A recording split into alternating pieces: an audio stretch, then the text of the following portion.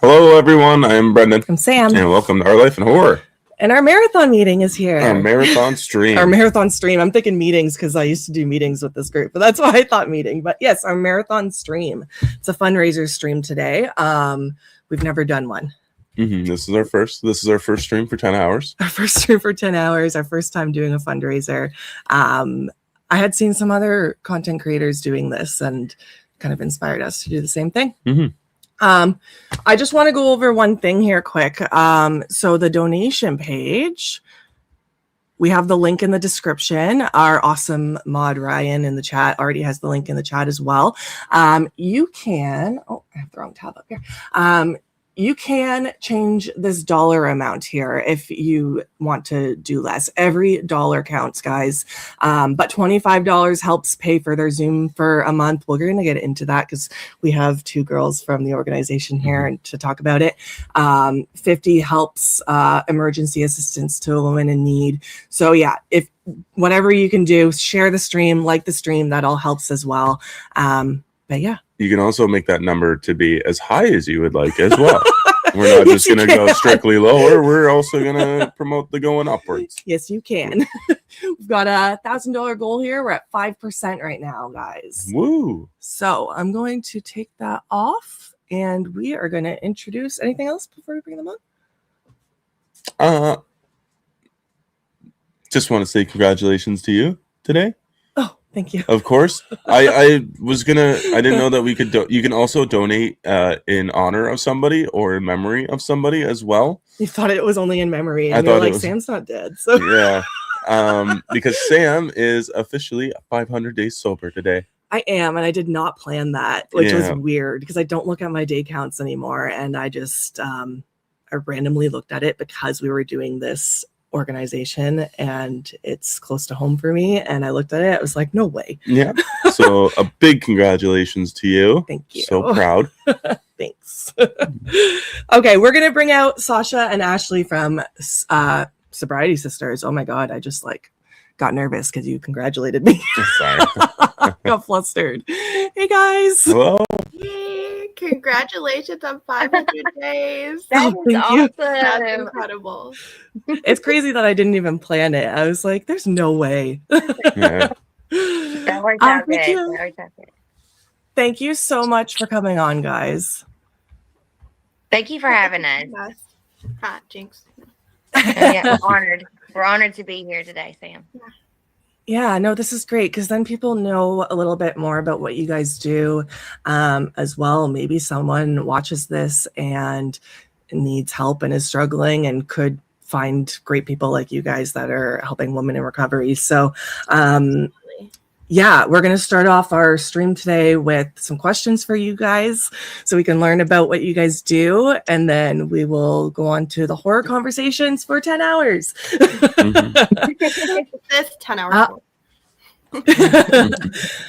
So tell us about Sobriety Sisters Movement. How did it start? And what do you guys do exactly for women in recovery? Sobriety Sisters actually started, I was in rehab. When I graduated rehab, I'd been in there 3 months and I went into a homeless shelter, sober living type deal. And while I was in there, I created a support group just for the women I was in the rehab with so that we could keep in touch and support each other through it. And Sasha came on me. Sasha and me, she's co-founder. We've been best friends for 17 years. Yeah. 17 years. Yeah. And so she came on and we made it public and it just grew and grew. And we never expected it to be what it is. We never expected it to have almost 65,000 women in the support group now. We decided to make it a nonprofit. Was it 2023, Sasha? Yeah. So whenever. So we actually got our nonprofit status in 2023, but it was before that. It was around 2020 whenever we first started doing the work and started growing the page. And a little backstory on me and Ashley. Like she said, we've been best friends for 17 years. We both had kids back to back when we were really young, and then we ended up both becoming addicted to some hardcore drugs. What's crazy though is that we were on and off throughout our addiction with each other, and and we both made it out, and we feel incredibly grateful for that, because not everybody makes it out alive. So just to even be able to be here and be with my best friend and us both be here and alive and living to be able to do this is just a blessing. But I think we've both also found a lot of purpose in what we do now, knowing that we've been through all this stuff together. We've been through addiction together, recovery together, and that we can continue to do things to help other women. And I think that's really one of the foundational beliefs of what we're doing here, is like for other women to have what we have together as a friendship, you know. And what we do right now is we go to different sober livings. And our end goal right now, we are a nationwide support group. Our end goal is to have some kind of safe community for women to actually come to, that beyond social media. Eventually, we're going to get there. We don't know how, but it's going to happen. Love it. Awesome. So tell us about the free Zoom meetings available and what the importance of connection in recovery. You want me to take that one, or you want to? Go ahead. Yeah. Okay. So every single morning at 8 a.m. Eastern Standard Time, we have a Zoom meeting. Mondays, Wednesdays, Fridays, Tuesdays, Sundays, we have a meeting at 7 p.m. Eastern Standard Time, all of those days. Well, Tuesdays, we have Tell Your Story Tuesday, which is when one of us gets on there and talks about our story of recovery, experience, strength, and hope, and all that. And I think that, I don't know if you guys have seen, I think it's like in New Zealand. This sounds like a random story, but this is what I think of when people ask me that question. You know, in the United States, we really have a tendency to just like disconnect people for their addiction, and we really separate them from society, and we make them end up going lower and lower. There's other countries that have different things implemented where they really just start bringing people back into a community. And what the like proven rate is for that is significantly higher, significantly less rate of people who are going back out and relapsing, because they have found that community. Addiction is a really lonely place to be in, you know, especially here in the United States. You're kind of ostracized, and when you're living in your addiction, you're made to feel like you're less than human. And I know that I felt that way a lot of times when I was in my addiction. So just being able to have that community, especially and specifically what we have here at Sobriety Sisters, which is a community for women, where they can feel safe and heard and seen, and not triggered and based on their trauma, is really important. That connection is something that helps you stay sober, and it helps you not just get sober, but like stay sober, because you have people that understand, and you can come to them, and they can help carry this with you, and so you're not alone. Yeah, it helps with accountability a lot too. Like if you have a support group, you know, if you have somebody you're going to every day, it makes relapse a little harder. You know, it helps keep us accountable, and also to have the support there if we need it. You know. Mm-hmm.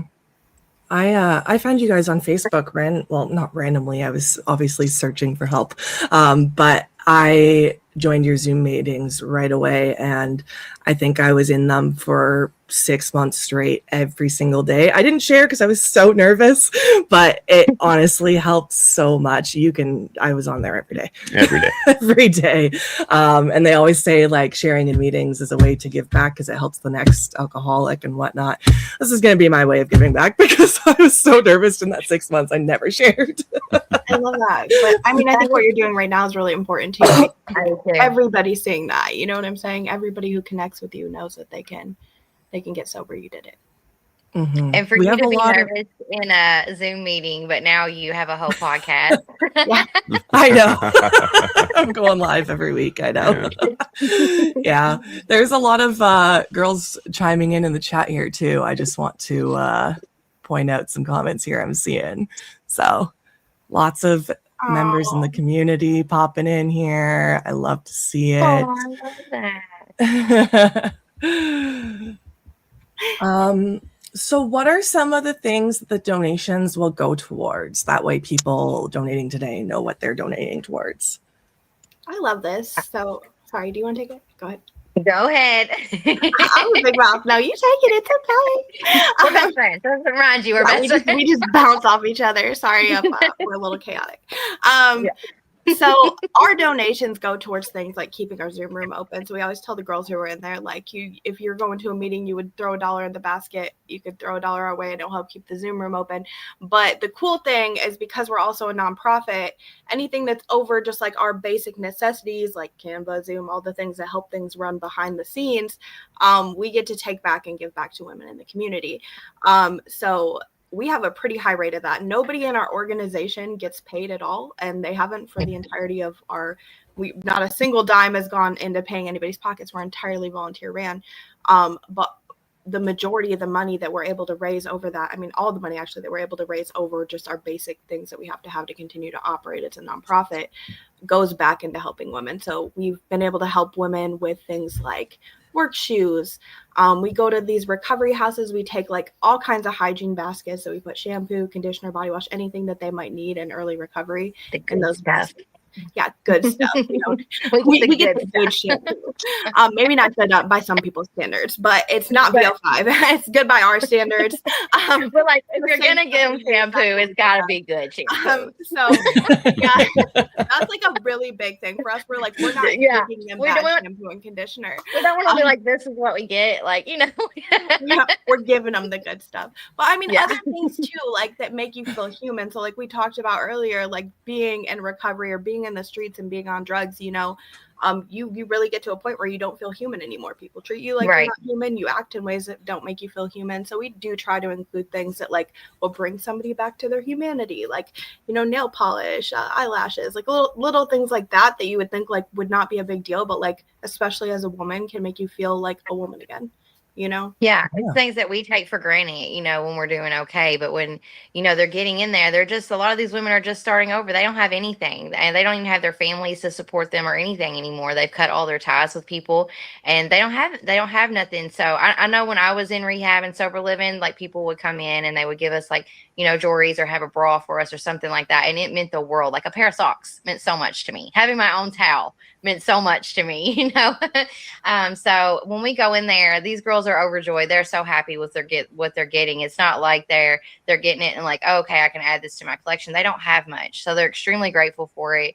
And things like that can make you go back out, you know, like not having soap. Well, why am I even here? I can't even wash my body, you know? So little things like that make you feel good and make you stay there and help your recovery. Yeah, absolutely. So the donation link again, guys, is in the description if you want to donate today. Sorry, let me get back to the questions here. Go ahead. Why do you think there's a bad stigma around addiction, and what is something you wish people knew about recovery? For example, addiction does not discriminate and it can happen to anybody. The stigma around recovery, I think, for a long time was that there was only one way. There was only one way to get sober, and that's really what we want to change. That's really what we do different within Sobriety Sisters. We know that people recover different ways, and we want to support everybody. We want everybody to have a place they can come and feel comfortable. Relapse is scary when you're in strict, you know, atmospheres. You're scared to come back to your support group, and we just want people to feel comfortable enough to be able to open up and stay accountable and share what they're really going through. It's really been effective. It has. A lot of people have come to me and like, wanted to say something about us not having outside meetings, that outside meetings are important, but actually on these Zooms, they're nationwide. You don't see these people day to day, which gives these women room to fully open up, fully be themselves, and fully connect with these women on a level they wouldn't connect with other people in their day-to-day lives. Yeah. And then like, as far as the like stigma around actual addiction, I really feel like, I feel like it is starting to get better, right? Like I feel like it was a lot worse a long time ago, but there still is a long way to go. Like, I feel like there's a lot of work, like room for activism and for this area to grow. As far as why there's that stigma, I think that it's a social thing, you know. We want to look at other people, not we specifically, but as a society sometimes want to look at people and think that could never happen to us or that can never be us. And like, side note to that story, I thought that too. I remember going to Ashley one time and being like, that girl, like I could never be like her. And she was like, you know, you shouldn't say stuff like that. And I did. I ended up in exactly the position she was in, maybe worse than the position that she was in, to be honest. So I think that people like to think that that could never be me. And I think if you saw me before my addiction, you would think that that could never be her, but it's not a that could never be me thing. You know, really everybody's just one thing away. And I know this isn't technically a part of the question, but I think that so many people end up addicted because of mental health issues. And there is like a mental health crisis in our country and around the world, really. But it's a form of self-medicating. You know, you start off and then it ends up deteriorating your life. So I think that we just have to give those people empathy and grace. And we're not talking about enabling people. We're talking about supporting people in a healthy way. Mm-hmm.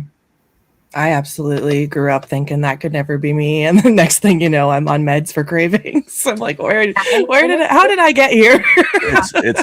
It's an incredibly slippery slope, and you never know you're on it until you're there. Mm-hmm. You Exactly. never. It's a scary situation that it affects everybody, and when you know you hit bottom, you know. Mm-hmm. But even in active addiction, you're still judging other people, and justifying it. Well, I'm not that bad because I still have my kids, or I'm not that bad because I don't do this, or you know what I'm saying? You're still justifying it while you're in active addiction, and it just makes you feel, you know, like you have control if you're doing that, you know. But it's a slippery slope, like you said. One day you're saying I would never do that, and then the next day, you know, it's happening to you, and it could happen to anybody. It could literally happen. It doesn't discriminate, like you said. Mm-hmm. Yeah. Okay, last question. How has Sobriety Sisters grown over the years, and how many ladies do you have helping with the organization today, and where do you hope to see it in the future? It has come so far. When we started, our first meeting was over Messenger. It had 6 girls on it. So now we have up to 40, and we couldn't even afford the Zoom rooms, you guys. So we had a 45-minute cutoff. You know, if the meeting didn't last, if the meeting was going over the 45 minutes, we'd have to restart the meeting, and everybody would have to get back on. We had to send out each and every single invite. Like, there would be like, okay, when we got 600 people in our group, we were like, we cannot believe we have 600 people. Yeah, and we would go through and individually invite every single person, like before every meeting. Send the invite, the invite. The 500 got to be a lot. And then we realized you could only do 500 a person. When it started growing, we had to like, you do 500 and I'll do 500. You do 500. I'll start with the days. Yeah. But it's really like, it's amazing, like the support and how much it's grown. Like, we didn't plan on anything happening the way it was. It just fall into place. And women came into this organization that had a passion for the same thing we did, and that was helping other women. And altogether, we have 20 volunteers. And this is a full-time, part-time job, you guys. It is a lot. These women are truly passionate about what they do. They truly love what they do, and they help so many women. That's how we know it's special. That's how we know Sobriety Sisters is special. Nobody makes any money off of it or anything. All it is to support and help other women. And the meetings are amazing. The women that come into it and everything. It's just a really safe, great place to be. Yeah. And on our volunteers, like how they've grown over the years, you know. Oh, like, wow. When we started, we're like, and us too. We was right people. Yeah. God brings the right people to you. And I think we have an incredible group of women. If you've been on any of our meetings, you would know. And it's just such a ridiculously like diverse group of women. Like, we're not the same. We're all different, and a lot of us have different addictions and we have different paths, but we come together for the common purpose that we have here. And like Ashley was saying, like, there's so many things now that we see, like when we look back, like our first time doing an event, we were selling lemonade at the farmers market for like $1 a cup, trying to raise money so that we could, you know, help like do things like get shoes like we were talking about. And we've been able to do so much more since then, that like now, like where we were like peddling for dollars at the farmers market, we actually had the idea to do a Christmas party this year for Sober Living, and we posted that up on our Facebook that we were looking for sponsors for these girls there. And because we had posted that 4 days, we had 12 of these women sponsored. So for Christmas, they're all going to get like just things that they need: clothes, shoes, body care, hair care, all these things, like, and everybody goes out for these girls. So it's just like incredible the amount of growth that we've had, that we were like out there like, please buy our lemonade, and now we're like, we get to literally support a whole house full of, well, it's 14 girls now because we had 12 and 2 new girls have come in. So the growth is just ridiculous, and it's a beautiful thing. Seeing how far we've come. And I think not only as an organization, but how growing as an organization has helped us grow as people too. Yeah. And just like, not even just within the organization, like being able to partner with other people, just see like doing this, Samg, and when we have the party for the women, there's another nonprofit who is going to come in and cater the food for the women, and there's a place that does cupcakes that they're going to donate the cupcakes. I think it's like meeting people out in the community and everything too. It's grown not just within but outwardly too. We have resources to help that we didn't have before. If somebody calls us, we know where we can link, where we can go. Before, we was just Googling and calling and it was a mess. We were trying to figure everything out, and now we have a steady, what's stable. Now we have some stability within our organization, and it's crazy because we started out a mess. I was only 3 months sober when Sobriety Sisters started. Oh my God. 5 years now. Yeah. And when we say that, like, our growth, like, I didn't even know why I didn't think about this at first, but we're all over the United States, and we have girls that come in from other countries for the meetings. But even just our outreach, like, we've been able to reach girls. We went to Georgia, and we were able to like go to a house there and help the women. It was just a women's house. It wasn't a recovery house specifically, but we were able to do that. We've been able to have our girls, our volunteers that you were talking about earlier. They've done outreach in their communities too, in Wisconsin and is it Kansas, and we've got a lot more coming this next year for what we're doing, because it's not just like, we did start in Shepherdsville, but our community is nationwide, so we really want to be able to like do what we're doing and what we're trying to do here for girls nationwide, and really bring them in and get them that support too. And we've been able to grow too in the way that we don't just help the women in our community, we help their children as well. Like they get new babies, we're able to get them diapers and wipes and stuff. We was able to get kids Christmases last year. The place that she's talking about in Georgia, we had got together little baskets for the kids there, and they were like toddlers running around with these little baskets, so excited, and it just makes it so worth it. It's a lot of work, but it's so worth it. It's so fulfilling. It's a lot of work. But it's the best work. It's the best work. It is. That's amazing. The fact that you guys... go ahead. Go ahead. Oh, don't get me talking. I'll get so excited. I'll get to going. Go ahead, Sam. I was just gonna say it's really amazing that you guys started from just selling your lemonade to where you are now, and like the fact that you didn't give up at some point in between, and you continue to do it even though you guys aren't getting paid for this. Like, you're just doing it to help people. So it's really amazing. Mm-hmm. Yeah, and I think as we continue to grow as a nonprofit, of course, there's gonna reach a point where we're like, trying to make this feasible for all of our volunteers and all the women that put work into it, and that's why we're working on grants for this year, and that's one of our big goals. But it is beautiful to be able to see, because so many nonprofits, like, they get all this money and they're able to help like with 10%. We would help whether we had no dollar to our name or not, to be so clear. We are going to continue doing the work. We're going to continue pushing forward because, we're resourceful, and that's what we do. But what it looks like, if we didn't have the money to help with food, then we would call in restaurants and asking them, hey, will you donate plates to this family? Like, we go all out for these girls. Like, our hearts, and the women that are in this, their hearts are definitely in it to help. Help with that. We'll help with resources. We'll do whatever we can for them. And it's been that way since the beginning, but it's great to see it grow and blossom to where we can directly help people a lot of the time. Not all the time, to be so clear, guys. Like, there's times when we haven't had the funding, but we do what we can every day to make sure that we're helping in whatever way we can. I love that. Yeah. Thank you, guys. Thank you for taking the time to come on today. Thank you so much. Thank you guys so much. Thank you for having us. This is so exciting. I know this is y'all's first time doing this. This is our first time too. So love it. We are at 8% of our goal today, guys. So again, donation link is in the description.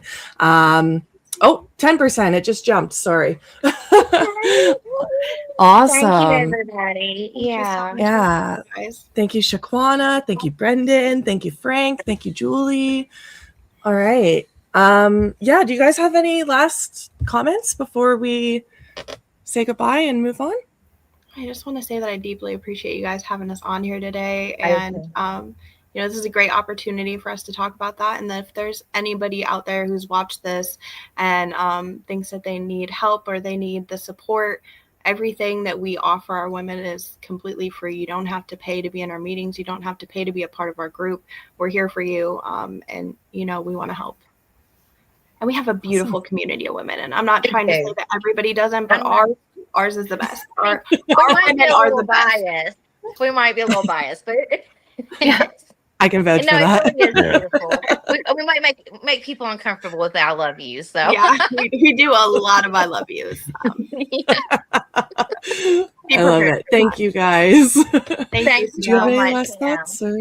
No, I just think it's incredible what you guys are doing, and I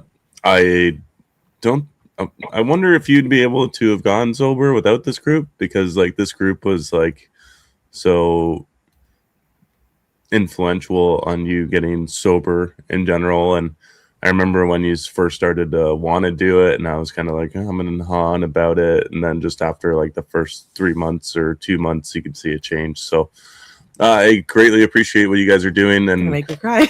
and we're gonna try our darndest here to help as much as we can. And yeah, anybody listening, you can donate as much or as little money as possible. Even sharing this link helps a lot. So if you can't afford to put anything through, we understand. It is Christmas, it's December, it's hard in general from everybody. So if you could at least share, that would mean the world to us. And thank you very much. Yeah, It was nice meeting you, Brendan and Sam. Congratulations again on your recovery, your 500 days. That is awesome, Oh, girl. thank you. All right, guys, enjoy the rest of your day, and yeah, I hope we do all okay today. Thank you. You guys are gonna do awesome. Thank you. Thank you. Bye, guys. Bye. All right, guys, you're stuck with us. That's it. That was awesome. Thank you, girls, so much for coming on. Yes, thank you. It gives great insight to what the money is going towards and everything like that. So I really appreciate that. Yeah, absolutely. So yeah, link is in the description if you want to donate. And yeah, we are at 10% of our goal for the day, and we're here for another 9.5 hours. We're gonna be here for a while. Yeah. I think I saw Beau pop in here, so I'm gonna bring Beau out in just a second. Should we go over the whole list of today? What's happening? Sure. Are you okay? Yeah. Breathe. Remember to breathe. You threw me off at the end there with your tear-jerking closure. Okay. So I've seen lots of people in the chat. Apologies, I did not get to all the comments. Swift, Frank, Ashton, Chester. I see all of you. Ryan. Ryan, of course. Ryan is putting everyone's links of all our guests in the chat. Yes. So yeah, I'm going to go over what we're doing today, and then we're going to bring Beau out. Beau from Critic After Dark. So Beau's with us for the next hour and a half. Actually, he might be with us for He might be all day. We're gonna see how this goes. How long he sticks it out. So we're gonna start off with talking some horror news, 2026 horror movies that we're excited for, and then we're gonna do a blind ranking since that was a hit the other night. Oh, it's 2020. I thought that was 2025 horror movies. Fuck, dyslexia, man. No. Okay, so I wrote down movies from this year, but I will. That's okay. I will go back and fix some stuff.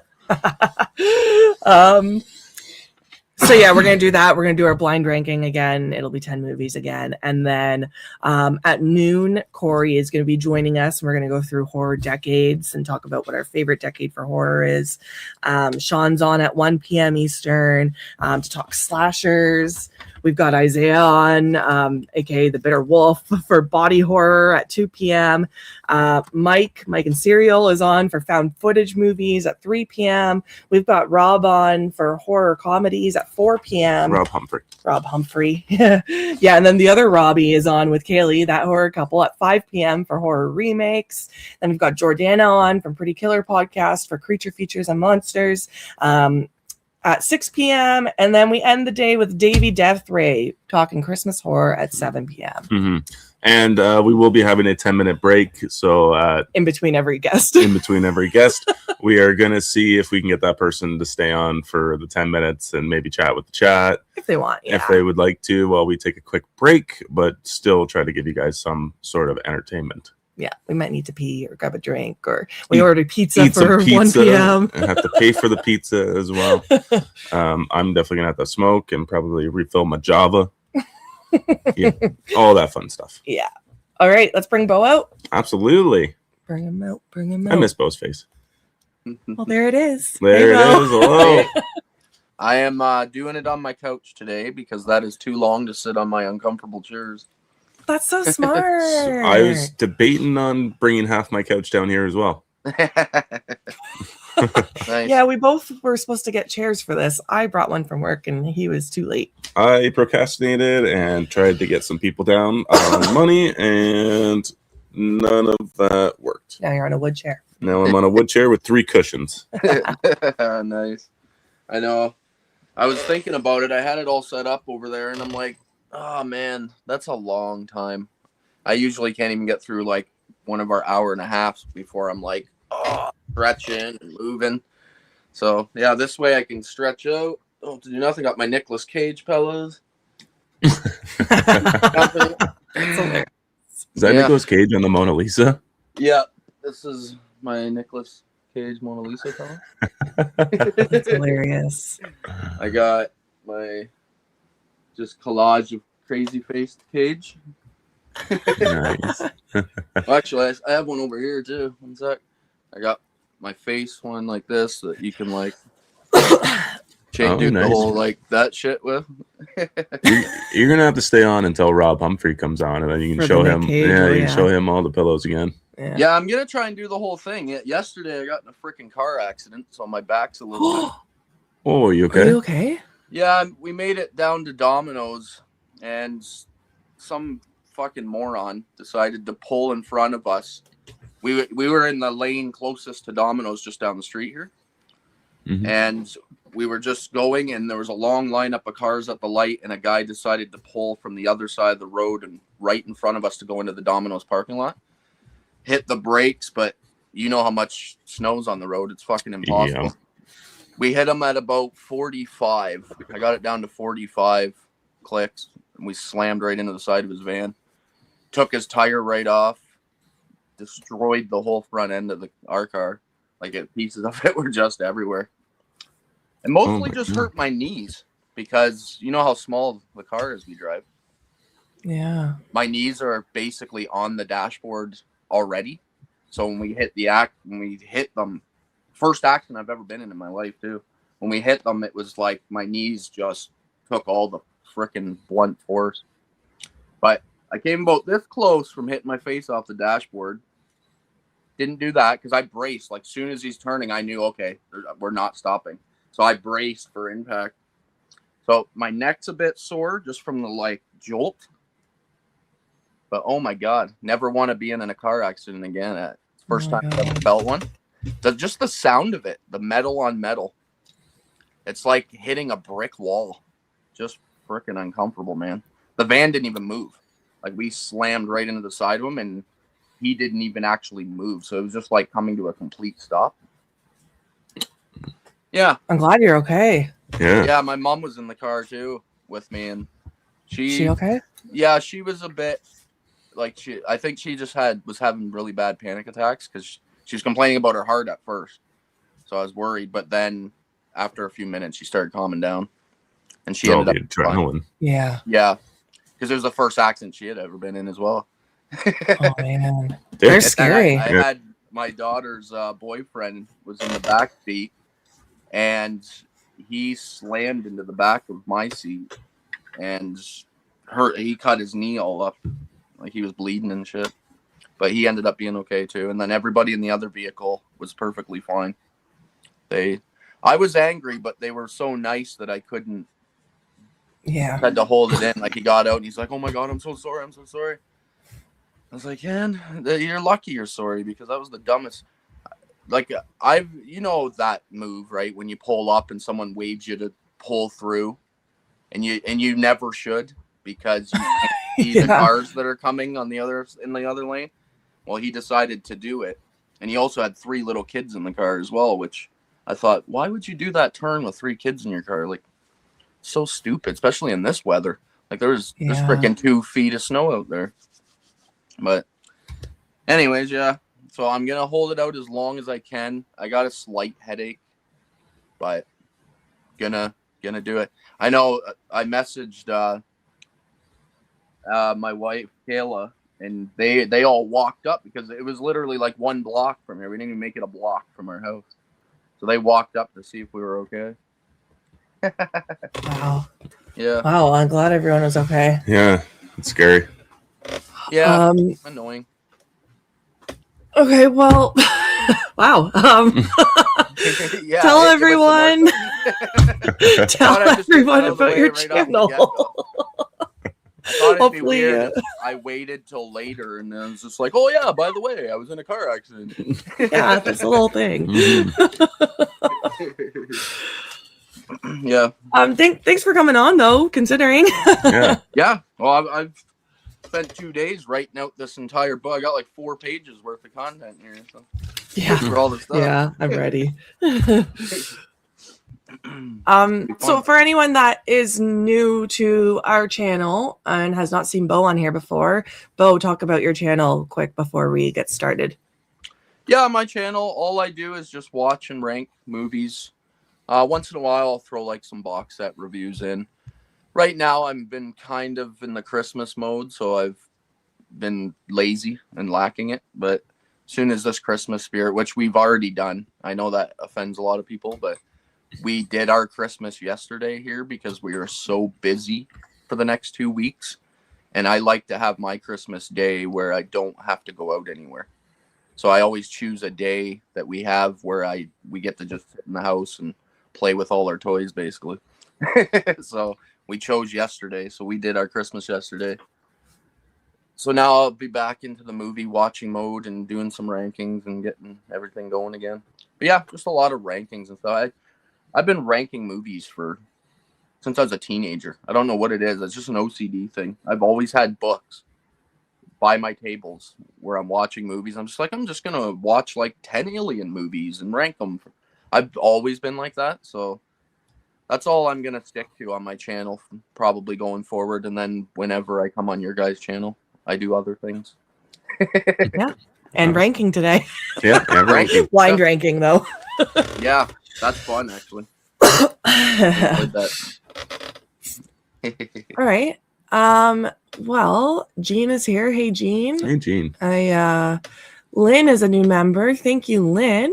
Thank you. Again, I'm going to remind everyone, we have our super chats turned off. So any donations you want to make, the link is in the description for donating. We're at 10% of our goal right now. But yeah, the day is young. Mm-hmm. All right.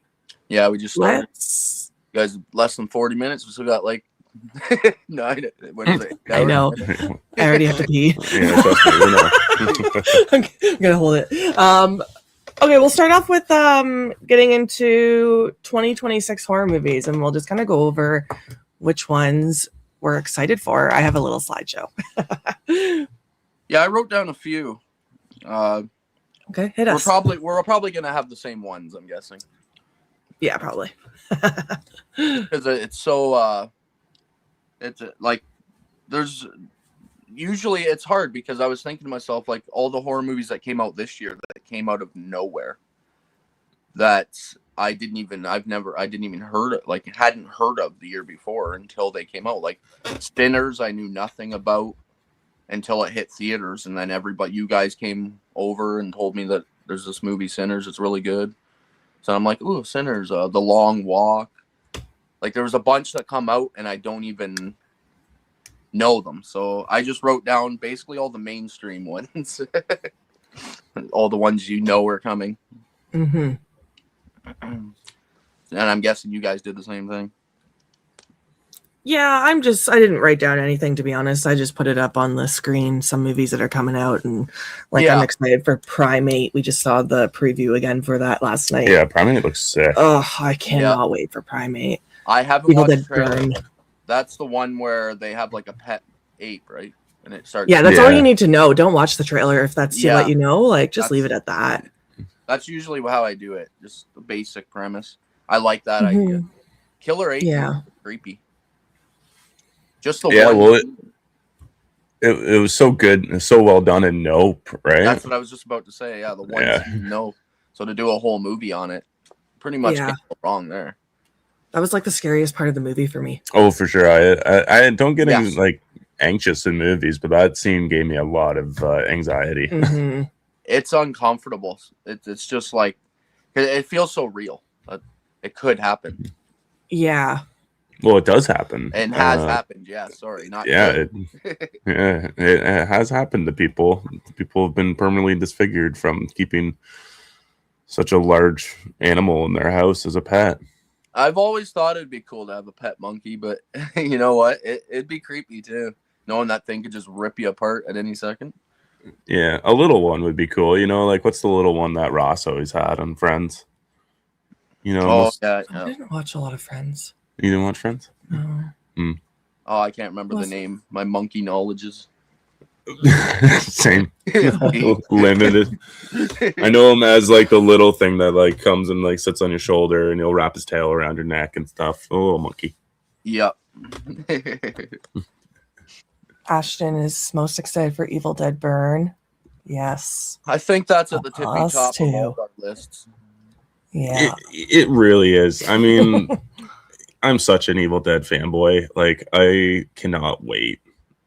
So excited. I want a trailer so bad because I think the last two trailers have been like so well done. Like Evil Dead 2013 was an excellent trailer.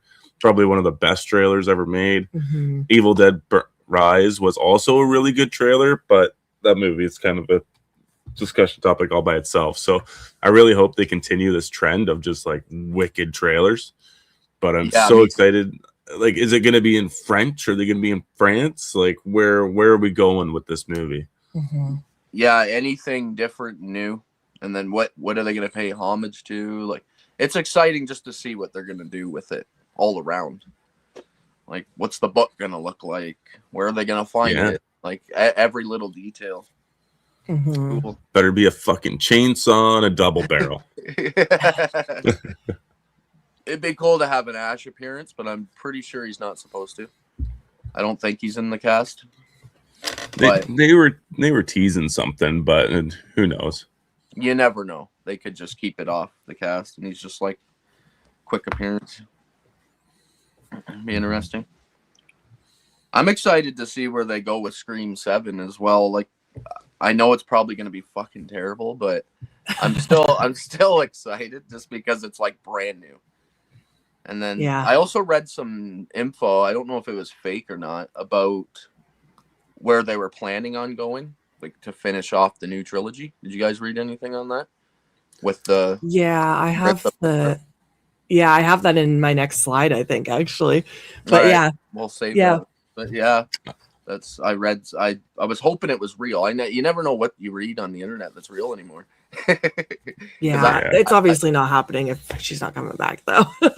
yeah, but it was cool. What I was going to say about it is it was cool that they released where they were going to go, just so that it kind of concluded it.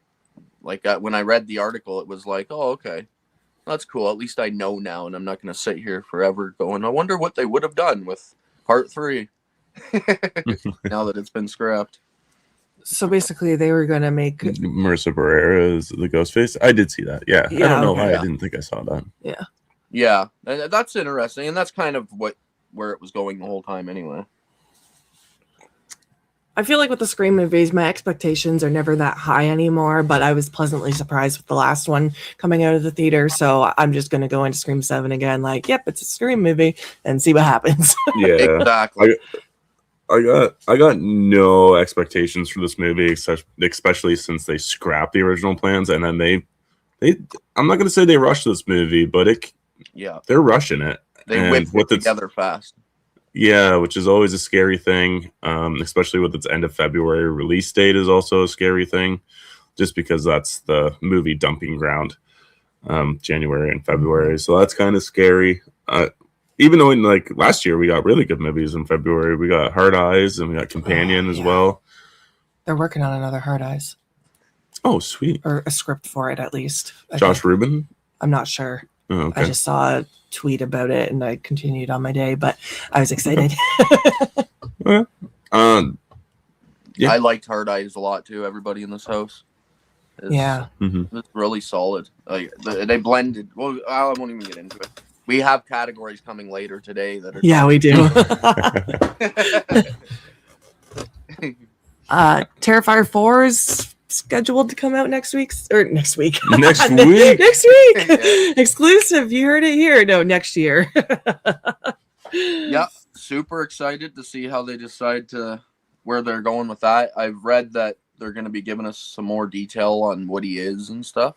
Okay. Hopefully that's true, because that's been bugging me. I really like to understand a little bit. They don't have to give me everything, just like how they don't really explain how Jason exists and stuff. That's fine, but I want to know a little bit.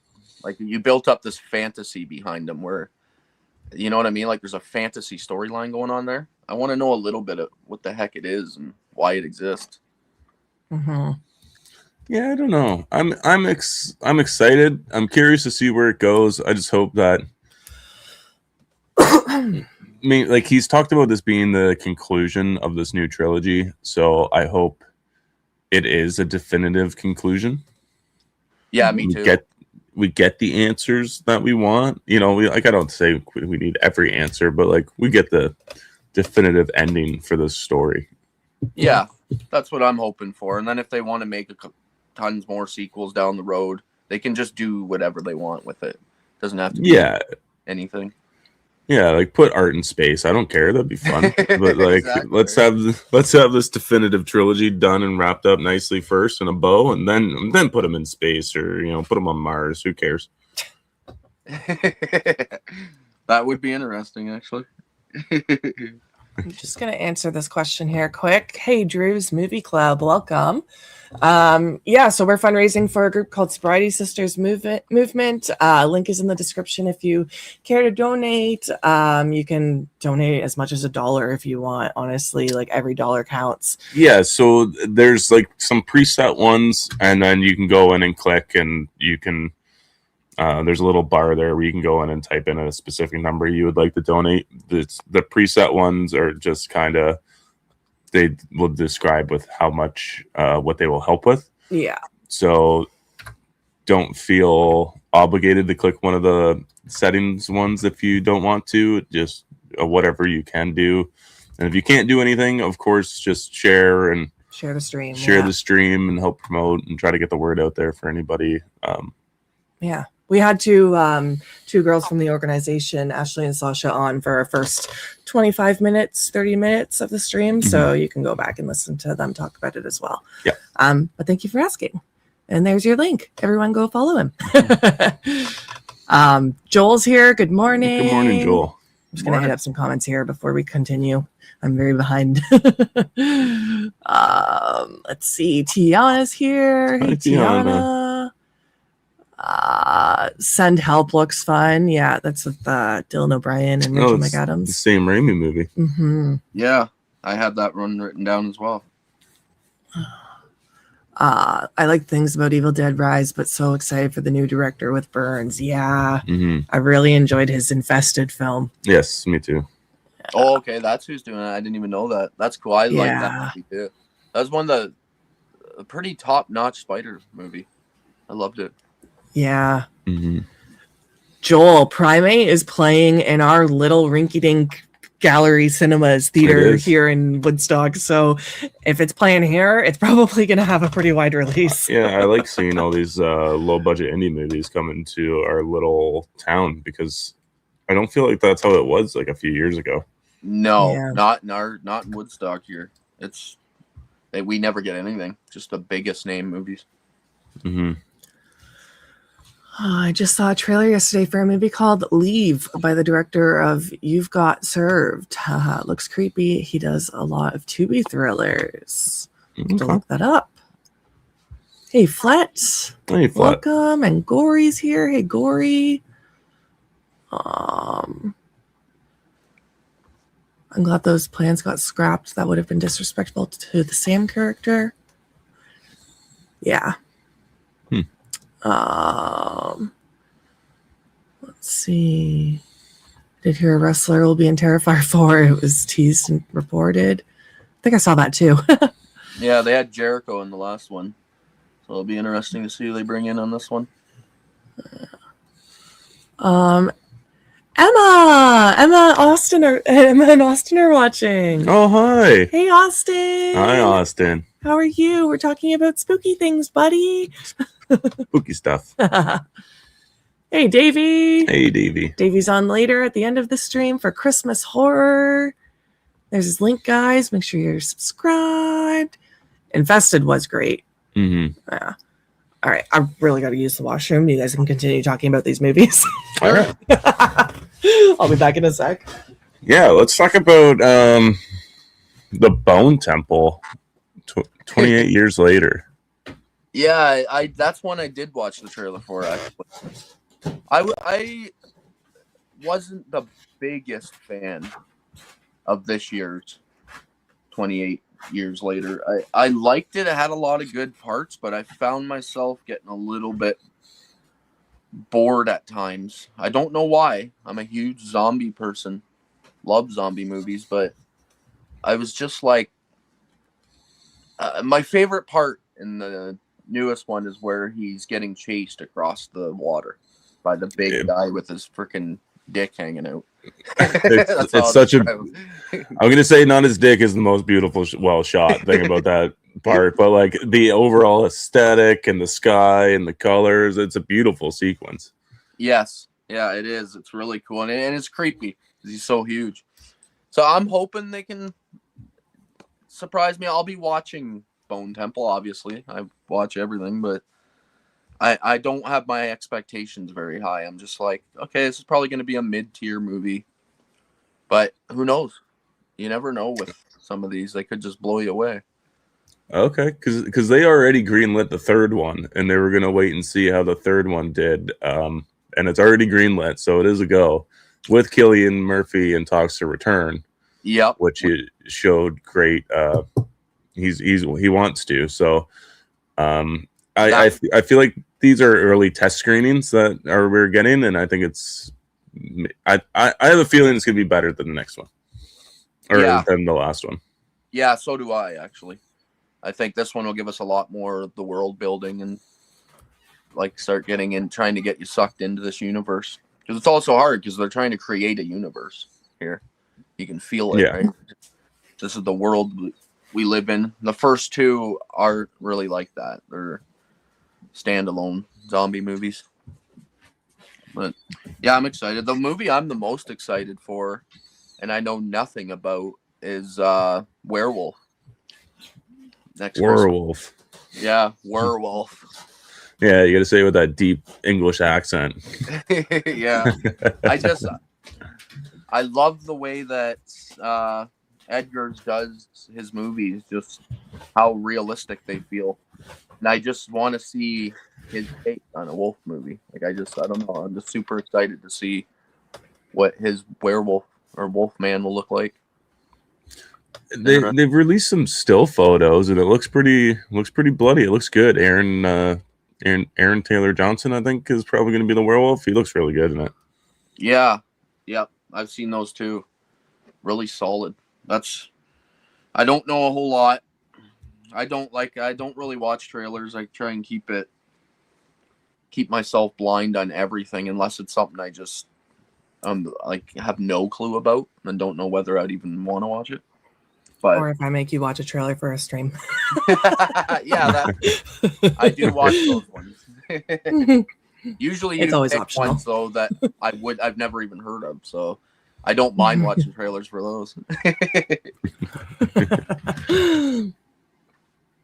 Things like Evil Dead, I know I'm gonna be watching those, so I'm like, do I waste my time on a trailer? Like, I know it builds your hype, but when I know I'm going to be watching a movie, I'm like, okay, maybe I have no scenes spoiled for me, and it will be even better. Yeah. Yeah. I kind of feel that was the issue for Evil Dead Rise with the cheese grater. That was my issue for the whole movie, actually. Like, where she comes out of the bathtub. To me, if I didn't know that scene was coming, it would have hit so much harder. She's so good in that scene, but I mean, I had already seen it 35 times because of YouTube ads. By the time I went to watch it, it was like, oh, okay, this scene. Sweet. I don't know. It's just me. This is where you left off in the comments? Yep. I'll start going through a couple more here. Okay.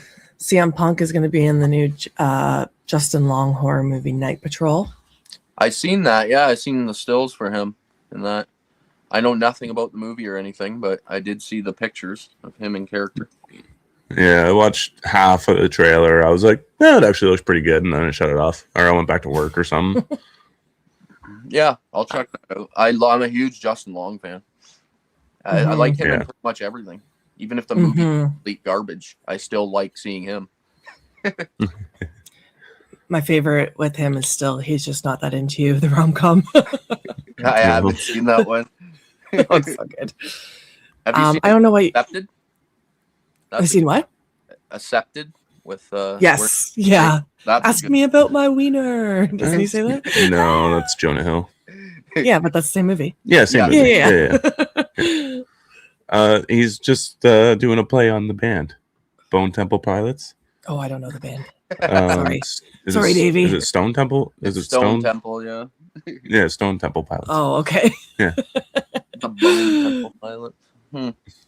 Rhea Ripley is the one for Terrifier 4. Yes, that's what I saw. Yeah, she's been promoting it on wrestling. Actually, I watch wrestling on a weekly basis, and she came out in character at the last live event they did. She actually was dressed up. She had her face painted like art on the bottom half. It was pretty cool. She's been promoting it pretty hard. Yeah, I think I saw those stills too, actually, now that you bring it up. I was pretty disappointed by 28 Years Later, and I agree with you about your favorite part, Beau, but still liked a lot about the movie. Yeah, that's how I was. Like, I liked things about it. It just didn't hit hard enough for me. When it was done, I was just like, oh, okay, mid-tier. It's going in the middle of the pack for the year. 28 Years Later only had 2 acts and didn't feel like its own complete story. Even if you have a sequel lined up, you should still tell a 3-act story. Exactly. That's what it felt like. Oh, okay, I needed to know more about this world before I even watched this movie. Good point. Me too. The second half was a completely different movie. I've heard Bone Temple is better. Okay. I watched one trailer and that's it. Yeah. I need a trailer. I'm just a trailer girl, but I won't watch the second trailer because that's stupid. Movie, you already seen everything? Yeah. Thanks for popping in, Em. Hi. Yeah, just a reminder to everyone, link to donate is in the description, or just share and like the stream. That helps a lot. Thank you guys. Thanks for showing your support. Let's see. And there's her link, guys. Make sure you go and give her some love. Scream 7 trailer was the only trailer that was it for me. Yeah. Is that out yet? Scream 7? Yeah. Yeah, it did come out. Yeah. I just blanked. I don't know why. Yeah. Sorry.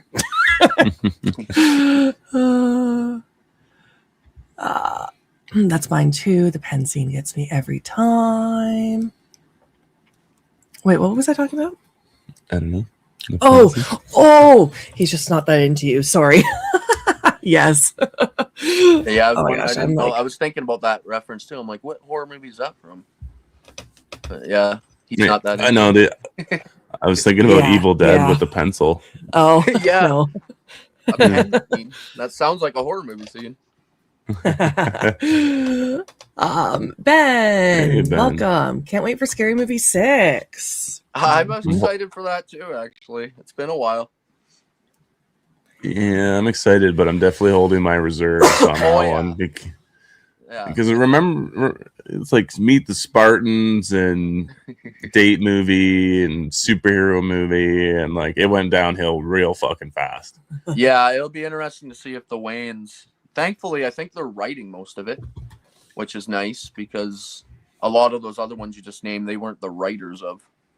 So hopefully they can get back to like their original writing, where they're just that shit crazy, getting rolled up in giant joints and shit. I saw like in a thank you letters given to everybody from the Wayans brothers, or it was like a do not disturb thing on the door handle or something like that, where it says this movie is going to be unapologetic. Like, yeah, they're already warning you ahead of time. Like, sorry, we're gonna offend everybody. Yeah, which I love. Like, we need more of it. Yeah, I agree. Offend everybody, including me. Just want to give a shout out to Emma, my girlfriend Emma. She donated.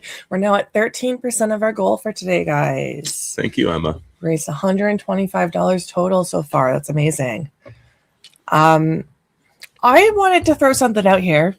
I don't know what's happening because I was looking at movies coming out for next year, and I had this long list, and there was a title on there that had no info yet, meaning I don't know if it's actually going to happen. No. But it was Wrong Turn. No. There's no. There was no info, so I'm like, damn. That movie has probably somebody announced that they were working on it, and then that's where it'll be left on IMDb for a long time. Maybe, yeah.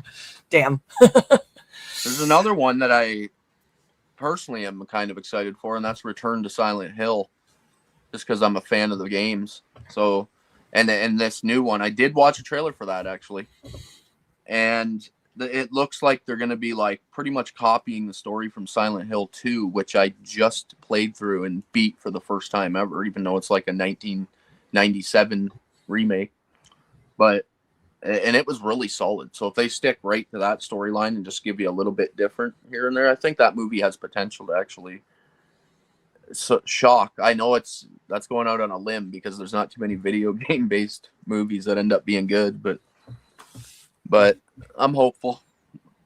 And then a new Resident Evil as well. Okay, I'm of the opposite. I actually really liked the last Resident Evil movie, Welcome to Raccoon City, just because it did feel the most like the video games of any of the Resident Evil movies they ever made. Like it just had the scenes where you're like going up to Raccoon City, and I heard coming out this year. They haven't given like a title for it yet. It's just Resident Evil, I think, at the moment. There's no like underscore yet, but I'm excited for those. I never watched actually Resident Evil Raccoon City. I heard it was like a lot of fan service. So everyone hated on it, to be honest. Like all I ever read was crappy reviews, and when I watched it, I was like pleasantly surprised. Like it's not a masterpiece or nothing, but I mean it's solid. There's tons of good scenes and really cool homages. If you've ever played the original video games, you would have been like nostalgic feeling. Okay. Rob checking in to make sure I'm going to be more entertaining than everyone else who is on today. I'm definitely topping Beau, so it feels good. Cut me some slack, dude. My neck hurts.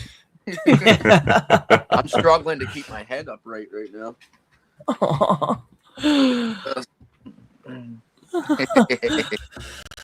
I got 10 hours worth of content written down here, so you he's on with you, Rob. Careful what you say. Yeah, we're starting slow, and then we'll start ramping up as the time goes on. Yeah, you'll save pacing ourselves. Yeah, we got okay, so it's 11 o'clock right now, so we got about, well, it's 11:04, so we got 45 minutes until our break before Corey. Yep. We got to hit horror news and we don't have to do the ranking if there's no time. We could always squeeze it in later too. But do you care if I show you 4 quick pieces of things that I got for Christmas before we jump? Yeah, of course. Fuck yeah, put them on the big screen. Yeah, I'll just do it right now. I got them right. I'll make you big there. All right, the first. I'm excited. The first one. This one was from Kayla. And this was a shocker because I had no clue she'd even know what this is or whether or not to buy it for me. And it's an Arrow video box set. It's Yokai Monsters collection here. a limited edition too, and she actually got it for a good price, which I was really happy about. Check that art out though. Look at all those freaking creatures. Yeah, that's cool. I've never heard of these movies, so I would have probably never bought it myself. But now that she bought it for me and I read the book in here, it's like a whole world where, kind of like the Labyrinth, where there's just all kinds of different creatures that represent different like monsters, but they're all humans in costume playing them and stuff. It's sounded cool. I don't know anything, so I'm not going to give deep descriptions, but I'm excited to watch these, and I'll put reviews up for the box set when I do that. Nice. How many films come in that? It's 4 movies. Okay. I guess I could actually show you the thing here too. It's 4 movies on 2 discs, and they look like that. Sorry about all the reflections. I'm sitting right beside my window. No, you're good. No, you're good. I got you big on the screen, so it looks good. But yeah, tons of special features. So I'm pretty excited to jump into that. Big, thick book here to give you all the info, which I actually read just to get some knowledge on it. Build a little bit of hype there. Comes with posters and stuff too. And then the second one, I don't even know how to pronounce this, but I have heard of these movies. They came out around the time the original Godzilla movies were coming out. And they're called, I want to say that's Damajin. It's called the Damajin trilogy. But it's this guy, and he's a giant kaiju creature. Like the size of Godzilla, basically. There's what he looks like on the back. And he's wreaking havoc, and he fights other giant monsters. So I've never seen these either. This comes with 3 movies, 3 separate discs. They're in the little ones like this. There's also like a major collector's edition of this for people that want to pay hundreds and hundreds and hundreds, but I'm okay with just having these movies like this in my collection. But yeah, each one, they sound pretty cool, and I'm pretty sure they're connected to that first box set I showed you as well. They make appearance. It's a thick book here too. It's beastly. But they're older movies. They're like came out around in the 60s. Okay, that's cool. I like the way the box opens up. Yeah, the top comes off, and it's actually pretty nice box. Arrow Video always gives you nice artwork on the boxes and stuff. I think I've bought in a lot of their box sets not knowing what the movies were, just based on this freaking beautiful artwork that's on them. I'm like, yeah, I'll give that a try. Why not? And then my daughter's boyfriend grabbed me Krampus from Screen Factory 4K, which is such a coincidence because I went to turn this on last week. I only had a Blu-ray of it, and halfway through the movie, my Blu-ray froze, and I was like, what the hell? So I looked, and there's a great big scratch down it because I bought it used. So I literally just walked over and threw it in the garbage. I was pissed off. And then all of a sudden, he gave me this. I was like, are you kidding me? What's the chances? That's nice. Happy to check that out. And then he also picked me up Hush on 4K, the Steelbook. Ooh. Nice. Which was good because pretty. I actually held off on buying the other one, which is rare. And he grabbed me a Steelbook, which is really crazy. But it's a 4-disc, too. I didn't even realize that. 4 discs. Yeah. Yeah. My daughter's boyfriend. They've been together for 3 years, so he's okay now. At first, it wasn't, but now that he's buying me movies for my collection, it's all good. Yeah, that's what I was about to say. We're good now, especially these 4K Steelbooks because they don't come cheap. That's funny. Yeah, that's all I have for movies that I pulled out. Most of the other stuff I got was toys and stuff. Like Brielle bought me a Lord of the Rings. It's like this big, about 3 feet long and 2 feet tall, and it's made by Funko, and it's the whole scene of where, if you've seen those movies, where the Night Riders, when the hobbits are first leaving the Shire, they get chased down by the dead kings on the horses. It's the scene where they're hiding underneath the tree, and it's all done beautifully. Like the Funkos it's just unreal. I didn't even know that piece came out. And I was like, oh wow, this is freaking awesome. And I got like a Jason mask that lights up and you can put it on your wall. Cool. Oh, cool. All kinds of really freaking awesome shit. I did really good this year. I was super happy. Some Godzilla Funkos that I didn't know existed, like King Ghidorah and stuff. So yeah, had a freaking good Nice. Christmas. Nice. Sorry to everybody that's offended by that. We're gonna do Christmas early too. No, we're not. Actually, you let me wear this Terrifier jersey that was supposed to be for Christmas today. Yep. It's fun. We take our time here. Like I think we went for like hours and hours and hours because we just open a present. We actually just take our time at one person at a time. I've always been a huge Christmas person. Now my kids are. Nice. That's awesome. Hey, Horror Stream Live. Hey. Welcome. Hey, Eli. I don't know if I mentioned, I think I saw you commenting earlier. Eli, since you're a moderator, and to any of our mods that are in the chat today, if you guys don't mind dropping the link for the donations every now and then, if you guys, I don't expect you guys to stay for the whole 10 hours, but if you're in the stream, I would appreciate it if you guys can drop the link in the chat for us.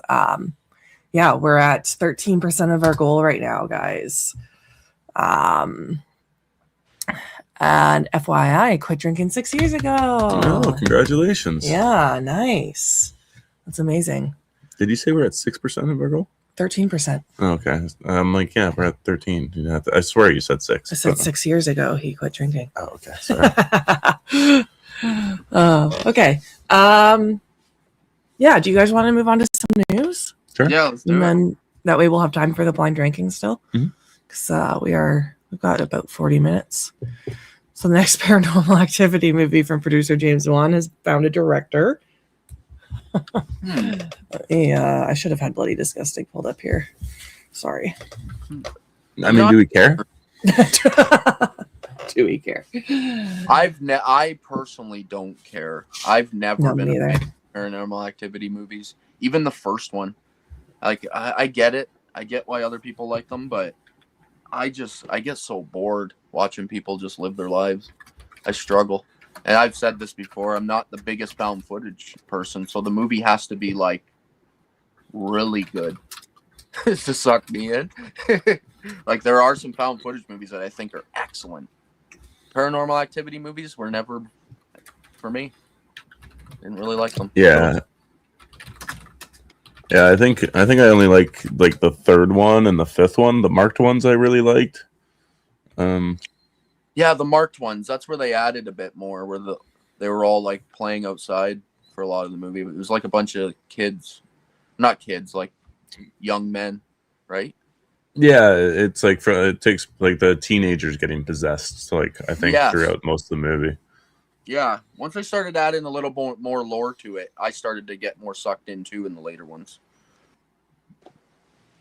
The marked ones is great. Is that one of the paranormal films? Yeah, it's like the fifth one. Okay, I lost track of those movies, so sorry, Mike. Yeah.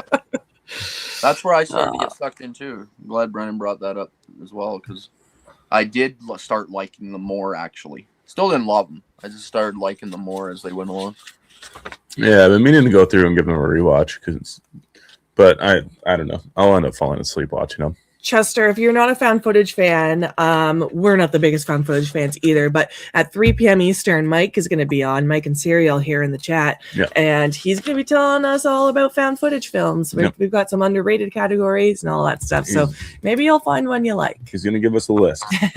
Yeah, I'm excited for that too, because that's what I need is somebody that knows the genre, because I hate trying to find good ones myself. Because there's so many to go through. The genre is really overpopulated, in my opinion. Yes. It's a Canadian filmmaker, Ian Towson, is going to be directing. Oh, cool. Undertone. Oh, Undertone was picked up by Black Fawn Distribution. Oh, seriously? Mm-hmm. Oh, cool. Okay. It's got really well Toronto-based writer-director. Damn it, I might have to watch it. Yeah, it's like Undertone or Paranormal? Paranormal. Oh. Or both. Yeah, Undertone has really good reviews out right now for it. Everyone's chirping chirping in the comments here.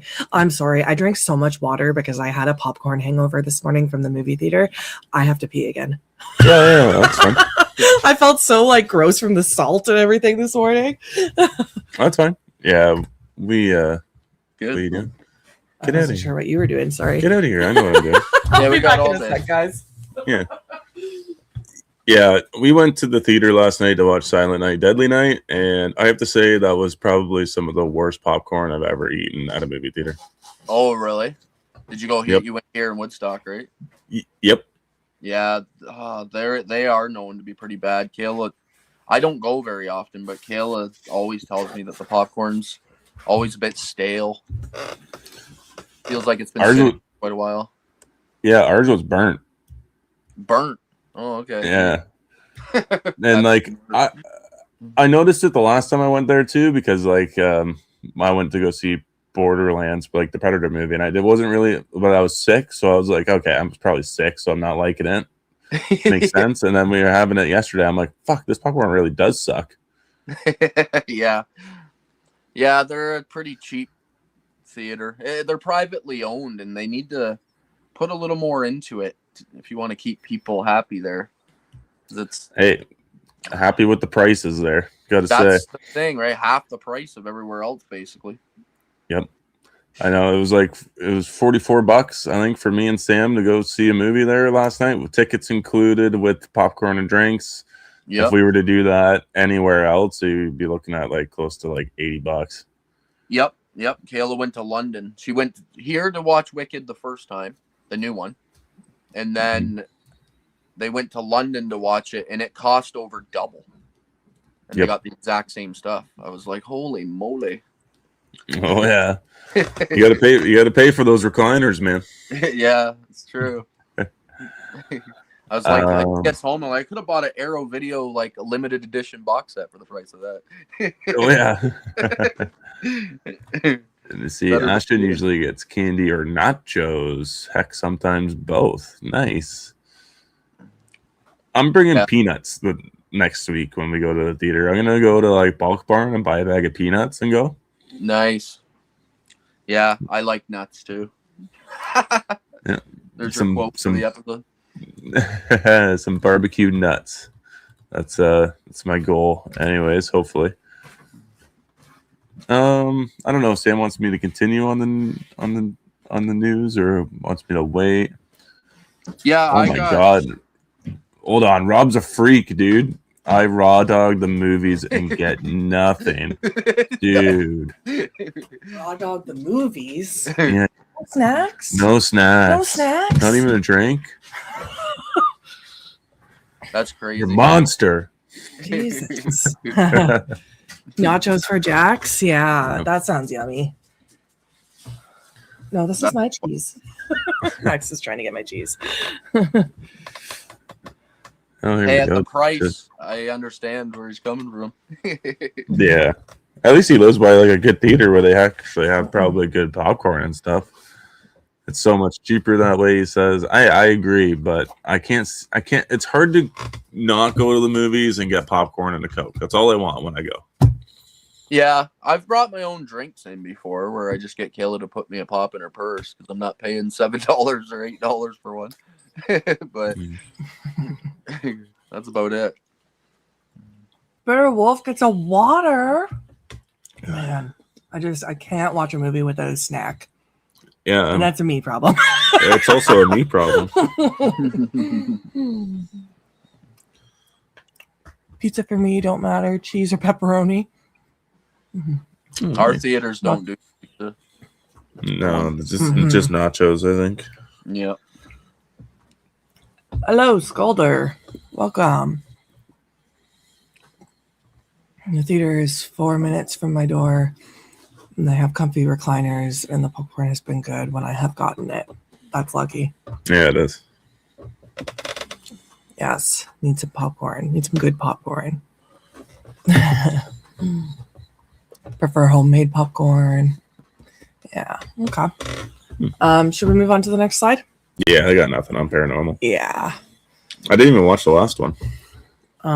Orphans has wrapped. Orphans is a prequel to the prequel. Yeah, I'm confused. Is it really? Yep. This girl just keeps getting younger, apparently. Yep. Pretty soon she'll be 3 years old in the next movie. It'd be so funny to watch her watch this trilogy in order and watch her go from old to super young when the first one came out. It's orphans. Yeah, plural, watch it. So I'm curious how many orphans there's going to be. I think it's just set in an orphanage, isn't it? Was it? I thought that was called Probably. Orphans. I don't know. Yeah, it's probably based on her. Here's the thing: I actually really liked the last one. I thought it did well in the mid-movie twist. It was kind of like what the- Same. Me too. and I was not I was expecting- shocked. Yeah, Yeah. Hey, you know what? Isabel Furman, keep doing what you're doing, really. If you want to keep making these movies, all power to you. Mm-hmm. yeah. As long as they stay good. The last one I liked a lot, so I'll definitely be giving this one a watch. Thanks for popping in, Jax. We'll see you later. Thanks, Jax. Loved Orphan Kills. Yeah. She's also the sweetest human. It's cool that you got to meet her. Yeah. Okay. Move to the next one. Yep. Oh, this is a hot air balloon movie that's coming out, which threw me off because I thought it was Adam Green's, and then it wasn't. So there's a movie that came out today Yeah, I saw. or yesterday. I started watching the trailer for this too. Actually, Yeah. it's got some big time actors in it. Mm-hmm. Wow, I had Oh. never heard of it until right now. News to me. Yeah, I Hot didn't air want to text you last minute for the trailer watch. I didn't want to be like, watch the trailer 20 minutes before. Oh no, that's fine. Anyway, that hot air balloon sounds terrifying. I'm gonna be honest. Every time I look at a hot air balloon, it gives me anxiety. Yeah, me too. That's one thing I'd never be able to do.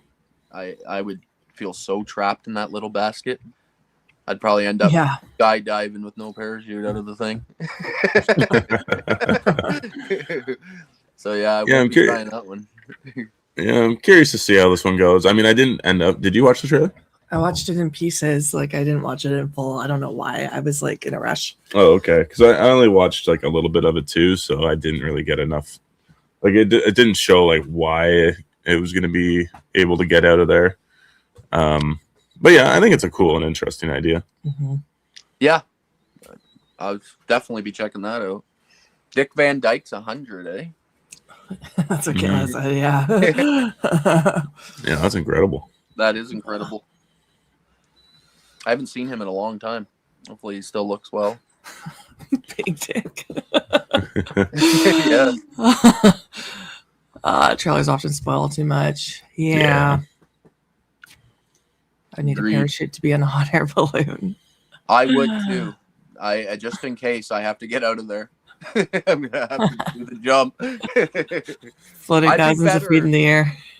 Yeah, I what? would be better skydiving than Yeah. than in a freaking hot air balloon. Oh, I couldn't do either. I can't with heights. I couldn't I do. either, but I'd be better with one than the other. Bitter Wolf, I'm gonna watch the shit out of this movie. Yeah. Definitely. It's weird that we got some parallel thinking going on because Adam Green's movie is coming out this year as well. I know. That's why I thought that was his, and then it wasn't, and I was shocked. So I'm curious to see both and compare them. It's so weird when Hollywood that happens. Like a couple years ago, it happened with the religious movies, First Omen and Immaculate. Mhm. It happens all the time where it's just oh, okay, they decided to make two of the same movie at once. Or Play Dead and whatever the other one was. Yeah, I can never remember what that other Yeah, one me is with neither. Steven Dorff. Yeah. I wonder if this will be like Frozen. Love that flick. Well, the other movie is by the same director as Frozen. So I don't know what the title is, though. But this movie, the hot air balloon one we just showed, Turbulence, is not his movie. So I've been looking forward to the one by Adam Green. But yeah. Mhm. Jamie's here. Hey, Jamie. Hey, Jamie. Thanks for being here, girl. Yeah. Okay, so Mama 2. Isn't this the movie we watched when we were podcasting in our early podcasting days? Yeah, AJ made us watch this movie. Yes. Yeah. How's AJ? This Have you talked to AJ? no, Oh, wonder how he's doing. I don't know. He's probably doing well, doing train stuff. Yeah. Did you guys like it? I'll go first. I actually really liked the first Mama. I Even did though too. Yeah, it's very like PG, but I just thought the story was really good with the two little girls, and it ended well. And I loved the actors. It had Nikolai Coster-Waldau from Game of Thrones plays Jaime Lannister, and then who's the girl? Don't tell me I'm gonna blank on her. She's like famous blonde, but in that movie she's got black hair. I know. I don't even remember. I want to know. I want to say I know what her name is, but I don't. Is it Bryce Dallas Howard? No, she looks like her, but no. It's oh my god.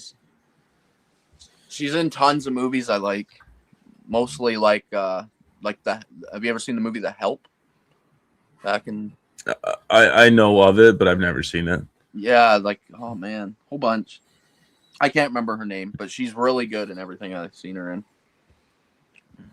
I use my iPad to record, so I don't even have a way to look anything up. Sam's on it now. I'm looking up the Mama 2 article. Sorry. Yeah, I don't know if it would say the original actors' names.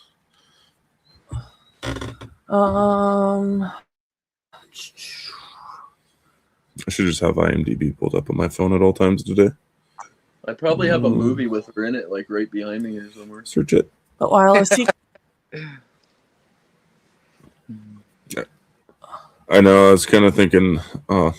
Jamie, Jessica Chastain. Jessica There Chastain. she goes again. I already gave you the answer. Pay attention to the chat. She's basically saying. Thanks, Jamie. Yeah, funny. Jessica Chastain. Hey, Swift. Hey, Swift. Snowing up there. It was snowing today. Yep. It's Always. been a heck of a week, to be honest. And brutal. Why does no one trust me? Let me hit this article here. Just one sec. I missed a comment here. I just want to say hey to Greg. Hey, Greg. Hey, Greg Brewer. Yes, I gave out 5 free memberships at the beginning of the stream. I completely forgot about that because I did it before the stream started. Thank you for reminding me, and you're welcome. There's another thing I was gonna hit, or maybe that was it. Okay. Also, we are at my mama just donated. Thanks, Mom, if you're out there listening. She's probably not. She probably saw the donation link on Facebook. Yeah, but thank you, Trish. yeah, we're at 15% of our goal, guys. Donation link is in the description. Our mods will be putting it in the chat throughout the day. But yeah, we've raised $150 so far, guys. That's pretty damn good. Yeah, we're on not even done hour 2.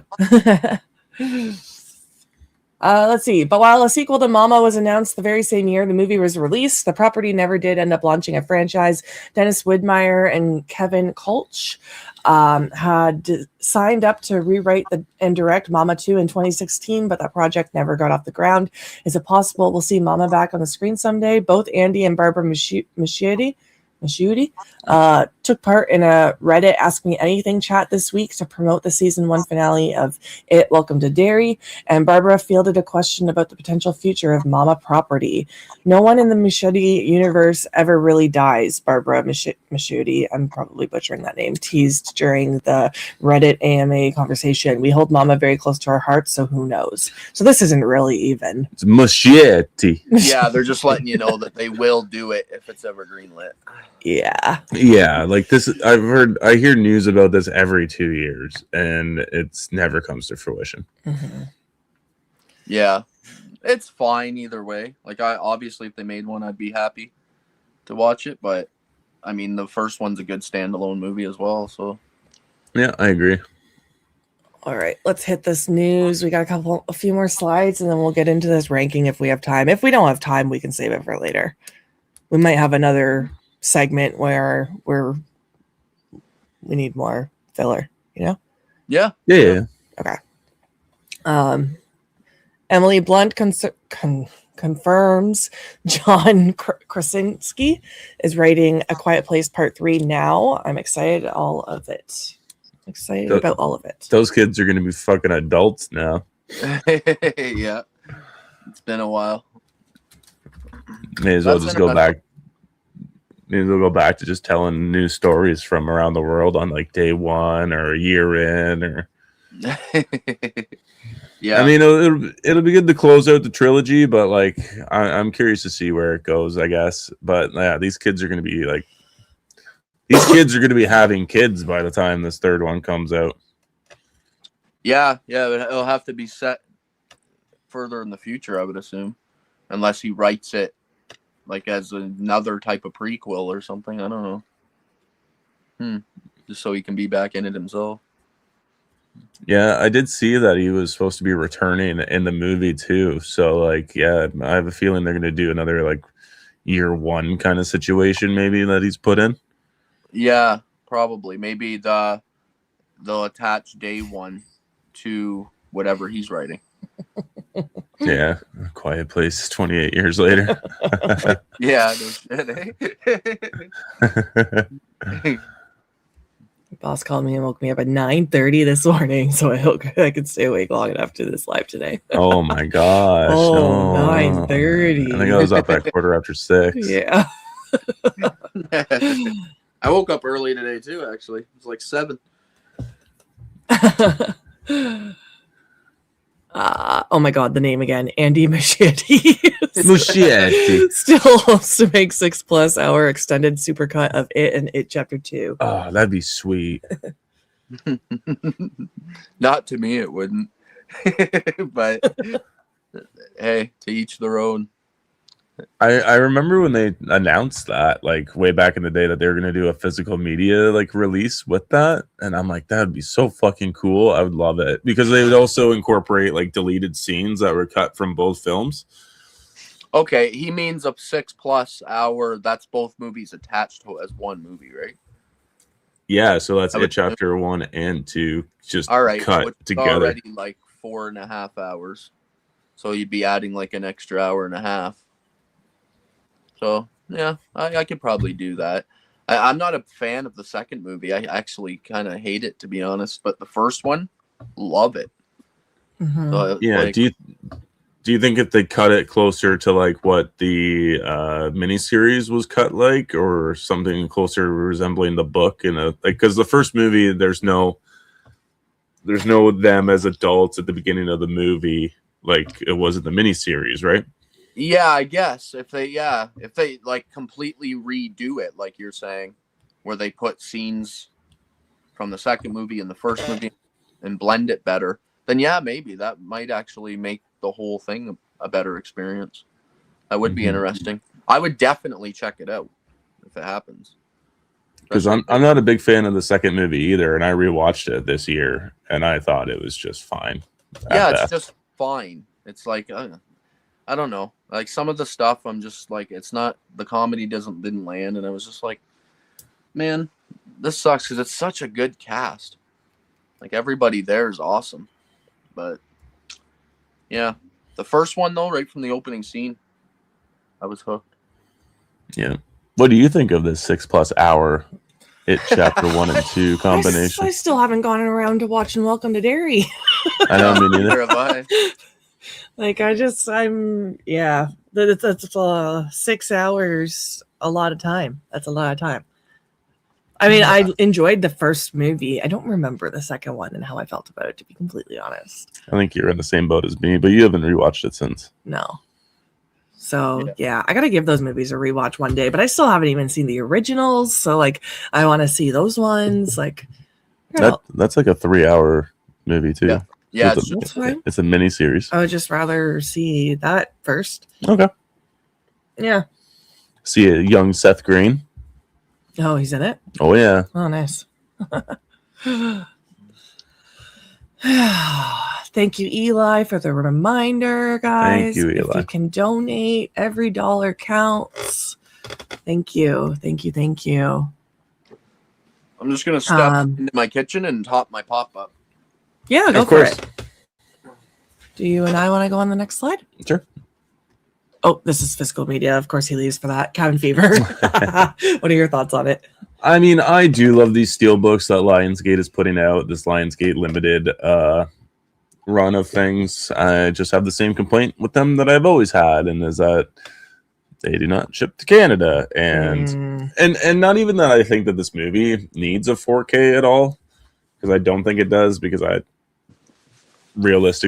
don't think it's a particularly well-written movie. Great idea, great execution of like the virus and stuff, but in all honesty, I would have taken a new Blu-ray release or something like that than a 4K release, but it is a really nice looking steelbook all in all. Yeah, I'll definitely pick that up. I'm in the same boat as you. I heard you talking in the kitchen. You're gonna have to do eBay, Beau. eBay? Yeah, Lionsgate Limited, their website does not ship to Canada. Yeah, they're American only. Yeah, I know. Yeah. It is nice art.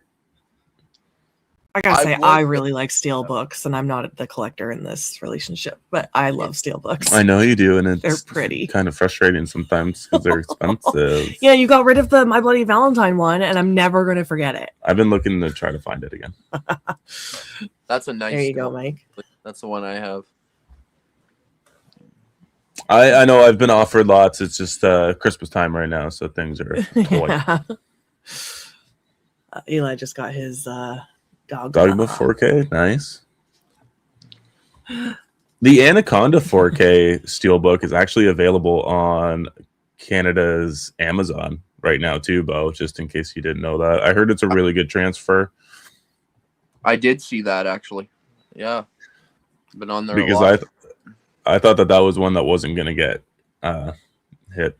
We're going to talk more Cabin Fever and its nastiness and body horror later, I think. Oh, yes. Yeah. Got lots of categories to hit today. I got lots of these movies. I'm like, ooh, save that for later.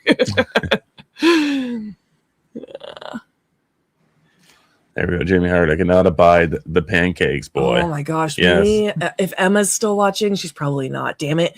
Emma, if you're still in the chat, me and her, when we were younger, used to play that scene over and over and over, and we would roll on the ground laughing because we thought it was so funny when we were younger. Pancakes. Oh, man. So fucking dumb.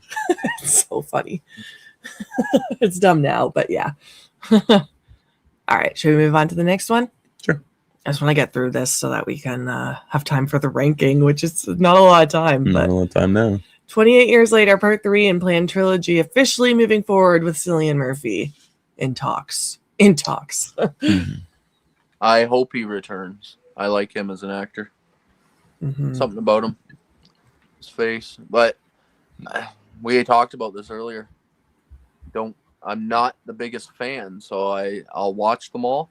If he comes back, yeah, good. You got anything on that, Brendan? I'm pretty much in the same boat. I think he's an incredibly underrated actor. Me too. I'd like to see him return, but yeah, I guess we got to see. Well, it's greenlit already, so it's happening. So, yeah, I don't know. I already gave my 10 cents on it earlier as well. So, Sam, we kind of skipped over you for that one. Yeah, because I had to pee for the 1000th time.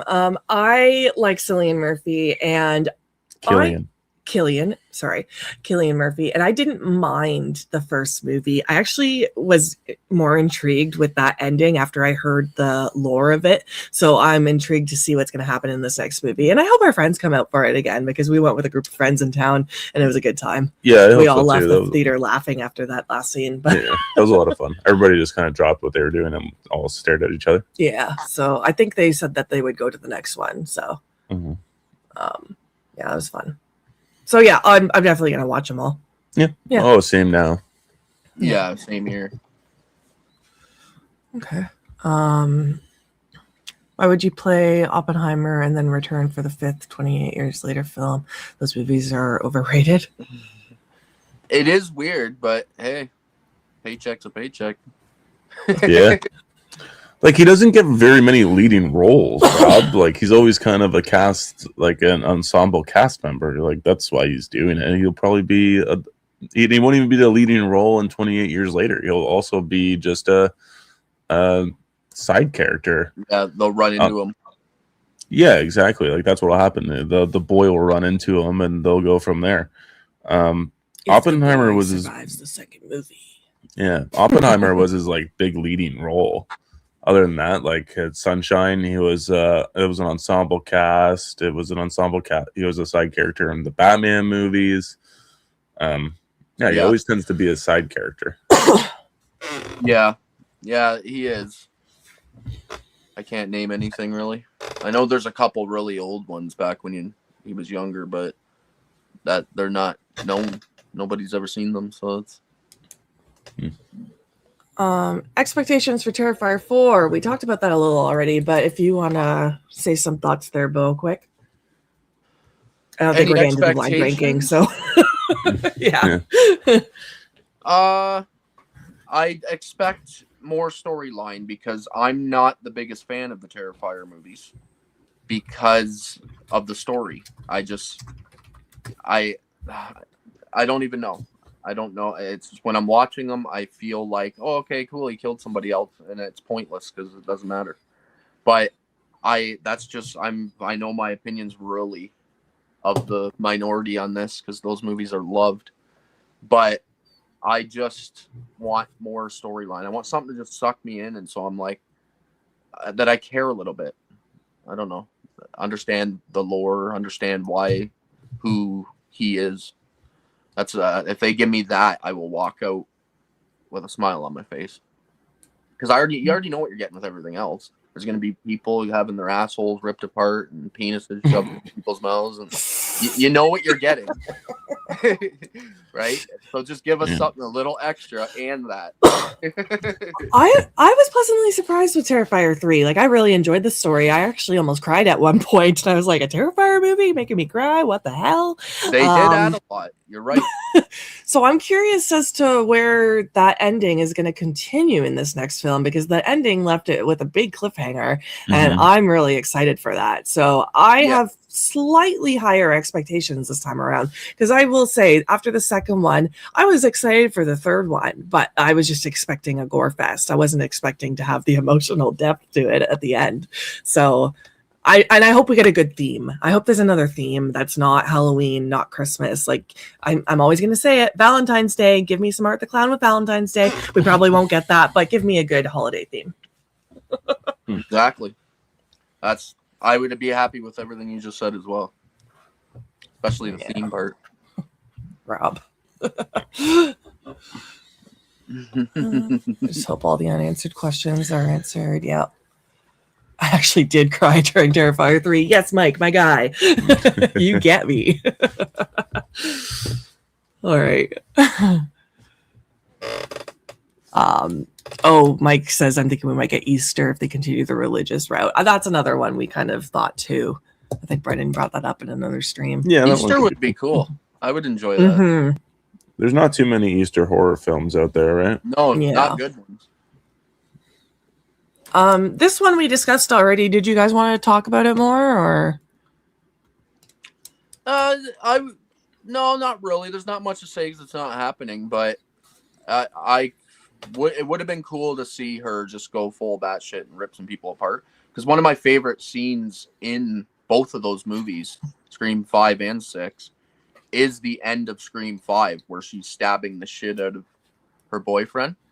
That part is to me like the most memorable from those two movies. So seeing her just, I don't know, she plays good crazy. So it would have been cool to see that, but ain't happening. So time to move on. Yeah. Yeah, I don't know. It just kind of is what it is now. I don't have too many thoughts on it. I'm just curious to see what they're actually going to do at this point. You can say whatever you want, but you're never going to get that movie made now. Mm-hmm. Yeah. Okay. Well, that's all the news. So I'm going to take that off. And another reminder, guys, we're donating today for Sobriety Sisters.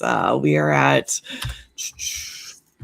15% of our goal right now. So you can donate any amount. You can change that number there that I just highlighted. Does not need to be that much. $25 will pay for their Zoom for a month. We're helping women in recovery here. You can do $1 if you want. You can do $10 if you want. You will get a tax receipt. You can do $1,000 if you want. If you really want to hit our goal that quick, sure. But yeah, just helping women in recovery. It's a nonprofit. They're not making any money doing this themselves. It's a great cause. If you want to listen back to the beginning of our stream, we had Sasha and Ashley from the organization on answering questions. So yeah, link is in the description, guys. Let's see. Let's hit some comments. They seemed really nice.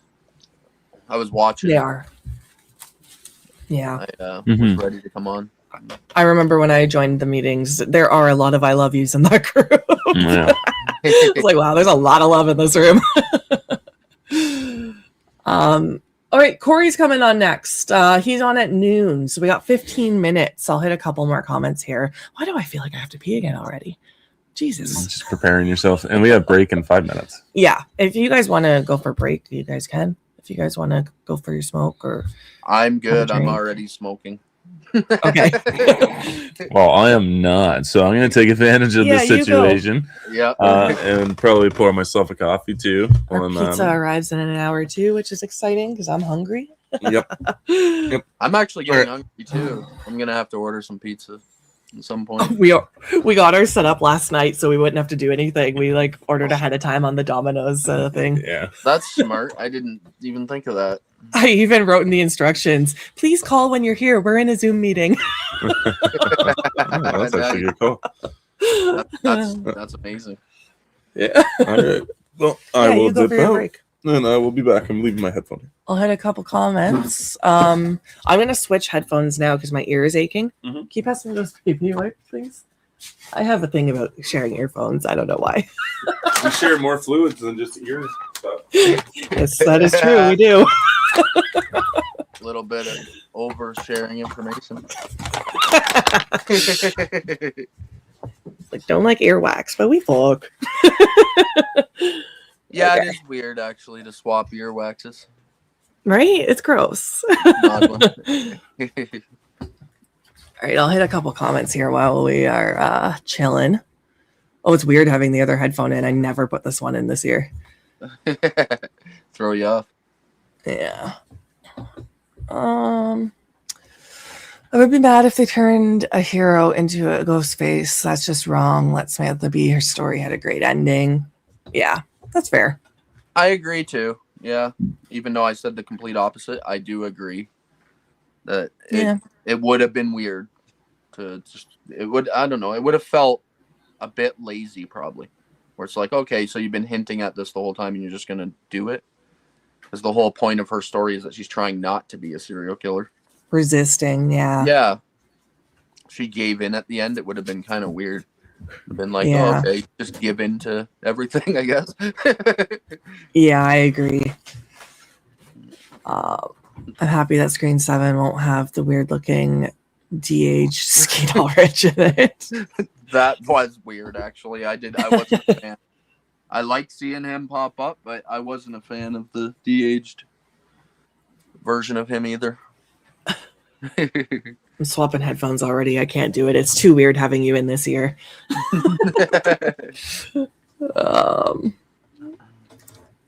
Art for Spooter the Clown from Uncle Buck. I haven't seen that.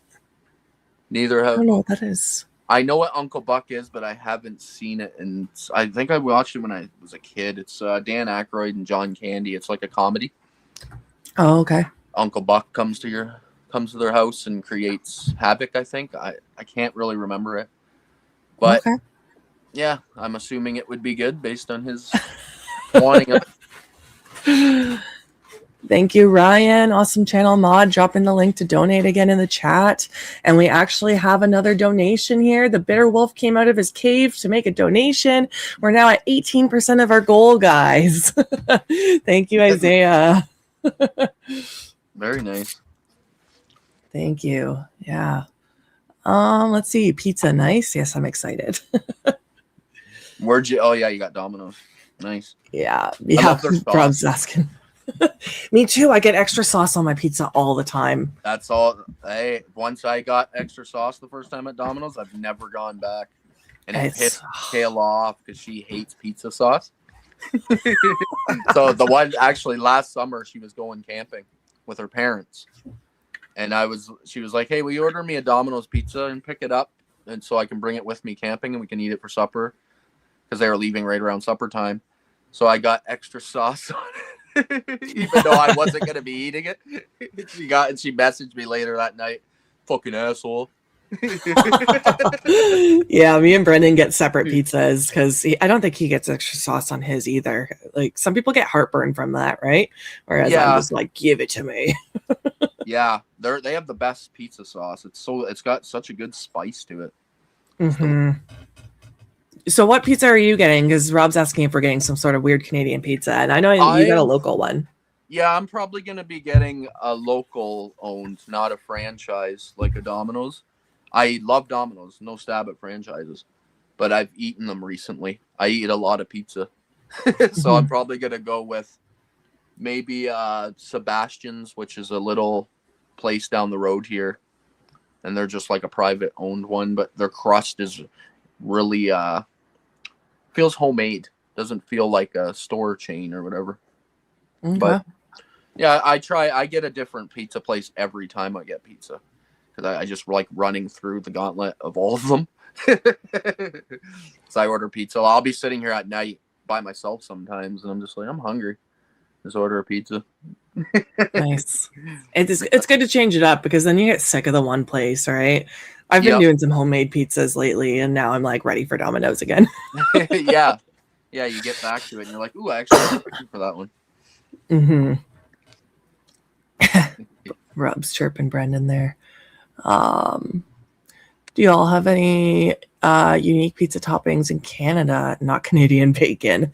I don't know if we have anything unique. Like, yeah, we can't even get Canadian bacon on pizza here. That's not even a thing. Like Canadian bacon is female bacon, is what you call it when we buy it at a grocery store. Yeah, but you can't get that on pizza. Okay, what's your toppings? I personally go with what is called a Canadian, but I add one extra item to that. I get a pepperoni, bacon, green pepper, mushroom. That's my go-to. But I personally, the more toppings, the better. I like it to taste like just stacked with toppings. Yeah. That's the way I go. But no one else in the house likes it that way. Samara will only eat pepperoni pizza. So I always have to get or she'll pick everything off. But whatever. I'm not big on pepperoni. If I see in the store that the pepperonis are super crispy, then I will eat pepperoni. But otherwise, like I don't want no salami looking pepperonis. So I always get I get bacon crumble, jalapeno, pineapple, and feta. Oh my god. Little salty, little spicy, little sweet. That's a weird combo. So that's a good answer for Rob. I've never even heard of that. I didn't even know you could get jalapeno on pizza. Oh yeah. Well, that's new to me. Brendan got a meatza, so it's just a bunch of different meats. Yeah.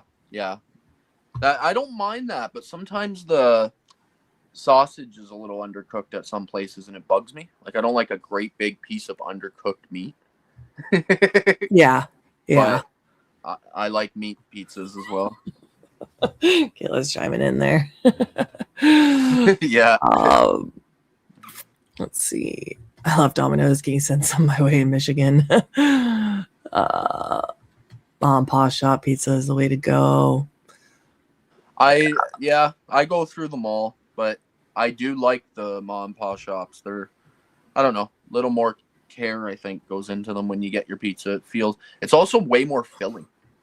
Like it's really heavy. Like I can usually only eat like 2, maybe 3 slices from one of those. Where I can eat a whole medium pizza from Domino's. Yeah. Yeah, it's like nothing. I'm barely even full and I'm done. Yeah. Pineapple belongs on pizza. Fight me, yes. I don't mind olives, pineapple. mushrooms. Green olives. You don't mind it? Yeah, I like it once in a while. I can't eat it every time, but I like it like once in a blue moon having a fruity pizza. Yeah.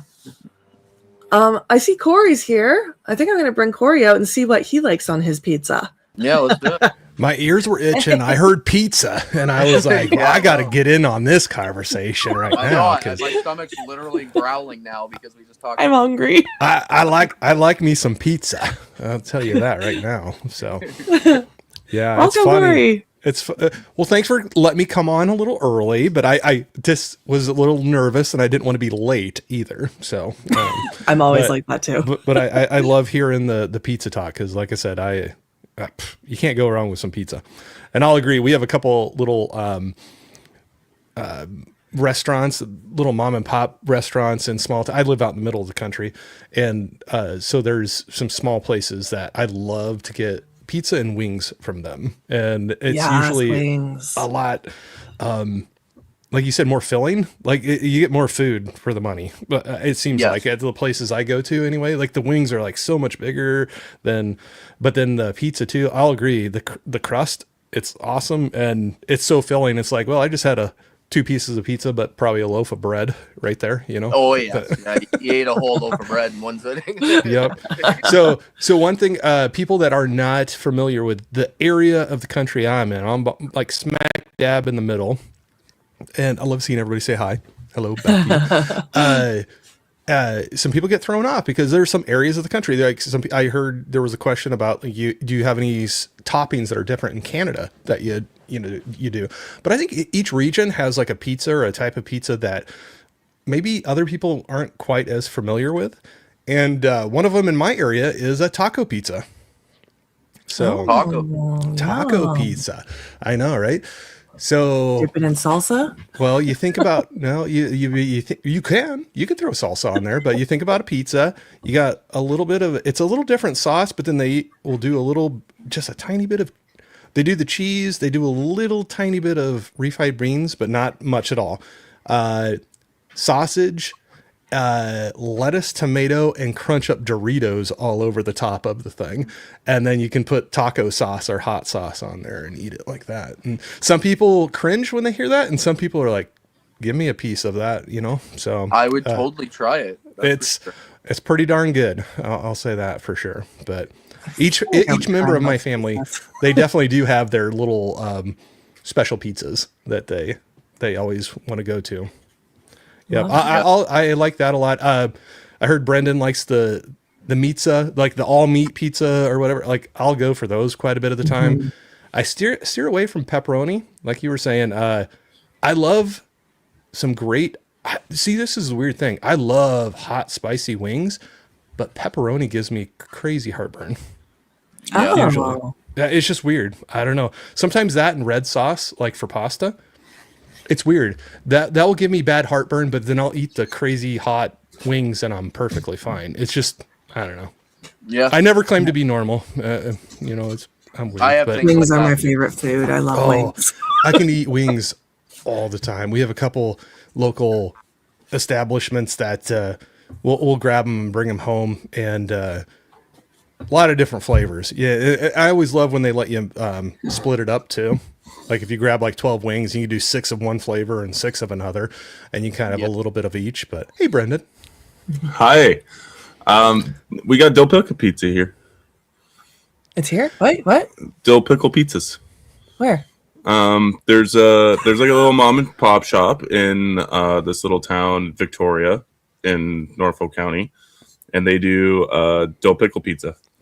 Oh. We have a local place that does bacon cheeseburger pizza, and it has dill pickle slices on it. It's pretty darn good. Some people will cringe when they hear that too, but throw some mac sauce on there. Oh my gosh. Or Thousand Island a little bit or something, or you have like a Big Mac pizza then or something. But that is another one that people will be like, what? And I'm like, don't knock it till you try it. If you don't like it, it's fine, but just give it a shot. It sounds different, but I have had bacon cheeseburger pizza. They sell it at it's pretty good. Boston Pizza down the street here, actually.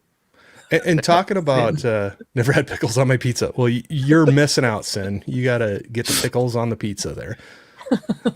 Talking about wings, we have one of the local places. They have a really good buffalo chicken pizza. That is really good. Oh my gosh. Yeah. It's like combining my two favorite food groups together, pizza and hot wings, like buffalo wings or whatever. Like, just throw them together. But the taco one sounded really good too. Oh, Yeah. if I ever, somehow I got to get you to try.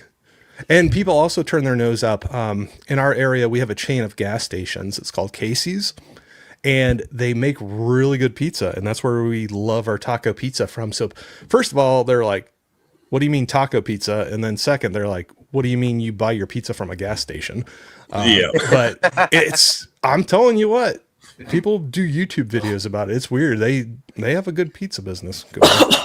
But anyway, sorry. I just kind of went on a rant, but I get all excited. Now I'm hungry for pizza. I know, you got me starving. I'm going to have to get somebody in the house to order me some food. So you were saying you don't have technically Canadian bacon there. My wife's favorite, that if she's going to order something, it's either a taco or Canadian bacon and mushroom is one of her favorites. So basically you can just substitute ham. Yeah. It's Canadian bacon, but yeah, it's funny how everybody's got their thing, but we do a lot of homemade pizza. Well, when I say we, I mean my wife does a lot of homemade pizza. She's really good at making them. And one thing the kids fell in love with a long time ago, we were at a place, it's macaroni pizza. So it's like a white sauce, like an Alfredo sauce with sausage and macaroni, like the elbow noodles. And the cheese and everything, and the kids always love that one a lot. So yeah, I've had a chicken Alfredo pizza. That'd be good. Yeah, I've had an Alfredo one too. I haven't. That sounds good. So thank you for everybody joining our live stream of our favorite pizzas of 2025. No, I'm just kidding. Do this for another 8 hours. I could talk about that for a long time. Yeah. Okay, Corey, thank you for being here. Yes, thank you. Thank you for having me on here. Of course. Just a reminder, everyone, if you want to donate to Sobriety Sisters, link is in the description. We're at 18% of our goal right now. So talk about your channel, though, before we start, so people know who you are and what you do. Bruce is hey, our dog wants to hear all about you. Hey, I'm going to go make another coffee, so I will. Get it going. Well, he's got the caffeine going. I heard pop and then the coffee early, and so like I got a pop and a coffee going at the same time. Double fisting it right there. I always am funny. I never know if people want to call it pop or soda. So right now we tried a limited edition Sprite. We got a Sprite winter spiced cranberry limited edition holiday. So I'm trying that right now. So nice. And whether you want to call it a pop or a soda, that is what it is. Pop over here, but it doesn't matter. I say pop, and then I get made fun of for some people say soda. And then we have grocery stores here that I think they want to be friends with everybody, and they put on the they have the signs of what's in that aisle. They'll put soda pop. They'll put both. It's just a soda pop. I'm like, okay, you're just trying to agree with everybody, but pick a side and go with it. But anyway, Corey, Wilkie's Movies and Music. I ramble a lot, obviously, and talk about movies and do some just crazy stuff with. I'm all over the place. I don't know what I'm doing, but I'm having fun with it and enjoy meeting people like the two of you and Beau too when he gets back with his coffee. So yeah, we'll leave it at that. You can find me Wilkie's Movies and Music on YouTube and Instagram and all the things. Thank you, Ryan. Ryan's always cool. He's really great at being on top of things with that. He's amazing. But I think it's really cool what you're doing today. I think it's cool to use whatever platform you have, however big or small. Like it can mean a lot to some people. So even a little bit can go a long ways. We've experienced that in our lives and a variety of different needs that people run into. So I think it's really cool you're doing this today, and I'm really excited that you had me on to join in with it. So I have not donated yet. I will donate. So we'll get that 18% up. We'll get that up. You're donating your time too. No, I'll definitely do that because this is I don't need to go into it, but have had experiences with troubles with people I know in this area, and we'll just say, and this is a very worthwhile cause to help people through some of these struggles and to get through things. I'll just say that it hit close to me. So when you asked me, I was like, no doubt, just tell me what time I'll show up. So yeah, we appreciate that. And honestly, this topic hits a lot of people, and if it doesn't hit you, then you're lucky. Well, I think it's one of those. There's just some of those topics that it's touched somebody in some way, a relative, a friend, yourself. Like don't be ashamed of that. Like or a friend of a friend. It's definitely something that I think it's hard to reach out to ask for help. So it's great when there's people like this that are going out there and like saying, like, if you need help, we're here, and can and give them some steps to get head in the right direction. So absolutely. Yeah. Sobriety Sisters is amazing. Yeah, I was listening to them right off the top. So are those as the founders that I heard right off the top of the stream? Yeah. Seems super cool. It is great that people like that, gosh, it energizes me a little bit to be like a little more active in things I care about.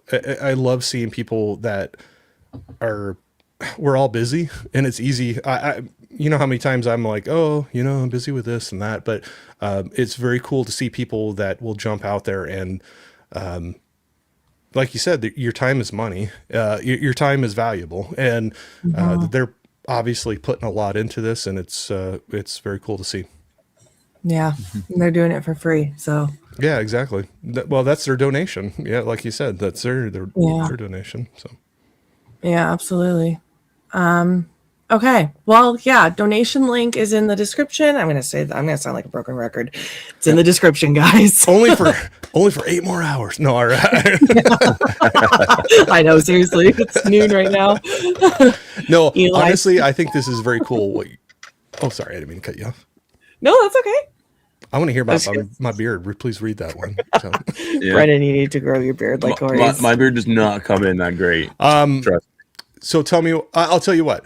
I always had facial hair was not a problem for me, but I'll say as the years go on and you get old and gray like me, it comes in a little bit more each year. So, you got that to look forward to there, Beau. Or not Beau, sorry, Brendan. Hey, Beau, I was looking at you when I said that. So. I'm getting there too, actually. I've never been able to, though. Like, I've always wanted to attach my mustache and get the whole thing going, and it just will not. Like, you can see I'm trying already. Nothing. It just won't attach itself. Well, hopefully, Willie, we'll all be hanging out together and doing fun things like this for many years to come. And you'll see more and more of the white come into mine. And then someday you're going to be like, Santa? And someday me and Beau will actually have full beards. You guys, are there not oils you can use and stuff? Because I know girls use castor oil for your eyebrows and your eyelashes. So that's one thing last year I started doing, actually, not to go into too much, but when I started growing out, there's a beard oil and beard balm that I use. So the beard oil helps keep the skin not drying out underneath everything. And the beard balm sometimes helps tame the crazies that fluff up from. I do need to trim. I haven't really kept up with it. I just kind of let it go so far. But. Yeah, it's usually. And I'm sure everybody tuning in really wanted to know about that. I got the same problem with Beau. Is sometimes it just doesn't grow in certain places. Like it won't grow like right here, right underneath, right there to right underneath. It just will not come in for some reason. Yeah. It's so annoying. I know. I got plenty of years on YouTube, so give it some years. You might see it coming in a little different a decade from now. So. All right, guys, let's get into the topic. We got 42 minutes left in Corey's pizza stream. Well, pizza stream. Yeah, we're talking pizza. Pizza today, wings apparently. and beard treatment. What's Yeah. That's what everybody wanted to hear about, right? First of all, I've had trouble with my microphone, so can you hear me okay and everything? Oh no, you're good. Okay, Oh, cool. yeah. All right, cool. Perfect. So decades. We got some decades of horror. decades. Yeah. Yeah. So we're going to go through all the decades, starting with the 70s. I didn't want to go too far back. And we'll all kind of say let's start with maybe 2 movies each that are like favorites from the decades. But before we do that, I would like to start with asking you guys, what's your favorite decade for horror? We'll start with Corey, since you are our guest for the hour. So it's going to be sometimes nostalgia, like just plays a big card in things, whether you think it's the greatest or not. It's just where it hit you maybe the first time. Yeah, exactly. Yeah. Rob's like, come on, let's just talk about Corey's beard for a little bit longer. But, there we go. I'd say the 80s for me, just because that was the first time I hit real horror movies. I saw for the first time, and I was a pretty young kid. I was born in the 70s and grew up on a farm. We didn't have cable or anything. And then I had the one fun cousin that lived in town and had HBO and Cinemax. And I'd go in there and we would pretend to be asleep. The parents would go to sleep and then we'd get back up and watch movies later at night. And there was a lot of 80s horror movies that everybody's probably familiar with, but those were my first experiences with it. And I think that just sticks in my mind of like horror. That was the first time I was like, saw things that I was truly scared of, but yet wanted to watch more of too. So it was like a weird love-hate thing where I was just like, I freak out and I wouldn't want to sleep that night, but then I'm like, hey, what's the next one on? You know, what's up after this one? So I'll throw 80s out there. Okay. That's where I'm sitting as well, is the 80s. A lot of the same kind of reasons, just nostalgia. When I was really young, my stepdad used to make me watch all the 80s horror movies. But I was way too young to be watching them. And so I was too young for watching them too. Yeah. But I was probably older than you. So I'll say that. So yeah, I honestly just think it's the most creative decade. Like everybody's just working their asses off to build all these different creatures and designs and just a lot of thought and care. Yeah, legendary beard. You know how many times I've been asked if I'm a trucker or a lumberjack lately? So I'll say that. But, no teeth. Are you? No. Well, maybe I should keep it a secret. Maybe that's the mystique of it all.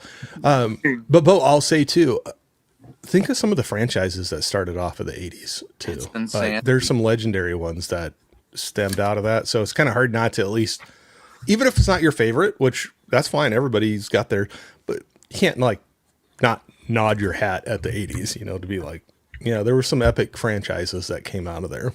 Yeah, and I did see Rob bring up the 70s. And that was his. And honestly, some of the biggest, in my opinion, best horror movies ever made came out of the 70s. But the 80s just took it to a new level. I can't wait to hear some of your picks for the 70s then. I'm ready to hear some of those. It's hard.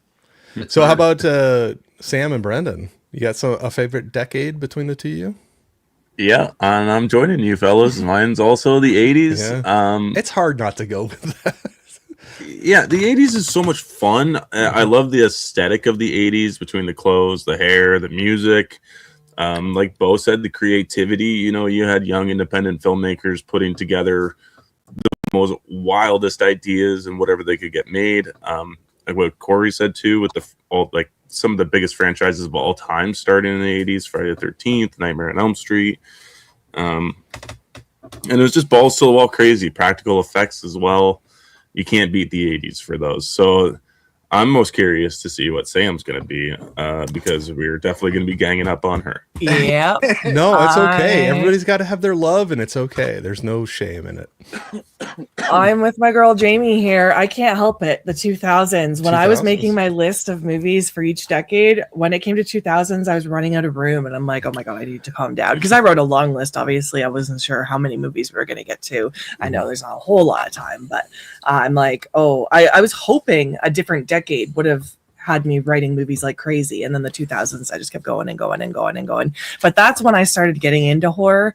So like some of my first movies were Friday the 13th, 2009, TCM 03, House of Wax. Like those were some of my first horror movie loving experiences. So I can't help it. But that you're tied to that is the same as what I just said, but mine was 80s. I'm older, like it was when you got first introduced to that though, like where you were like, oh my gosh, this is so crazy and it scares me, but what's the next one? You want to watch the next movie. So, but no, I completely understand that. That's when it hit you. So I will say this. There are some really big bangers to come out of the 2000s.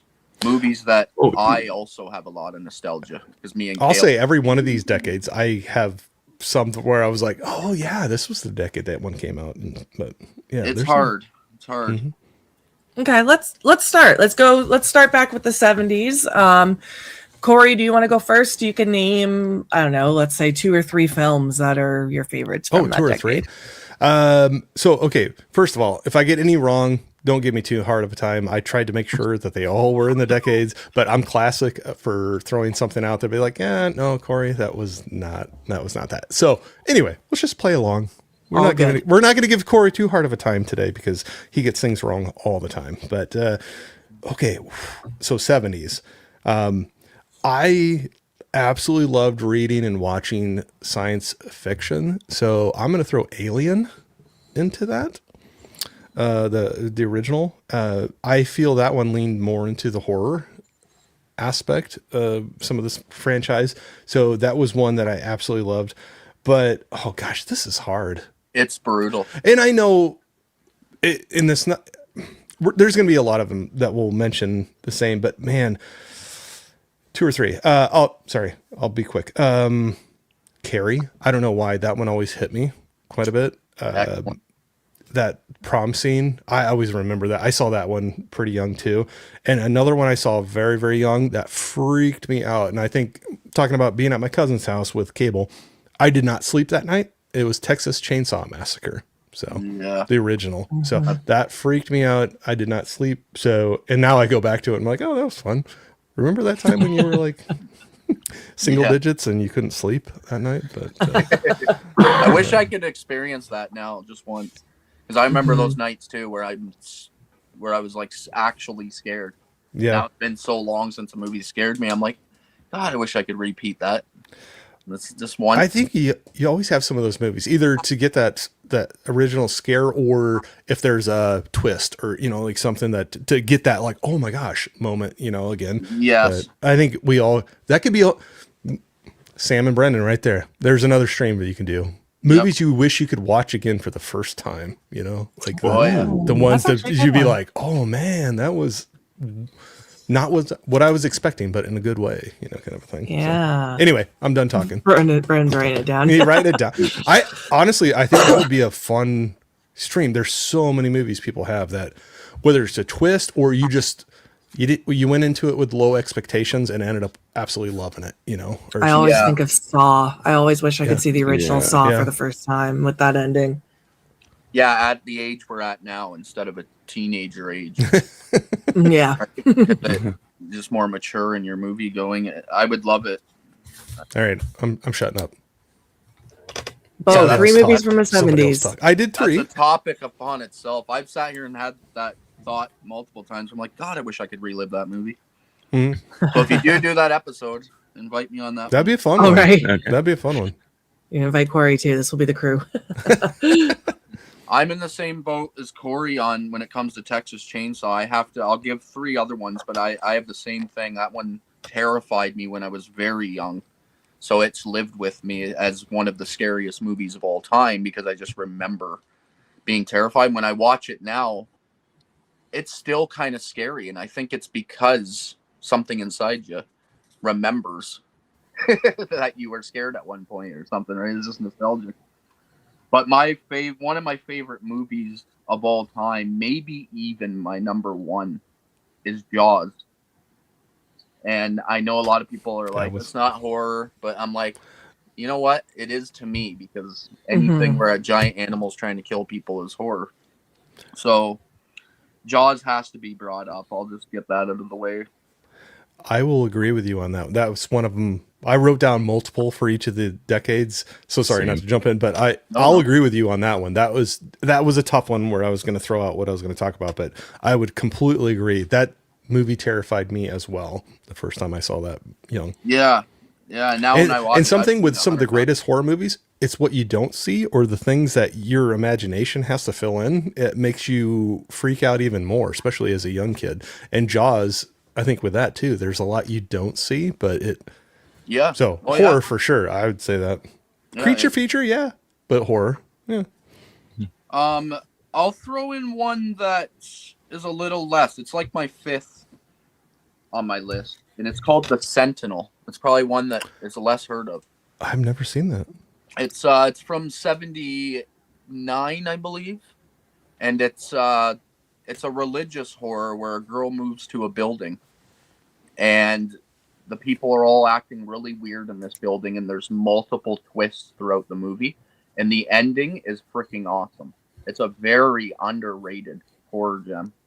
Scream Factory has put it out on pretty reasonably priced Blu-ray if you don't own it. I just wrote it down. It's worth a watch for sure. I'll give that one. And I'll leave it at that. Texas Chainsaw, Jaws, and The Sentinel. Okay. Obviously, I agree with your picks as well. Like, Alien is one of my favorite movies of all time. Yeah, like I wrote down Alien and Jaws as well. How can you not? And Texas Chainsaw Massacre. But I'll go a little bit differently. I'm going to start with one of my favorite films of all time. We'll go with The Exorcist. Oh, nice. Yeah. I just think it's one of the most perfect movies ever made, in my opinion. All the story beats are great. The acting's phenomenal from everybody. Yeah, it's hard to beat. Like you can't even talk about it because it's just so good. Like, what else does there need to be said about The Exorcist? What's crazy is reading stories about when that originally released in theaters and how people reacted to it. And at that time, that was something that was not seen on the theater. Like, it freaked people out. People were like literally getting sick or like leaving the theater or like, like it was pretty shocking for that time. And I'll agree, like you still watch it now and there's some of those scenes that still freak me out. The head spinning and the pea soup or whatever you want to call it, but then what's the walk thing? The spider walk. Yeah. That still freaks me out when I see that. But. Yeah, the crucifix scene as well. There's lots of great stuff. I'm also going to throw out The Omen. I think The Omen is another extremely well-made movie. It's been a long time since I've seen it. I've been meaning to go back and give it a rewatch since then. Mainly just to show Sam this is going to be one of those he made me watch movies for sure to get Sam to experience it. But what an excellent Sam's like scores. Yay! Oh yeah. One of the best scores of all time. I love that score of that movie. And I'll do. Yeah, I saw somebody bring up Frogs from the 70s, so I forgot about this movie. But I'm going to bring up A Kingdom of Spiders, starring William Shatner. What a blast of a movie! Fucking great movie. I know. Frogs, I like that one. What was that one called? Frogs is a little, in my opinion. I know someone said it's really good. I wasn't the biggest fan of Frogs, but Kingdom of the Spiders, that one shocked me. Yeah, it shocked me too. I thought it was really well done, and I love the ending. I thought it was incredibly well done and dark. So yeah, I really liked Kingdom of Spiders.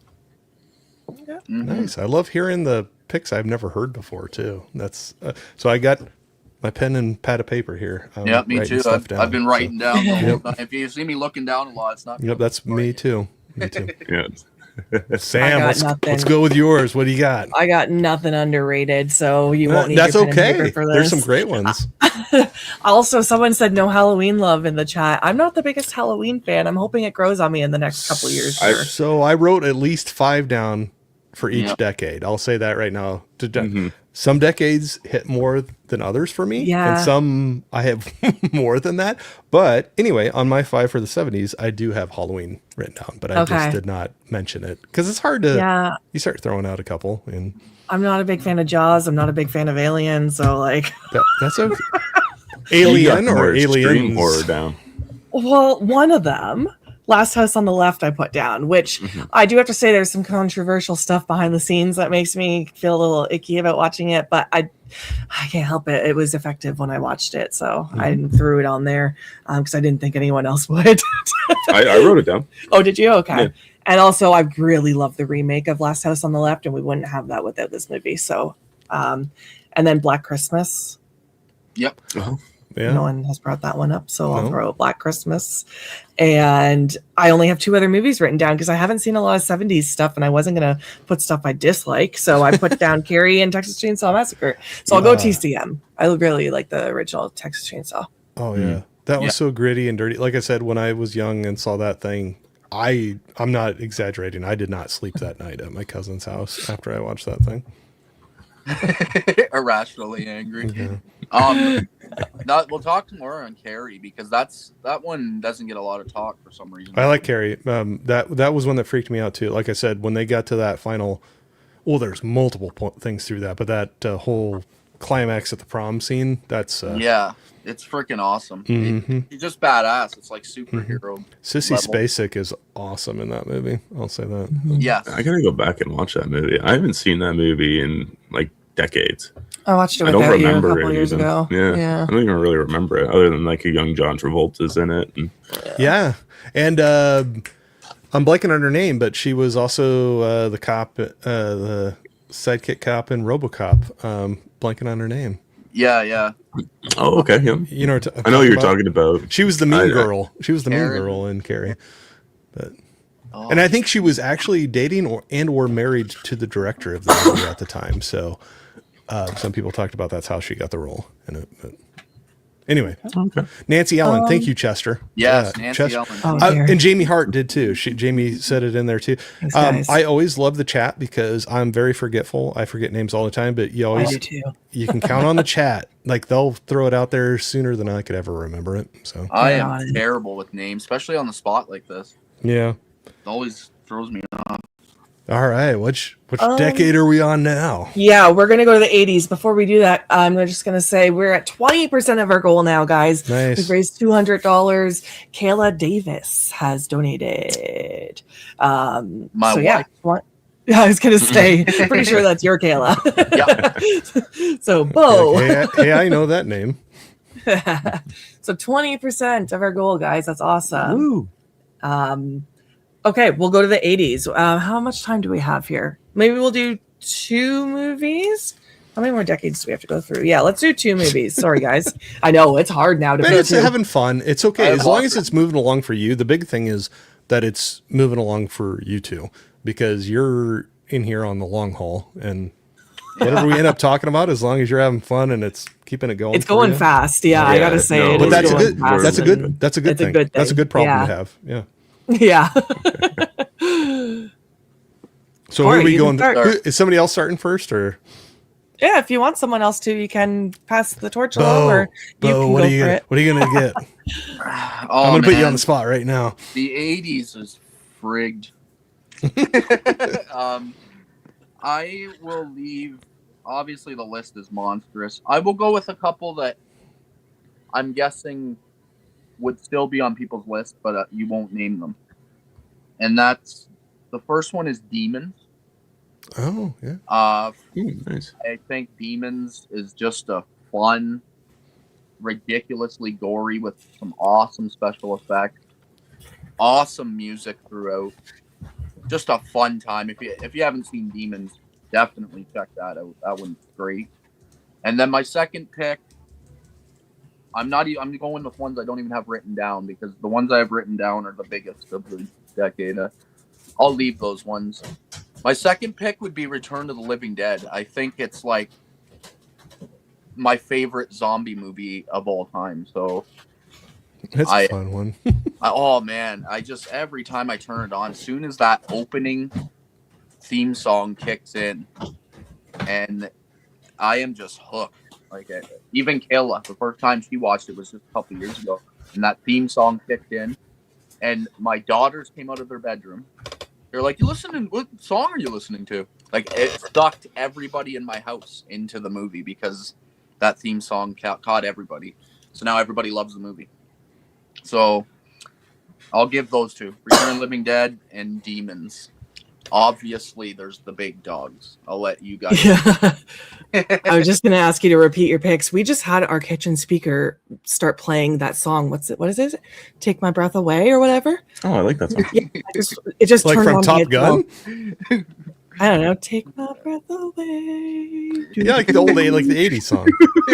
Yeah, it just started playing by itself. Okay. No one, like, I was not listening to that earlier. No, my daughter is already freaked out before because one of her speakers started playing something, and she just was like bound and determined that it was haunted or something. I'm like, it just probably heard us say something. I thought our pizza guy was here with loud music.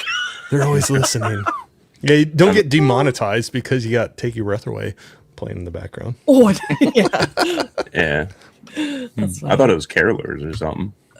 Also, before we move on, I just want to give a shout out because Koi became a member and I completely missed it. And Sean as well. Woo! Nice.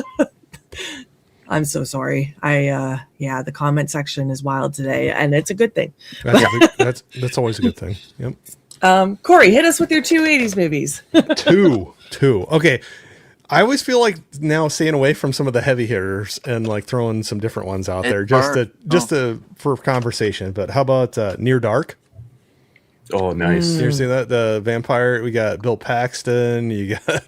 I almost put that on the other day. That's a fun one, I think. So I got to throw that out there. Like I said, it's kind of fun to show love to. Maybe not some of your big top heavy hitters. So I'll say that. And, oh gosh, it's hard. It's insane. I know. We probably have the same like top 5, all of us. So I got like 8 or 10 here. I don't know. I got quite a few. Just to throw one out there, I'll just say The Thing. Can I say The Thing? That was my number one. Yeah. I'll say The Thing. That one, I still can go back and, well, a lot of these I can still go back and watch anytime, but, that was one I remember that really hit me when I saw that the first time too. I love the setting, that whole like hopelessness where they're just like stranded out in the middle of nowhere. That's what Iowa looks like a lot of times in the winter. So I could relate to it. We have a lot of the snow and ice like that, but I don't know, Kurt Russell in there, and the practical effects are awesome. So yeah. Oh yeah. And that's what the thing, talking about not having too much CGI. The practical effects, like something like that, I think it still can hold up today, after all those years. And sometimes the CGI dates itself even more. But yeah. Chopping Mall Holland, yeah, that's a good one. Mm-hmm. Nice. All right, I'm quiet. Zam, you shoot. Me? Yep. Okay, I'm gonna bring up Night of the Demons, of course, one of my favorites, probably my favorite from the 80s, and I will throw out Slumber Party Massacre. Okay. Oh, nice. I was not even thinking about that one. Yeah. Nice. Yeah. Awesome. Yeah, I figured you picked Night of the Demons since it's tattooed on your arm. Yeah, and then I was like torn between Lost Boys or Slumber Party Massacre, but I feel like Lost Boys always gets brought up. So that's hard. I know. It's there's so. I had so many others written down too. So I do like this bringing up because I just picked like the big ones too. Like, well, I definitely have the big ones written down, but then I was trying to like throw a couple others. We all know what our favorites are. I can tell you what Brendan's top 5 is. You can tell me what mine is. You've hung around before. You know each other. You know. Yeah. Oh yeah. I'll throw a Reanimator off the bat. Nice. I think Reanimator is just a blast of a movie. It's so much fun. That is good. Just watched it the other day, actually. Yeah, like it's such a good movie. Jeffrey Combs is fantastic in it. And I'll actually throw out The Hitcher. The Hitcher came out in the 80s, did it not? Yeah. Yep. 86. And I'll say Chester. That was one on my list too. A Nightmare on Elm Street. That's on there for sure. Online. But that was like one of the heavy hitters where I was like, oh, do I go a little deeper, than that? But, yeah. But awesome movie. We were talking about 80s being some of our favorite decades. That's definitely one of those franchises that kicked off there that is hopefully still going today. Who knows? Maybe they'll get something else going. It's wild. I have a lot written down, but they're going to be coming in later hours. Yeah. I'm off. I'm like, I'll talk about that a bit more later. As much as I talk, you're going to be lucky to get through three decades out of all these that we were talking about. So sorry about That's that. okay. If we have to cut it short, it's all good. Just tell me to shut up and No, I would never. We'll do 90s. Brendan, you want to start us off? Sure. Well, the 90s is like one of the hardest decades ever to pick movies out of, but I'm going to start off with Stir of Echoes. That's on my list too. Nice. I figured it would be yours though. Nice. Yeah, no, it's got the bacon in it. You That's know, why I it's gave it to gotta you be. first. Everything's better with bacon. Absolutely. I love this traditional ghost story, and it's not too often that we get them. And you know, I'm gonna stick with the bacon because I am hungry as well. And we're gonna go with Tremors being one of the best creature feature films of all time. So I That kind one of have is, Tremors on there. may or may not be on my list. That sitting right here, scratches. so. I'll scratch that one Which off. one did you say? Yep, Sorry? scratch it off. Tremors. Tremors, yeah. Yeah. Like I got other movies talking about earlier that are also from the 90s that are my favorite, but I'll start with those two. Tremors is so fun. I'll just say that. So That's good. such a fun movie. Yeah, it's a go-to. I'll go Bram Stoker's Dracula because we just watched that one and I really enjoyed it. Yeah, that might become one of my favorites in the It's- 90s actually. Beautiful movie. Mm-hmm. And then Bride of Chucky has to be in there for me. I just love it. It's so fun. We have to have Chucky mentioned somewhere in this whole thing. Yep. So, yeah. Definitely. Corey. All right. 90s. Okay, so Tremors, that was a great one there. I'm gonna go a little deeper on maybe some of these. One that I was late to that a friend gifted me a DVD for, I really liked. I thought it was a different take on the vampire story, but The Night Flyer.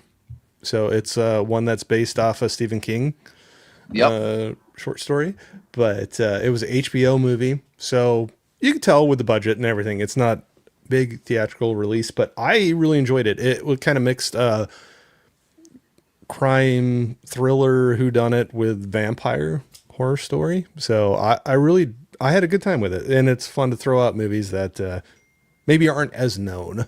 Yeah. So I'll say The Night Flyer, and I'll also say, can I say The Faculty? Of course. I'll say The Somebody else Faculty. already threw That it was down. a fun. Yep. That was a fun one. That's my Oh, right there. my wife's favorite movie. Yeah. Yeah, right there. So that one I thought was really fun. It was a, oh gosh, that is dripping with 90s, that movie. And I love it. So 90s. Crazy. Yeah. 90s was my whole high school and college career, you know, so it that kind of hit, you know, the music, the vibe that they had with the movie, and I was really happy that got the 4K release that it did, and I definitely picked that up and still enjoy that one. So Yeah. Me too. I watched that a couple times a year. Yep. Get a little bit of Josh Hartnett in there, and Yep. usually that's how I get my wife to watch it. But That's so, same here. Feel it too. hey, I don't blame you. Not gonna blame you. So anyway, I'll say with those. I'm last. I will just throw out the big bangers, obviously. Scream, I think, has to be mentioned. Yeah, that's on my list. Everyone knows Scream. I don't need to go deep there.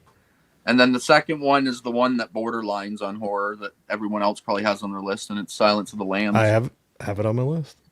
Um, I'll call that horror.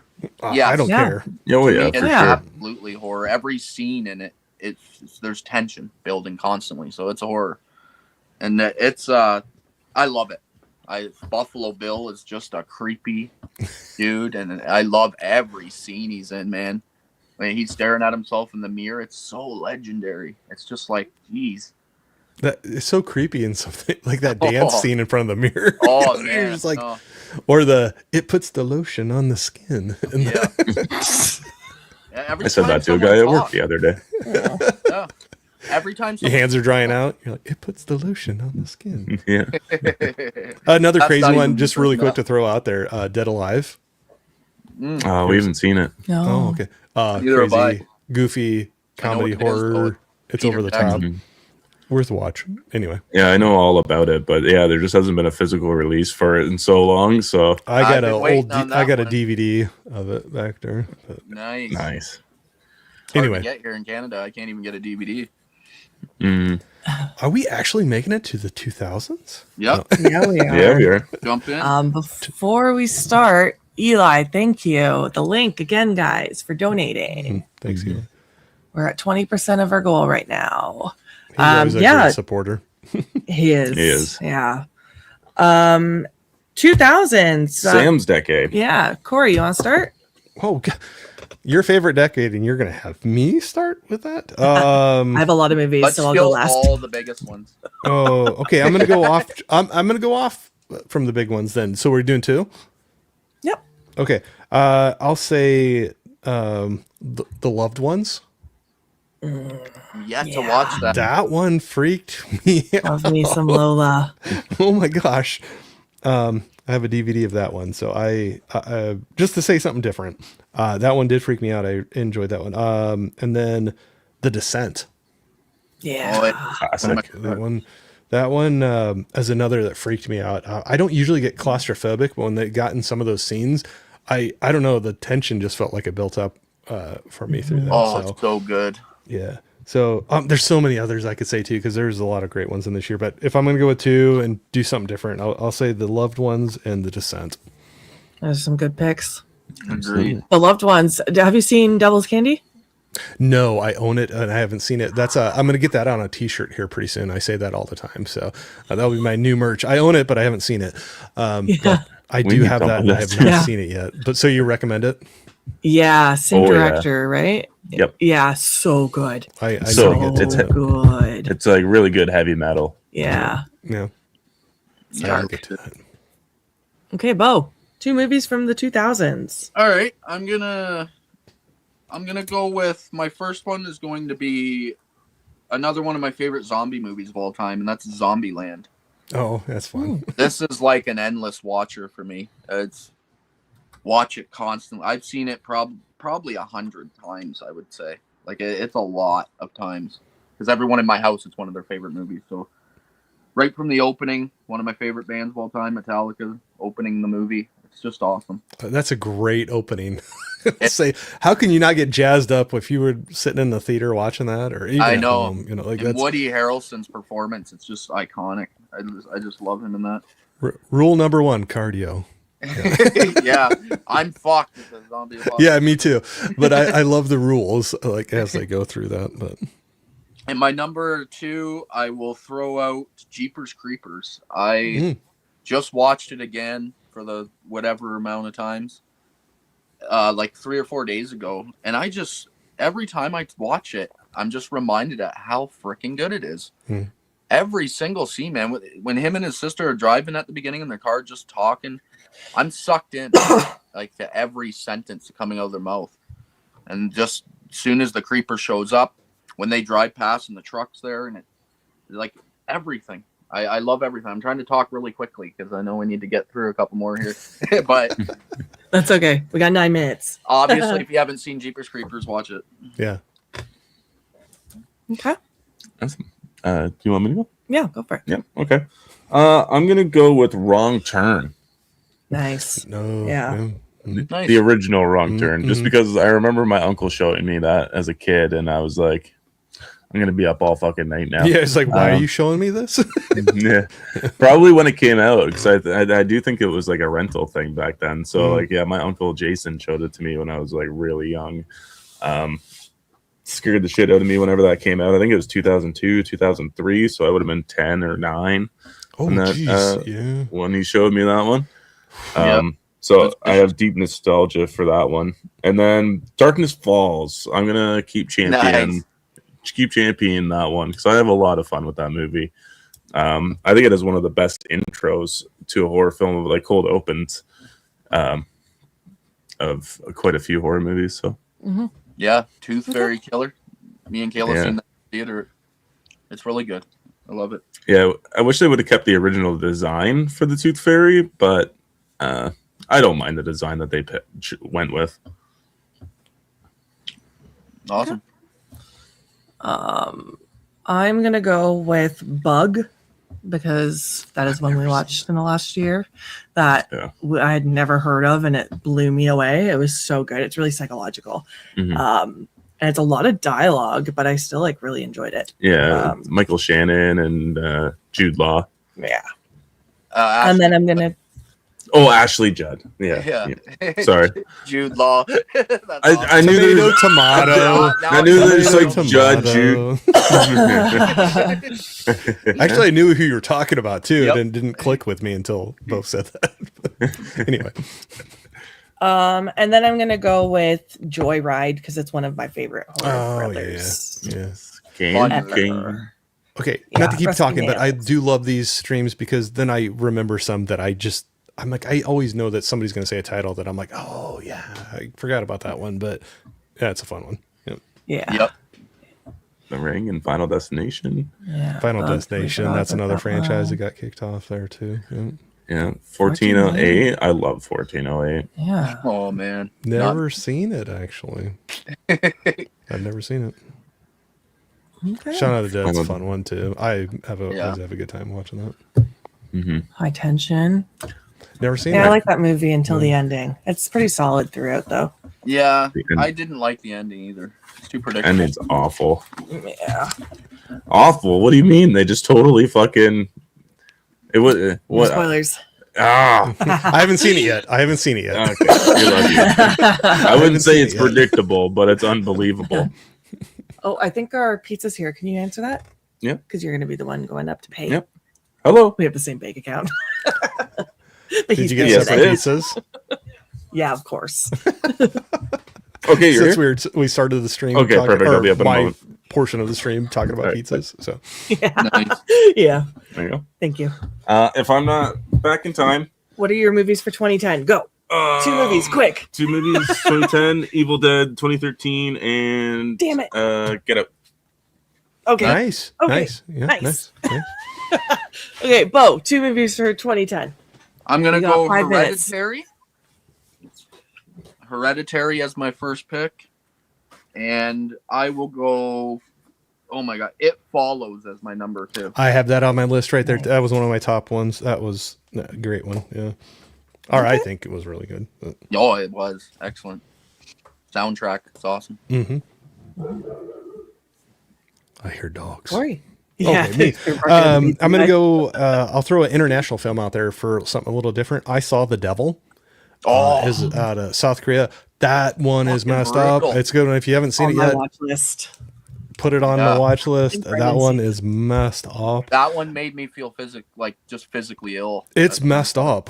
Yeah. That was like one of the more recent ones where I watched and I was like, I don't know how I feel about this right now. I know. Because Anyway, Guy's a The- monster. if you like horror movies, if you like crazy monster, it was a human monster basically. Yeah. Watch that one. And then I'll also throw out It Follows was already said. I'll say Ready or Not. I always have fun with that one. Yeah. Fun. I Saw the Devil, was it? It was, right? Yeah, I Saw Yeah. the Devil. You need to Okay, watch because that that one is, it's been on my my watch list for a while, and I just haven't gotten around to it. So I'm going to star that. It's messed.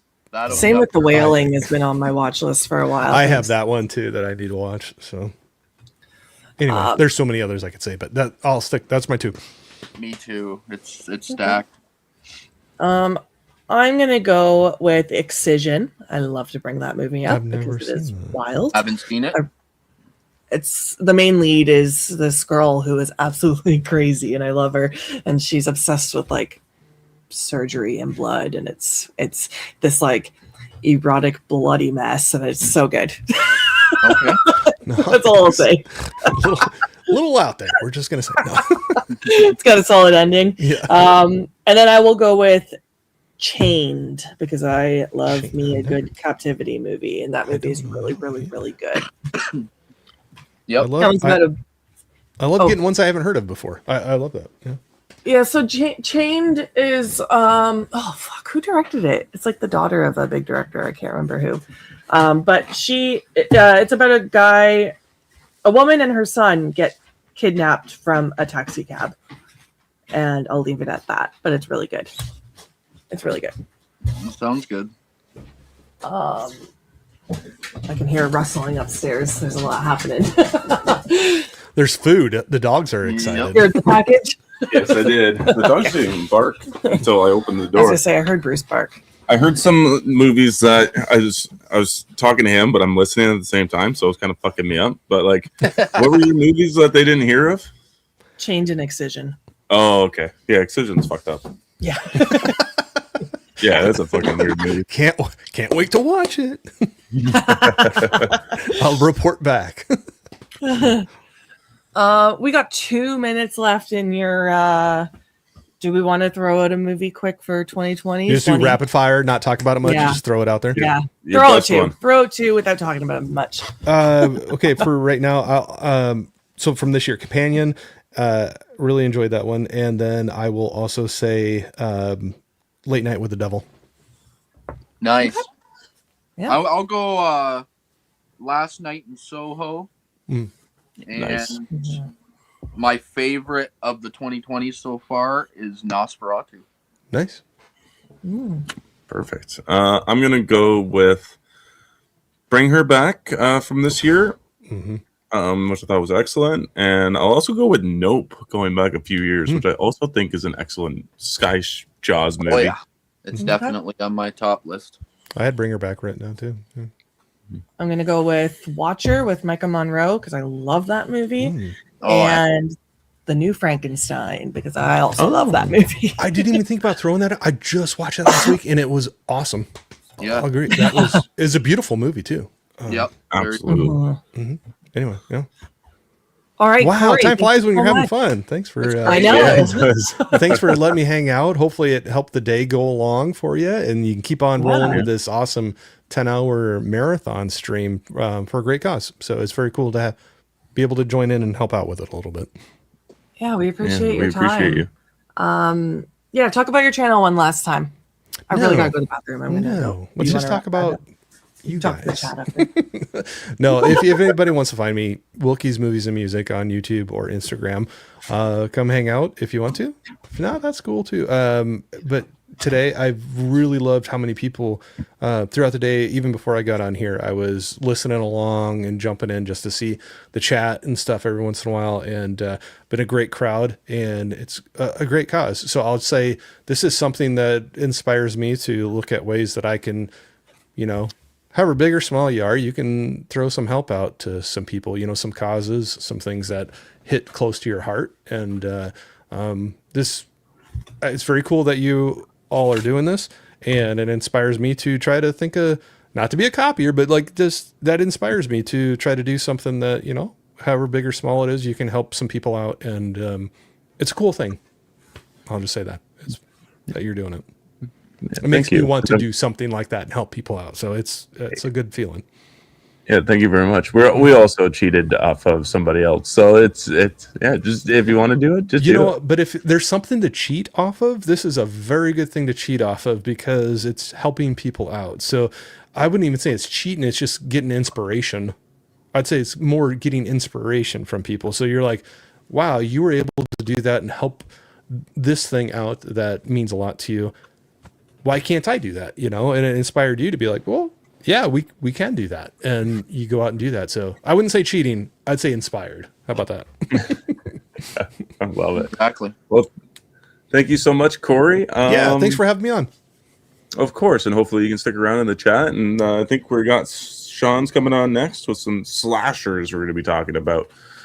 Hopefully we can hear from you in the chat. as well. Sounds good. I'll be listening in and out for the rest of the day for sure, and try to jump in the chat when I can. But again, good luck with everything. I will be getting out into that link here soon. I have not done that yet, but anybody sharing this out, or whether you're able to donate money or keep on sharing out the stream while it's going on, that can help out in many different ways. So thanks for everybody being so supportive with it. Yeah, thank you so much, Corey. Yeah. It took the words right out of my mouth. Sorry. I know it's perfect. That means I don't have to talk so much because we're going to be talking. You're going to be talking today. a bit longer too. So I only had a 50 minute to hour time frame, and you got 10 hours, which is awesome. I know there's no doubt you guys can do it, but that's very cool. Like I said, it's can't wait to see what the end result is. It already everything that you've gotten for the donations is going to go a long ways anyway. So everything on top of that, just is just adding to it. So it's pretty cool. Yeah. All right. Thank you so much. I hope to collab with you in the future here coming up soon. Beau, always good to hang out with you too, man. Yeah, nice talking to you again. Yep. And we'll talk to y'all soon. Absolutely. All right. Bye, Corey. See y'all later. Awesome. Excellent. I think Sam is upstairs snacking on some pizza right now. I got a strong inkling that is what she is doing. But I see Sean is in the back. I might dip upstairs for a quick smoke if that's okay with you. Yeah, there, bring Beau. him on. I'll talk to him for a bit. There you go. So that you guys interact with the chat and stuff, and I'll disappear for a moment. What's going on, guys? Nothing much. Sorry I missed your stream the other day. It's freaking that's okay. chaos around here this weekend. I've heard y'all have a lot of Christmas stuff going on. Yeah, I did Christmas yesterday, and then I got in a car accident, which was ridiculous. Yeah, freaking awful. Just destroyed the whole front end of our car. Got the insurance claim going in, but we'll see. First car accident I've ever been in my life. Really? Awful feeling, Jesus. Yeah, it's crazy. I've been in a couple, but you're all right, I'm assuming? Yeah, I got whiplash pretty bad in my neck, and I got a really bad headache, but that's about it. I'm fine. But yeah, that's about it. That's all I've been up to. Okay. I'm glad you weren't hurt. Was everybody with you, or was it just you? It was actually me and my daughter's boyfriend and my mom in the car. Oh, wow. So, yeah, my mom was fine. She's still pretty hurt. Like, her chest slammed against the dashboard. So she's a little bit, like, hurt, but she's it's nothing terrible. It's just, like, irritated hurt kind of thing. Yeah, I get that. But, yeah, everybody was fine. The other car, everybody was fine. It wasn't that bad. There's so much snow here that everyone's driving pretty slow. Yeah. So, and that's what happened. Guy just pulled out in front of us, and we hit the brakes, and it was just like fucking slide fest. Okay. it was crazy. But yeah, it's still snowing out actually. Wow. It's been snowing for like a week straight here. Our banks are, we have some snow. Like I have a snow bank across the street over here that's probably 15 to 20 feet tall. Really? Where they plow out like driveways and they just push it all into one big giant mountain. It's probably a 20-foot mountain. It's great. It's a good one. Kind of want to go out and like run up it. Like you could almost toboggan down the fucking thing. That is crazy. Yeah, we ain't getting any snow here. I wish we would, but we're not getting anything. Still hot? It's not really hot. I mean, it's cooled off, but it's just sun shining, that kind of thing. No winter weather, just a little bit cooler, which is nice. I mean, the cool's fine. Yeah, it gives you a break from the heat. So we're going to be getting into slashers. Yeah, that's what's next. Hey, Sam. Hi, Sean. Sorry. No, you're okay. We were literally wrapping up with Corey, and then my blood sugar started dropping, and I had to pee really bad all at the same time. And I got so flustered. I'm like, I gotta go by. Yeah, so I totally understand.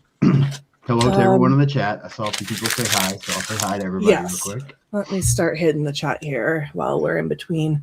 Yeah, thanks for coming on, Sean. No, thank you. This is very cool what y'all are doing. I'm very impressed. So thank you for having me. Of course. And where did I leave off in the chat? I lost it. Well, I guess I'll throw this up one more time. Eli's got the link there for donating, guys. It's also in the description of this video.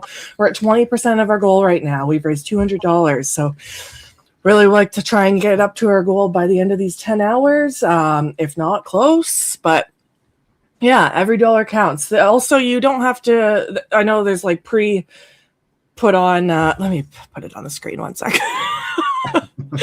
You can do 25, 50, 75. You can also change this dollar amount to $1 if you want. If like every dollar counts, you can do 10, whatever you want. But yeah, that's my little housekeeping there, and we'll go to the chat. I appreciate everyone that has donated so far, that has shared the stream, that has come on and donated their time, like Sean is right now. It's all great. We appreciate it. Very cool. Shortest stream Corey's done. I know we're very in and out here with our guests now. Yeah, that went quick. It did. It did. I wasn't sure how it was going to go too. So I like set up a bunch of things for each segment. I'm like, might need to add things, might need to take away things. I don't know, but they're going fast. Yeah. Cool. Got some haze there to Sean. Sean, talk about your channel. Yeah. Yeah, just Sean's Horror Corner, reviewing horror movies. Occasionally showing things from my collection. Got some Christmas episodes coming up. I'll be talking about Krampus, Gremlins, Jack Frost, the original Silent Night, Deadly Night, maybe the new one. I plan on going to see the new one tonight. So yeah, a lot of Christmas stuff right now. I'm excited to hear what you think of it. We went last night. Okay, very cool. Did you like it without spoiling anything? Brendan really liked it. Okay. I liked it. Okay. Yeah. I'm not going to say it's like movie of the year, but it's also like it wasn't a disappointment by any means. Okay. It was good. Very good. Yeah. Let's see. What else did I miss here? Sean and Beau are rocking it so smooth and rocking it so steady. They're packing more power than it ever ready. That's awesome. Thanks, Luke. Got a ton of snow too. Too much for my liking. Yeah, Brendan's car got snowed in at the carpool, so we got to get that this weekend. We just ditched it. Yep. Yeah. Leave your car behind. That's how much snow we get. Mm-hmm. Hey, thanks for being here. Thanks for dropping in. All right, so we're doing slashers this hour. Fuck yeah. Get into I wolfed down 3 pieces of pizza up there. I know. I only have one so far. That's okay. You can get more whenever you need. The only thing that's going to be better than one piece of pizza is the 6 other ones I'm going to eat later. There you go. So, Sean, this is your favorite subgenre, correct? Yes, absolutely. Tell us why. I think it's just because, I've talked a little bit about it before. When I was a kid, everything scared me, other than Universal Monsters. But my dad and his sister, my aunt, they watched horror movies quite a bit, but they always watched slashers. They watched Friday the 13th. They watched Halloween, Texas Chainsaw Massacre. I mean, I never saw them watch anything like The Exorcist or, Rosemary's Baby, anything like that. It was always slasher stuff. And I even had a cousin that he was in the Navy, but when he came down, he would watch with them. And I wanted so bad to. Bella says hi, everybody. Hey. I wanted so bad to be able to watch it with them. I want to be in there. That would be cool, but it just scared the shit out of me. But I just kept trying, and eventually, watched My Bloody Valentine and loved it, and it changed from there. But I just think a lot of it was that wanting to watch those with my dad and my aunt and my cousin, and it's just carried over to where now that's my favorite stuff. Yeah, right on. Beau, is slashers your favorite or no? It tends to be a lot of horror fans' favorites, but not for everyone. So I would have to probably I'll say yes because it's the most quantity. There's other genres where some of my favorite movies of all time are in that, but there's only a few of them. So slashers, there's just so many. Yeah. So it has to be slashers as well. And for all the same reasons as Sean.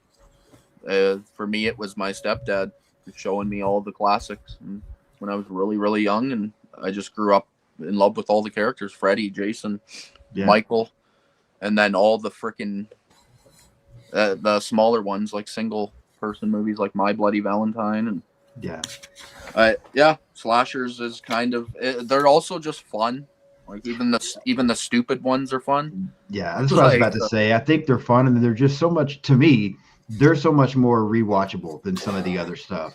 Yes. Whether it's the slow burns, the possession movies, there's all kinds of stuff out there, but slashers, you could just, I don't know. I've seen them all so many times, but I can just keep throwing them on, and it's just fun. Yes. Yeah. There's never any super deeply depressing ones where you're left sitting why did I watch that? But yeah, it's a good movie kind of thing. Right. But yeah, I'm in same boat. Love it. Okay. Brendan, thoughts on slashers? Yeah, it's probably in my top 3 for sure. I think they're usually just a really good time as long as you got a good cast of characters and an interesting killer. Plus, it's like the subgenre where you get the most unique and interesting kills. Yeah. And they do usually tend to be, I'm not saying all the time, but they usually do all tend to be practical effects. So I think the creativity goes a lot further in that department. Yeah, I love slashers. Yeah. I'm pretty much in the same boat. It's definitely up there for me.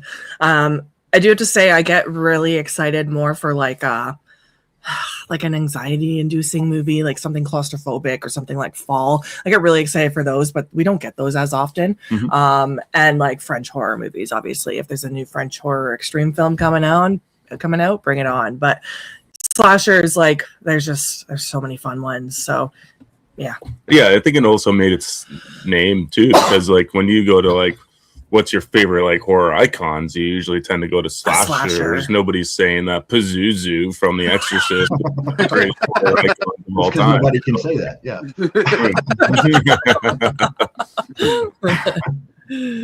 I barely even remember the demons from half of my favorite demon movies, like what the demon's name was. I'm awful for that.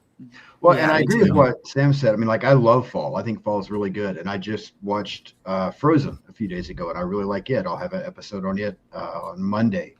But even those, it's like, as much as I like them and that feeling they give you while you're watching them, once you've seen them, they're still fun to rewatch, but it's not quite the same because now you've experienced that tension part. And so when you rewatch them, it's like, okay, yeah, this was a good movie. But when you throw a slasher back in, you get to see the fun kills, you get to see all the other stuff. And they're just as enjoyable on the rewatch, whereas some of the other stuff maybe not quite as much, for me anyway. Exactly. That's what I was saying too.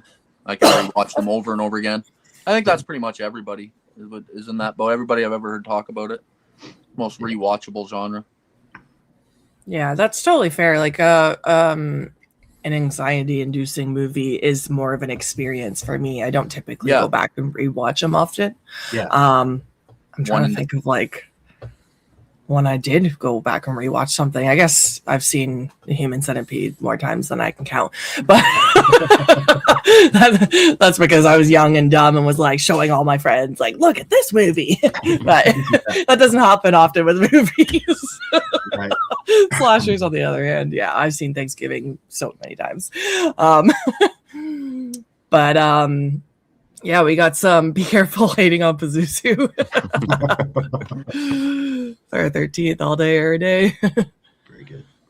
My favorite slasher series is Friday the 13th. The OG is a classic of one of the movies that started my horror journey. I have much love for it. Yeah. Burning needs more love. Yeah. Burning is good. Yeah. All right. So what is your favorite decade for slashers? It's probably the 80s. I don't hate on the 90s as much as a lot of people do, because in the 90s we got Scream, first of all, we got Candyman. Some of the other stuff carried over into there. Of course, I'm going to mention I Know What You Did Last Summer, but I think there was some good stuff in the 90s. But when I think slashers, I think 80s. When you get to go through Friday the 13th, Nightmare on Elm Street, Halloween, but even like a lot of the one-offs, like The Prowler, Sleepaway Camp. I mean, I know it had sequels, but they're not worth talking about. There's just so many like that. I'm drawing a blank now, but there's so many that were just kind of one and done, or one or two. Just, I don't know. The 80s slashers were just amazing to me. The effects always look good. They're fun. Sometimes they're funny. The kills were good.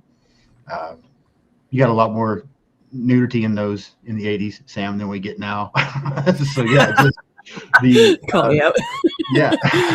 the 80s slashers. Yeah, I'm right there with you. All the same reasons, just like #repeat for me on that question. Because it's like all the most iconic movies that I loved and still love to this day, all the franchises. They all come out of the 80s for me. And then everything from other decades. They're good. There's just not the amount. Right. Like there's just so many in that decade that it's hard to sit here and name them all because I didn't actually write them down. But there's so many smaller ones where that I'm still watching today, where I'm doing like year rankings for the decade, and I'm like, wow, okay, there's like 20 of them I haven't even seen, and you throw a bunch of them in, and then some of them end up being really good. Others are just unwatchable, but that sometimes you hit some bangers. Right. And I think they're fun. Slashers, you always know what you're getting. And 80s will be my pick as well. Okay. I'm just going to hit up a comment here. Welcome, Russ. Friday the 13th, the final chapter, in my opinion, may be the perfect slasher film. Checks all the boxes. Russ, I couldn't agree more. Yeah. Good one. Is it Love just that me or one. did the OG My Bloody Valentine? I'm assuming My Bloody Valentine need a sequel, and we robbed for not getting it. Yeah. I would have liked to have seen another one. Yeah. Yeah. It would have They been could've cool to done have more. the miner as one of the icons. Yeah. Mm-hmm. Yeah, I agree. It'd be almost cool if they went back now and did it and made like a nostalgia piece, set it in like 1985. So I think the first one came out in 1980, right? 81. Right around there. Yeah. 81. Okay, so yeah, like set it like a couple years later, and then kind of. Of course, you wouldn't be able to bring back the original cast or anything like that. But it'd be cool to go back to the same town, even though it's probably changed drastically since then. But it'd be kind of cool to do like a sequel like now. Mm-hmm. All right, favorite decade, Brendan? Oh, it's the fucking 80s. Yeah, I mean, it's such like a it has to be the decade. It has to be the 80s because it's the decade that started it. And it was just full on excess. You know, you got things like Maniac Cop, which I would consider a slasher as well. Of course, you know, you got, Maniac by itself. Just all kinds. Like it was slashers to the excess. It was if we have any kind of occupation, just like an army veteran, like the Prowler, like Sean said. Just anything. It's like we're gonna make him a fucking slasher, and we're gonna get it out there because they were made cheap and they excelled in theaters. So it was like the most excess of the slasher genre. A lot of people making a lot of money. Yeah, because you can make them for almost nothing and just pump in millions in the box office. Yeah, well, Intruder. Intruder was a good one. I mean, Chucky started in the 80s, Pinhead started in the 80s, Freddy started in the 80s. And then you get like Jason started in the 80s, and there's the Hell Night is another one that was just kind of a one and done thing, but I think that's really good. I don't hear a lot of people talk about that one, but that's a good movie. So yeah, there's a lot. Linda Blair's awesome in that. Yeah. Oh, I've seen the cover, but I don't own it. All right. Well, before I say my favorite decade, I think everyone knows what it's going to be, but we are now at 25% of our goal for donations. Thank you, Corey.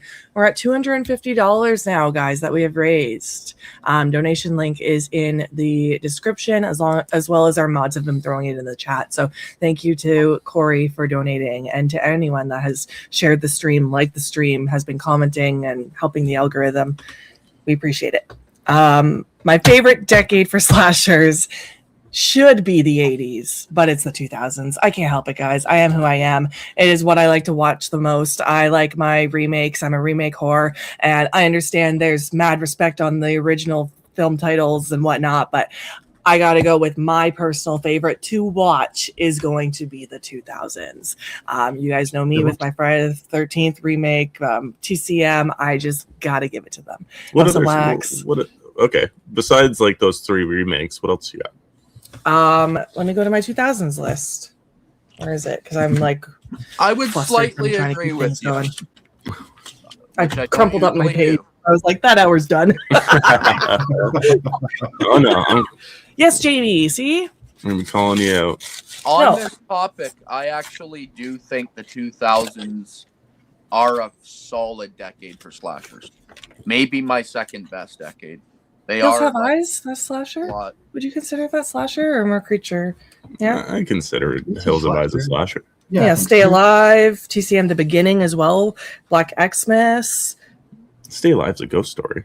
Stay Alive is, I guess you're right. Yeah. Yeah. Would you consider House of 1,000 Corpses and Devil's Rejects slashers? There's also the Rob Zombie remakes, which I'm a sucker for, the Halloween films. Yeah. Mm-hmm. So that's just what I prefer.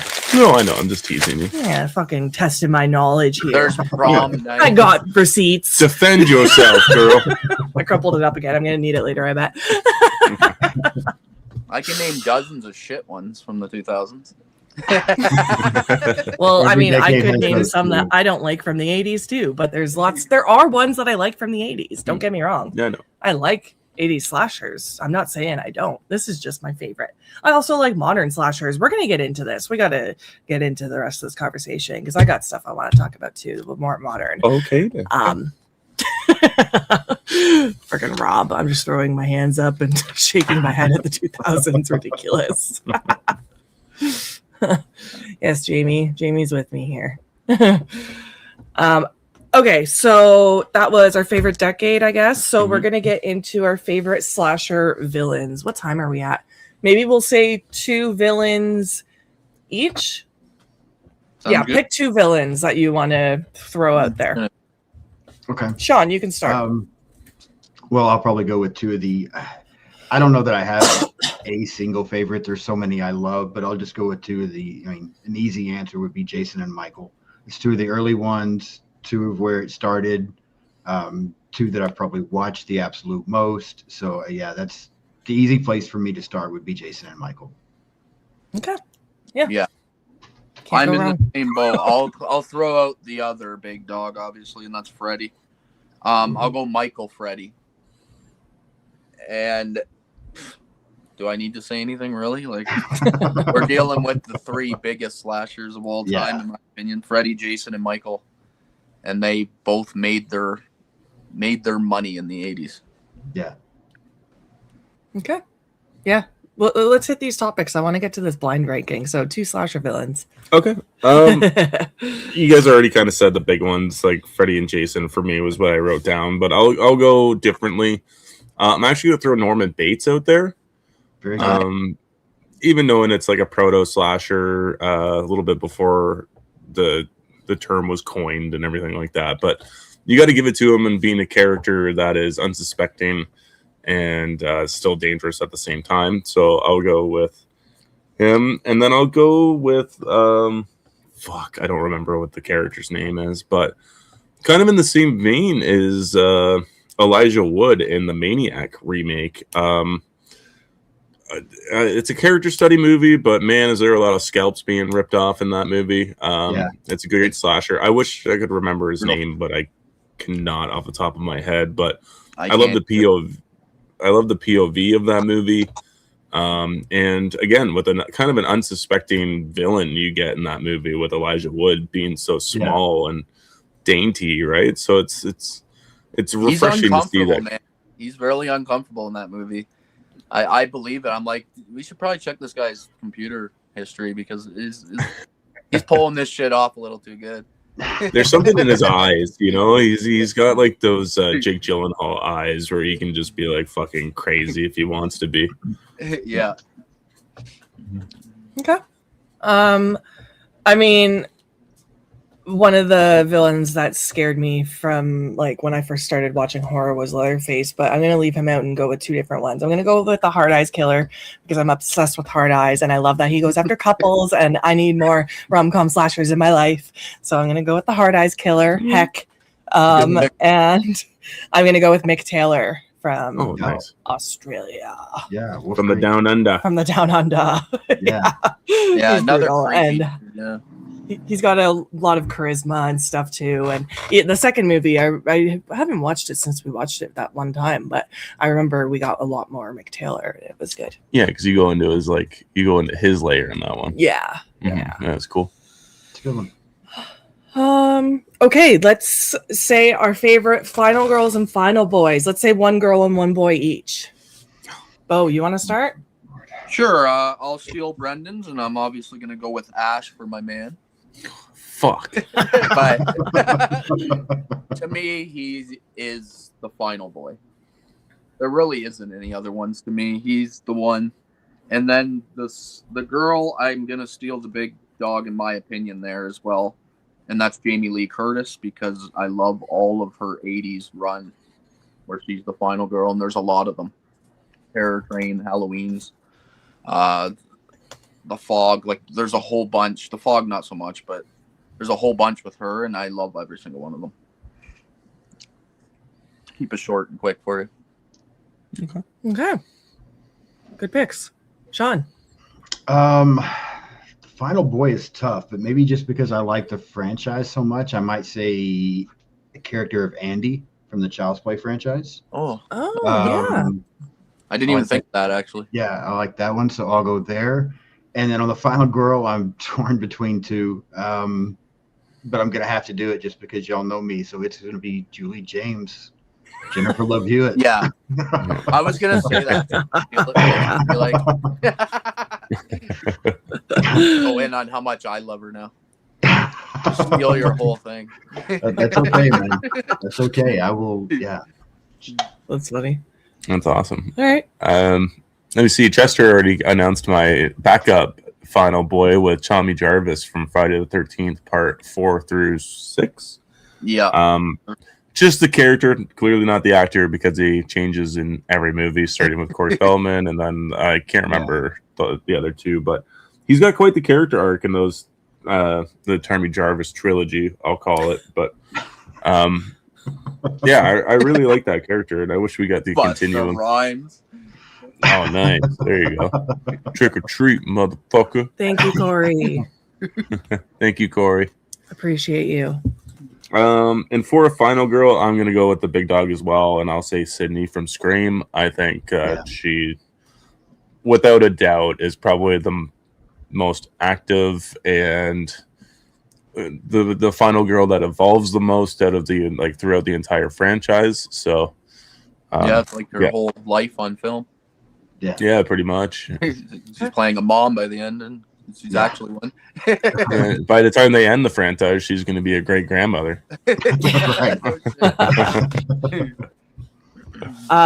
My final girl, I always bring her up, Mia, which is nice to bring her up on this stream because she's fighting her addiction in the movie. So yeah, Mia from Evil Dead 2013, my favorite final girl.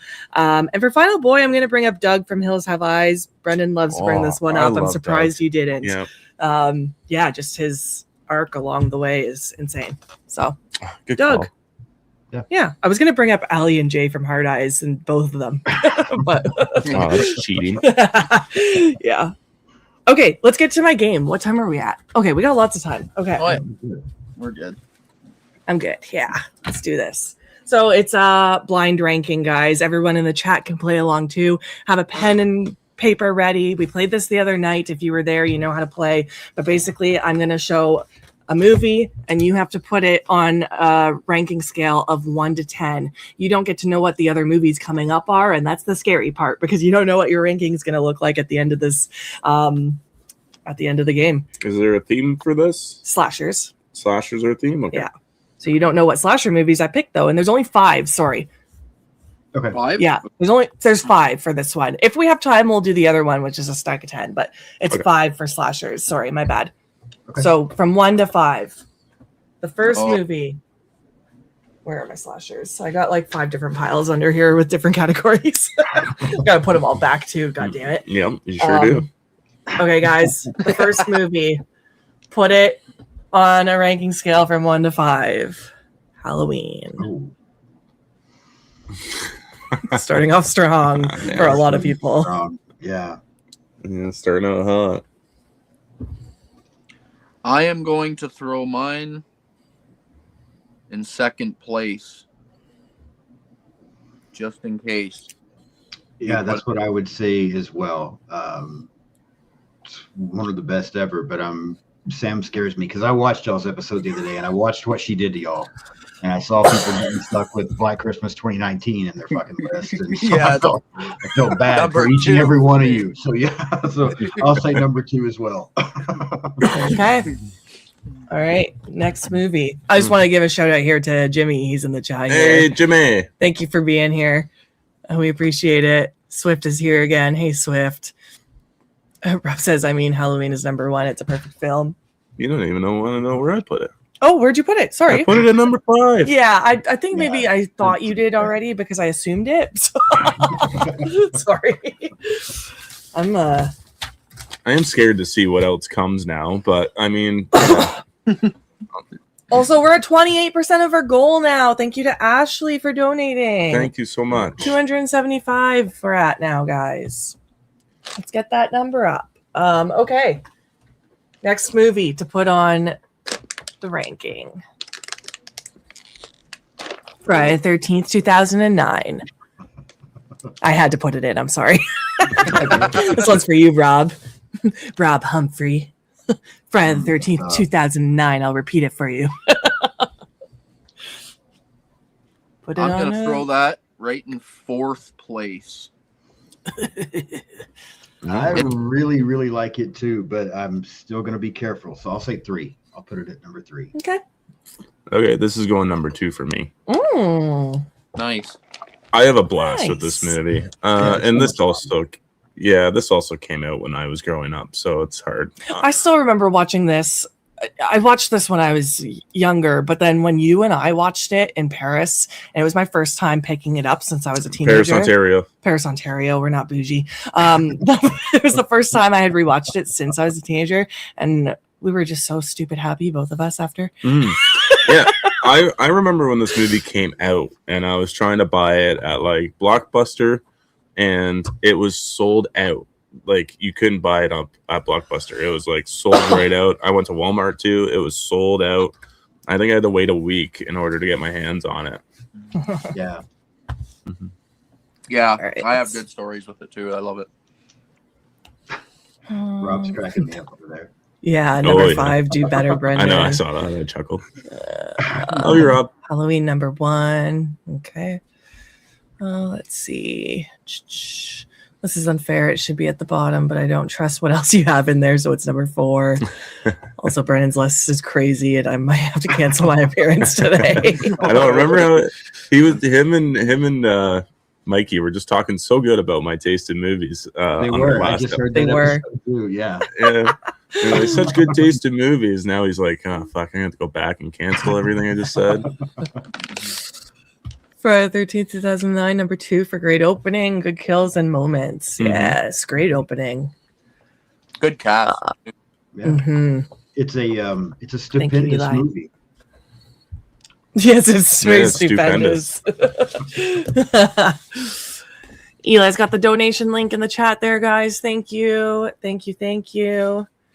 Greg says, I like Halloween 2, 1981. It's a good one. I agree. Nice. Underrated.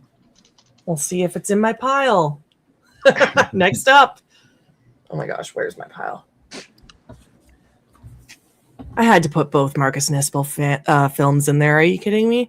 TCM 03. Okay. I could have picked like these great slasher movies for my 5 movies, and I'm here picking my Marcus Nispel films because I adore them. All right. That's a really good one too. I really like that remake. Yep. But My favorite. I'll put it at number 4 just because I don't know what's coming. I have a feeling you're about to give me some shit to put it at number 1. I just see it coming. I'm in the same fucking boat. Like, looking at my list now, I wish I would have changed some things around. That's the point of the game. No, I know. Third place, right in between Halloween and Friday the 13th remake. Yeah. Eli's like, chill, Sam, flexing the Arrow release. Little physical media show off for you today too. Yeah, I love it. Yeah, this is also my number 3.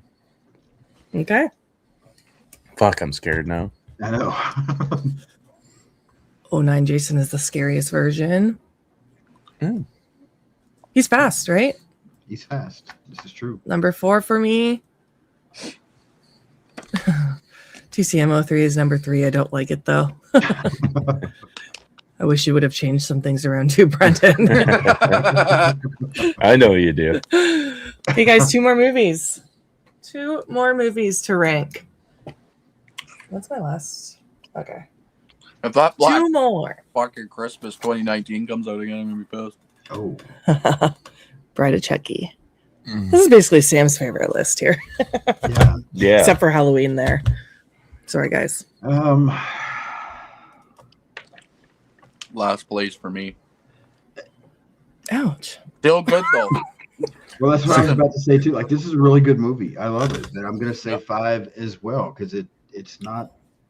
Yeah, it's not better than Halloween. So yeah, I'm gonna say 5, but I'm so scared. You guys just all I personally have attack left is my Sam. number one spot, so it better, Yeah. better brought it here. I'm also in the same spot. All I have is my number one spot, so I am Where'd this go? shaken.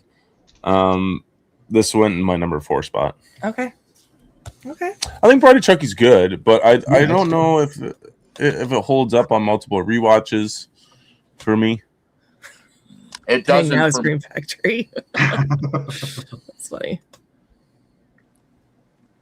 Bride of Chucky is number 2. Did you say it doesn't hold up on rewatches? I don't think I can't sit down and watch it like back to back. You know what I mean? This is a little bit of a girly pop movie. I'm not gonna lie, with the whole Tiffany Valentine like wanting to be Martha Stewart shit. Like, this is a little bit of a girly pop movie, I will say. I like it. I love it. Okay. Number 3 for me. It's a good one to rewatch. Holland's at 1 TCM, 3 Halloween, 4 Friday the 13th, 5 Bride. What's my deuce? I don't like that word. Okay, let's see. Last movie, guys. Are you guys ready? I'm dying inside, actually. I'm laughing so hard. Hatchet. Okay. Yeah, I'm so that sorry to would've do been, that to you guys. That should have been number 5, but we've got the number 1 instead. Yeah. Oh, this was fun for me. Oh, It this was was fun. not fun for me. I mean, it was fun until I see the end result. Yeah. Yeah, Hatchet definitely would have been 5. Was that your number 1 as well, Beau? Yepper. He's so Favorite happy. fucking slasher of all time. I will admit the mouth rip open there is definitely one of the coolest kills I've ever seen. Yeah. So I'll give it that, but the running back and forth, the spot, fucking man, does that Filming drag the ever? whole movie in about a 20-foot radius. Yeah. Yeah, boy, does it not hold up on an insane amount of rewatches that I've seen it. Yeah, it is still fun though. I give it its Yeah. It's just ridiculous. Yeah. I will give it. It's like the closest thing to a modern, like an 80s slasher you got in the 2000s. So Yeah. True for sure. But yeah, it should have been 5th. There's supposed to be a proper sequel to the TCM Part 2 1986 called Texas Chainsaw Massacre: The Legacy coming out. Oh, cool. Mm-hmm. I feel like that those plans got canceled unless it's been brought back up. But I'm not 100%. You guys, this is John under Hey, the John. floorboards. He just had his short film come out on his channel. Yes, he did. Ember. It came out last night. It is really good. I don't want to spoil anything, but I love the theme. Yeah, no spoilers. But Yeah, I'm halfway through. I didn't finish it before the stream started. I got busy. you watched it last minute. Yeah. Yeah. I watched it last night and I was very impressed. Everyone did an amazing job. Is it on like a YouTube channel? Yep. And Yep. there's his link there. Yeah. All right. I can send it to you after Subscribe if you want. Yeah, I'll subscribe when I'm done here. I love Hatchet. There's some love for Hatchet after we're all like, oh. Hey, I like it too. It's just Yeah, not it's- better than it's these not- other 4. Bad. Yeah. It doesn't hold up with these other things. Yeah. Number 5, I enjoyed Hatchet. Hatchet ended at number 5 for me. I would put it above both the. Oh wow, you would. Whatever. Better than Whatever. that's wrong, but accepted. Bride of Chucky is, but that's wrong. Bride of Chucky is fun. I like the first 4 Child's Play movies. Then they went off the rails after those first 4. Yeah.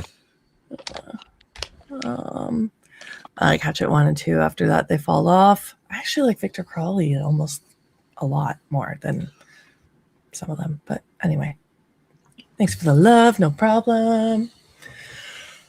All right. What time is it? We could do the other blind ranking if you want. It's a 10-parter. Sure. Since there's Do it. time.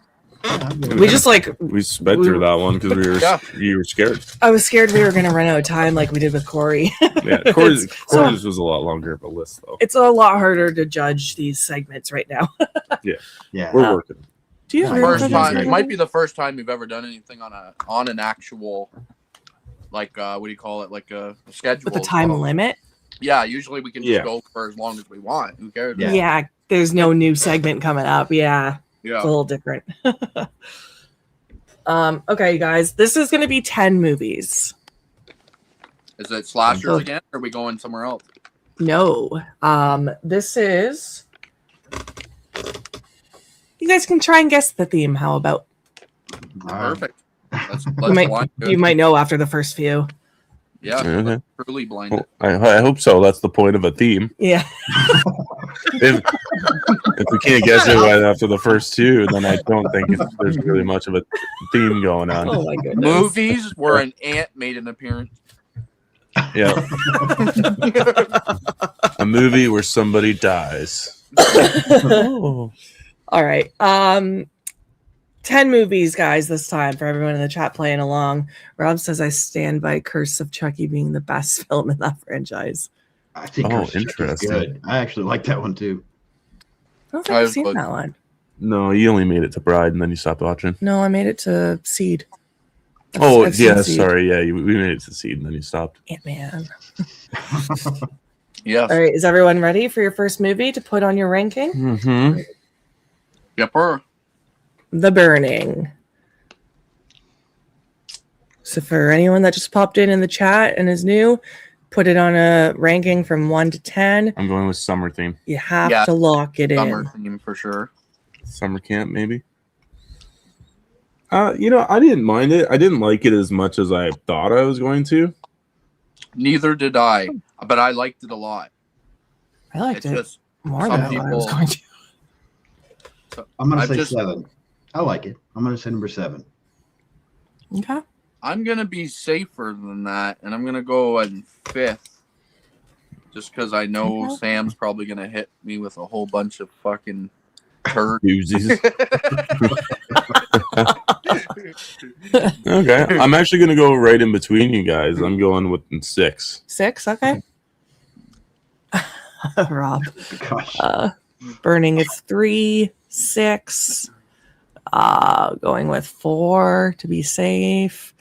Honey, I Shrunk the Kids 1989. There's an ant in that. There is an ant. There is, and a scorpion. Number 1, I love The Burning. Got a great score. That's a strong choice, Chester, for first movie. Right out the gate. Yeah. I mean, you never know what we're gonna get. All right, you guys ready for the next movie? Ready. Blood Diner. I have not seen Blood Diner, but I know what it is. Yeah, I'm in the same boat, so I'll say 10. Yeah, if you haven't seen any movies that I bring up, just throw it at the end, really. Yep, it's gonna. That's what I always do on TikTok. Yeah. Don't worry, guys. This is also going at my number 10 spot. I have seen it. Yeah, it didn't impress us. Yeah, it did not work for me. I appreciate what they were trying, but some love there from Isaiah, though. I understand the cult following behind it, but it just I watched this movie at the wrong time. I think if I would have saw this movie when I was like 10 or 6 or 8 or something like that, I would have liked it a lot more. Yeah. Okay. John's throwing it at 10, 5. I liked it, but it's an 8. Any theme guesses yet, guys? Is it slasher again? Nope.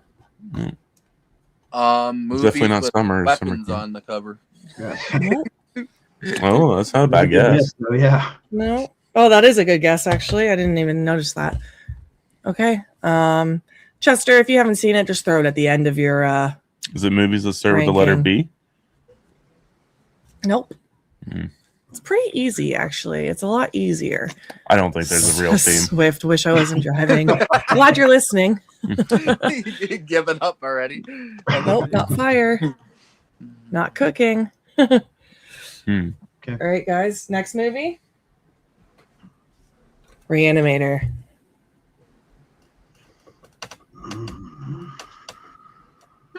One or two.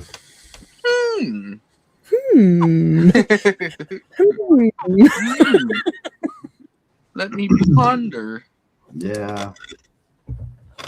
I'm not as big on that movie as a lot of people are. I don't mind it. I mean, it's fine. I just don't love it. I'll put it right in the middle of 5. It's not revenge, John. I'm gonna go 4th. I have Oh, faith. Give me you guys went a lot lower than me. I put it at 2. I love this movie. Yeah, I figured you would. I love it too. it's so hard because I don't know the genre yet. True. 3, 4. You might throw like Ding, ding, ding. 80s. It's 80s movies, guys. okay, Good job, Isaiah. perfect. All right, I'm glad I went where I went then, just because there is some 80s that go ahead. Okay, but what did I pick for the pile is the real question. That is the real question. I've been asking. All right. That horror couple, Kaylie and Robbie. Hey, Kaylie and Robbie. Hey, they're on later Oh, for remakes, guys. Yeah. Whoops, just hit the mic. All right, next movie, guys. Return of the Living Dead. Oh, wow. Uh-oh.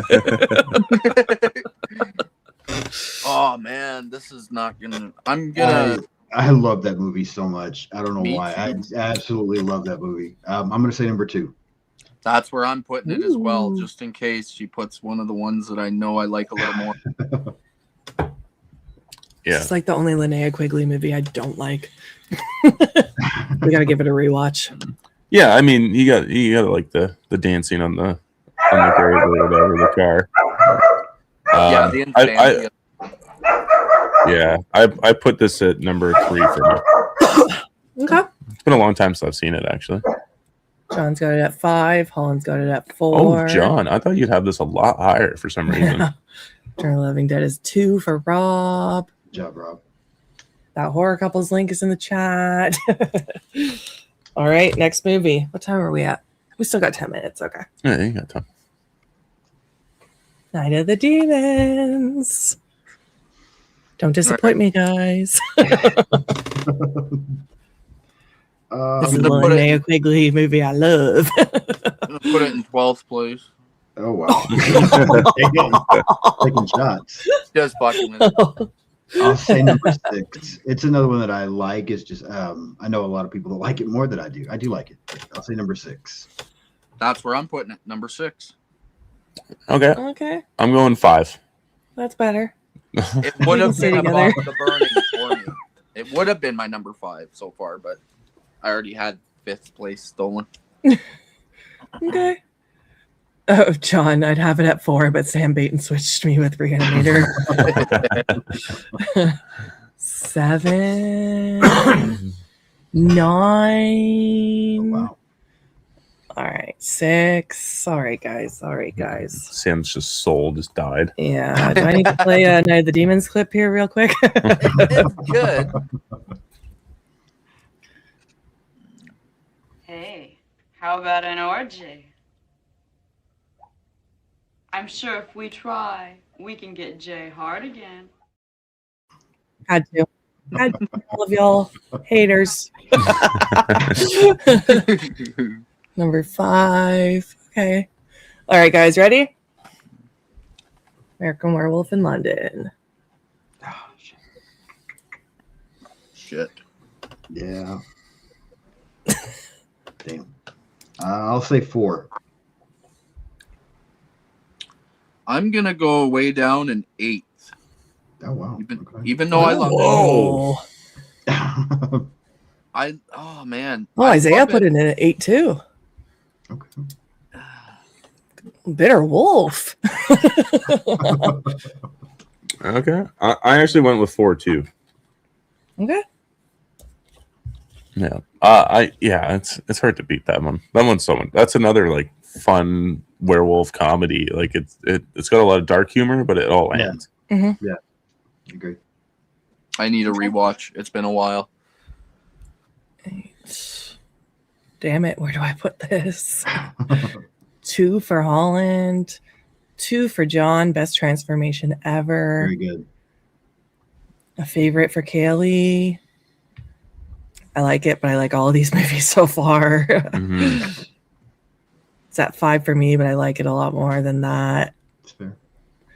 Number 2, definitely the best werewolf movie ever made. Okay. All right, how many are left? 4. 4, yeah. 4 movies, guys. The Fog. That's the original, get some- right? Okay. Yep. I'm gonna get some fucking hate on for this. I'm gonna say number 8. Where are you putting it? I put it at 9.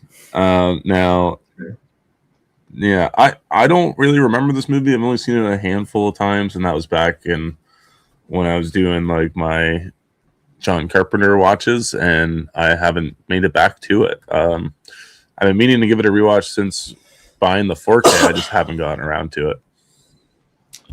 I threw this in 3rd. Okay. Wow. I just rewatched this like 3 or 4 days ago, actually, and I have no complaints. It's almost perfect to me. There's a couple things. Okay. If they added in a few extra kills, it would have been perfect. Okay. That remake is horrible. The remake's garbage. Yeah. I've never seen this. Is it like The Mist? No, No. this is Ghost Pirates. Yeah. Ghost Pirates? Yeah. Yes. They don't make noises, but okay. I mean, yeah. What do they say? Something about getting the booty? Or It's all about treasure the and booty? atmosphere. The whole movie is just atmospheric. Okay. All right. Let's see what the comments are saying here. There's going to be some love for the I'll vlog. get 8 or 7. Okay, maybe not. I don't know if Holland put it at 8 there, or if that was for the last one, but 10 for Bitter Wolf. I think it's good, just not really my thing, he says. Number 3 for Chester. Love the fog, great atmosphere, good score, fantastic cast Carpenter had. Yeah. All right.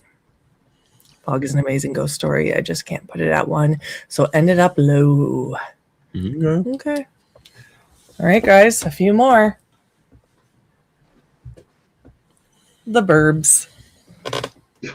Birds. The Burbs.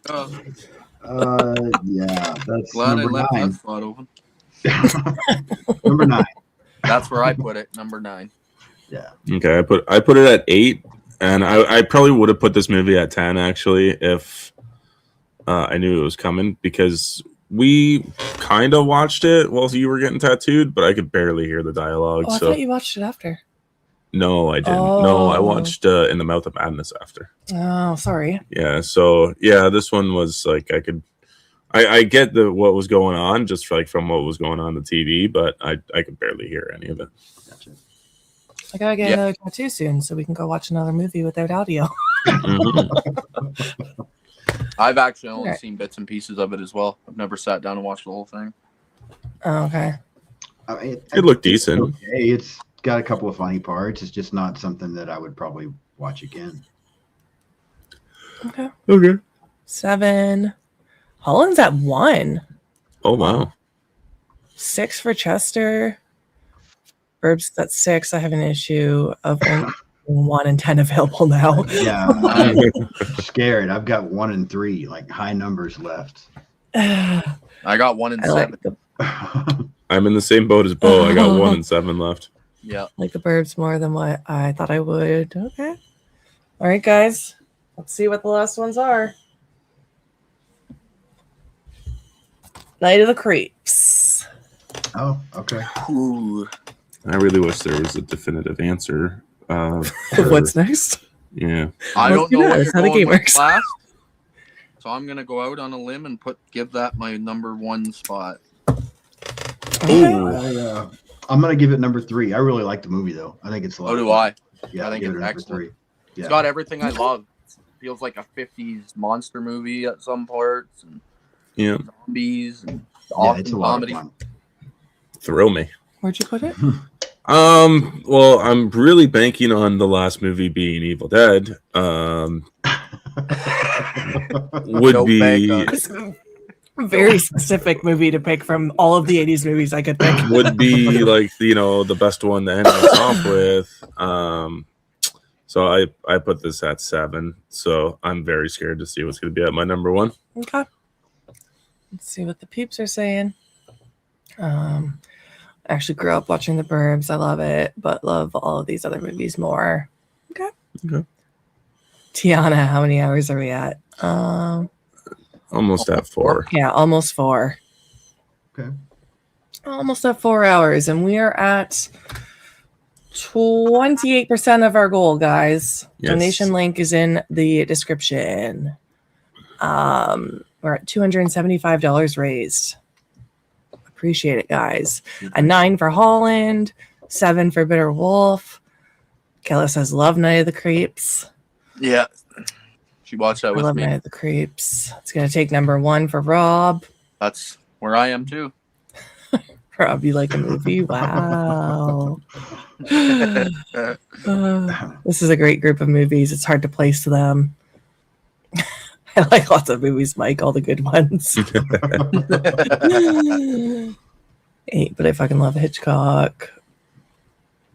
4, I love Night of the Creeps. Tom Atkins did a great performance in this movie. Yeah, I agree. All right, guys, the final movie. This actually took up the exact amount of time because it's almost 1:50. Child's Play. Oh, I'm happy with that. Yeah, I'm good with that. That actually worked out for me because that's my number 1. Nice. Yep, same. Yeah.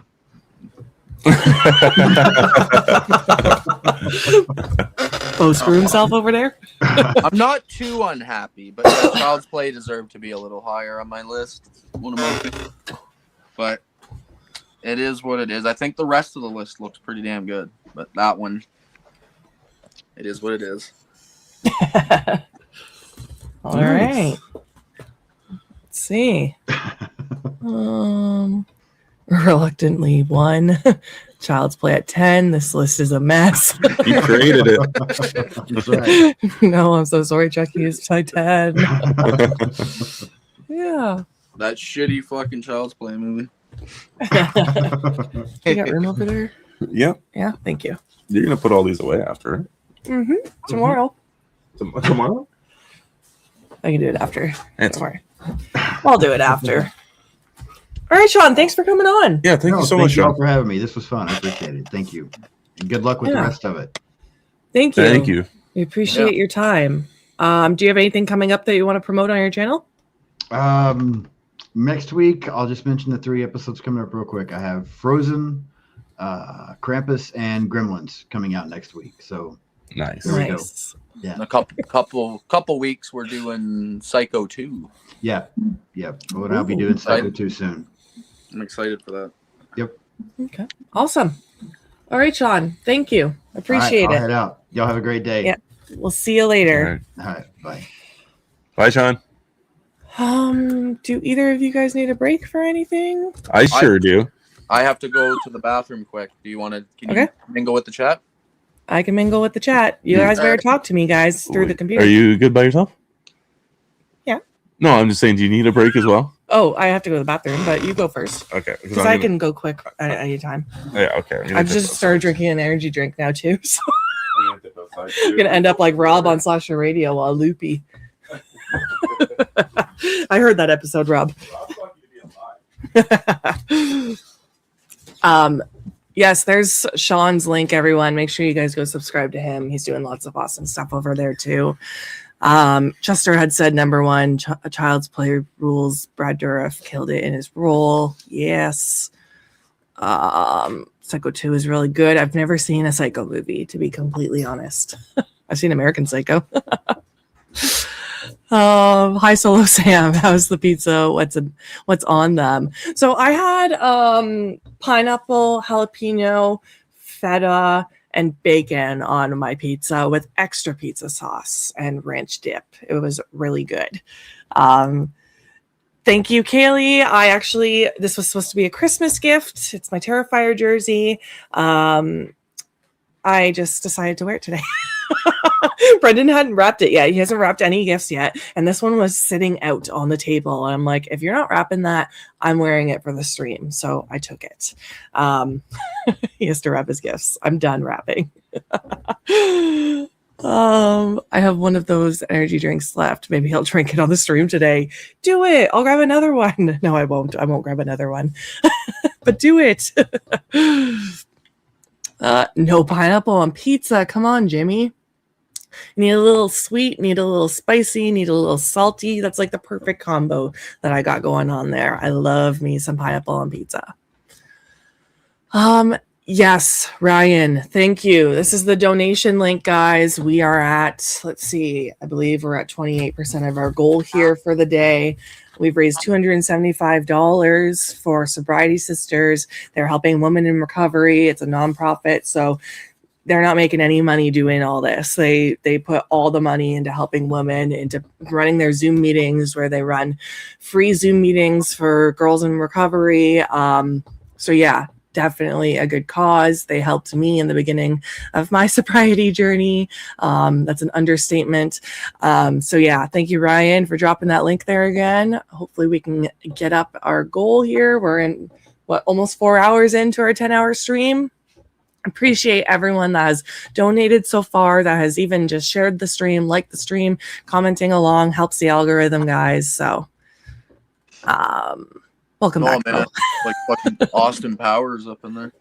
I drank 2 coffees and a full glass of pop, so I had to piss so bad. But yeah, the stream stops and then starts again. Basically, yeah, it's straight up mission.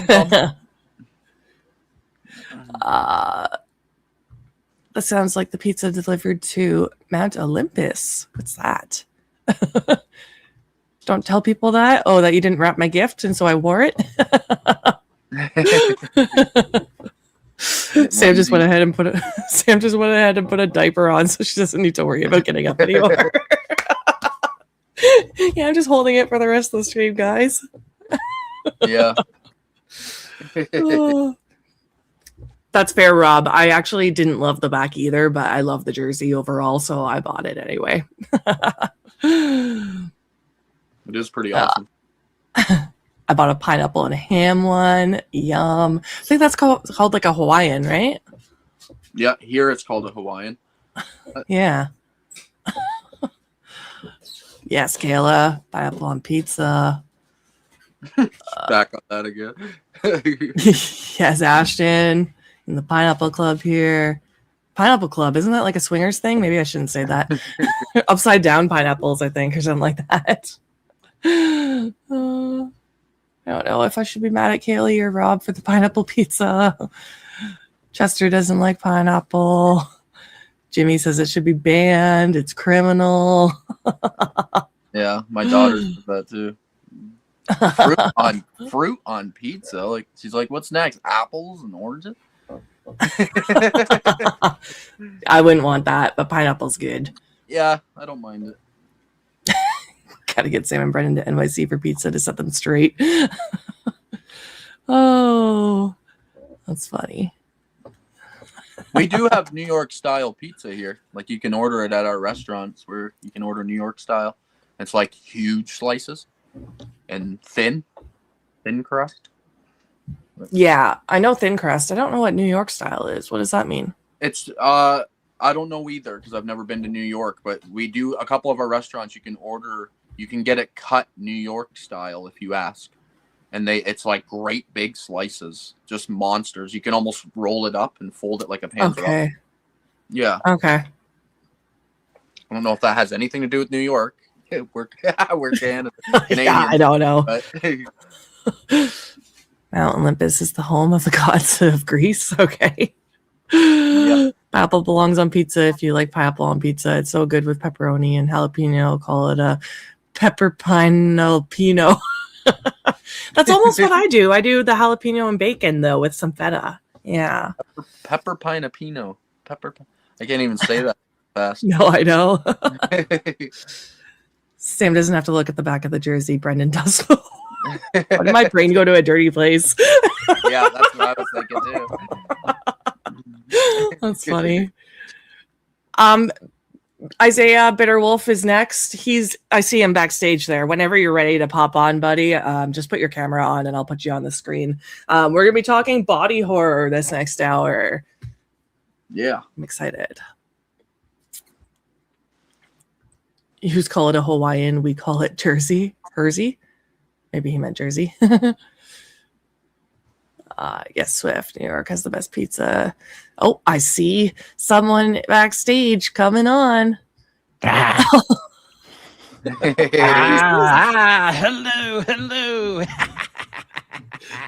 Welcome. Thanks for being with us. Where am I? You're at the 10-hour marathon for Sobriety Sisters. with Our Life in Horror and Critic After Dark and The Bitter Wolf. Oh, hello. Thanks for having me here. Who's that? We got Beau up there. Beau, nice to meet you. Oh yeah. Nice to meet you. I haven't met you yet. My first time. Yes. What's your name again, Sammy? Sam. Sammy's good. Oh, Sam. Yes, sorry. Sammy's totally fine. Nice to meet you all. Are you excited to talk body horror? Yes, I love bodies. Look at mine. It's such a good body. Yeah, look at the shirt he's got on. Ooh, some critters. Yes. Critters, I love you. Sam hates critters. Do you really? I've never seen it. I've never seen Critters. Yes, we got into a big fight about it last time. Yes, we did. Because then he called me out for not liking Leatherface because we got Critters and Leatherface in the back. I was like, no, I like Leatherface. I said, everything that's on the back wall, she hates. Yeah. We just collect it for fun. Everyone in the comments is like, oh my gosh, what is happening? Ooh. Nice. I love it. And we get Isaiah. Hey. Thanks for being here. Yes, of course. Thanks for having me. That's Of awesome. course. I wanted to bring him out for Beau because I don't think Beau's had a chance to meet him yet. I have not. That's the first. I didn't even know how to respond. Did you hear all that on your headphone? Oh yeah. I was Yeah. watching. Everyone in the no. comments was like, what? Hello, Maybe welcome. Yes, thank you, Brendan. Maybe he'll come back later because I'm sure he has a lot to say to you. I'm sure he's dealt with enough body horror today, having a hand in his ass. So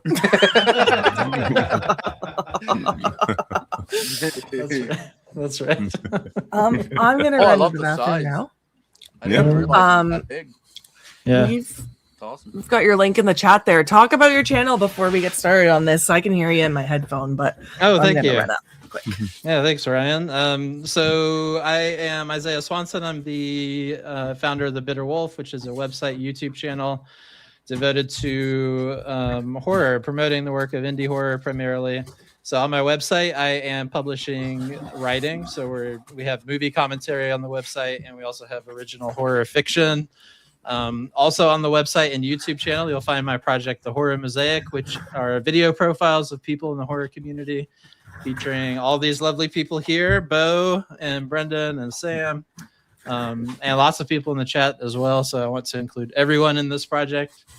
What else do I do? Cave chats. So with the Bitter Wolf now, you can come talk to the wolf for a few minutes and have a conversation about horror movies. So Beau, I need to get you into the cave sometime. Yeah, schedule me in for that. That sounds awesome. Yeah, so that's been a lot of fun. I just published episode 35 of the Horror Mosaic yesterday, and I think we filmed 10 episodes of cave chats so far. So I think 5 have been published. So I'm editing all this together. So you can also find my column Izzy's Eerie Indies on horrorfam.com, and I publish that every other month about highlighting different independent filmmakers. So that's what I do. A lot. So I know we're talking body horror, but I don't know if you feel comfortable talking about your own little path with My own sobriety body or horror? not. Oh yes, of course. I was like, I've got plenty of body horror I could share. Yeah, this is great. First of all, I was really happy whenever you talked about this concept because the horror community is, I mean, we always talk about it's a great community, but whenever we come together and do something like this, I think it just highlights how strong we are as a community. And this is a really personal cause for me as well, because I just had my 28-month sober anniversary yesterday. I didn't realize it until Sam brought it up today that hers was 500 days. So congrats to Sam. And, it's Congrats to you. Thank you. Yes. I think so. This is a great cause. And if you could give anything, like Sam was saying, go adjust it. If you can't give $25, go adjust it down to $1 to $25. Anything you could give is going to add up, and you can contribute to that. So, yeah, I started my journey 2.5 years ago, and the horror community has been instrumental. Absolutely. That's amazing. You were a big inspiration for me too. I remember messaging you when I was still drinking, and I was like, "How are you doing it?" Yes, I mean, we started being friends whenever I was still binge drinking all the time, and so I don't remember anything we talked about before that. I'm sure I probably don't either. So it's like it's fun. We get to discover movies brand new, and we get to discover the community brand new. So in a much more clear-minded way. Yes. Yeah. Well, congrats. And Thank you. Thanks for coming on and taking the time to sit with us. Yeah. Yes, thank you. I'm so happy. I'm happy to see you again, Beau, because it's been a long time, I feel. Yeah, it has actually. Yeah, it's been quite a while. Yeah. I haven't done All a right. whole lot, actually. I've only done Brennan and Sam's channel. Maybe a handful of times in the last while. I'll get you back. I'll get you back on the cave chat. Sounds good. Brendan swapped us chairs while I was upstairs, and I look really tall next to you now. Meanwhile, you're like 6'4" standing, and I'm like, You guys are tall. Yeah. You're also sitting on 4 cushions. Yeah. Yeah. I might take a couple cushions out here in a sec. All right, we're talking body horror. Yeah, I love body horror. My first question: why do you love body horror? I don't know. I ask myself that all the time because, like, but I think Right? the real answer, I mean, I think the most basic answer is that that's the thing that disturbs me the most. And I like to be disturbed when I watch a horror movie. I like to feel things, and that's the stuff that really gets to me because I have my own anxieties about, like I said, body issues. So I think that's what it boils down to. Mm-hmm. Yeah, same boat as Wolf. It just grosses me out. It cringes. I barely handle it. I'm not a huge fan of it because of that. Like sometimes I can't even look. I'm just like, I just have to do this, like one eye, where it's like, is it over? Because it is brutal for me as well. I'm awful with fingernails and eyeballs and toes and just slow cuttings of limbs or slices, like all of it. Ugh. It's so brutal and cringy. Broken bones, I can barely even stomach. Yeah. So yeah, the slow slicing is the thing that gets me too. Ugh. Yeah, Someone brought that up feel in the horror mosaic in the last episode, and I was like, stop talking about it. Yeah. So yeah, same as I'm pretty sure everybody would be like that. If you could sit there and just be like, "Ooh, I love slicing of skin off slowly," I think you might want to get checked. Yeah, because that's gross. Why do you love body horror? See, I think that's why it's one of my favorites, is because it goes there. It makes you uncomfortable. Yeah.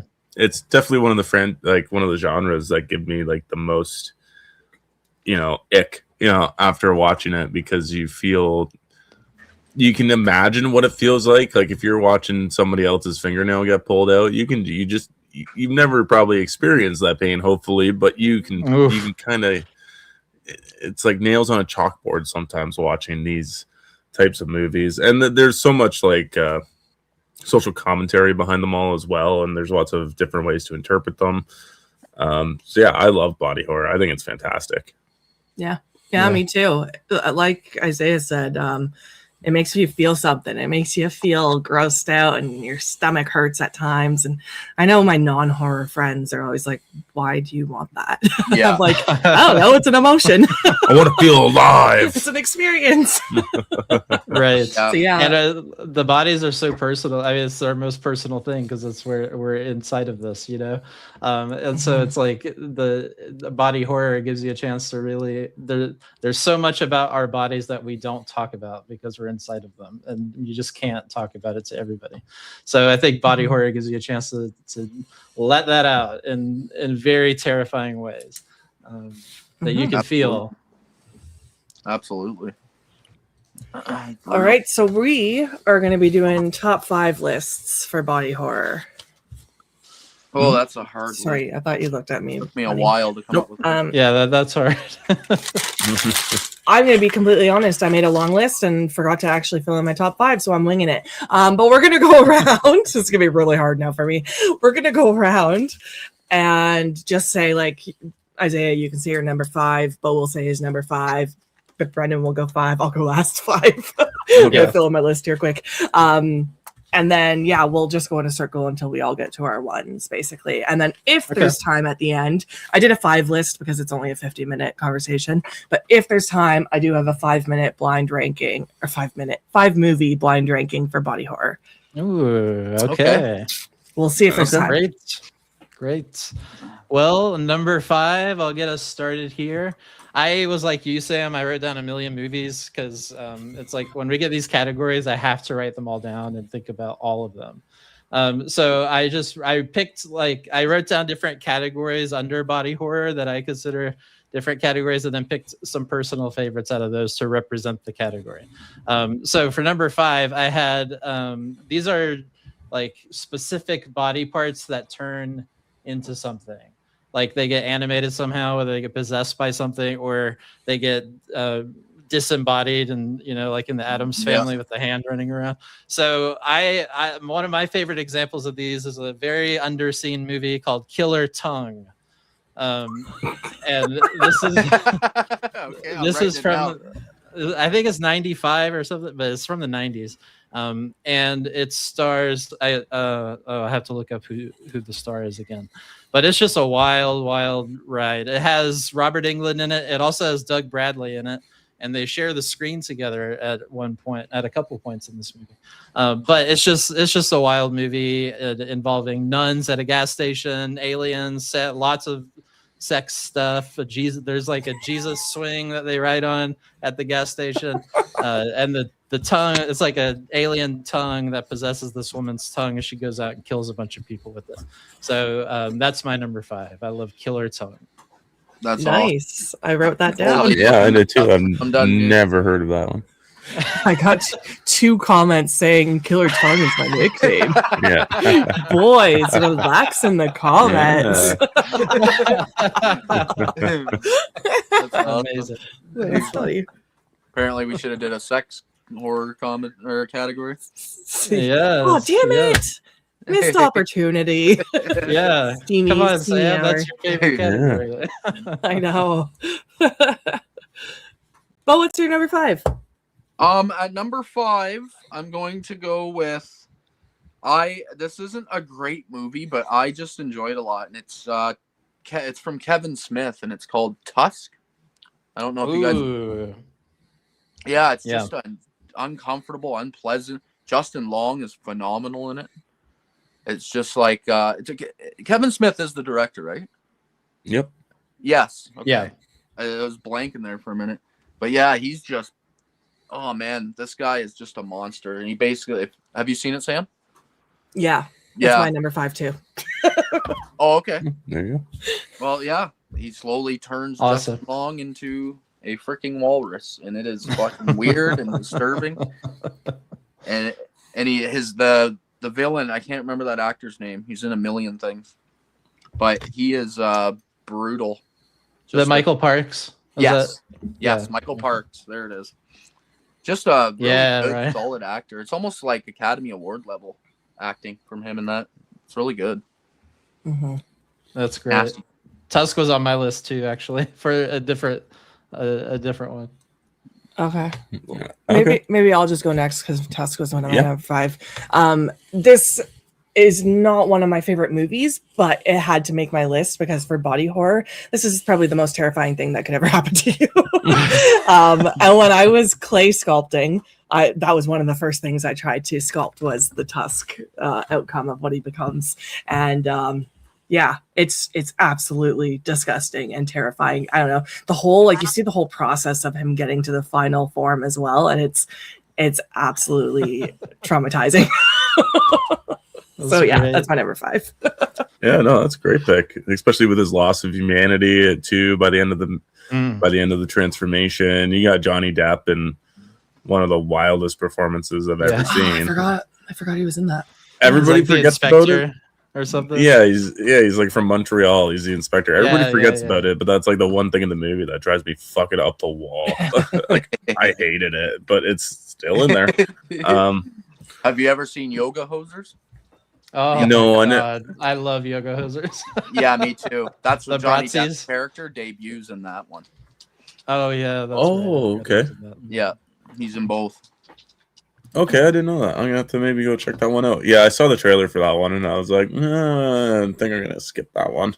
Hey, Those Jury Mike, Kevin Yeah. Smith phase. Tusk is wild. It's like this whole category of body horror where you have it's like vivisection, chopping people up. I mean, that happens a lot in horror movies, period. But in body horror specifically, chopping them up and putting them back together in weird ways, like Human Centipede type thing, or even more specifically with animals, like Island of Dr. Moreau, stuff like that. So Tusk is a brilliant example. And there was actually a short film that just came out this year. I don't know if it just came out this year, but it's a short film that I watched on Alter on YouTube, and it's called Peter the Penguin, and I highly recommend it because it's very. I'm not going to spoil it, but it's very Tusk-like. Okay, I'll write that one down too. Peter the Penguin. Yes, it's only 9 minutes long, but it's well worth. Oh, okay, it's just a short. Yeah, it's a short film. Yeah. All right. Okay, I wrote her down. So is Under the Floorboards short film. Shout out to Ember again. Go check that out. Yes. Peter the Penguin. Okay. Cool. Definitely gonna have to look that up. Yeah. I'm scared to look that one up actually, because I've seen what the inside of penguins' mouths look like, and it is fucking terrifying. And I hope that's not in the thing. So yeah, that's fucking scary. My number 5 is gonna be a little bit of an underrated one, especially a little bit of an underrated zombie flick, but it's gonna be Contracted. Nice. It's a sexual body horror movie where things happen to people's bodies parts that See, this is the sexy hour. Got the Megady veg in that one. Yeah. Oh man. I always repress that movie until Brendan brings it up again. It's like it's really gritty. Yeah, I forget about it too. It brings it up every time, and I'm like, oh yeah, vaginas and fucking maggots. Yep, it's sad because you just don't want her to die, but like it's like, girl, like get some fucking help, dude. Go to a doctor. Yeah, it's gross. One night stand turns into just hell on earth for this poor girl. It's disgusting, and it's like disgusting sexual experiences. I gotta rewatch that. That's a good pick. It's very effective. That's a great pick. Yeah. Oh, it also reminded me of Teeth, though. I forgot about Teeth when I was thinking of that category of body parts that do things. It might be talked about soon. Oh, sorry. No, that's okay. Yeah, that's a good one. Okay, Isaiah, number 4. Oh, number 4. Let's see. The category for me here was pregnancies. So of course that's a huge category in body horror, and so one of my personal favorites, and I also wanted to represent David Cronenberg, so I picked The Brood for this. I wouldn't say like the whole movie's body horror, but that certainly there's strong elements of it involved with the yeah, all the kids. Yes, and so I also just wanted to shout out David Cronenberg because I know The Fly will likely be on here for people, and I didn't put it on my list for that reason. Yep. Has anyone seen The Brood? I have. I haven't. Yep. It's good. What do you think of The Brood? Okay. It's been a long time since I've watched it, but I definitely want to go back and give it a rewatch. I think you want to watch it too, don't you? I did, yeah. It's a more recent watch for me. First time I seen it was a few years ago when I bought the Criterion Blu-ray. That was the first time I had ever seen it, and then I've watched it probably 3 times since then, and it got better every single time. I enjoy the slow pace and build up and figuring out who it is, and then that the woman at the end is with her pregnancy. It's man, watching her like lick the freaking blood off the baby. I know it's so weird because it's a weird movie. It's hard to talk about because it's a bit controversial, but it's gross. Yeah, I mean, there's so many pregnancy things, like even moments like inside, of course, Has anyone seen Anthropophagus? There's a crazy pregnancy thing with that. I haven't seen it yet. No. I won't spoil the gross in that then. Did anyone see that new one, the Fetus with Lauren Lavera? Yeah, Yes. we all watched it. Yeah. Yeah. Oh yeah, okay. What'd you think of that? They invited me over to watch that one. Yeah, it was all right. It was interesting. Yeah. Yeah, I just liked I didn't love the movie, but I really loved the practical effects that they used in it and the creature. And everything. I thought it was pretty Fun funny. cast, And I like yeah. that Bill Moseley, he like fucks a hole in the ground. Yeah. I mean, they don't show it, but they suggest that he did that. So I love that. Yeah. that that's in there. But okay, that's my number 4. Okay. All right. Beau. And number 4, I put one because I don't really know if it's considered body horror, but I think it is, and that's Slither. Dude. Oh yeah, there's body horror in that. Like there is a lot of body horror. I know it's more of an alien or insect infestation type movie, but it's there's a lot of good body horror in it that's kind of cringy and gross, and I enjoy that movie a lot. I need to give it a rewatch. That's a great movie. Pull that out of my collection tonight. Maybe watch it later. Michael Rooker is so good in that. Yeah, everybody is so good. That's true. That's also my number 4. So. Oh, nice. I have a feeling me and Beau are gonna have pretty close to the same list here. Possibly, because I didn't really put down too many underrated ones for this one. But I agree. I think Slither's a great body horror movie. I think the cast is fantastic. Elizabeth Banks, Nathan Fillion,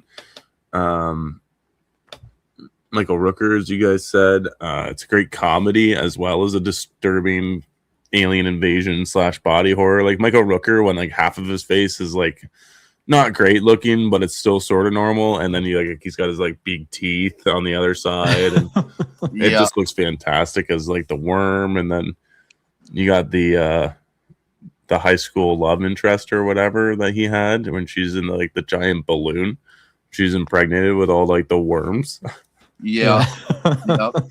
The bathtub seems uncomfortable too. Where she's the girls in the bathtub. Oh yeah. Coming in slowly. Yeah. Yeah. Okay. What do you got? Oh yeah, I guess that. Yeah. Okay. Number 4, I have Bite. Nice. This is, I bring it up all the time, my favorite Chad Archibald film.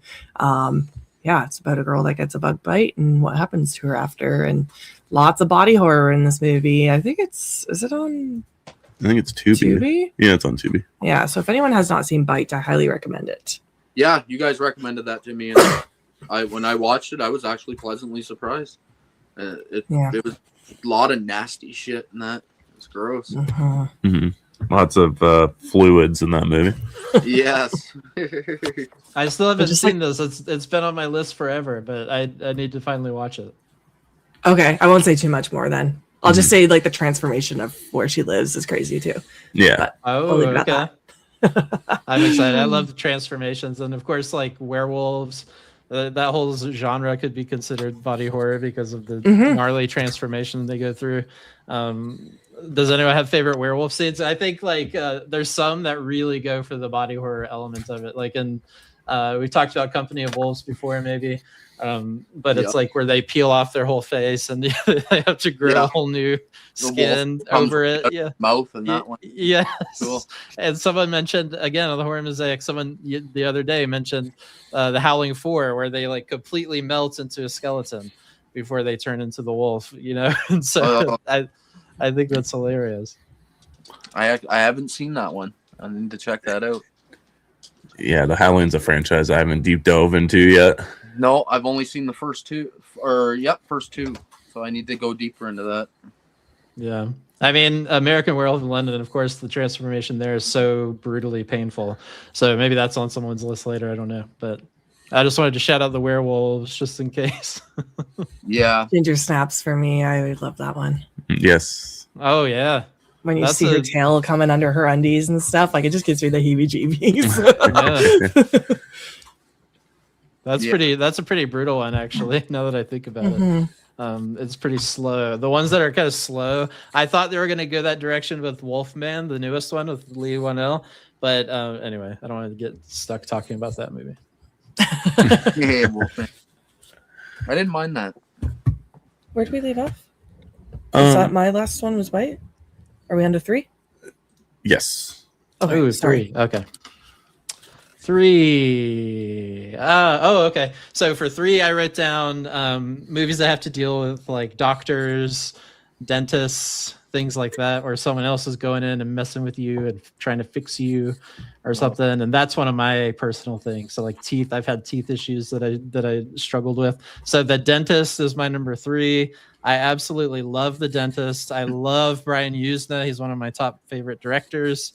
And The Dentist is just so, it's funny, it's wrong, and it's gory, and it's got great effects in it. And I just love The Dentist. That movie fucked me up when I was a kid. I haven't seen that one either. I haven't That's seen one it either. I shouldn't have watched. When I was, Yeah. That's awful. Yeah, that's great. And the lead performance of, Corbin Burnson is the lead, just hams it up so much. It's like addictive watching him. And The Dentist 2, in my opinion, is equally as good. I haven't got to number 2 yet. I do have that 2-pack from Vestron, but I haven't watched the second one yet. I need to get to that. Yeah, I struggle with And- dentist stuff. That does me in. Yeah, it's hard. It's hard to watch. I'm like, I have to watch it, but I don't want to watch it. But Beau, before we hit up yours, I'm going to hit up the chat because I'm getting really behind here. Yeah. Just throw out a couple of movies people are bringing up. Davey brought up Together. Let's see. Together got an honorable mention. Yeah, it's got to settle with It's me a a bit. I just watched it one. like a couple weeks ago. Yeah. Society is a weird one. Coy, thank you. Member for 9 months. Woo. Appreciate Nice. you. No, it's a zombie movie, but I still consider Dead Alive a body horror. Ooh, yeah, that one's hard for me with the body fluids and stuff. From Beyond. From Beyond, yeah. Body Parts. And Body Melt. lastly, Body Melt, yeah. Thank you, Ryan. Link to donate in the chat. Yeah, we're at 28% of our goal right now. We've raised $275, guys. So appreciate all the support. Mm-hmm. Awesome. Any dollar amount counts. Every dollar counts, guys. All right. Okay, Beau, you can go with your number 3 now. Sorry. Number 3, I bounced this one between my second and third place, but in third place, and I know this is also a slasher movie, but it's got lots of body horror, and that's Hellraiser. Oh yeah. Even though, like, it's kind of hard. This one kind of needs to be the whole franchise, but we'll stick with just the first movie because I think that's the best one. And here's the problem I have with it. I love the movie like tons, but there's a couple scenes where the effects are a little bit shitty.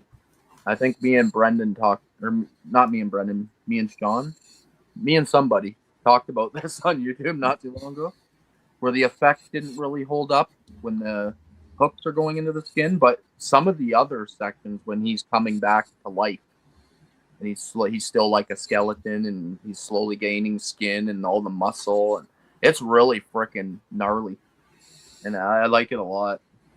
I think those special effects hold up, like they're must see. But yeah, Hellraiser, I had to throw that in. It's considered body horror, I would assume, right? Mm-hmm. Body Oh, horror. absolutely. Yeah. It's a hard genre because there's so many things that can fall into it. Like Bitter Right. Wolf's doing all the Like different werewolves, yeah. subgenres within a subgenre. Right. I have to do it that way because in my mind I just have to like cover everything, or else I'll like get obsessed Yeah. about it. Yeah. I agree with you though that Hellraiser is absolutely body horror, and it's all about the body, or transcending the body. The spirituality associated with being in a body, pain, all those things, sex. I love Hellraiser so much. It's on my list later. I'll talk about it later. Yeah. Okay. All right. All right. Existence, Jamie says. Ooh, that's a good one. Haven't seen it yet. Nope. I know that's Cronenberg as well, right? Yeah. Yep. Bought it. Still haven't gotten around to it. You go or Margo? It's my go. Okay. My number 3 is going to be Brandon Cronenberg, and I'm going to go with Possessor. A different kind of body horror in my mind, and it's a body horror of the mind, of having somebody inserted into your head and taking over your body and controlling you while being in the back seat. Can be an absolutely scary thought, while not being able to control your actions, but seeing them unfold. This movie also has incredible visceral stabbing sequences that can be extremely brutal and hard to watch. But yeah, this movie's also like got some cyberpunk kind of psychedelics going on with the fighting of who's controlling the brain. I really, really enjoyed Possessor. Yeah, it's good. Sean Bean is the death you're talking about. It's freaking brutal. Oh yeah, I forgot about that. There's also like the first one. Yeah, the first one that like opens the movie up totally took me off guard. Yeah. Ugh. I need to go back and watch it. Yes, because I only watched it whenever it first came out, and now I can't remember all of it. But I remember I really liked it. I've watched it a few times now. Yeah, I really like it. I think I like it. I kind of like throw it up there with like Infinity Pool. Like they're both a good like back to back, but I think I like it more than Infinity Pool, and that just because like maybe Mia Goth's in it, but Jamesy, and like how crazy she goes near the end of the movie. Jamesy. I forgot about that. Yeah. Oh god. I only ever watched that movie once. Just when it came out. I haven't watched it. Yeah, I haven't watched it since, but I do remember what you're talking about. I watched it a few times too. I like it. I really do like it. I watched it a few times. I think that one's actually like it too, considering I don't like Mia Goth, but yeah, that one's got a cool concept as well. Yeah, I liked it too. Needs a rewatch. Okay. My number 3, I am gonna start number 2 as well, because my number 3 and number 2 kind of go hand in hand in how I want to talk about them. So I'll start number 2 as well. So I'm gonna go with Teeth and Jennifer's Body. Now you guys probably understand right away, because it is the woman's body, and you know how it changes over time and whatnot. And both of these girls, well, I mean, Teeth is just wild. What is it called? Dentata or I don't. Yeah, remember. Something like that. Yes, I think something scary.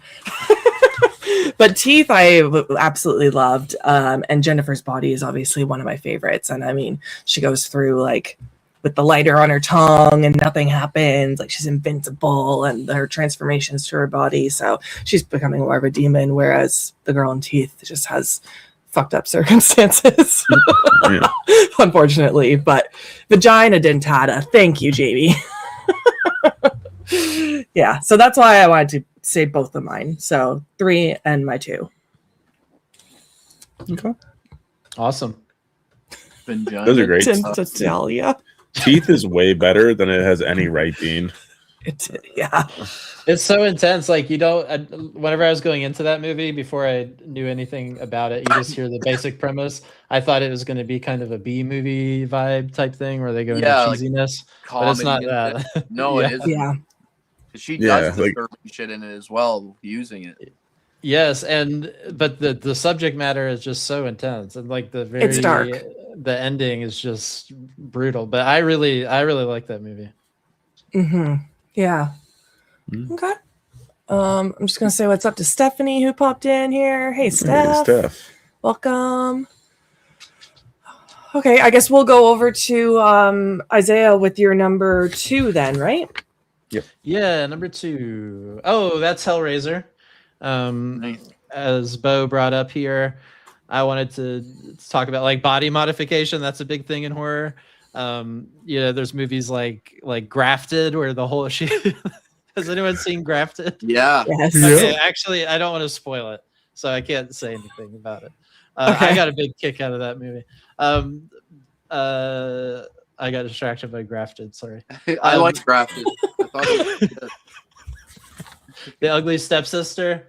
The thing she goes through in that, and then outside of the body modification elements in Ugly Stepsister, you have the other horrible body. That's probably one of the worst scenes for me, and was the tapeworm in that movie. That was so viscerally disturbing to me, and it just goes on for way longer than you could ever dream in your worst nightmare. So I was like, that scene is such an effective body horror moment. So I think all of these like body modifications or things people do to their own bodies in order to achieve something. Above the Knee, did anyone see that one? Nope. No. That one I haven't seen. It's about a man who wants to cut off his leg, and it's also really, really hard to watch.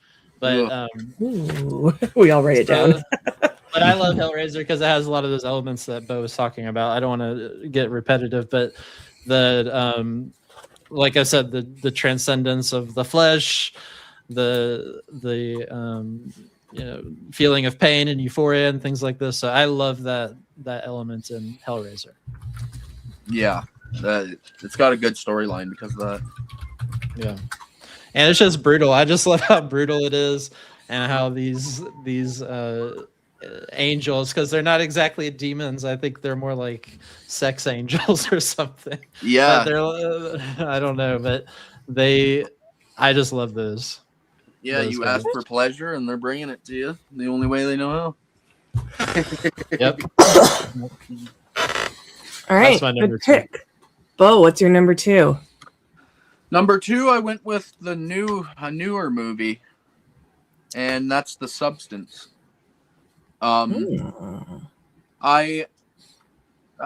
This is a hard one because this movie's grown on me with multiple watches. The first time I watched it, I wasn't the biggest fan. I was like, okay, they're trying to get their political point across, but the political point kind of didn't make sense to me because they were doing it in the movie.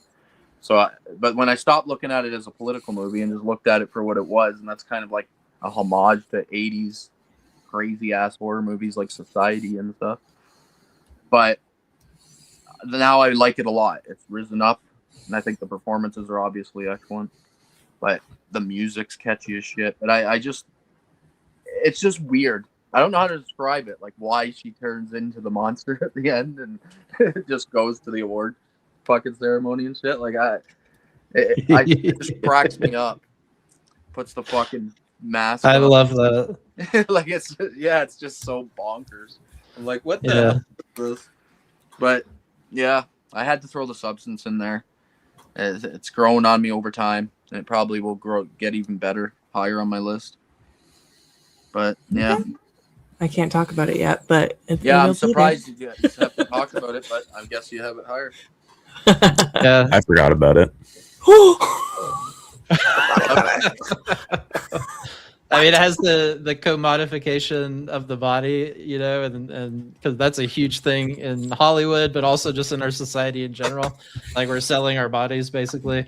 I think that's a cool message that they have in there. But it's I just love how hard it goes in that third act. Yeah, I do too. The third act gets me. I'm just like, okay, let's do it. And aging too. That's another thing with our bodies. We age, and a lot of people have fears related to that. And tons of horror movies are dealing with that. Like Old dealt with that. Yeah, Old was the same thing. Yeah, done more seriously, obviously, but that was you could almost movie. Davey says, I like the message in The Substance. I find it to be more of a sociological message than a political one, and I really dig that. It says a lot about us as a society. Yeah, I just felt like the whole the political part was what are expected of women in Hollywood and how Hollywood treats women. But then Hollywood aspects. But then the movie itself was doing that as well, so it just felt contradictory to me. That's what I meant by that. You can almost pull it as like a satire as well, because it's saying that all these gratuitous shots of women in the media and during the workout sequence, especially, right, is like just close up to tits and asses and shit. Is bad, and then and then they just throw it to you in excess, basically. Yeah. And then they turn it on its head in the very end, and like, yeah, how about this? How about this paper on my face, and I'll blow up my blood all over your. I love that. So I think it's great. I love that. I want to bring up a couple comments here that I missed here, but we have. I really missed stuff. Sorry, guys. Where is it? Oh, how about May? Does May count as body horror? Yeah. Yeah, she builds a doll. Yeah. Yeah. Peed. Yeah. Let's see. So I love demon possession movies. The Japanese guinea pig series. Oof. That's I can't even watch that shit. Yeah, that's brutal. Evil Dead Rise with the cheese grater. I wish it went a little harder though, Eli. Mm-hmm. Needed to go harder. Yeah.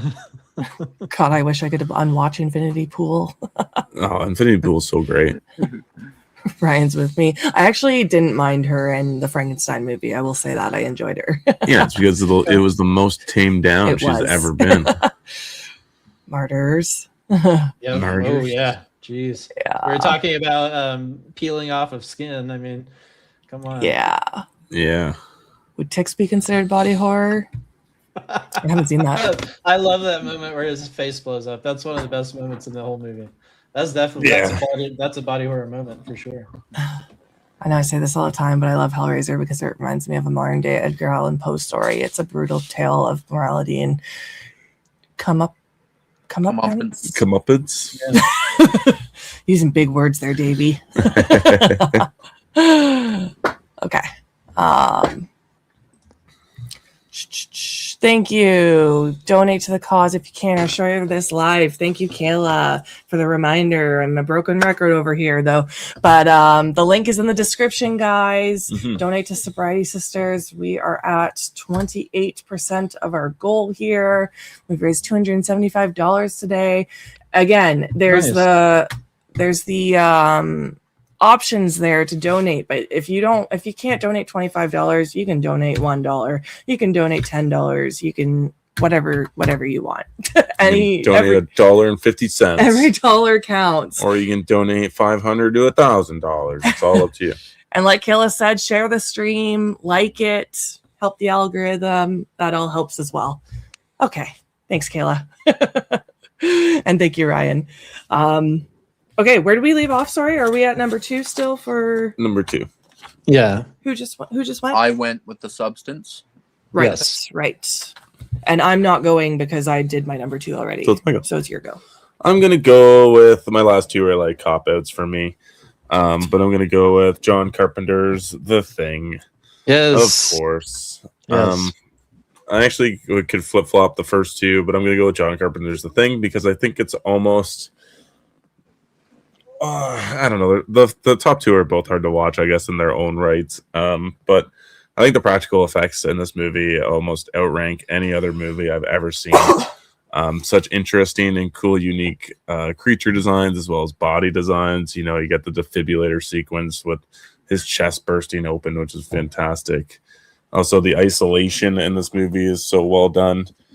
Being set in Antarctica is great. And yeah, all the characters are interesting enough to watch, but I do think that it could drag a little bit compared to my first one, so that's why it's number 2. Okay. Yeah, I mean, The Thing, I put it in my honorable mention because I knew it would come up at some point here. But the whole something coming in and taking over your body, that's a huge thing in horror as well. A huge subgenre in body horror. So I think that's a deeply disturbing thing. And, you know, you have movies like Invasion of the Body Snatchers. That's another one that you could consider in this area. One of my personal favorites is Brain Damage. I like it's a little parasite that's attaching himself to the body. So I think that this is a great category, but The Thing has to be like the top example of this. Yeah, for sure. I agree. Okay. So that was your 2 and 1, right? No, that was just my number 2. Oh, that was your 2. Sorry, I thought because you started the conversation with I could flip flop them. Yeah, so that's why I got confused there. And people were bringing up The Thing and The Fly, and I feel like your first one's good. Anyway, we'll move on. Who knows? I haven't said it yet. I know, Isaiah. I don't think I said it. Isaiah, what's your number one? Wait, did you say your number 2, Sam?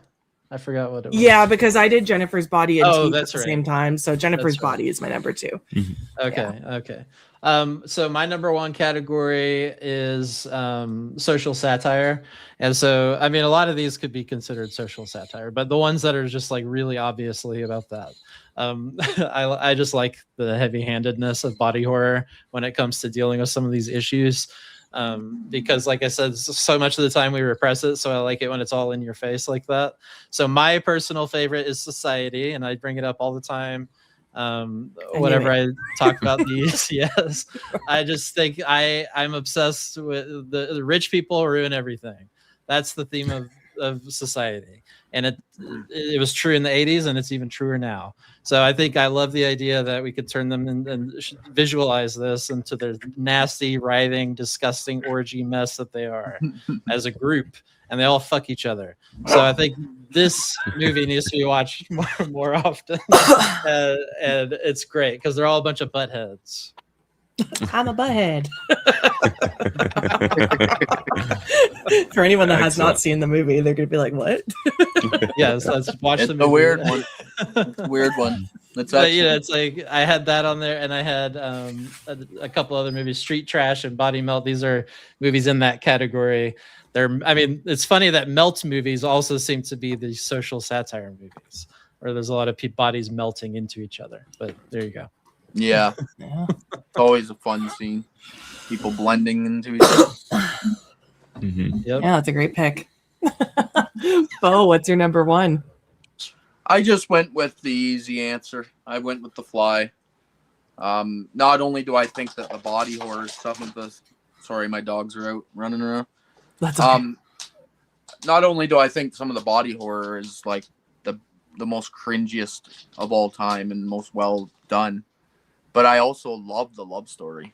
Like this movie is so sad and just like brutal. Like Gina Davis is nailing it.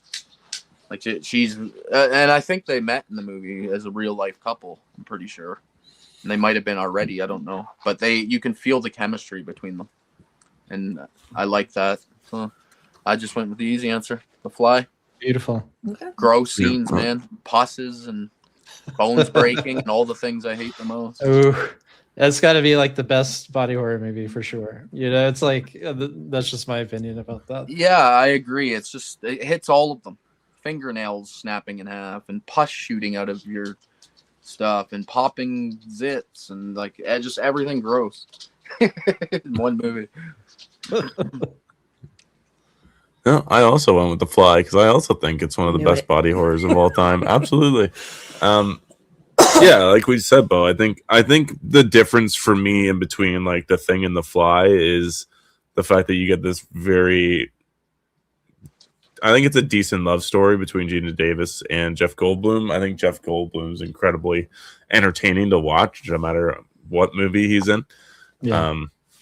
Yeah, and it's sad to see him kind of deteriorate from this shy, kind of lovable scientist into this overcocky and over hyperactive fly by the end of the movie. All of his humanity is essentially left him. Yeah, and there's levels of body horror in this movie that are absolutely disgusting. There's the pregnancy sequence, there's the vomiting, there's the fingernails, teeth. But that pregnancy one, I think, absolutely probably gets everybody with the larva. Yeah, that's pretty gross. Just the word larva. Just the word larva? I don't mind the word. It's kind of like lava. Larva. No, it's gross. I think it'd be a lot gross what happens in the movie, but yeah, it's gross. And it's probably one of the, like, again, the same, it's like almost like top 2 tier of practical effects movies because I think The Fly is just an incredibly well done design.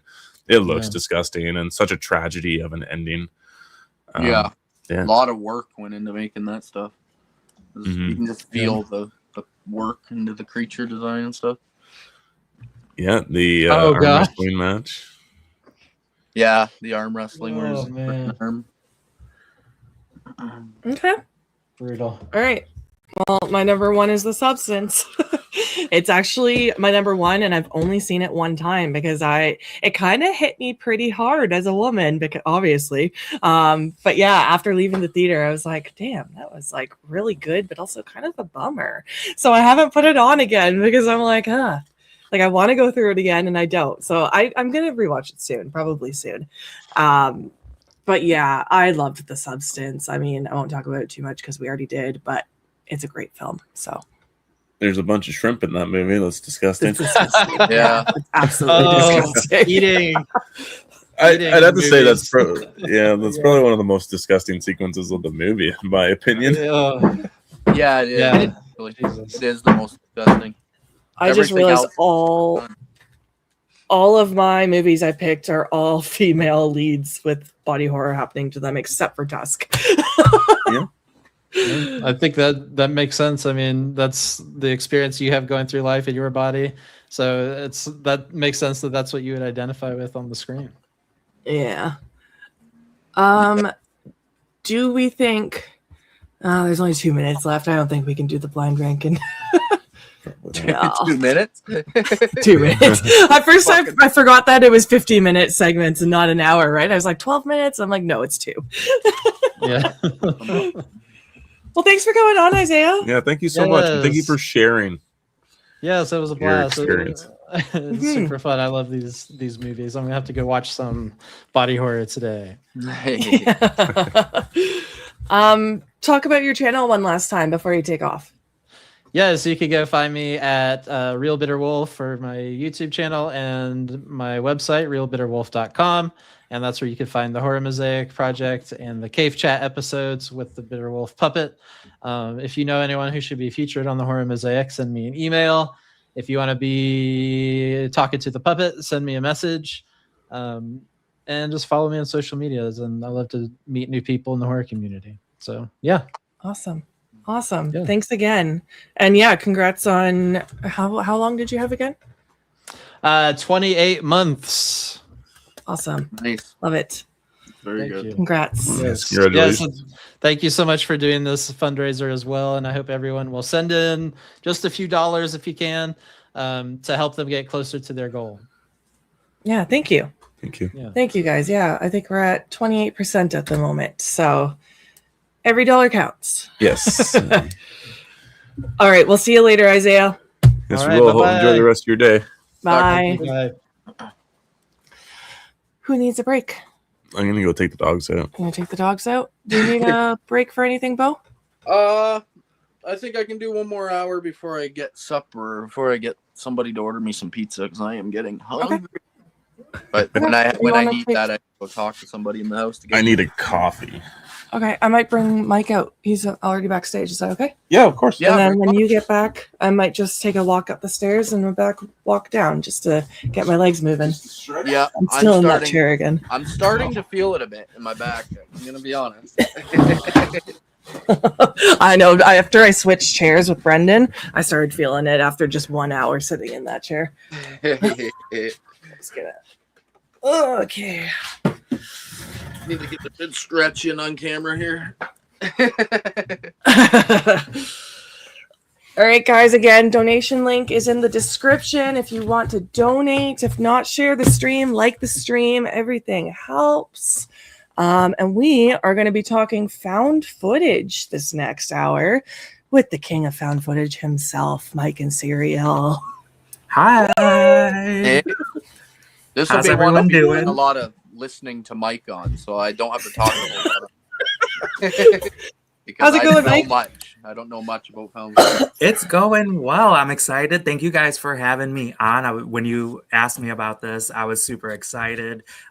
Like yourself, like Isaiah, I also am sober.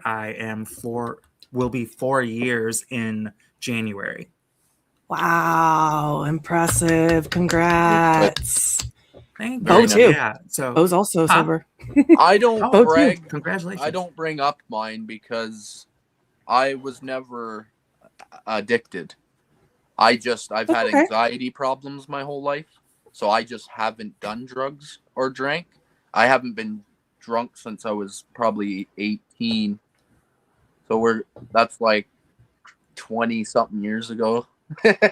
But yeah, I never had to get over an addiction. I probably would though, because I have a very addictive personality, as you can tell. Look at all the babies. So I'm kind of glad I don't do it. Yeah. But Yeah, the reason I brought that up, Beau, is because you have brought it up on our streams before. Yes, Otherwise, I wouldn't have outed you there. No, I know. Yeah, other you know, people. I'm proud of them. It's kind of similar because so I have always been a part of, like, as I was of age to drink, I was very involved in like the craft beer community. I actually had jobs as a server, bartender. Then I also did distribution and stuff like that. It was when the global pandemic happened that I started to form some not so great drinking habits. And I saw it happening. And instead of really like going into a route that I saw myself going into, I decided to just make the change to not drink at all, because the habits that I saw forming, I knew I would not be able to break that pattern. So yeah, it was better to stop That's it. a valid ahead of enough time. reason. Yeah. Like, I've had people message me, actually, because I'm very open about my sobriety, and they've messaged me and they're like, so I don't really have a problem, but I've considered this whole sobriety thing. And I was like, so do it. Like, you don't need to be an alcoholic to quit drinking. But that's how ingrained it is in our society, that people are scared to quit drinking because they're scared of being labeled as like, oh, people are going to think it's because I'm an alcoholic or I'm pregnant. And it's like, you just don't have to drink. Like, you don't have to want to drink.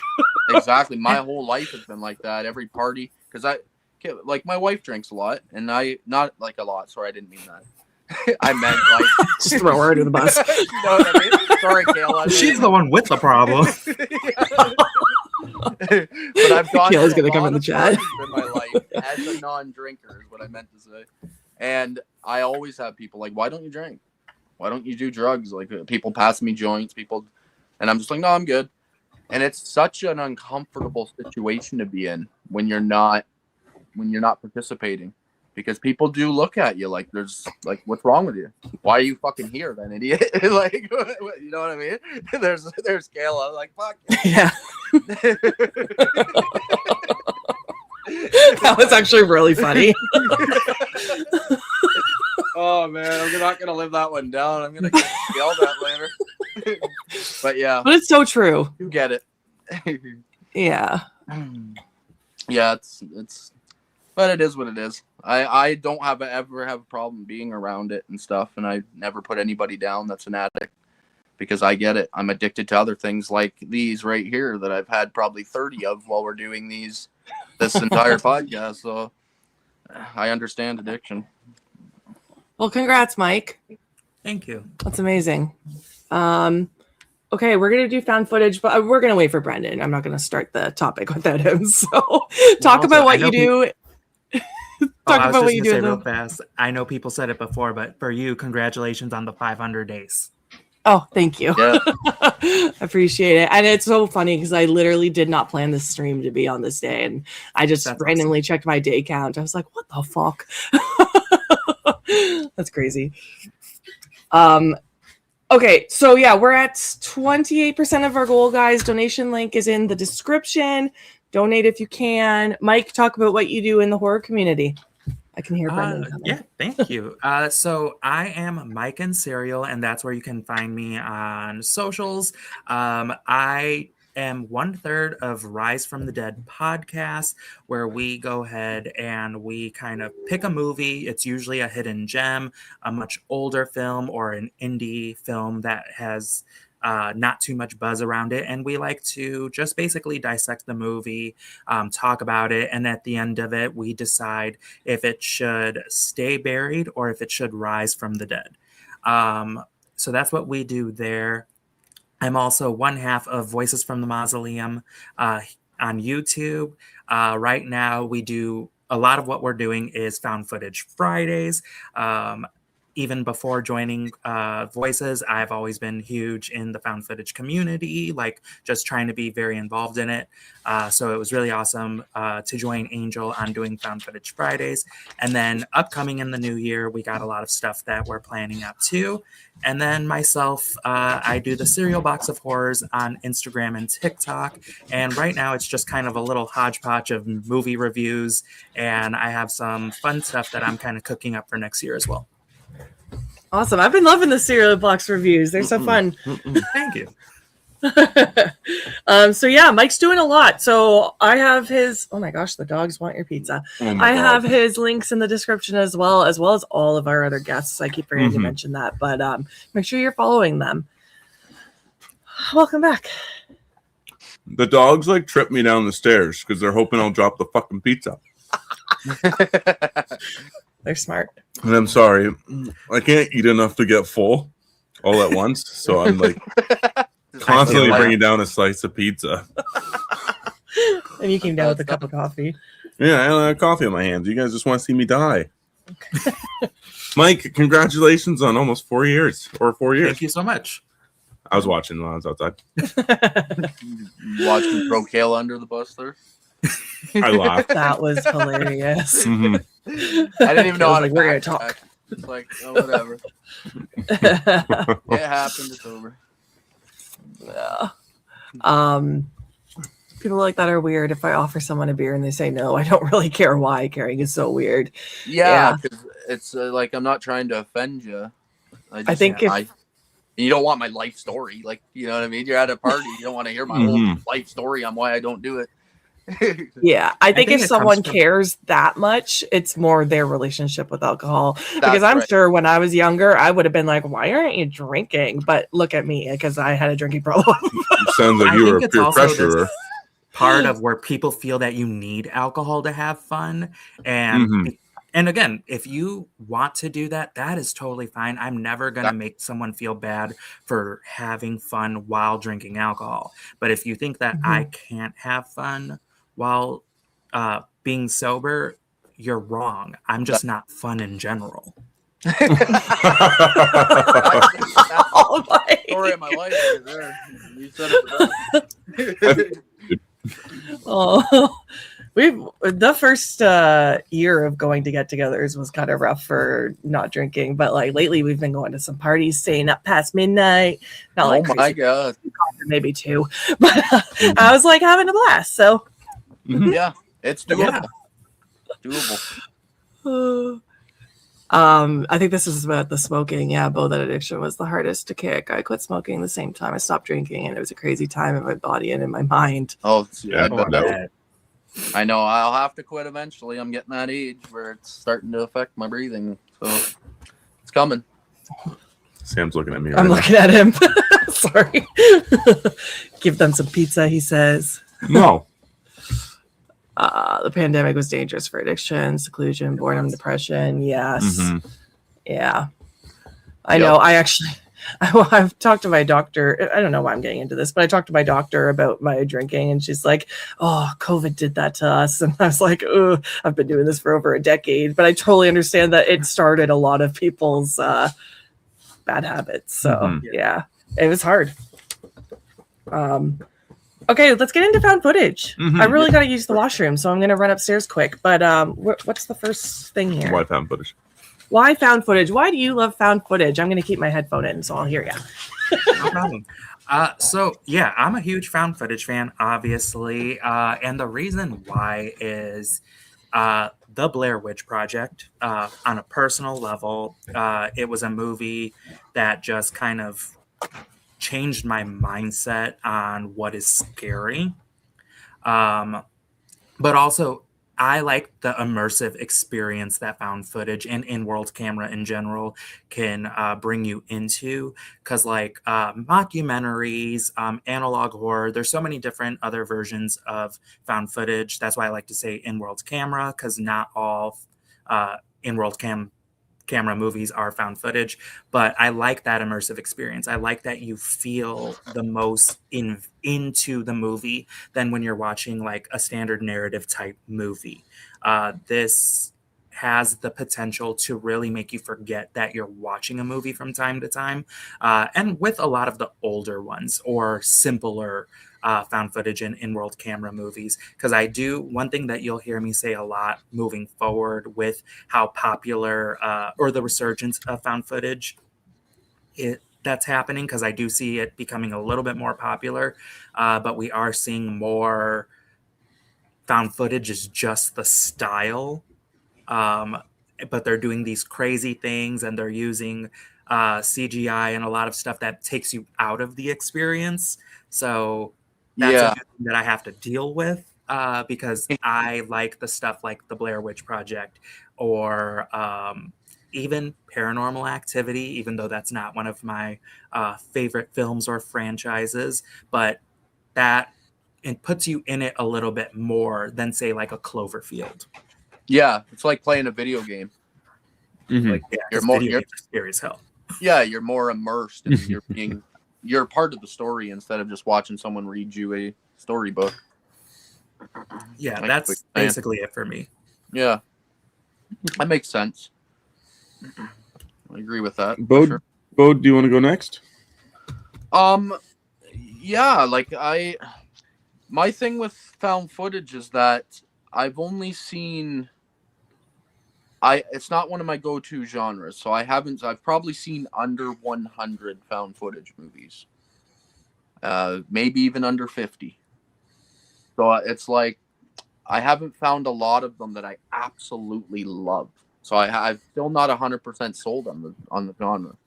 But when I do find one I love, it's usually like one of my top movies of that year when I'm doing yearly rankings. So I just need to give it more time.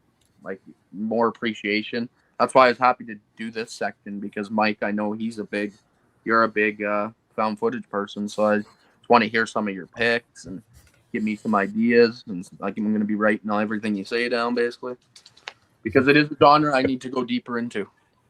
I tell people, I was like, you kind of, because there's found footage, while it's a subgenre of horror, to me it's its own genre too that has so many different subgenres to it as well. So I think what I always try to tell people is like find what interests you and start there. So like if you're a big body horror type person, then I would suggest like looking more towards the extreme, but not like crazy extreme found footage stuff, but like stuff that's gonna have that.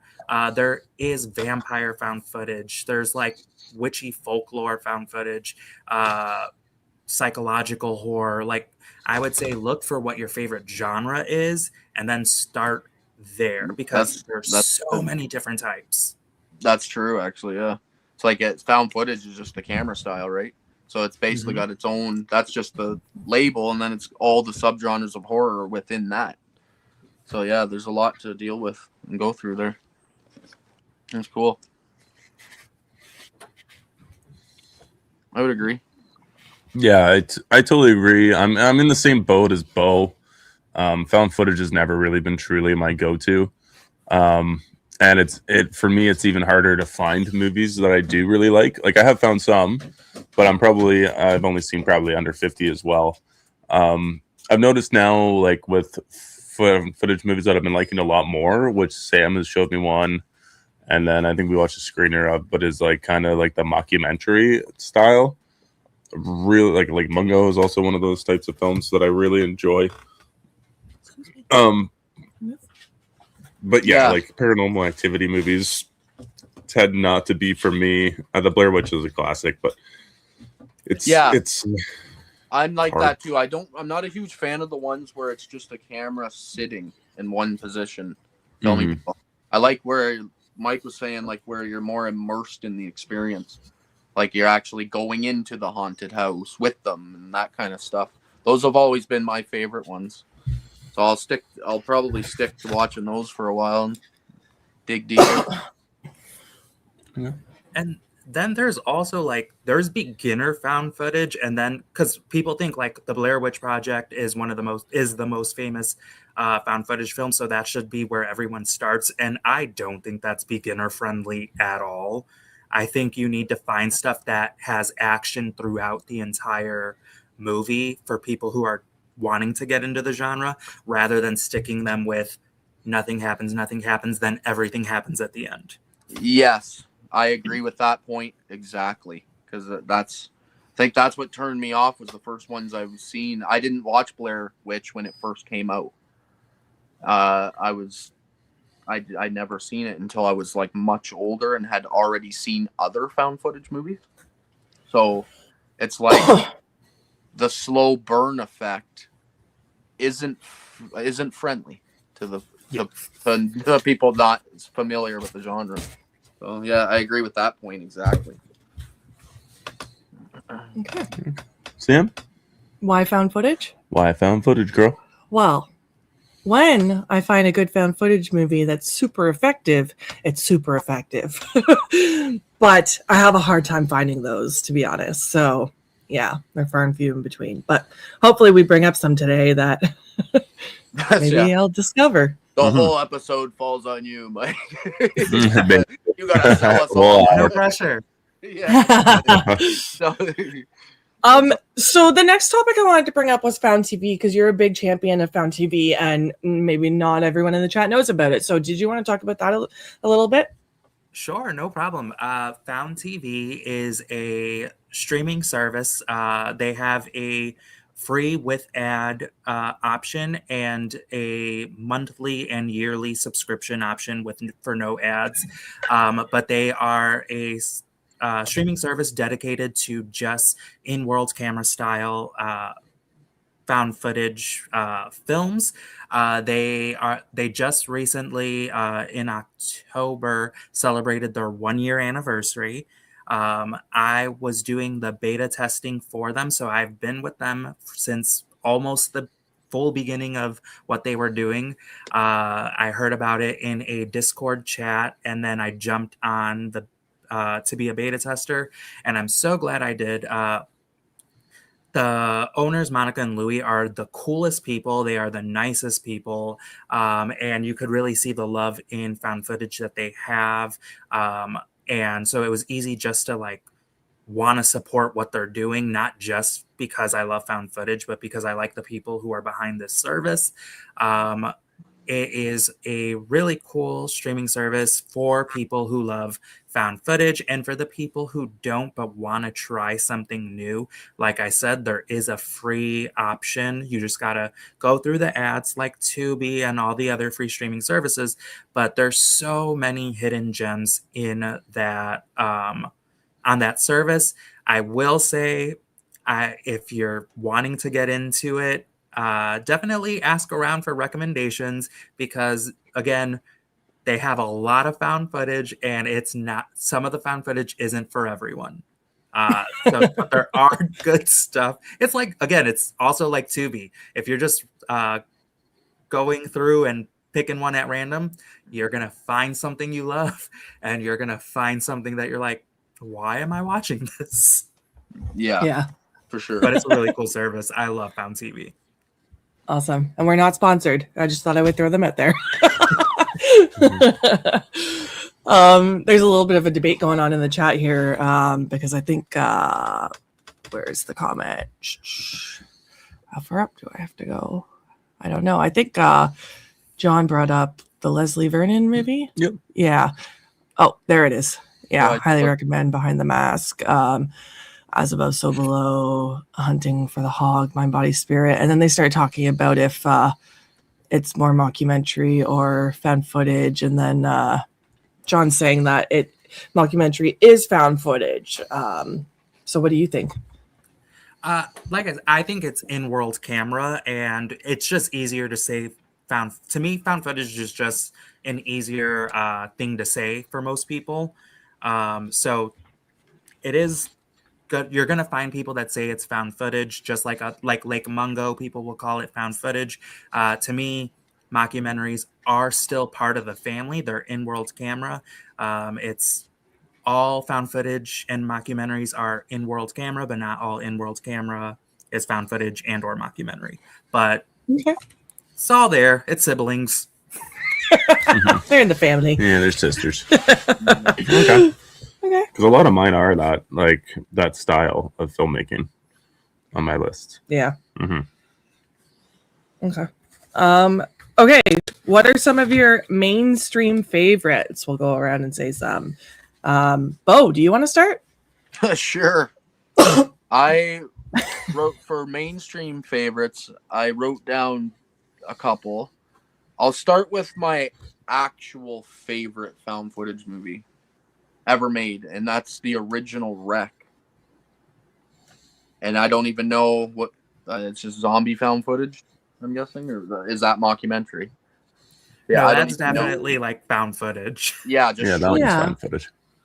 Yeah, they're showing you an event that happened, and you're watching the camera from it, basically. Yeah. So yeah, I loved Wreck. The first time I seen it, I was like terrified. I loved the. And to some people that might be a disgrace because of just how many scenes are made just to jump scare you, where the camera's like looking here and then it's a quick over here and then oh my god, there's a zombie in your face. That might piss off people that absolutely love found footage because it's kind of like cheesy, but I loved it and I just rewatched the first 3 of them and they still hold up. So Wreck had to make my top list. I think that's mainstream. Like that's one everybody would probably know. I would would definitely say say it's so. up there. Mm-hmm. Yeah. Yeah, I was a little disappointed with Wreck, and I know it's so beloved by so many people, so I'm not afraid to throw it a little shade, but Yeah. it just didn't And wow me. I understand people that wouldn't like it that much. We watched it dubbed too, and the girl was so annoying. What was she saying? Pablo or Paulo or? Oh, you watched the oh my the God, English? let's kill her. Oh, that's terrible. Yeah. You wanted to watch the dub. Yeah, because I was tired. Mm-hmm. That's the thing too, is like when it comes to that's the only time I'll watch something dubbed is if I know that I'm not like ready to fully pay attention. Yeah. Yeah. I need the dubbed version. Otherwise, I will stick to subtitles. But no, Yeah. Rec is fantastic. I think it's a top 10 for me in found footage. I definitely would say it's in the more mainstream because for me, I think it's hard. There's very few like mainstream found footage because I think found footage itself is still not highly regarded enough to have too many that are mainstream.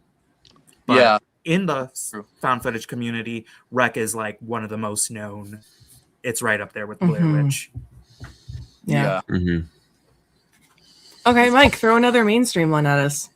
Well, I've talked about it a few times already. Definitely my favorite movie of all time. It's the Blair Witch Project. I think it's without it, we don't have the found footage craze at each time that they happen. We don't have that progression moving forward. We don't have I don't think we have the same mainstream success for small studios, small movies. We don't have that without the Blair Witch Project. But for the movie itself, I think it was extremely well done. I know people found it grating and annoying at times. I loved the characters. I loved how whiny they were. I loved how unlikable they were. I enjoyed their chemistry. And then I do like the marketing aspect to it. And it's one of my favorite endings in horror. I think it's so well done, so well executed. Like, I just gush over this movie. Okay. I haven't seen it since I was in high school, to be completely honest. The Blair Witch? Yeah, I haven't seen it in a very long time as well. I've been meaning to get my hands on that Second Sight Blu-ray, and because they have like the festival run of it. I think the festival cut. Oh, nice. So they add in some extra stuff here and there. So I thought that would be really neat, but I haven't managed to get my hands on it. Yeah, I liked it. It took me a while to get into it, but yeah, it's the OG. You can't outbeat it, really. Jamie saw it in the theater. Nice. Hated it. Book of Shadows is underrated. Book of Shadows is awful. I love Book of Shadows. You're gonna be hard pressed to find a Blair Witch Project movie that I do not like. Okay. I mean, I want to go back and watch the reboot because I haven't seen that one since it came out. But I remember thinking it wasn't bad. But I mean, Book of Shadows. I think the only thing I liked about that was the boobs in that movie. The boobs. The boobs. Yeah, I'm pretty sure there's some girls making out in it, and there's some boobs. I remember There were boobs. a goth girl. I seen that once, and it was back when it came out, so I barely remember it. You'd need a rewatch for an opinion. Troll Hunter. I wouldn't. I don't know if that's mainstream or not. Probably in the found footage world, I think. Yeah, but I don't know if as horror as a whole, if it would be mainstream. I don't know, Mike. Oh yeah. No, to me, it's beloved in the found footage community, but I would definitely still call that like an underrated gem. Yeah. Yeah, I love Yeah. that. That was really good. Even my one underrated movie is pretty mainstream. Like once we get to it, I really don't have any underrated. So Yeah, I'm pretty much on the I'm same curious to hear what Mike says. But Mhm. okay, mainstream for me, I'll throw out As Above, So Below because I saw Eli bring it up as well. That is one of my favorite found footage films. Yeah, super claustrophobic. I absolutely love the setting of the tunnels that they're in, or whatever it's called, the Catacombs. Catacombs. Thank you. They also have a great scene with that in Under Paris. Mhm. Yeah, love the setting of Catacombs. But yeah, I'm very claustrophobic, so that movie did it for me. Me too. One I still need to watch. Oh, really? Yeah, I have not watched it yet. I don't know why. I'd be curious to hear what you think. It's not bad. I'll check that out. I'm pretty sure he picked up the 4K, so you'll be watching. I really love that movie. I think it's really well done. I think the scares are super effective. All right, I'm sold. Yeah, Put it on my list. Yeah, there you go. What's your mainstream? My mainstream is gonna be Paranormal Activity, the marked ones. This is a franchise I've been meaning to go get back to, but I think upon this movie's release, I think it was looked over, and everybody kind of didn't like it because it wasn't the same as the rest of the franchise because it was so different. I feel that people didn't really like the movie. When I watched it, I thought it was great. I thought it was a great departure from the particular formula that we were used to. So I really liked it, and especially taking the point of view of somebody that's being possessed and following them along as their body's going through changes. I think it was a great take. Yeah, I remember liking that one too. That's another franchise I've seen once. Need to revisit some of them. But I remember watching that one and actually being fully sucked in the whole time and not having any moments where I was kind of like, all right, tweedling my thumbs. But yeah. Yeah. This franchise isn't my favorite in the found footage world. However, the marked ones is tied for my favorite of all the installments. I love that movie. Everything you said, Brendan, I absolutely agree with. I even like why it wasn't really well received when it first came out because it did not do well at all. And I do see a lot of love for it now. And I think it's because people think a little bit differently about found footage when they go to see it. But I think in theaters, they were looking for a continuation of what they were used to. And since they didn't get it, they were like, what the hell is this shit? It was like Season of the Witch. What would be your what would be tied with it? This is where I lose a lot of people and my credibility. I absolutely love Next of Kin, the Paramount Plus exclusive. Yeah. I don't hate that movie. Now, for me, this is what I tell people. It's a fun found footage film. It is a bad Paranormal Activity film. Yeah, I found that too. It didn't Okay. feel like it belonged in the franchise when I watched it, but I didn't mind it either. I thought some of the scares landed well.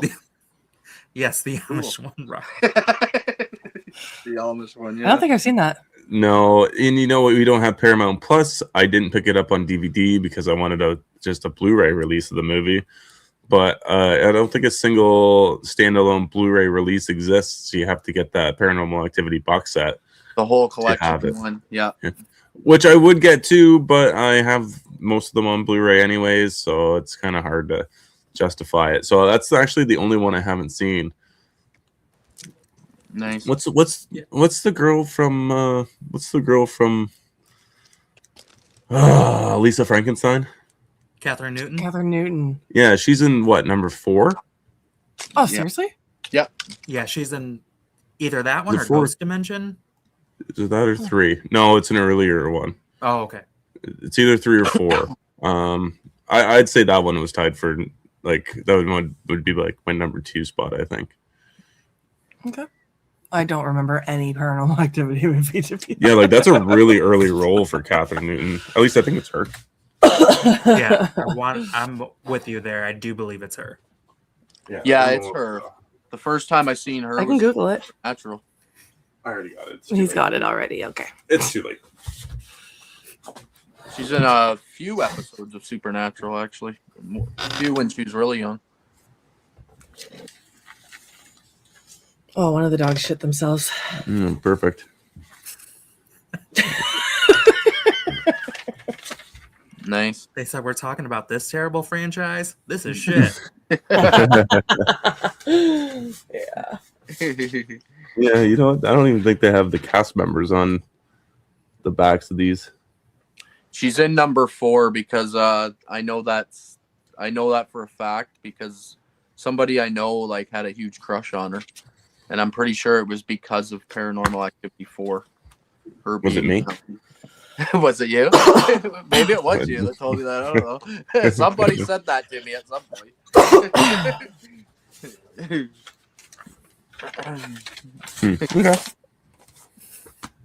Okay.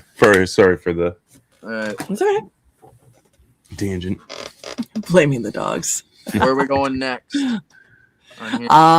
Yeah. We are going to see you later, John. Thanks for popping in. Bye, John. Thank you. Let's all say an underrated one and a scary, effective one. We'll do both at the same time because I do have a blind ranking for found footage that I would like to get to. Okay. Let's start with Mike. Say an underrated one and then a scary or effective one.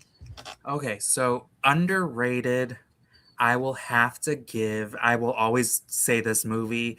I'm going to actually give 2 quick underrateds because these both have to be talked about. And one is Capture, Kill, Release. I will always bring up this movie when people want an underrated found footage gem. It is about a toxic relationship between a man and a woman who want to kill someone. And so they're documenting this. They want to kill together. And then as it progresses, they realize that one of them really wants to do this. And the other one basically thought they were joking. Oh, okay. That's all I'm going to say. This has been on my watch list for a while. So the fact that you brought it up is a sign. Okay. And then the other one is Mothers of Monsters, aka Mom. And it is about a woman who thinks her son is going to cause a school tragedy, if you know what I mean. And it kind of just is that weird relationship between the two of them. And then scary, effective, I have to go with a franchise that I also think is underrated, but it is now becoming widely popular. It just had a new release, and that is Horror in the High Desert as a franchise. I think the first movie has the best, most effective, scary jump scare that I have personally seen in any horror movie. While some people do find the movie a little bit on the boring side, these are all mockumentary films. I think it's a good story to follow along, and I think the jump scare is worth it. And then they just had a release, Horror in the High Desert 4, Majesty, which takes place on Majesty Ranch. Also really good. Also got some creepy, scary, effective stuff going on. But I will always recommend that franchise. Cool. I've heard of the mom one. I've heard people talk about that one before. We watched that when you did your watch party. You're on Twitter with Found, I believe. Yep. Yes, that was I think the second or third one. Yeah, I just love that movie so much. I've seen it too many times. It is messed up. That's the thing. It's very dark. Cool. Okay, awesome. Beau, underrated and a scary or effective one. All right, my underrated, like, this is someone coming from someone that's really uneducated in this genre, so I don't really know if they're underrated. I just don't hear anybody ever talk about these. So the first one, I went with a mainstream movie, and that's Unfriended Dark Web. That was one I watched that I honestly was just fully sucked into these people just sitting on their computers talking to each other. Like, I don't know. I was sucked in, and then someone starts showing up at their houses and taking them out, and it's like government conspiracy stuff. I thought that was really well done. I was sucked in the whole time. I don't know if people would consider that underrated, but I do. And the second one that I actually love, this is like a top tier movie for me, and it's Last Exorcism from like 2010. I think the girl's performance in that is so freaking good, and I love the non-belief of the priest. Like, he's just not a believer. He's just a fake priest, basically, trying to help people. And then he goes and learns his lesson the really hard way. Like, I just love Last Exorcism. I never hear anybody talk about it, and it's not sitting very high on like Letterboxd or anything. It's like a 2.3 or something. And I think it's like a 4.5 star movie myself. So I'm going to throw those two out there. Okay. Mainstream ones. The first one you brought up, I think I liked as well. The Unfriended, whatever. Yeah, Dark Web. Yeah. Dark Web, but yeah. Mm-hmm. I prefer Dark Web over the first one. Yeah, I thought I did too. Yeah, me too. That's cool. Yeah, good pick. Just for Kayla there in the chat, I have not seen Exists. I was gonna bring that up. I wrote it down, but I have not seen it. I know it's a Bigfoot movie. I just haven't seen it. I forgot about that one. That would have been on my list too. I like that one a lot. Oh, I'm supposed to do a scariest as well, right? So my scariest is gonna be Host from 2020. I thought that was phenomenal. It's under an hour, and I've watched it like 5 times. That's one of my favorite found footage movies ever, I would have to say, so far that I've seen. Yeah, I remember liking that one. Mm-hmm. Yeah, Host was good. That's sitting at my like number 2 spot of favorite found footage films. It's so uncomfortable. It's so brutal watching those girls go through what they go through one at a time. It's like, oh my god, that one really does make you feel like you're part of their friend group. You're watching them all get whacked. Yeah. Do you want to go next, or do you want me to? I'll go quick. My underrated is not really underrated because a lot of people do talk about it. I don't have any underrated, like Beau just said. Gone GM Haunted Asylum, which I could also put as scary and effective because it scared the crap out of me. I almost covered my eyes with a blanket. And then my actual scary, effective one is always going to be Megan is Missing, because that movie just fucking traumatized me, and I thought it was one of the most effective movies I've ever seen. And a lot of people think it's boring, and I'm a 90s girl, so that shit scared me. Mm-hmm. Okay. The movie definitely hits too close to home, that one. I haven't seen that, but I've heard it's just very unpleasant, so I've stayed away from it. Yes, it is controversial. I know enough about it to say I can agree with why it's effective, and I definitely understand the discourse. I do understand both sides of it. I understand why people think people should watch it, but I also understand why people say maybe you don't. I will never ever force anyone to watch this film. Let me put it at that. I will. Yeah, it's disgusting and really hard to watch, but I like that stuff. So I don't like it. I like to watch that stuff and get all stomach aches and stuff. So anyway, Brendan.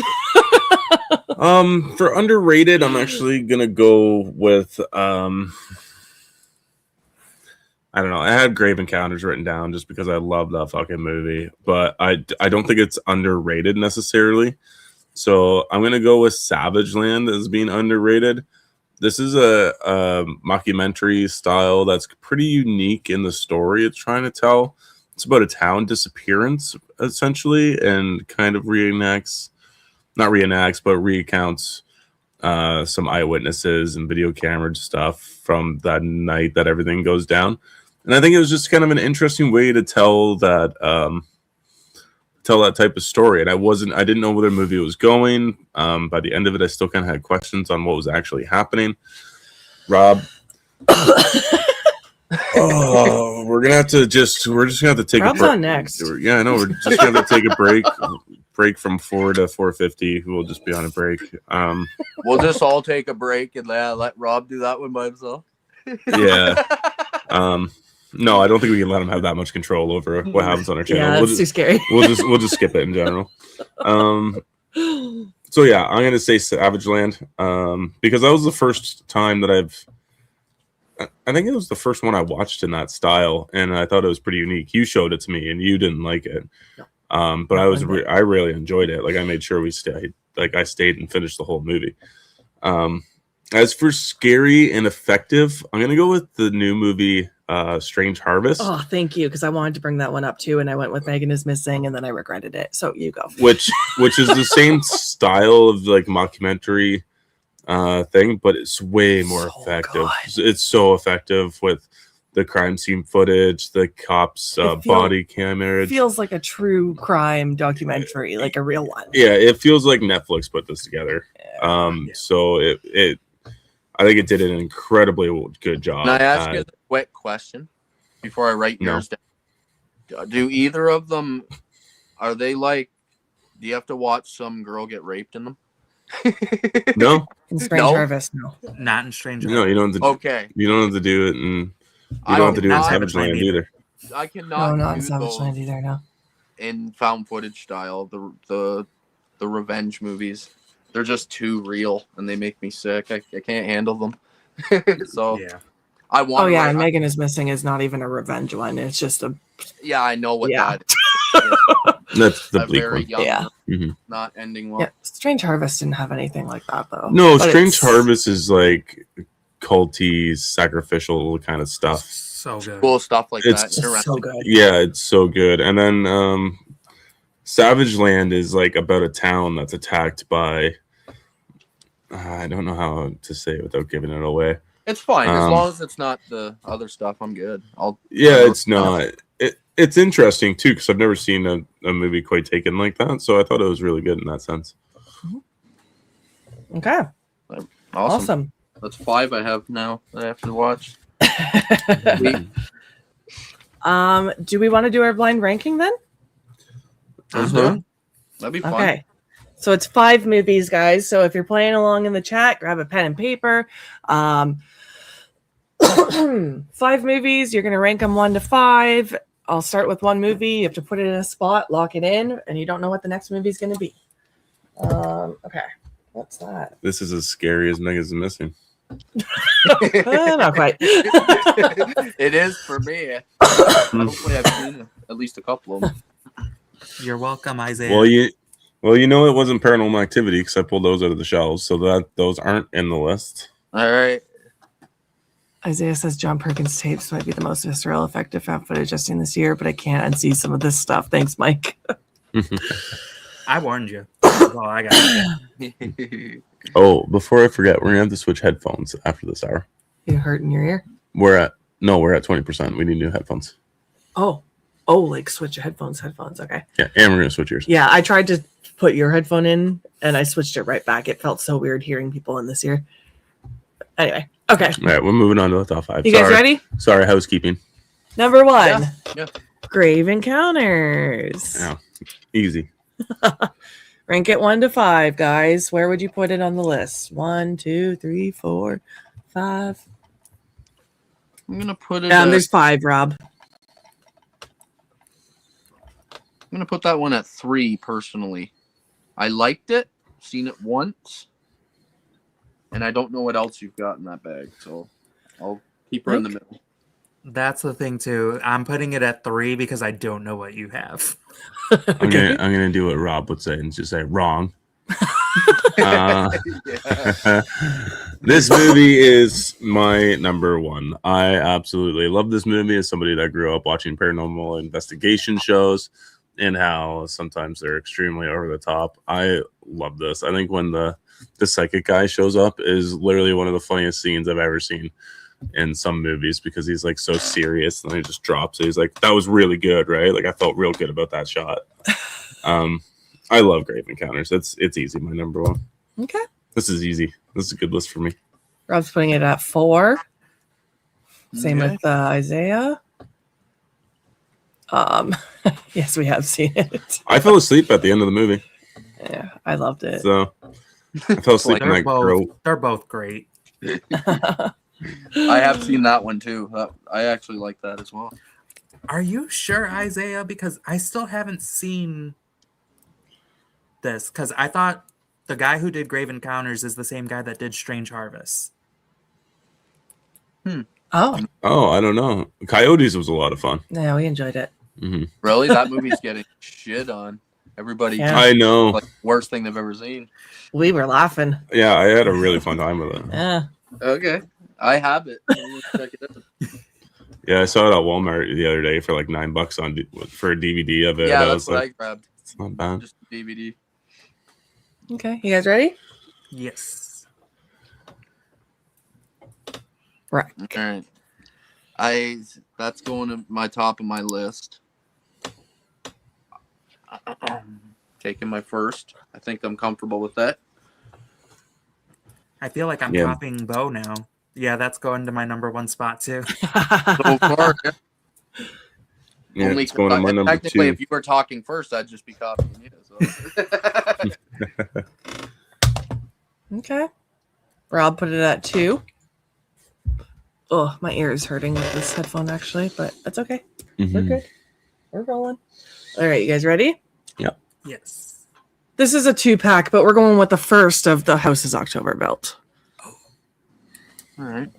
Which I really like this movie because I really like haunted houses and stuff, like haunts. So I enjoyed this one. I am a fan of that one. That one I think is underrated. I just don't like what they did with the second one. Just the first one. Yeah. I threw that in 4th place. Okay. I've only seen it once. I did like the whole like haunted like hayride type theme to it, like house. Well, We have the same list. yep, It's You also go at for 4. it? Yeah, I'm leaving that 5th in case you put Megan in this thing because I haven't seen it. So, all right. I also put that movie at number 4 just because I don't think it's. I've seen it twice. I think you showed it to me both times. Mm-hmm. I didn't like it as much as I liked it on the first initial watch. Mm-hmm. Okay. Rob's putting it at 3, which again leaves me with 1 and 5 open. I do this every time and regret it. It's hard because it's only 5 movies too, right? Like sometimes we do it with 10. But Colin Minihan directed both. I'm assuming Savage Land or Coyotes and Grave. Okay. All right, you guys ready? Yeah. Yep. Let's see it. Extraterrestrial, which I should have brought up as underrated, actually. I think that movie only has found footage elements. Oh, seriously? Yeah. I remember this being straight up found footage. Whatever, it's got found footage in it. Mm-hmm. I really like that movie too, but because it only has found footage elements, it's gonna have 5. Okay. Oh, see, I want to put it at 5. I like the movie though. But then if you pull up one I haven't seen, I'm going to have some movie I haven't seen at the top of my list practically. So I'm going to go out on a limb and put that in 2nd place. Mike?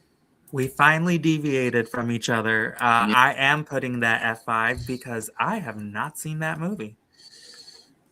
Oh, it's good. So good, and the ending is wacky. Mm-hmm. putting that down with stars next to it to watch it as soon as possible. Yes, because even Sam liked it. And it's an alien movie. Yeah. Yeah, it's an alien movie and it has found footage. So it's like, wow, Sam liked this movie? Yeah, it's a Canadian movie too. This is made by the Vicious Brothers, who also made Grave Encounters. Yeah, it is from the creators of Grave Encounters. Yeah, I know. Cool. Yeah, highly recommend this one. Mm-hmm. Okay. Never saw it. 5. A lot of people see. Damn, that should have been underrated. Mm-hmm. It's basically a slasher with extraterrestrial with aliens. Yeah, like a backwoods like slasher. a cabin one. Yeah, it's good. Yeah. Okay, last movie, guys.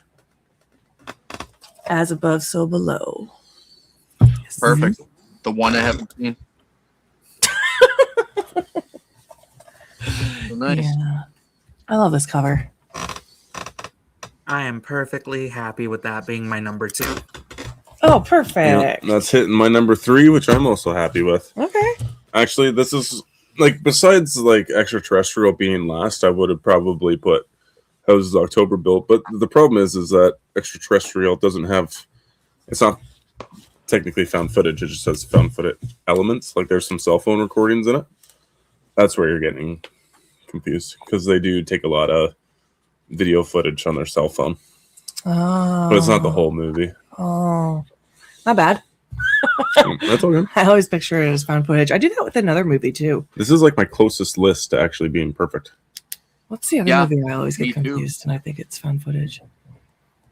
Do you tell me, hon? I don't remember. I got no clue. How many more stacks do you have? There's only one, and it was body horror, so like we missed it. We didn't have time. Yeah, okay. Is there time now? No, not really. Yeah, this was my perfect list. Oh, that's awesome. Oh, perfect. Looks like Rob is in the same boat. Yeah. Good job, me. Yeah. Mike, we still have a few minutes. Do you want to talk about any other movies that we didn't talk about that you would like to throw out there? Sure. So this one to me is kind of at the cusp of underrated, but also not, because it was kind of a shining star. And anyone who knows me should know that I am talking about the movie that kind of helped me get my new name. And that is Milk and Cereal by Curry Barker. Yeah. That was like a darling of a movie that just popped out of nowhere. And I have not seen a found footage film get that type of buzz so quickly. So they did a great job. And that just like put his career so far ahead of where he even thought it would be, because now he's got a feature-length film that's hitting the theaters. Obsession. Sad it's not found footage, but no, Milk and Cereal is absolutely great. I had to shout that one out. So if anyone hasn't seen that yet, definitely put it on. I'm not even going to talk too much about it, because I think it's best going in not knowing anything about it.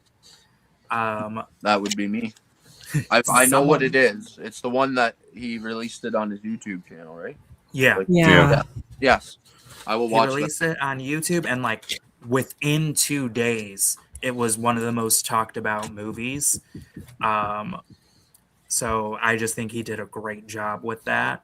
I also will always, if I'm talking found footage, I have to give a shout out to the VHS franchise, because I think it is such a great franchise, not just for the found footage genre, but for horror in general. There's so many different great segments throughout all of them. I think it's an almost consistent. It's a very consistent, with one exception of the installment. It really drops off a little bit, but I think all the rest are fantastic. And that's Viral for anybody who knows 3. the franchise. It's not the Struggle with best. But yeah, no, found footage. Those are some of my other gems. Milk and Cereal is definitely one that I will always bring up. And then we talked about Host.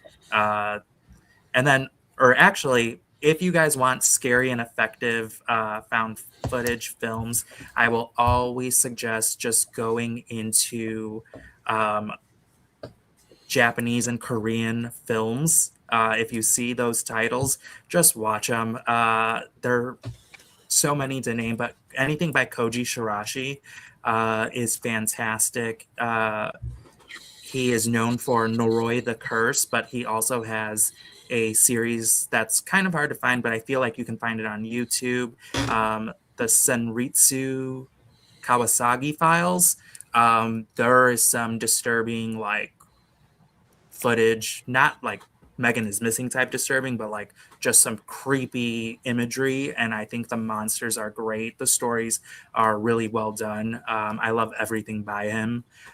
So yeah, those are the stuff that I would just say really venture into more Asian found footage if you're looking for better quality found footage. And kind of how I mentioned earlier in the segment, look for what you like first and then start there. So if you have like genres or styles that you like, I would just start there before kind of just venturing into stuff like the Blair Witch, because that can put some people off of found footage. Yeah. Yeah, I really like that Noroi the Curse.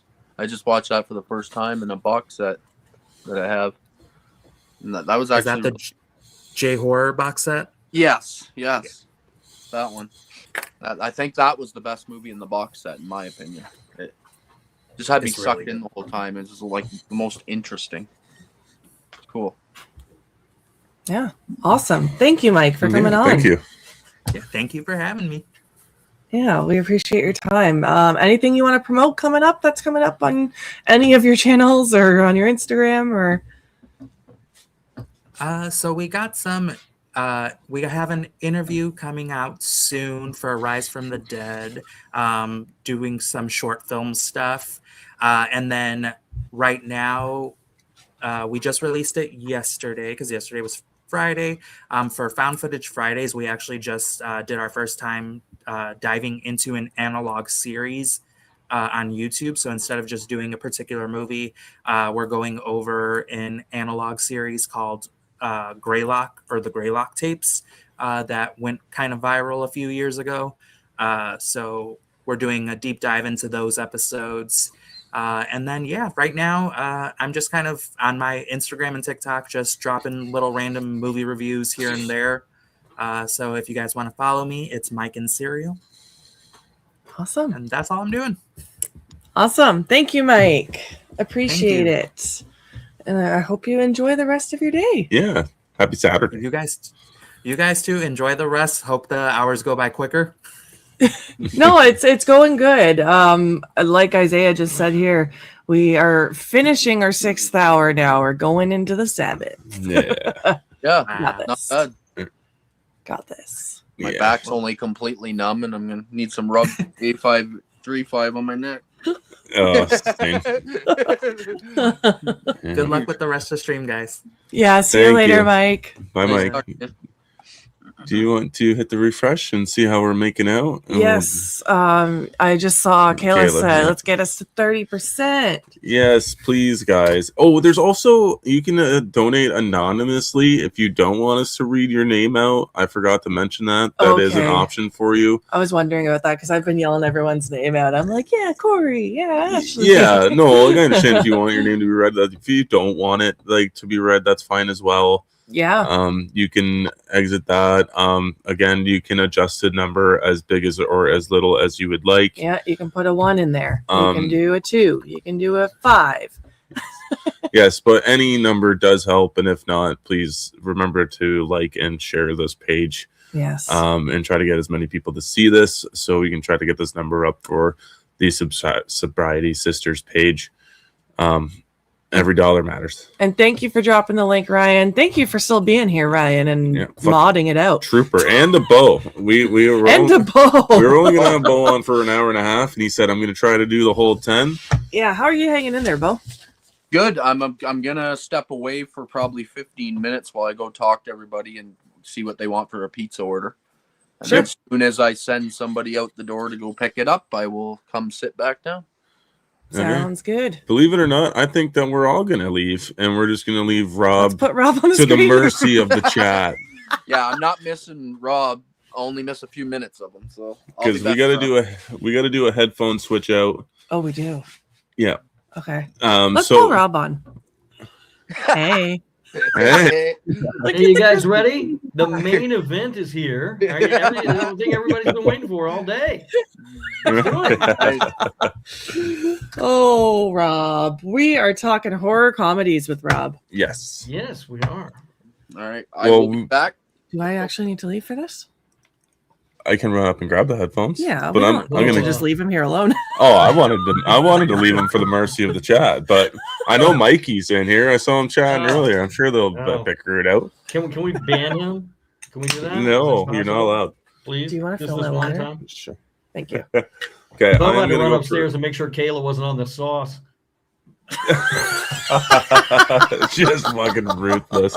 I really hope they heard that. That's hilarious. I heard it. I'll grab headphones. Oh, man. Thank you. All right, Sam. So I did it. I opened up this Michael Myers energy drink. That's actually pretty cool. I'm gonna make it now, big here for a sec. If I die on stream, then all of you sons of bitches better donate up to the goal at least. All right.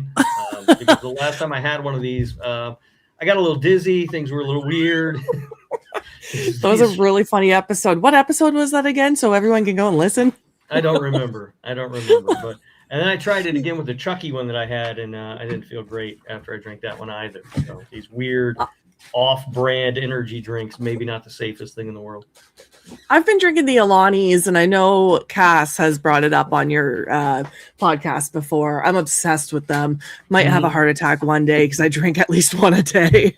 But I've got the Christmas cranberry one that I'm rocking right now, and I saved a few sips for when you came on because want to cheers you to the energy drinks. Sure. I mean, these are delightful. It is a delightful drink. It's like a cherry flavored thing, and stuff. But yeah, it almost killed me the last time I had it. So. Okay, I'm going to do a quick headphone switch here, so I'm not going to hear you for a sec. All right. Everyone in the chat, you can talk to Rob. I could say whatever I want right now, they'd have no idea. No, you can't. Okay. Doesn't work like that, I guess. I'm going to disconnect these from my phone. Did you guys, I thought you guys were getting new chairs. But I got one from work, right? Well, you left Brendan sitting in the old wooden style. That's on Brendan. Brendan procrastinates. And okay, one sec. I am going to lose you here now that I'm trying to look it up. Yeah. Brendan goes out to work and breaks his back all day at the construction site or whatever. And then he's trying to relax on the weekend, and Sam's making him sit in a torture rack of a chair. I can still hear you, actually. And that's on him. Like she's got a nice, comfy office chair that she stole from work somehow. Because we had planned weeks ago. Why is this not connecting? We had planned weeks ago to get chairs. And I told him if he wants one, he's got to find one. And I found mine. And he was on Marketplace looking for one for sale. And he waited until yesterday to start looking. Oh, well, yeah, that is a problem. You know, they have stores where you can just go buy stuff. You don't have to get on Marketplace and buy somebody's used old crap. We can't afford an expensive chair. You wanted like a gamer's chair. Oh, and it's Christmas time. Yeah, I know. I got the tree up.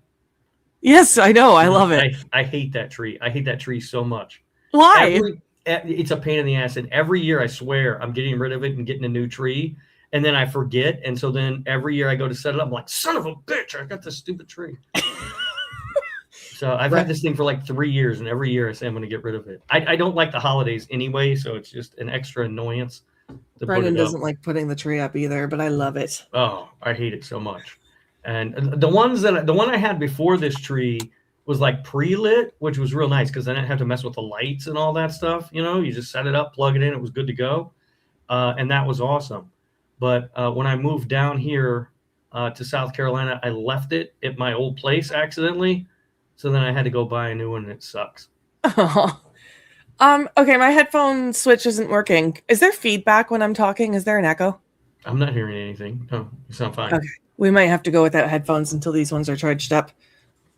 I can hear you fine though, I think. I'm loud. Let me find my volume here. I'm just scared if I turn it up too much, there will be an echo. Yeah, I don't know. Do you want me to shout? I can just do this. No, that's fine. I can hear you fine. Right. I just no, it's full volume. Okay. Rob, when you go to put up the tree, go buy a new tree. I don't have money for a new tree. That's the thing. We talked about hating the holidays. That's why I hate the holidays. Like when I was younger, like even in like my 20s and early 30s, I loved the holidays. As I got older, the financial stress of the holidays is just so much I can't take it anymore. I just hate them. Like I just hate it. I just want it to be over with. Like it's so, and I'll bury myself a financial hole that's going to take me months to dig out of. Yeah, that part sucks. I love the decor and the movies though, so that takes over for me. Yeah, I don't. It's better now that I live in the South, where like it's 60. I don't know. It's like 62 here today. I don't know what that is in Canadian, but it's like 63 or something here today. It's very nice outside. That's much better than when I lived where it was all snowy and cold and everything. I hated the weather then too. Like here. So yeah. But here it's like, it's nice outside today, sunshine and everything. It's nice. I'm not getting a new tree from Marketplace, Cat. I'm not going to mess around. I don't even mess around with Marketplace because I know if I buy something on there, you got to meet people in like an alley or something. They're going to murder you. Like I'm not. I use Marketplace more than I like to admit. Yeah, no, I'm not doing that. It's just weirdos. But Kat is my co-host on the Nick F and Woo Cage Cast, and she's the one who told me about these energy drinks. She's trying to kill me slowly. Is what she's doing. She's way to go, Kat. Yeah, that's funny. She's invested in my demise. Okay, yeah. Talk about what you do in the community because you've got multiple podcasts going on. So let's do that. I have a couple of podcasts. I have Slasher Radio, where we talk about horror movies. It's probably the one that most people here would be interested in. You can find that wherever you find all your fine podcasts. And we just talk about horror movies and stuff over there. And then the other one is the Nick F and Woo Cage Cast, which you can find also wherever you find podcasts. And we went through. We're in a weird phase right now because we started going through all of Nicolas Cage's films in chronological order, and we caught up. And so now we're like, okay, what do we do now? Go through them again. So now we just started this week going through the films of Willem Dafoe in chronological order, sort of filling the time until another Nick Cage movie comes out, and then we'll cover that. So that's what we're doing now. Oh, did you see earlier Beau showing off his pillows? No. Remind Beau when he gets in here to show you his pillows that are all over the couch. There's one behind him, but it's really dark. They're all Nicolas Cage pillows. He has Nicolas Cage pillows? That's pretty cool. I think that's the Mona Lisa there. That one. Where do you get Nicolas Cage pillows? I didn't even know that. I don't know. You'll have to ask him. Oh, that's interesting. That's fun. Kayla, where do you get Nicolas Cage pillows? Marketplace? I don't know. I think Beau bought him. I think Kayla doesn't like Nicolas Cage or something, and that's why he bought them. I knew there was something wrong with her. No, I could be wrong. I'm putting words in her mouth. Jeez. Thank you, Chester. Thank you for being here. I think you've been here since the beginning, so we appreciate it. Isaiah. Oh, Isaiah's from South Carolina. Okay. Yeah, he bounces around though. Yeah. I mean, I just moved down here 3 years ago, and it's nice. I like it down here. Yeah. Southern Charm started up again. I was watching. I know I did. I was watching. I haven't seen the newest episode yet, but they have been all around my where I live in this new season. Like all the restaurants and stuff that they're at, they're all right up the street from me. Oh, that's cool. Yeah, they're hanging out over here a lot. I told you I saw them right at the Fish concert. I saw a couple of them. Yes, I do remember you saying that. Yeah. Yeah. Brendan says you and Mikey need to stop picking on Canada. That will never happen. In fact, there's a Canada issue that we got to bring up with Cass on the show this week. Mikey, remember, remind me to do that because I'll probably forget. But yeah, there's a Canada issue that needs to be raised. Interesting.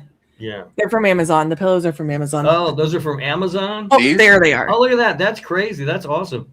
Got that one. I got the Mona Lisa. That's all right. That was a little creepy. Yeah, it is creepy. Yeah. Nope, I just I have just this cheap one too from Amazon. One of the ones where you can like go the different ways. Oh yeah. Oh, so you can like draw stuff. Yeah, that's yeah. cool. You can do whatever you want on it. Yeah. There's more too, but there's not a long legs one. I'm like, how do we not have a long leg face? Nah, they'll come up with one, I'm sure. Yeah. Pull up the Bluetooth. Oh yeah, sorry. Oh, and Kayla does like Nick F and Cage. Sorry, maybe she just doesn't like the pillows. Yeah, we've had arguments because I think he's like phenomenal actor, and she doesn't think she thinks he's ridiculous. So we've had some arguments, but she does like a lot of his movies. I would say he's both. Yes, that's awesome. Yes, he's the only one that doesn't like. Yeah. He doesn't. I don't know which ones they are then. Unless we have to just show all devices and scan. I know we're still trying to figure out our headphones, guys. Sorry. Oh, okay. I was like, I don't know what's happening here. Am I supposed to answer these tech questions? Because we're all in trouble. You gotta wait for them to charge. We're gonna get into horror comedies. We're gonna just go without the headphones for now. Let us know if there's any echoes or anything, but hopefully we can use them in the next hour. Since Mike and Rob and Kat are all in here, I want to say thank you guys for the shout out on your channel. Oh, you're going to be brought up again after that nonsense you pulled earlier on this stream. Don't worry about it. You hear your name again on the show, Brendan. Good. I was excited when I finally got to hear that. Yeah. Yeah, he was very excited. He texted me actually. He's like, guess what? Yes, we are talking horror comedy. We are. Picking on Canada will never stop. Confirmed. Incredible pillows. Just because we have moose that deliver fucking letters doesn't mean you're gonna make fun of us for it. Yeah. Yeah. No shit, eh? Notes.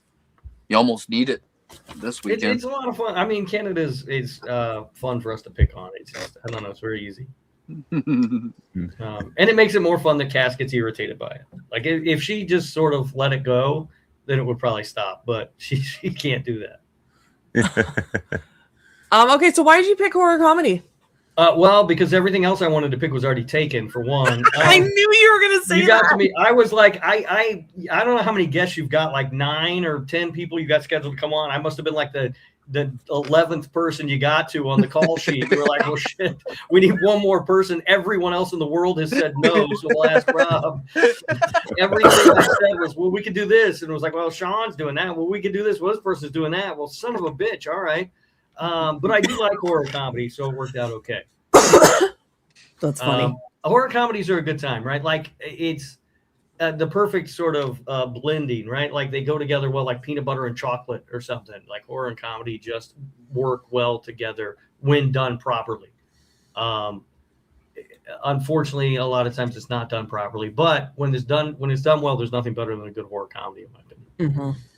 Yeah, I used to actually not like horror comedies because I didn't want my horror blended with comedy. I either wanted to watch a comedy movie or I wanted to watch a horror movie. There was no mixing those together. It didn't make sense to me until I started watching the good ones and had fun with them. So yeah, I think when I met you. I think a lot of people feel that way.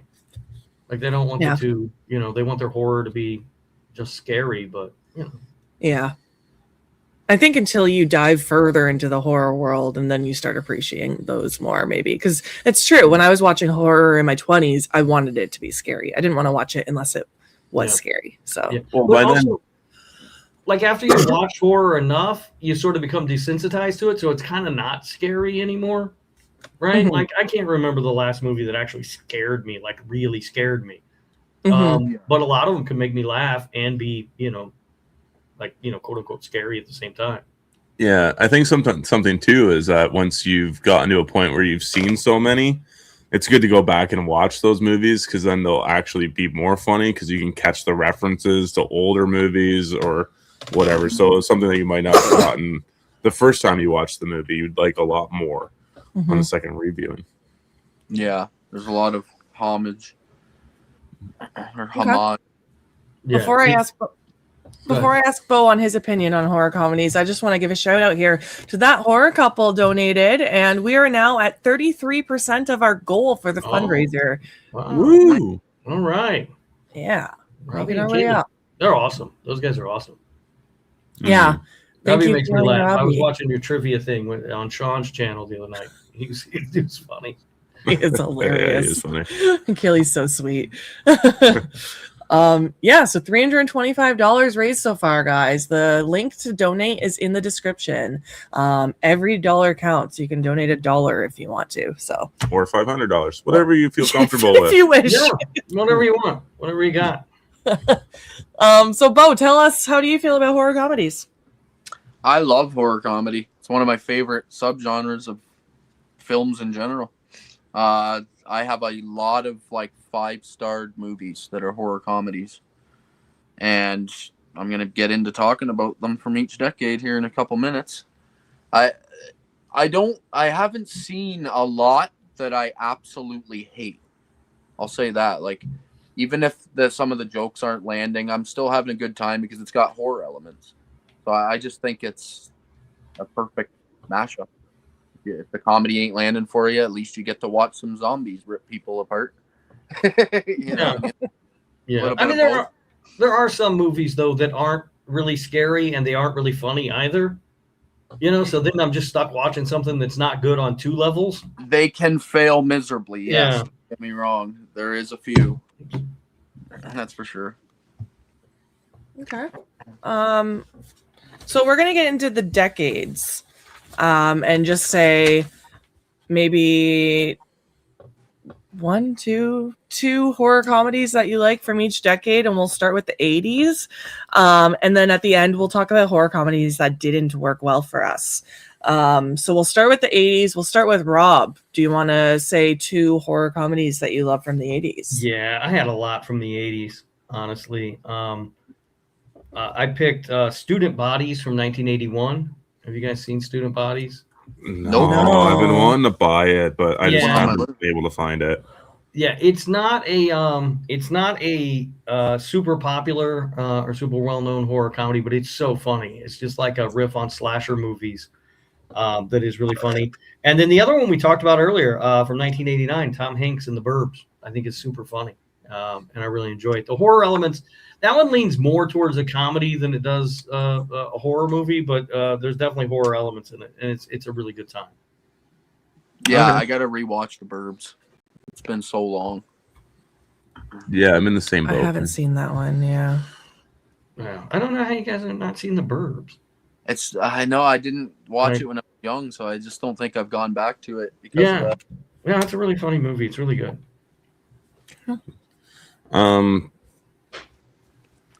Beau can go. Yeah, Sure. Beau, you want to throw out 2 80s horror comedies? Yeah, one I had already brought up previously, and that's Return of the Living Dead. I think that movie, even though the comedy for me it's not Classic. hilarious. Like, yeah, I'm not going to be busting guts laughing. I just enjoy it. But Yeah. I find the movie overall to just be one of the greatest zombie movies of all time. I love everything about it, so that one's a must. Yeah, that's a great horror comedy, and Tom Matthews and the older guy who's in the movie with him. I can't remember the name. I can't remember the guy's name now. Yeah, I don't know his name either. They have a great back and forth, like a great comedic sort of chemistry. Exactly. We interviewed Tom Matthews on Slasher Radio, and one of the things I told him was like, I wish we could have gotten a series of just like buddy comedies with the two of you, because it was so, the way they played off each other was so funny and just so good. I felt like they had been practicing for years or something. Yeah. Well, it turns out they met on that movie, but they became great friends, and they stayed friends all throughout that guy's life. So, but yeah, awesome. really good movie. I like that one a lot. Clue Gallagher is one of the old guys in that movie. No, it's not him. It's the other guy. It's the other one. Yeah. Yeah, I can't remember what his name is. Yeah. And my second pick, this one is a hard one. I'm going with Fade to Black from 1980. Oh, okay. Here's the thing. It's got comedic elements, but overall, when the movie ends, it's kind of sad and depressing. So it's because it's such a character study. Yeah. On just a guy losing his marbles, basically. But it's fun the way it's the one I've talked about before to you, Sam, where he dresses up like classic movie monsters, like Dracula. Oh, right. And it's a slasher, basically. He goes and kills them. But so there's comedic elements to it, but by the time it's over, it's kind of depressing and sad. But that would be my second pick. There's so many though. It's freaking insane. Yeah, there are a lot, but yeah, Fade to Black's a really good one. I really like that movie. Okay. Mikey's got a comment there for Rob. Seriously, Mikey, you're not allowed to talk. Stop it. If you want to talk during this segment, you have to go donate. You have to donate something, and then you can talk. Otherwise, sit in the corner. I like Rob's approach to this. That they're not horror comedies? No, that he has to donate in order for to him to talk. I've always thought about that too with the scary movies. I don't know whether I consider them horror or not because they're too much comedies. They're not funny. What do they make? What do they make? Like 7 of those things? I think there's 2 chuckles in those movies. Like they're not funny. Oh, they're funny. Yeah. Okay. So I don't even know if I'd consider them in the horror genre. It's hard for me on those. Do you want to say 2 from the 80s? Yeah, sure. So my first one, I'm going to steal probably from Sam. I think this movie came out in the 80s. God damn it. I'm pretty sure it is, but I don't even know if she wrote it down, but I'm going to go with Hollywood Chainsaw Hookers. That's what I was going to bring up. Take it back. Yeah. Swallow your words. No, I'm owning this. I think Hollywood Chainsaw Hookers is fantastic. Well, until the end. The end sucks, but like the private eye that you follow and his inner dialogue is some of the funniest dialogue I think I've ever heard. This is one of the few times I can say I showed him this movie. This is, yes. I think Sam watched it 2 days in a row because like I saw a clip of it and I'm like, I think I'd really like this, but then I went back to doing something else. There's boobs, women, and chainsaws, and one of the funniest private eyes I've ever seen. So, if you haven't seen this movie, I highly recommend giving it a watch. I have not seen it. Rob, you'd like it. You'd probably say this movie is a masterpiece. I mean, it's called Hollywood Chainsaw Hookers, and Sam likes it. So it's got a couple of strikes going against it as we head into the viewing process. You know what I mean? Take a mountain. Kayla threw down Evil Dead 2 for me right there. Absolutely. I think Bruce Campbell is fantastic in that movie. Yeah. Great slapstick performance from him when he's fighting his own hand and stuff. It's terrific. Mm-hmm. Okay. All right. You want to go ahead? Oh, so you're saying Evil Dead 2 is your next one? Yeah. Okay. Okay. Shit. I'll go with Night of the Demons, I guess. I'll just bring that one up again because I think that movie's funny. Mm-hmm. It's got lots of laughs. I laughed through the whole movie, especially when she slow-mo falls off the building at the end. It's hilarious. I think that they think it's funny. Sure. You what? I think that they think it's funny. Yeah, sure. My next one I'll bring up is Elvira, Mistress of the Dark. I think that movie is hilarious too. We tried to watch what is it? Haunted Hills or Haunted whatever? Hills, yeah, wasn't vibing with that one as much. No, that one is the Haunted Hills is the only one of hers I've seen, and it's really corny. Yeah.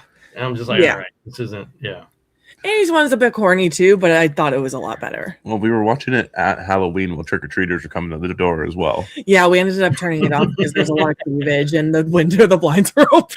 I was about to say that. That's like an endless, look how big my tits are movie. Yeah. I know. Every joke is my tits. The neighbors are filing a complaint with the HOA. We turned it off. Yeah. I thought we got a dad show up to the door and we thought we were gonna get like a compliment and be like, oh, look, Elvira, like one of my heroes, crushes growing up. Oh, yeah. He'd rather comment on the Texas Chainsaw Massacre mask, but it's fine. Okay, we'll go. There's lots of gremlins in the chat here. We'll acknowledge that. Yeah. I have Gremlins a good one. Coming in future hours coming up here, so I left it off. But that was one of my top. Yeah. Let's hit up 90s then, Rob. From 1997, it has to be Jack Frost. So great. Just a cinematic masterpiece. I love Jack Frost so much. It's so funny. There's this, when he's flying through the air and he says, "I can see my house from here," I have to pause the movie every time because I'm laughing so hard. Like, it's so funny. Jack Frost, absolutely incredible movie. And then my second one would be, sorry, Brendan, Army of Darkness from 1992. Oh, you son of a bitch. Yeah, I put it down. I was like, he's going to pick this one. But that's literally the two I wrote down. So now damn it. You can't go wrong with Army of Darkness. We'll just say that. It's perfect. I watched it the other day. I thought it was still just as great as the first day I watched it. Yeah, it's a very good movie. It's very funny. It's a really well-made film. Yeah, that one, it grew on me because of Brendan. I didn't remember like caring for it, and then we did a episode a few years ago, a podcast, and I was like, oh, okay, this is pretty solid. And then I watched it again, and it just keeps getting better and better. The nostalgic feel of it. So I need a second one because I don't want to just take both of the same ones Rob did. Great minds think alike. Beau. Yeah, I'll go with Dr. Giggles, even though it's not meant to be funny. Every time he laughs, I laugh. Like, yeah. I just find myself giggling off his giggles. It's just ridiculous, just silly. Another one of these doctor killer movies. The Dentist is also in there for me. That one has, you're not supposed to be laughing at some of the parts because they're deeply disturbing. But I find, like, when he has a woman on the table, it's not supposed to be funny, but I just found myself laughing because it's so fucking ridiculous. It's like, what the hell? Does that have Corbin Burnson in it? Like, I haven't seen The Dentist in a long time, but yeah, it's Corbin Burnson just going over the top, like almost Nicolas Cage level of ridiculousness. Yeah, and The Dentist. 90s is tough for me. I haven't seen a whole lot of horror comedies from the 90s that I could sit here and name. Well, I feel like maybe there's only two because we all had the same two. So maybe. Okay. Sam? I will go. I'm going to bring up Bride of Chucky, which I already brought up, but okay. I love that movie. I love the banter between Chucky and Tiff. Yeah, they're very funny. Yeah, they're very funny together. Give up? Never. And then I was going to bring up Jawbreaker, but I haven't seen it in a while. So I think I'm going to bring up Hocus Pocus. It's not like horror, but it's a spooky Halloween movie. And I think it's funny. I think there's a lot of great adult humor in it for the adults watching with their kiddos. We don't have kids, but I mean, yeah, I like it. What the fuck is Jawbreaker? Jawbreaker? Oh, Jawbreaker's this terrible movie with it is Rose bad. McGowan, and they like kill her friend on accident. Oh, it's so terrible. I enjoyed it. I'm sure you did. It's good.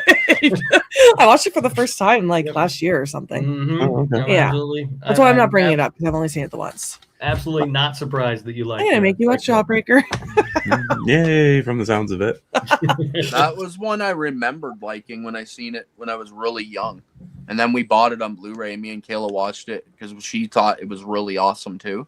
And when it was done, we kind of looked at each other and went, that one didn't really hold up, did it? Yeah, but to be fair, Kayla was drunk. Yeah, probably. She was laughing her ass off too, and I went in the bedroom to ask her what she wants on her pizza. T-Rex. That's a good shout. That's a really good movie. Yeah, that's good call. Yeah, that's a really solid pick. Gee, I forgot about Idle Hands as well. I enjoy that. I don't know if I've ever seen Idle Hands. It's a possessed hand. Devin Sawa. He chops it off, and it's like a teenage comedy. Seth Rogen, Jessica Alba, their first movie. I didn't like it as much as I thought I was gonna like it. Yeah, I don't know. I feel like maybe the time has passed for me to watch that and enjoy it. It's going to be on one of my later lists. I guess it's my 90s picks. It's your picks, yeah. Nobody brought up fucking Tremor for a horror comedy yet. Brought what? Bring up Tremors. I don't understand your obsession with Tremors. Like, I do not understand why you hold this movie up on some. It's fantastic. Like, I just don't get it. It's a Like, it's perfect fine. movie, Rob. It's fine. I don't understand. I just told you it's perfect. It's absolutely fantastic. There's nothing else to say. It's a beautiful, fantastic movie. With a Who might lovable argue bunch with of the ass characters. blasters? It's a great comedy monster movie. I don't know. I just love it. And Slasher Radio actually said the next one I was going to shout out. I was debating on Lake Placid, but I was actually going to bring up Leprechaun instead because I think Leprechaun can be a lot of fun with little Warwick Davis saying ridiculous lines or rhyming while he's killing people. Yeah, Mikey, you need some patience. We weren't done. Yeah, dude. Yeah, Mikey has no patience, and he also has the way Brendan has an unhealthy obsession with Tremors. Mikey has an unhealthy obsession with Leprechaun. It's like the same level. It makes no sense. I can admit that the Tremors sequels are not fantastic, but I think if Mikey might have an obsession with the rest of this for that franchise. Yeah, he does. He does. That's pretty unfortunate. Yeah, he thinks they're all great. Now, is Kevin Bacon? Is he only in the first one, right? Like he doesn't come back. Yeah. So Kevin Bacon's in the first one. Fred Ward is in the second one with Michael Gross, and then Michael Gross literally just carries the rest of the franchise because he couldn't get any work after what was that sitcom he's on, like Family Ties or something. Michael Gross. Yeah, was that him? He was on Family Ties as like the dad, and then Tremors was the only work he could get after that. Pretty much, yeah. He was in some Hallmark Christmas movie. No. We're going to try and connect these headphones one more time, guys. So quick shout out. Anonymous donated, and we're now at 34% of our goal. Woo! All right. Thank you, to Anonymous. whoever that was. We appreciate it. Mikey, that better have been fucking you. Otherwise, you can stop commenting. Stop talking. He's just in there running his mouth all day for free. And start running that wallet. Thank you to whoever did that. We appreciate it. We're now at $335 raised today. Donation link is in the description. I'm saying this so many times I'm forgetting my words. Also, I am starting to get dizzy from this energy drink. If you see me pass out, my kid's here. He'll call 911. It'll be fine. But seriously, if I have a heart attack and die, you bastards better hit the goal. All right? That's the thing. Everyone has to donate if I die. All right, Rob and Beau, you guys chat. We're going to figure out our headphones. Why don't you guys start? What do I have to do? Did you already do the 90s? You got to hit a few more devices. Yeah, we did do we did the 90s, right? Oh, so yep. We're up on 2000s next. All right, so for the 2000s, I picked Behind the Mask: The Rise of Leslie Vernon, which is a movie I love. Although I think it becomes more of a horror. Like it starts out, the first half of it is really strong, like horror comedy, and then it just becomes sort of a straight horror movie after that. But I still really like that movie, and I think the first half is super funny. And then the other one I picked was Hatchet, which I think is just it's stupid funny. Like it's such a funny movie. Yeah, I was contemplating on Hatchet. Rise of Leslie Vernon I need to give a watch to because I've only ever seen half the movie. So I need to like Oh yeah. No, you gotta watch it. It's so good. It's so good. But yeah, Hatchet was on my list. I just ended up going with like I could easily just pick the two that I think are the funniest and that they're both zombie horror movies, so I'm not going to. I'm going to go with one that's deeply disturbing, but I also find kind of comedic and funny. It might just be my sick, disgusting sense of humor. But it's American Psycho. I just find Christian Bale to be fucking so over the top ridiculous that I'm laughing while he's murdering people disgustingly. It's a weird one because it's a disturbing movie. Every time that movie comes up, I say, "Oh, I need to rewatch that," and then I never rewatch it. I've only seen it once when it was in theaters, and I hated it, so I never watched it again. It's very distinct. Like you're either gonna like it or you're gonna hate it. There's not really an in between. I find everyone I've ever talked to, and I'm somewhere in the upper. Like I like it more than I hate it. I think it's weird. I'm not a huge fan of the ending, but I find every time he goes to kill somebody, he just turns on like hip to be square, and he's fucking like dancing around this kitchen with an axe, and like it's, I don't know, it's just ridiculous. But yeah, and then I have to go with what I think is my favorite, and that's Zombieland. I've already brought it up on a previous hour. Every time someone talks in that movie, I either just have a smile on my face, and I enjoy all the interaction between the four of them. It is a good movie. Yeah, I'll just stick with the easy pick for me. Yeah, fun zombie road trip comedy. There's nothing wrong with that. Yeah. Rob, what was your first pick again? I only heard Hatchet. Behind the Mask, The Rise of Leslie Vernon. Right. Okay. Yeah, and I'm catching all sorts of hell in the chat from Kat, who's mad that I haven't picked. Somebody's gonna pick it, Kat. Somebody's gonna pick it. Don't worry about it. That's why I purposely didn't put it on my list. Someone will pick it. Zombieland and Shaun of the Dead for Kayla. Oi. Welcome. Okay. Brendan, did you want to go? Sure. So my first pick is going to be Eight-Legged Freaks. Oh. I like that one too, even though it's ridiculous. I've only seen it once. I remember liking it though, but I never went back and watched it again. It's a lot of fun. I gave it a rewatch, I think, last year. Yeah, it's a lot of fun. It's got a stacked like character act, like everybody that's there are like character actors. David Arquette's in it, and he's a lot of fun to watch. And the spiders are so goofy and ridiculous, like they make noises. And you got very young ScarJo's in the movie as well. Oh, really? I don't remember that. Oh yeah. Yep. Yeah. Yeah. I love when he climbs up the tower in the final act. And he's just like, "It's an invasion!" It's so ridiculous. Scarlett Johansson's going to be in that new Exorcist movie. Yeah. That's so weird. What is happening with that movie? Like, I had trouble wrapping my head around a Mike Flanagan Exorcist movie to begin with, and now it's going to star Scarlett Johansson. What the hell? This movie sounds like a nightmare. Gonna have like $150 million budget or something. I don't know if that studio can afford that.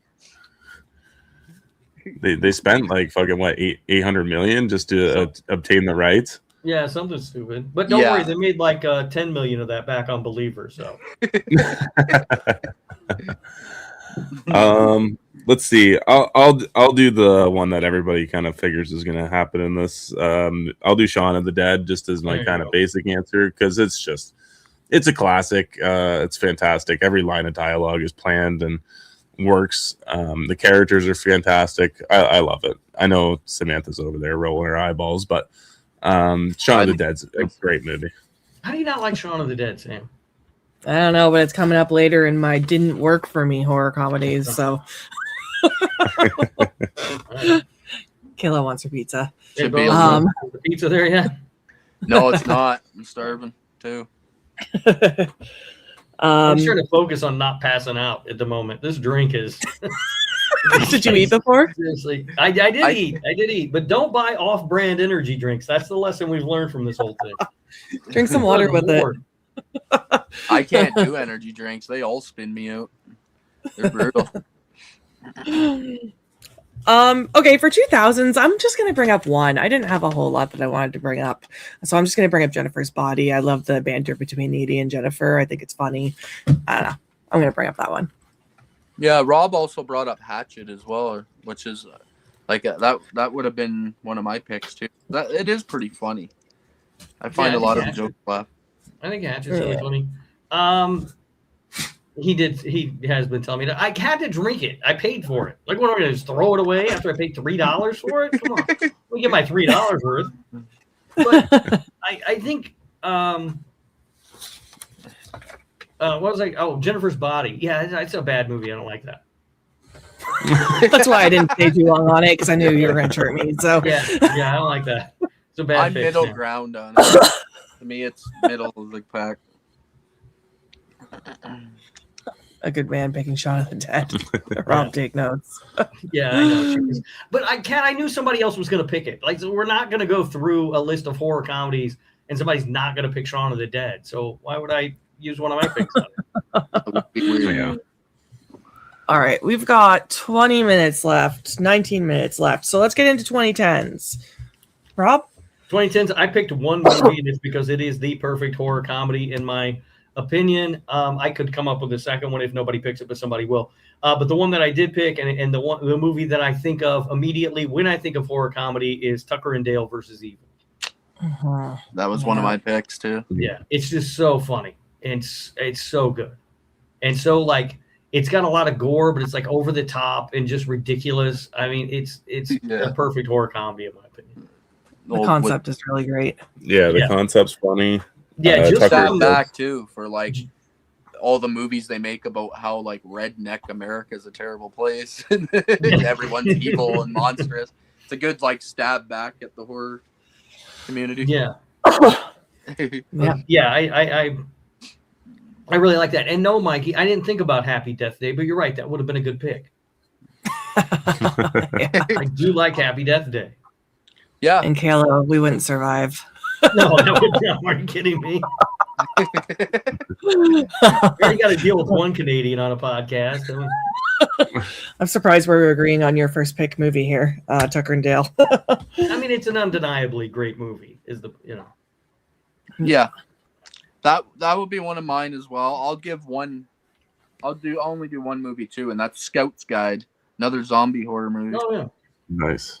I just watched that for the first time like a couple of years ago. I had never even heard of it. It was in my collection, threw it on, and I was laughing my ass off through that movie. Yeah. I was like, what the hell? The scene where he grabs the fucking zombie's dick as he's falling out the window. Oh man. I think everyone in my house was just like gut busting laughing because we didn't know it was coming. Yeah, and it's a funny movie. There's a good like titty scene in that too where the cop's stuck in the fence and the one creepy guy goes back to get a feel in on her fucking zombie tits before he runs away. I was like, what the fuck? Did you show me that movie? Yeah, I did. don't remember it. I think it worked a lot better for me because I was a Boy Scout growing up. So like a lot of the themes and stuff going on in the movie really really resonated with me. Just the way they were dressed and shit, and the conversations that we'd have. There are no bad titty scenes except for Blair Witch Book of Shadows. Young Frankenstein. It's one of my favorite horror comedies from the 70s. Yeah, we skipped the 70s. Yeah, that's a fantastic pick, though. Yeah. Rabid Grannies. I've never seen that, but I'd watch it. That was actually pretty solid. I enjoyed that one too from the 80s.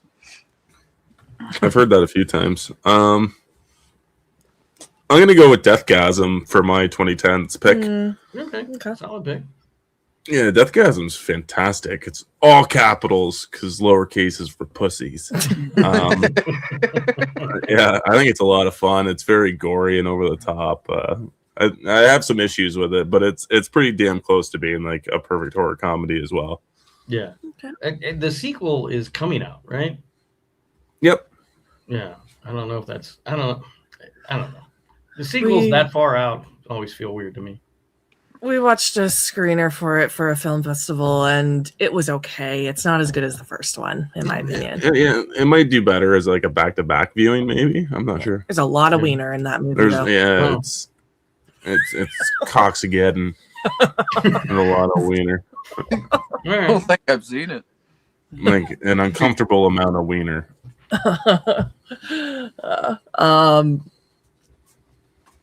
I thought I had seen that, but I don't remember a movie with lots of wiener in it. So maybe I haven't. The second Deathgasm? It's not out yet. The second one. Okay, sorry. Yeah. I thought you were talking about the first one. I was like, no. I don't remember that. Maybe I haven't seen No, it. the second one's got lots of wiener. Okay. Okay, the 2010s is where I wrote down the most horror comedies that I like, but I'm going to follow you with Deathgasm and throw out Dead Ants because it's another metal band going to Coachella. Oh, I thought you were going to pick Zombievers. I could have picked Zombievers. I could have picked Piranha 3D. I could have picked The Final Girls. I'm last, so I get to throw all these out there. I mean, Zombievers is like the best choice, but out of all these? Yeah. Wait, are we really going to get through the 2010s and no one's going to say Cabin in the Woods? Cabin in the Woods is on my list. All right. Yeah. I was gonna say I didn't pick that one because I thought, well, everybody's gonna put that. Like everybody's gonna say Cabin in the Woods. We get to the end and nobody has said it. No. Yeah, I know. Overrated.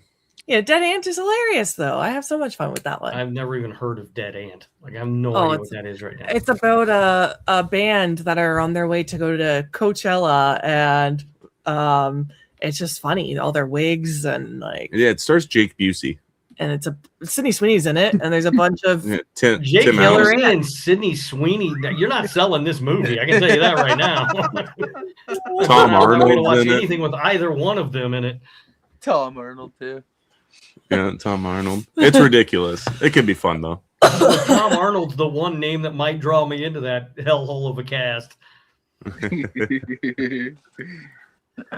Where did you say Cabin in the Woods is overrated? Did you say overrated? Yeah. Oh, We'll talk about his opinions later, Mikey. I want to hold off. I'm excited to hear. I know Brennan's pumped. Yeah, I'm actually gonna make sure I get a comment in at some point. I want to be a part of this mailbag delivery. He's in love with you guys. I'm gonna put some R's in the chat. Yeah, ours in the chat. Yeah. You can do that right now. Put ours in the chat. Yeah. Yeah. He wants you to go over there. Aw. You can take him. I don't think you'd have the same benefits as Sam. That's true. Yeah. I appreciate the offer though. I'm flattered. All right, let's go into the 2020s here. Also, we need to remember to feed the dogs on our next break. Yeah. Okay. Wait, what? We have to remember to feed our dogs on the I next was break. like, what the hell is she talking about? What? I zoned out for a minute because this drink has just got me spinning. Oh, We're at the 2020s, right? 2020s, yeah. Yeah. The first one I picked is The Blackening. I thought that movie was super funny. I really enjoyed it. And then the second one is Werewolves Within, which was another. I didn't expect to like that one at all, but I thought it was so funny. That's Mhm. And I don't know the name of the lead actor in Werewolves Within, but I love that guy. Every time I see him in something, he's hilarious. I Yeah. enjoyed Werewolves Within too. Yeah, I did too. Yeah. so did I I. never watched the beginning. You didn't watch The Blackening? That was very funny. Okay. That You one did- you didn't land. were digging. The Blackening. I liked a couple of the jokes, I don't remember. like the guy that kept voting for Trump or something. I can't really remember them, but I remember there being a couple funny ones where I was laughing pretty hard. Everyone's telling him to stop drinking it, and he takes a big sip. Of course I do, because I paid for it. $3. I'm not made of money. Okay, good picks. The quicker I Werewolves drink it Within- down, the quicker I get rid of it, then I'm good. Werewolves Within is based off of a game that we play all the time with my family, Yeah. Werewolves, and yeah, I was looking forward to that one. Before we move on with Beau's picks, I just want to say thank you to Alyssa for donating. We're at 39% of our goal now. Even if we hit 50% today, I'm happy. It was a big goal. Yeah, it was a large goal. It was. Mhm. So yeah, we've got $385 for Sobriety Sisters right now, guys. Thank you. Woo. Thank you, Alyssa. All right. Getting up All there. right. Yeah. We still got a few hours to go. 3 hours after this. Yeah. Beau, hit us with some. Oh my God. I just put a bunch of dog hair on my face, didn't I? Yeah, you did. It's because I was get it. No, you Just get make it. sure you get it all. You put it on your face. It's in your nose. This is incredible. Yeah, we've been doing this for a while. This is I'm amazing. getting loopy and tired too. My I brain's just starting finished to my work. energy drink. Bruce, I was petting him and he had all this fur. Anyway, okay. Beau, sorry. You Oh, go. good. That was worth it. Yeah, no, that was the best Back thing and that's watch happened. you rub all dog day. hair in your face.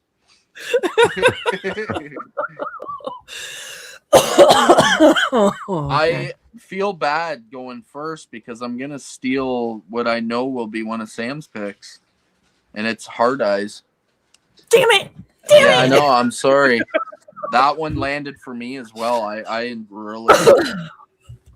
Yeah, that was a really good one. I was surprised. I went to Hard Eyes. Like, I was pre-irritated when I sat down in the theater to watch Hard Eyes because I knew it was going to suck. And I really, really loved that movie. Like, I thought it was really funny and really, really well done. I was in the Yeah. same boat. I thought it was just going to be cheesy and like I just wasn't expecting anything from it. I was just going to be like, okay, it's just some Valentine's movie. They're just going to kill a bunch of people in love. I didn't realize that it was going to be like a really well written rom-com. Yeah, right. Like with some gory ass kills here and there. Like I don't know. I thought it was excellent. And then I couldn't really think of a second one other than Werewolves Within because I had that written down.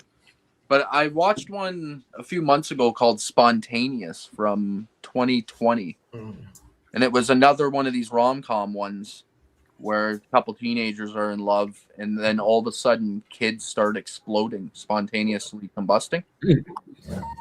And it becomes this kind of like comedic but yet sad as fuck movie where people in love start blowing up around you and stuff, but it's funny the way they're blowing up. It's a weird one. Like, it's odd. So I'll throw that one out there as my second pick. I heard that was good. I haven't seen it, but I have heard good good things about Spontaneous. Yeah, it kind of shocked me. Okay. Okay. Quick shout out to Mikey. He also donated. You can comment now. Commenting it loud. I'm not going to say the amount you donated, but from your donate, you can have one donation or you can have one chat. So make it worth it. Throwaway energy drink fund. Thank you, Ryan. He's Why got are you the trying link to there. name the donation? Just donate it. Like you don't have to pick a clever little name. Stop trying to make everything about you all the time, Mikey. You can put it in memory of, and I think it'll pop up. In memory. Yeah, That so you can might make need it- to do later. That you might need to do later. It'll be a future in memory of for Rob. Good job, Mike. Michael, I don't have too many actually for this list. I was kind of trying to think of something underrated because I feel like everything was pretty mainstream. But I thought of one, and I think it's the Wolf of Snow Hollow. Mm-hmm. I think that was in the 2020s. I think that movie was pretty good, excellent dark comedy. Yeah, good ending too. I like the sheriff and his like just explosions when he gets super mad and frustrated. I just think is over the top and great. And then I'll go with You mentioned one the other day to me when we were talking. The last time I did something with you, and I can't. I'll wait until you say yours, and then I remembered what you said, so then I'll say, what about this one? Okay. I haven't said mine yet either. Yeah. I'll wait. I'll go with Freaky. I think Freaky was a good time. I think My list is getting shorter here. I think that's the one I thought of. Oh, okay. Yeah, I think Vince Vaughn's pretty fantastic in that movie, and especially putting him in the place of a 16-year-old girl is a lot of fun. I was gonna say Cocaine Bear, but realistically, I only laughed at like 2 parts of that movie. So I thought Cocaine Bear was hilarious. I loved that movie. I thought it was really good.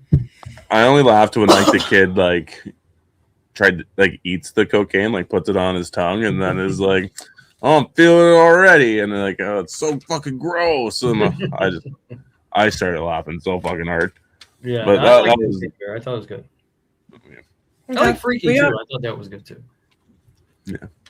Well, Hard Eyes and Freaky were both on my list. I'm gonna throw Ugly Stepsister, and that's all I got.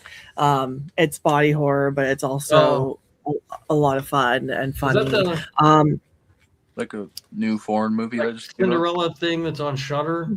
Yeah. I haven't watched it because I heard it was body horror, and I'm not big on that. It's also comedic, but it is hard to watch. Sensibilities. Yeah. Brendan just pointed one out too, Abigail. I'll throw that out too. I'm surprised none of you went with Terrifier as well. You guys always love that a lot. Oh god. Yeah, that's true. It's a different kind of funny. I wouldn't put it as a true I'm also comedy. I'm bringing up a Terrifier movie later on another hour. So yeah, I hear you. Okay, we got 4 minutes. So Rob, tell us some horror comedies quick that did not work for you. So I thought about this, and the only thing I could think about all day really was just how bad the Scary Movie franchise is and how it's not funny at all. Like, you don't laugh when you watch those movies because they're not horror, they're not comedy, they're just stupid. You're lucky we're running out of time. I would play a scary movie clip for you right now, but I won't do that. And it wouldn't be funny. That's the thing. You only have the Carmen Electra one. Like, that's a great clip to play. Oh, no, I have other ones. Oh, there's lots of scary movie clips. Oh, yeah, we do have a couple. Yeah, that's just the only one that you think about. The part where they do it and he explodes and she like sprays all over the roof. There is some. I do hear you. Like, I used to love those movies, and on rewatches, they have lost some of their momentum for me in their steam. Yeah, they're not funny. See, I think you catch more on multiple rewatches. Yeah. Yeah, because there's always something I forget, and then every time I watch it, I re-experience that love. Beau, do you have any that didn't work for you? Yeah, I have a big one that came out a couple years ago. Actually, it might have been last year, and it worked for everybody else because I've seen it on people's top 10 horror movies of the year, and that was Lisa Frankenstein. Oh, I'm with you on that. What a piece of garbage that was. But your big crush is in that. That doesn't mean her movies are good. Yeah, she looks good while she's in it. Even my daughters, who I thought would end up loving it because they're into that style and it's kind of made for teenage girls, even they were like, who is this made for? Like 5-year-olds? Like, the comedy just did not land. I know you did. That's why I'm trying not to stab it too hard. Yeah, no, it wasn't good. It wasn't good.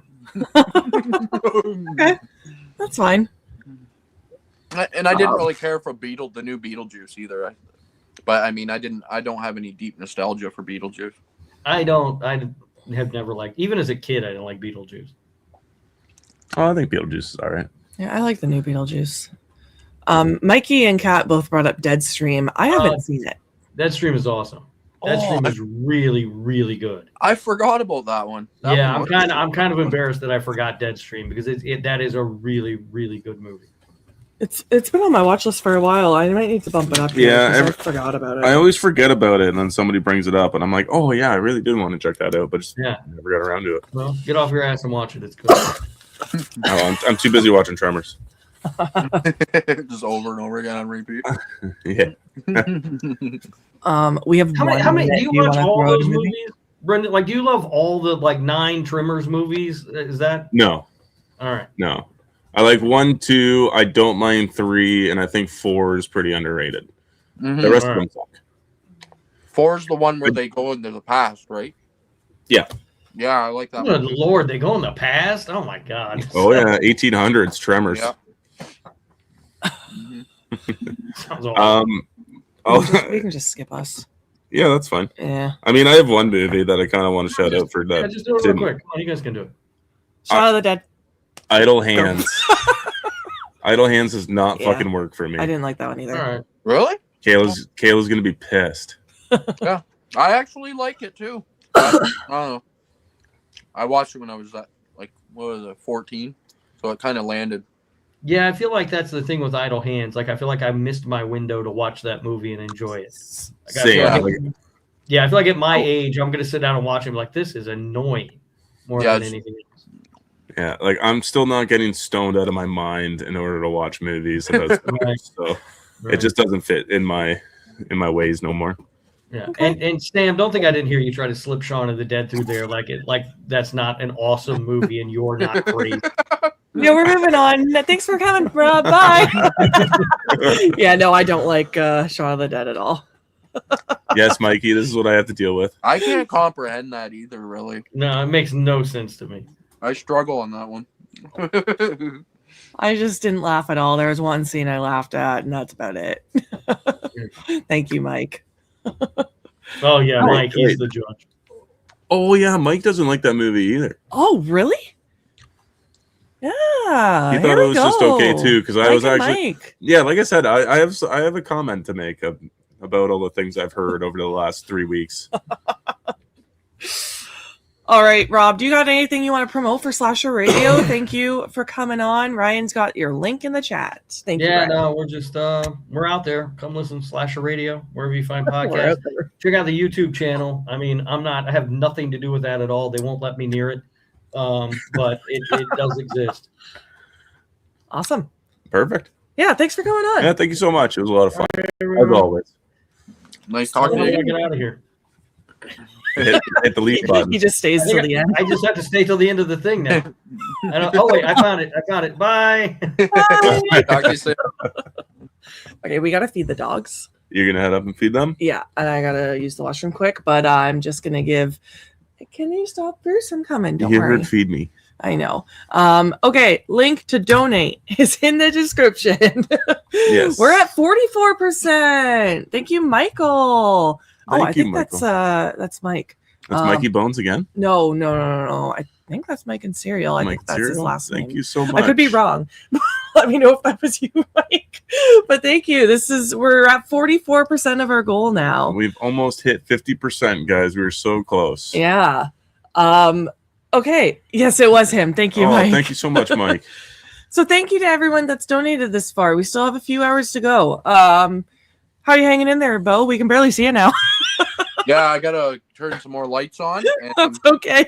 I'm finally getting some food in me because my brain, like that in the last one, I literally blanked out for about 40 seconds. And then when I came back in, I started talking about something, and it wasn't even what you guys were talking about. You know what I mean? There was a movie, like, oh no, the movie hasn't even come out yet. I'm like, oh, okay. So yeah, I need to turn some lights on, top up my drink, and grab a couple more slices of pizza. Sounds good.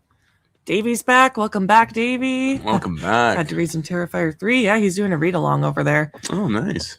The dogs are Bruce and Max. Bruce after the shark and Jaws. Do you guys want some dinner?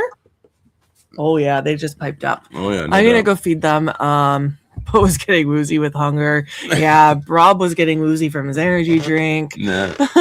Thank you, Eli. Thank you, Eli. Low blood sugar will do that. Yes, Mike, you know. Okay, I will feed them. Are you good with the chat here? Yeah, I'll probably run out for a smoke after. That's fine. Okay. Next up, we have Rob and Kaylie from that horror couple, and we're talking remakes. Oh my goodness, Rob's favorite category. Love me some remakes. We'll have dinner, boys. Let's go. Well, they feed. Let's go. Well, Sam feeds the dogs. Dinner. I'm happy we got our headphone situation figured out because I was having a hard time in that last one. Let's see what we got here in the chat. There we go. Oh boy. Yeah, please donate, guys. This is the link and it's in the chat. It's posted every once in a while. Thank you guys so much to everybody that has donated. We are so close to 50%. We would like to try to get that up there a little bit more, but I mean, this is just incredible all by itself. That is incredible, yeah. Every dollar counts. I'm gonna let Sam read this when she comes back in, because I'm bad with names. Yeah, so even if you can't donate, sharing and liking the video also does go a long way as well. Yeah, let's see. Sasha Radio. Oh God, remakes. I'm going to AFK for a bit. I promise. I won't make fun of Sam anymore. What's AFK mean? I mean, I'm not good with these acronyms and shit too, Mikey. Like I don't know what R's in the chat mean either.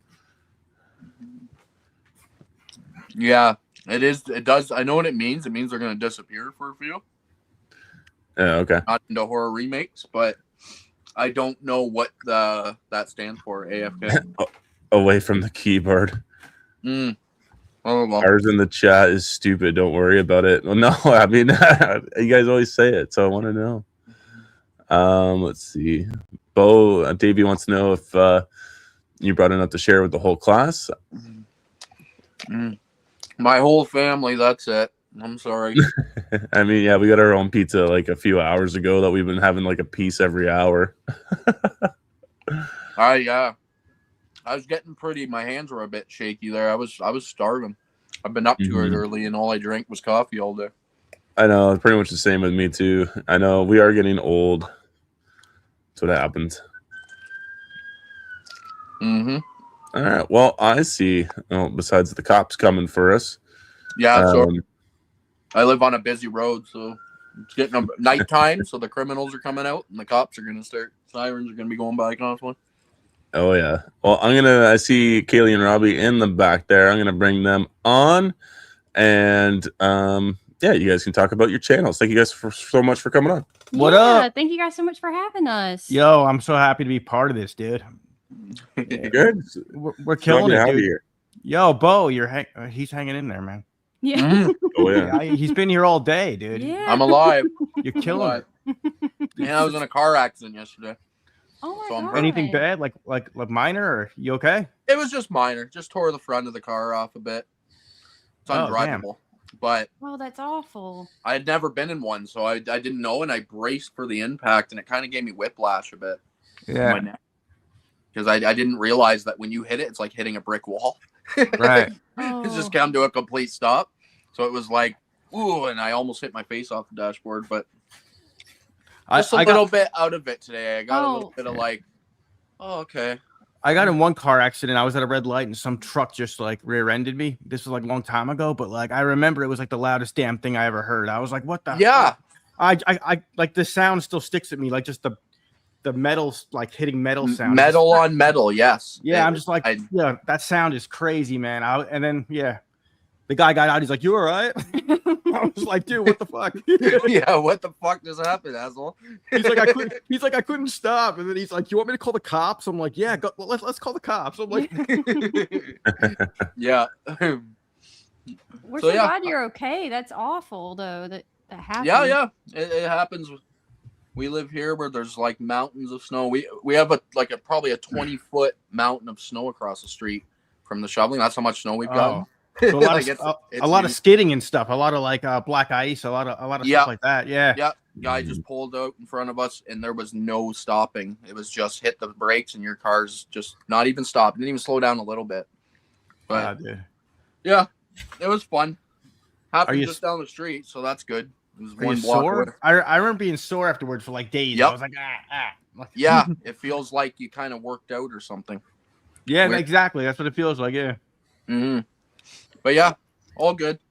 I'm just getting some food in, and then I will get my brain working again, and I won't blank out like I did in the last one for a couple minutes, where I get in. I got back in mid conversation, and I was talking about something that they wasn't even part of the conversation. I was like, oh, okay. You're a champion though, dude. You've been here the whole time with them, so that's awesome. Do you have and what toppings are on the pizza? I got 4 different kinds because I have a whole house full of people right now. My daughter's a boyfriend, so I had to buy a lot of pizza. So right now I'm eating Canadian, which is pepperoni, green pepper, mushroom.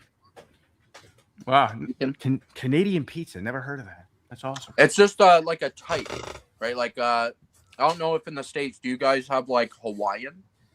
Yeah, I have one in the freezer right now. Yeah, pineapple like and that. ham. It's like Hey, that, Sam. only it's a Canadian type. We're just talking toppings on pizzas.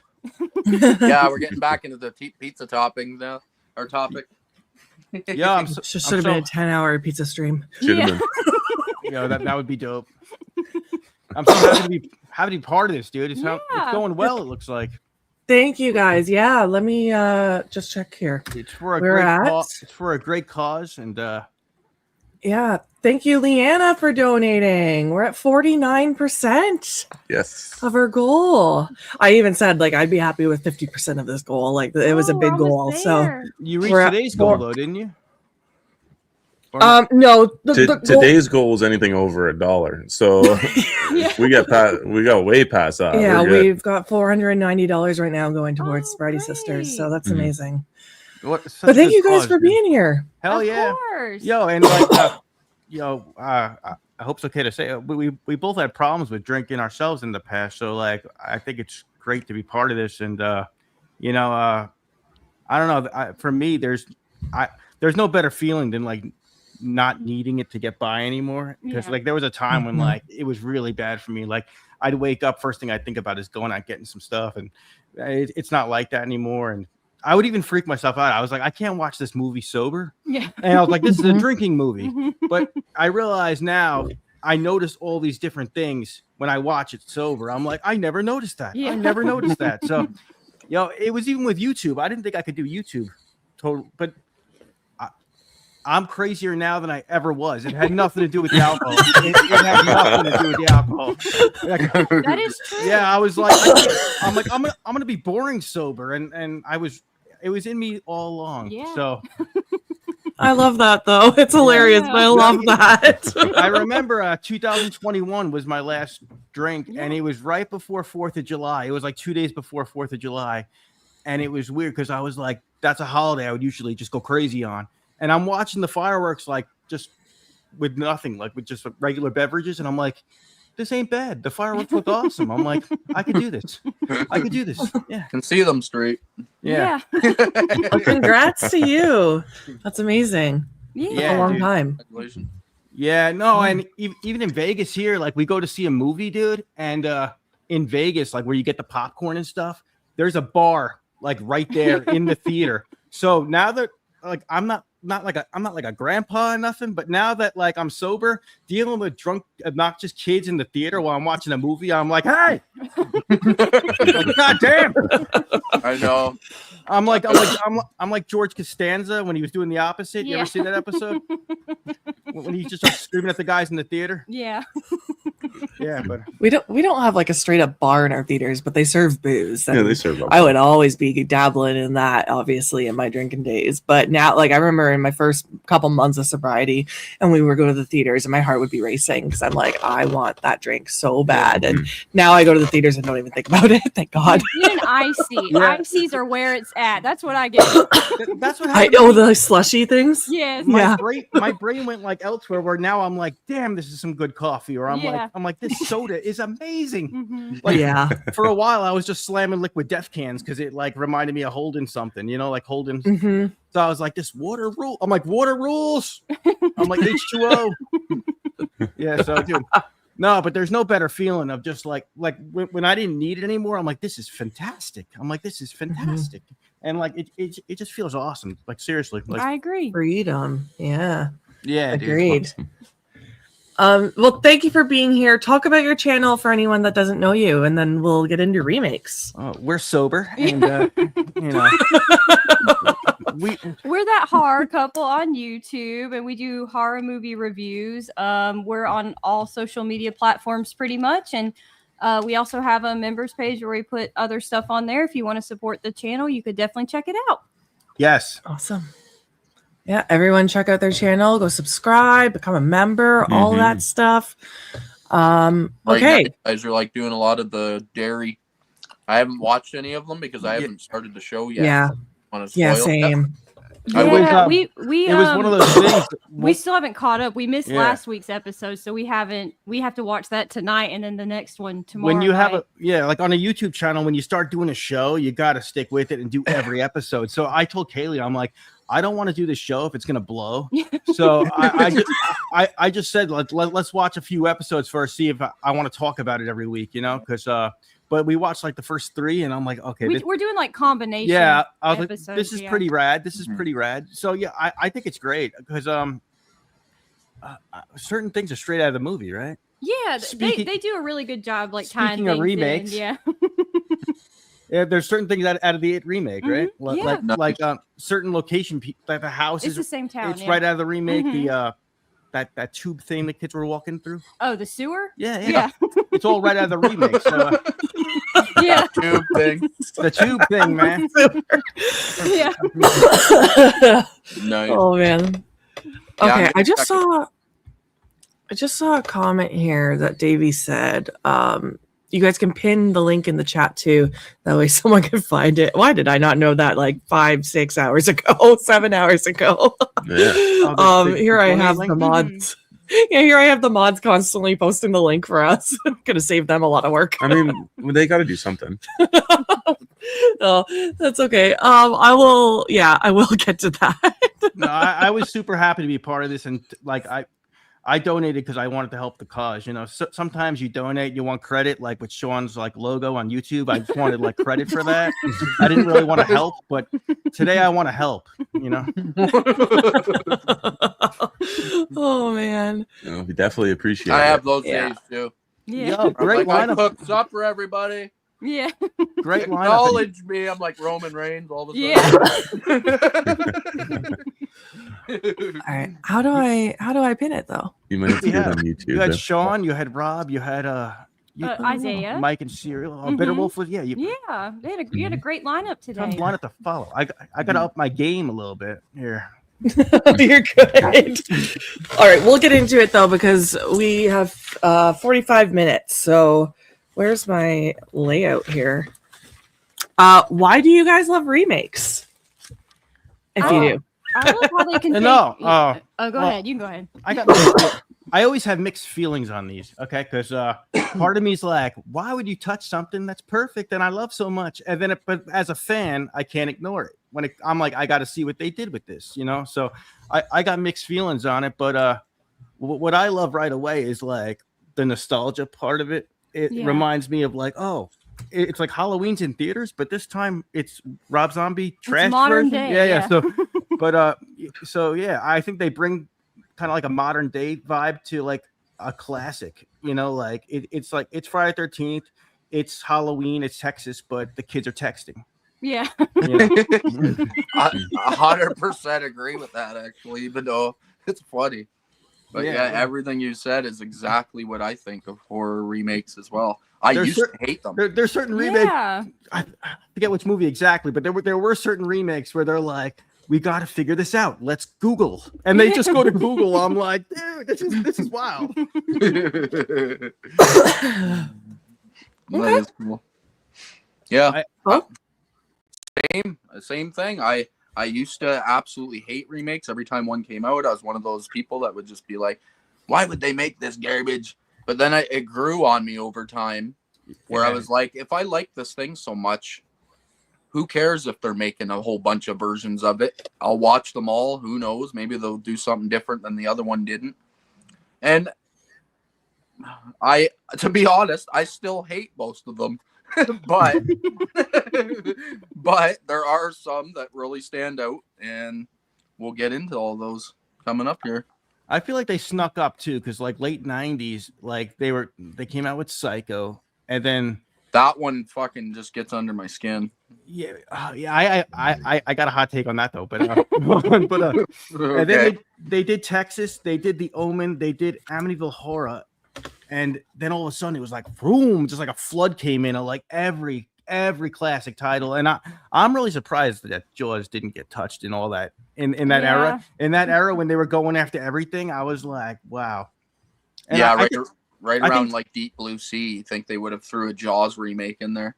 It's very profitable, I think, for the companies because they don't got to advertise too much. They don't like when they say like Halloween, Texas Chainsaw. Most of the people already know what it's all about. They don't got to throw a bunch of stuff out there, so. Yeah, you know what you're getting. Exactly. Yeah, exactly. I want to give a quick shout out to Isaiah. The Bitter Wolf donated again.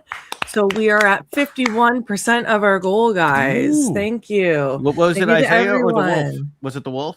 Yeah, maybe it was the wolf. It was probably the wolf. Yeah. So yeah, thank you to everyone that has donated, Yes, has shared the stream, that has liked the stream, that has come on with us. Beau for sticking it out this whole time. I'm happy. To our mods that are dropping the link constantly, to everyone in the chat helping the algorithm. Yeah, thank you. Okay, Brendan, why do you love remakes? If you do. Well, I grew up in the remake era, so for a while all I knew was the remakes, right? Like, the only reason why I think I knew about any of the originals was because of like Freddy vs. Jason got me to watch the originals before the remakes, but Texas Chainsaw Massacre, the remake, was the only one I knew. Piranha 3D was also the only one I knew.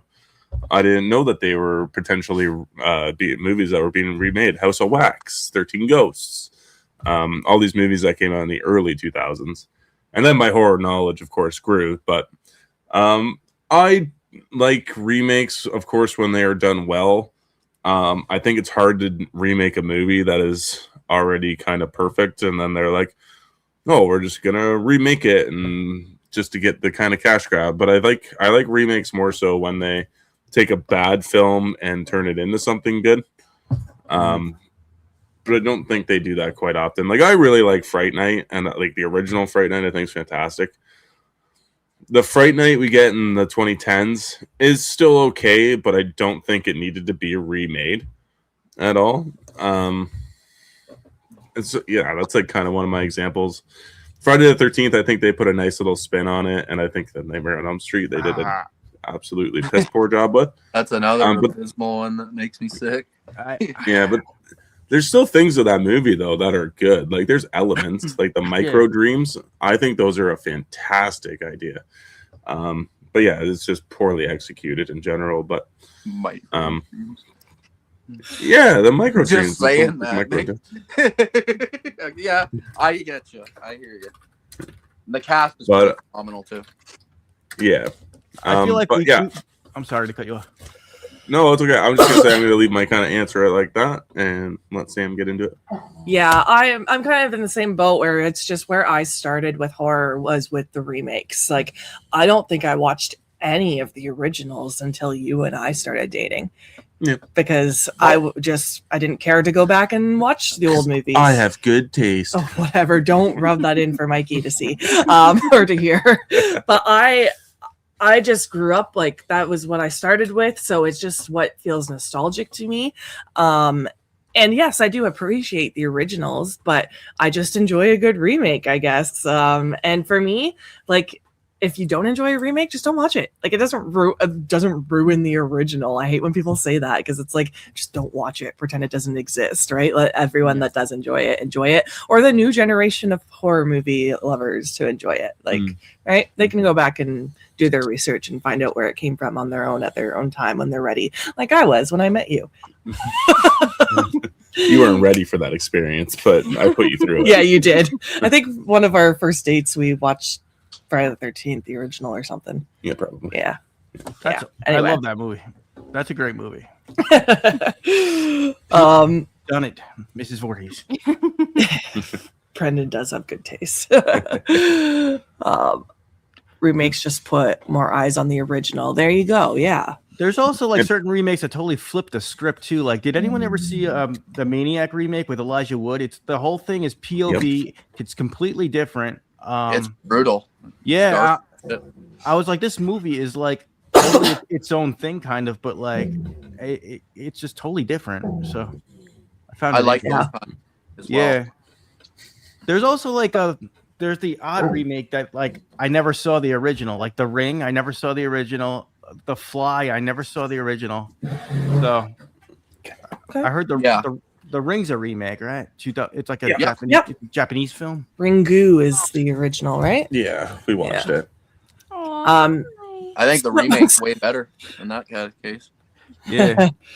Personally. So my next question is, do you think people are too hard on remakes? And I'm going to lump in the next question too. I just want to make sure we're flowing with our short time segments. Do you think people are too hard on remakes? And what is your favorite decade for remakes? I think with remakes, especially like with horror fans like us, because we're cool. Like us. No, I think we go in with with expectations, certain things we want to see, and we hold up certain things like to like a high standard. We're like, yo, hey, Friday 13th, I want to see this, and this, and this. You know, and so yeah. So I think in certain cases they are hard on it, but yeah.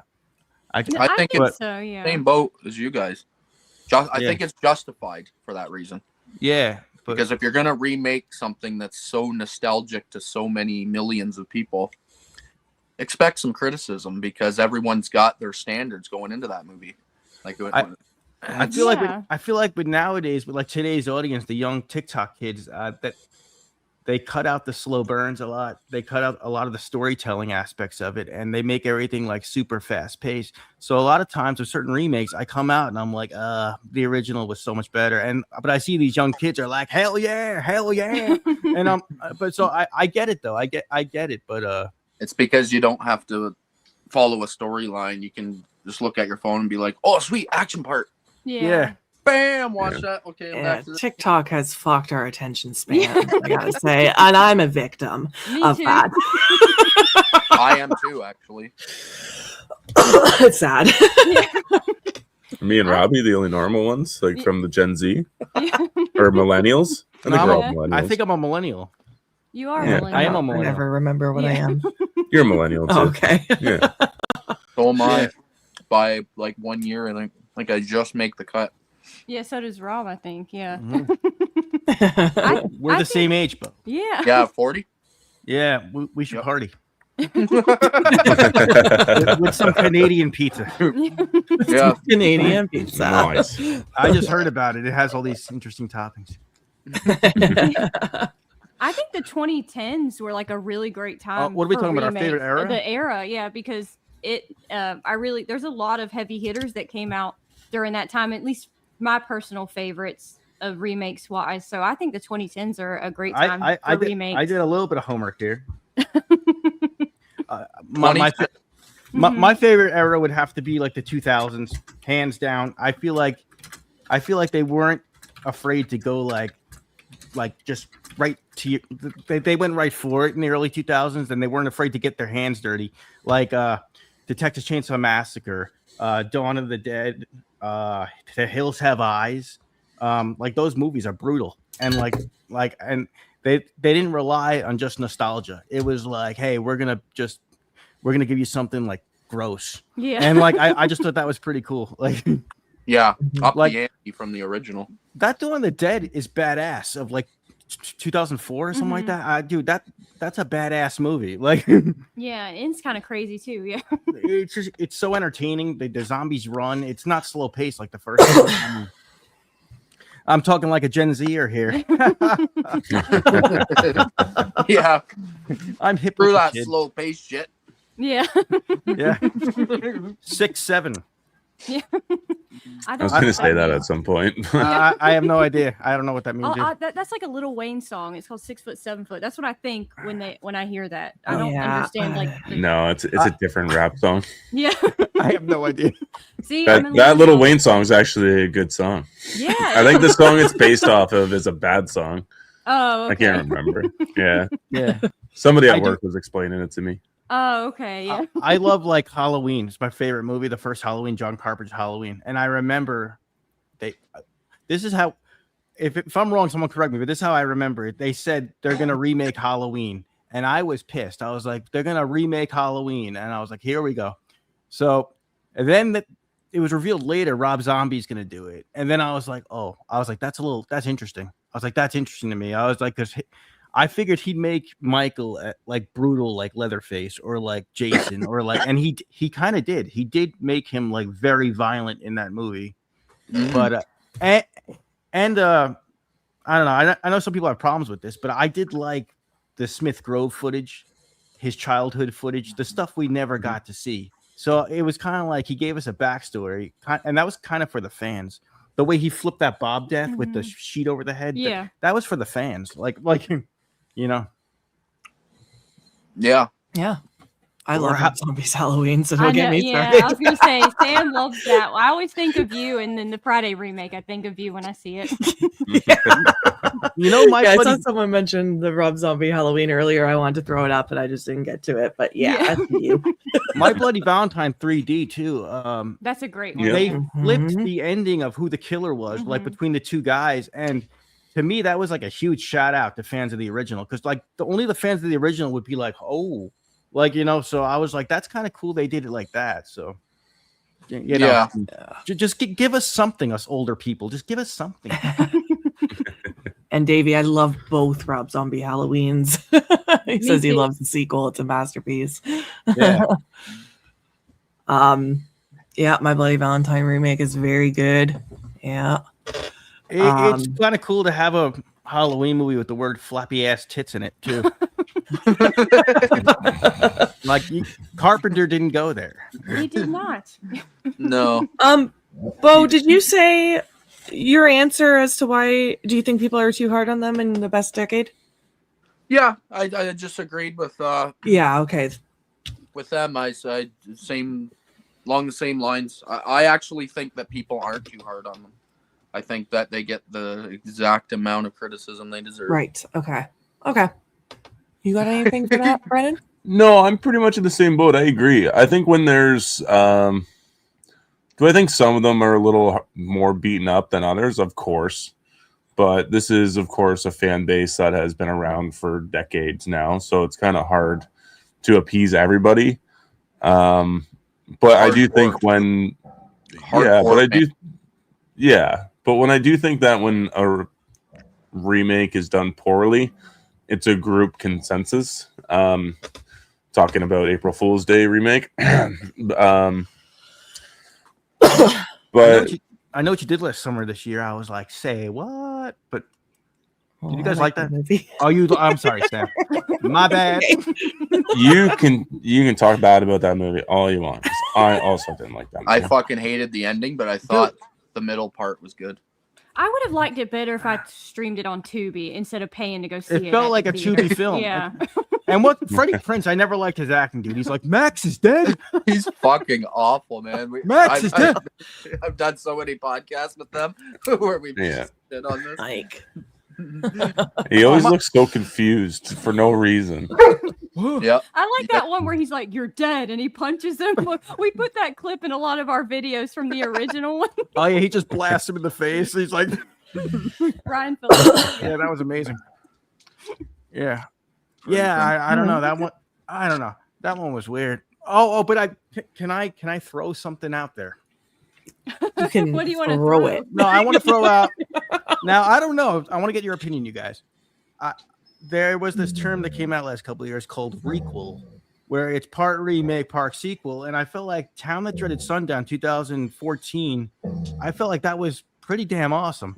And they paid tribute to the original film, but they retold the whole story in like such a way, like with a backstory and it was a movie about the original film, but it was kind of like a remake. But I don't know. Yeah, I thought that was damn creative, and I was like, it's the same title. It's just Town That Dreaded Sundown. So I was like, that's damn creative. So they kind of didn't like step on the toes of the original at all with that. I felt like so. Yeah, excellent movie too. I was pleasantly surprised when I watched. That's underrated. Yeah. I don't know if we have an underrated section. Because that does not that came out and like just nobody talks about it, and I'm like, yo, it was good, dude. So. Everyone we talk to you about it seems to really like it. Yeah. We haven't seen the original. No. But we liked that one. Mm-hmm. Well, the original is from like 1972, and it's like completely. It's like very slow paced, but like very interesting too. I like it for what it is. Yeah. Okay. It's got the Jason duffel bag look. They stole that look for Friday 2. It had the overalls and the duffel bag. It's very Friday 2. Totally. Do you think horror movie or remakes are beat up too much? I'm a little bit in the middle because I do understand people having some expectations because of their favorite movies, but I will never understand when people say like it was horrible, it ruined the first film. Because for me, it's like just don't watch it then and let other people enjoy it. So I'm a bit in the middle. Yeah. And I just like some movies that people don't like, so I'm just like, get out of here. How many times do you think a movie can get remade?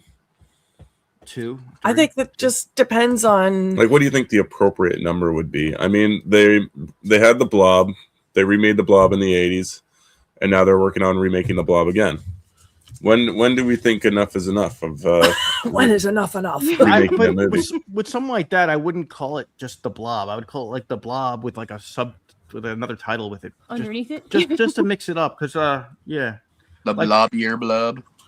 Like when the new Halloween came out, they just called it Halloween, the 2018 one, and I was like, dude, we got like now when in the set we got like 3-4 Halloweens, and I'm like, I always call that one Halloween 2018. I never call it Halloween. The fans call it that, but I'm like, I'd probably, I don't know, 840 or something. Yeah. They did that with Black Christmas though. They remade Black Christmas for no reason again, and it was like So that was another abomination. Yeah, in one. That was horrible. Yeah. I don't even remember it. We watched it once in theaters and never even talked about it again. We're like, forgot about it. I just feel wrong now. I'm like, that just feels wrong. Yeah. Okay, so I asked you guys to come up with a top 3 list for remakes. I chose 3 instead of 5 because I did have some questions ahead of time that I wanted to ask. And these are short segments. And also to everyone in the chat, I'm trying to get to your comments. I do see them. It's hard with guests being on for 50 minutes. I need to make sure I'm getting our whole segment through. But so top 3 list for remakes. Let's go around and say our number 3 on the list. Kaylie, you want to start? Black Xmas. Nice. Love that one. That's a fun. It's hard because I want to put all these movies on my list because I'm a remake whore. I love them all. Me too. So I'm like, it hurts to not put them on my list and only pick 3, but I love that pick. Oh, thank you. Yeah, it's the perfect time of year too. We're about to I want to rewatch it again. I love that one. It's so fun. It's like a bloody festive good time. Oh yeah, great cast. They made cookies out of flesh, dude. Yeah. Yeah. Just with a comment on that. That's a great pick. Robbie, what's your number 3? I like that style too.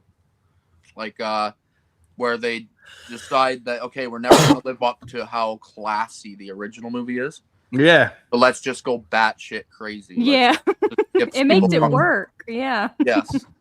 And they kind of stayed true to like the story of Billy too. Like I felt like they took things from the originals too, but they made it their own. Yeah. Whereas 2019 doesn't even have a Billy in it, which drives me crazy. They just took the name for that. Yeah. It was hard for me just to pick like 3 top ones. So I went with one I feel like doesn't get talked about enough that I really enjoyed. I picked The Crazies in 2010. Nice. I think that is an awesome film, and it Timothy Oliphant. Yeah, I mean, come on. I like both. I like both versions, original and remake. But I feel like this is like it predates Walking Dead, but to me it was very Walking Dead. It was very apocalypse. It was very it was so well done. I thought, and does it get talked about that much? Not often that I see. Yeah, so I was like, I'm gonna give it some love, put it in my top 3, and I just maybe even to be controversial. Maybe I was being a dick. I was like, I'm gonna throw that in my top 3. No, I like it because that just reminded me I got to go back and watch it because I've been trying to get Sam to watch it. Yeah, it's a great movie overall. Even I think it's a great movie, even if you don't really like horror movies. It's kind of like on the thriller side at times. I think it's great. That's one where I got to be like, it's more entertaining than the original. But I have so much. I like the original too. But I was like, this is very like fast paced and very entertaining. I think it was 2000. Yeah, it was, and it's before Walking Dead, but it felt like it's the same year, I think. It felt like months. I don't know why it felt like Walking Dead. Maybe the whole virus thing. I don't know, but okay. Yeah. I was about to say Jaws, but that's because Eli just put, when do you think we'll get a Jaws remake? Never. But Beau, I don't know about the Jaws remake. That was the wolf. That was the wolf talking. My number 3, I was gonna go with one that I know Sam will pick, so I'm gonna leave it for her. And I'm gonna name the Blob, actually, that Brendan brought up a couple minutes ago. I actually love the 80s Blob. I think it's so freaking good. Right from the first, like when they're in the police station and they kill like the person you think is going to be the lead in the movie, the guy. He's like the boyfriend. And the Blob comes down, just melts all his skin off, and he's like trying to grab his girlfriend. And I actually, like right there, I'm sold. I'm like, oh, wow. They actually did this shit, like killed lead characters in older movies. Like usually that's a newer day thing. So the Blob's excellent. Plus, like, you got Kevin Dillon and his fucking like phenomenal hairdo. Like maybe the best mullet in the history of mullets. Excellent. I would shout out the Blob. There is so many remakes. Like, yeah, let's be honest. But that's the one I watched with you, right? With Johnny Smith. Yeah, I showed you the Blob. Yeah, I enjoyed that. I looked up a list before this. I was like, God damn. I was like, there was stuff I didn't even realize was out. I was like, what? Say what? I was like, yep. I know. There's a lot. Let's see. My turn? Yep, number 3. Sorry, Sam, but I got to be true to myself, and it's going to be Evil Dead 2013 at my number 3. Okay. I fucking love Evil Dead, and I love Evil Dead 2013. It's my number 1, so I guess I love it more. Just carry on. I'm kidding. As a remake, it's my number 3 because I think the other 2 movies do something that the remake does not do. I think the remake is a good remake of the first film. Yuck. I think it's I know, Rob. I knew that was coming. That guy is something. I thought he was gonna be off his What do you keyboard. say? Whatever, gabagool or whatever they say. The gabagool. So you gotta listen to Slasher Radio. Yeah, to if get you it. listen to Slasher Radio, you'll get it. Oh my gosh! Okay, continue, Brendan. See if there's any Tony Danzas in these movies. Let's see. I don't know. Evil Dead 2013 is fantastic. It is.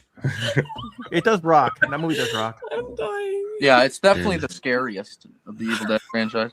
It's over. He says. Oh yeah. I'm crying. Yeah, it's a great movie. I'll talk about it later. Yeah, when we get to it. Yeah, like I don't know. I love it. I think it's fantastic. Score is great. Cinematography is fantastic.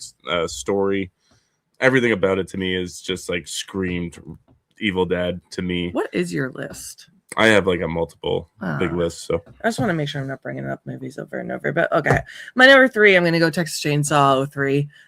This was one of the first movies that scared me really good when I was getting into horror, because like I said, I started with the remakes, and Leatherface was one of my first villains I was really scared of. So I still love this movie, like everything from the song they're singing in the van together to that kill in the van to the setting, it being just yeah, you like it too. I know, Bruce. I love our final girl in that movie. Like, I love all the characters. I love that relationship too. Like, Aaron and what's his name? Kemper. Kemper. Thank you. Love him. He's also nice on the eyes. It's just such a good movie. No, I love that one. It's great. Yeah. Yeah. Of course, Rob says meh. It's my favorite Texas. Yeah. Speaking of nice in the eyes, that chick in that movie, dude. Oh. Jessica Biel. Yeah. Oh, yeah. God damn. Her walking up to the house in the remake, I was like, yeah. Yeah. You know that booty shot? Oh, that slow. They redid that booty shot, but they upgraded it. That's what a remake should do, folks. Yeah. Upgrade the booty shots. Yeah. That's funny. Mikey says Brennan got divorced, remarried, and divorced again, all in the same life. I go big or go home, buddy. I do it all on the same day. Yeah. Okay. Oh, fun fact: Sweet Home Alabama hadn't been released yet. Is the date of? Why can't I read right now? Fun fact: staring at a screen all day. Can you read it? Fun fact: Sweet Home Alabama hadn't released yet at the date that's used in the Texas Chainsaw Massacre remake. Epic fail. Oh, yeah. I get it. Mm. Oh, I still love it. Is that true? Yeah, they play the song, but it plays. There's all the list of mistakes in those remakes are so big. No, that just but means it doesn't mean they're shit movies. The kids in the car wrote the song. Means that's all it means. Okay, let's go on to number 2. Kaylie.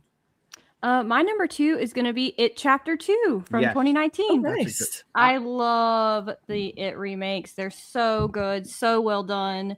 I love Stephen King stuff, and this is my favorite work of his, and to see it be remade and given like the love and attention it deserves to have this story. Like, they changed a lot from the miniseries and made it more digestible, and it's just, I could go on all day about it, but Bill Skarsgård and all the kids and adult actors that they got for those movies, they killed it. They're like 2 of my favorite horror movies of all time.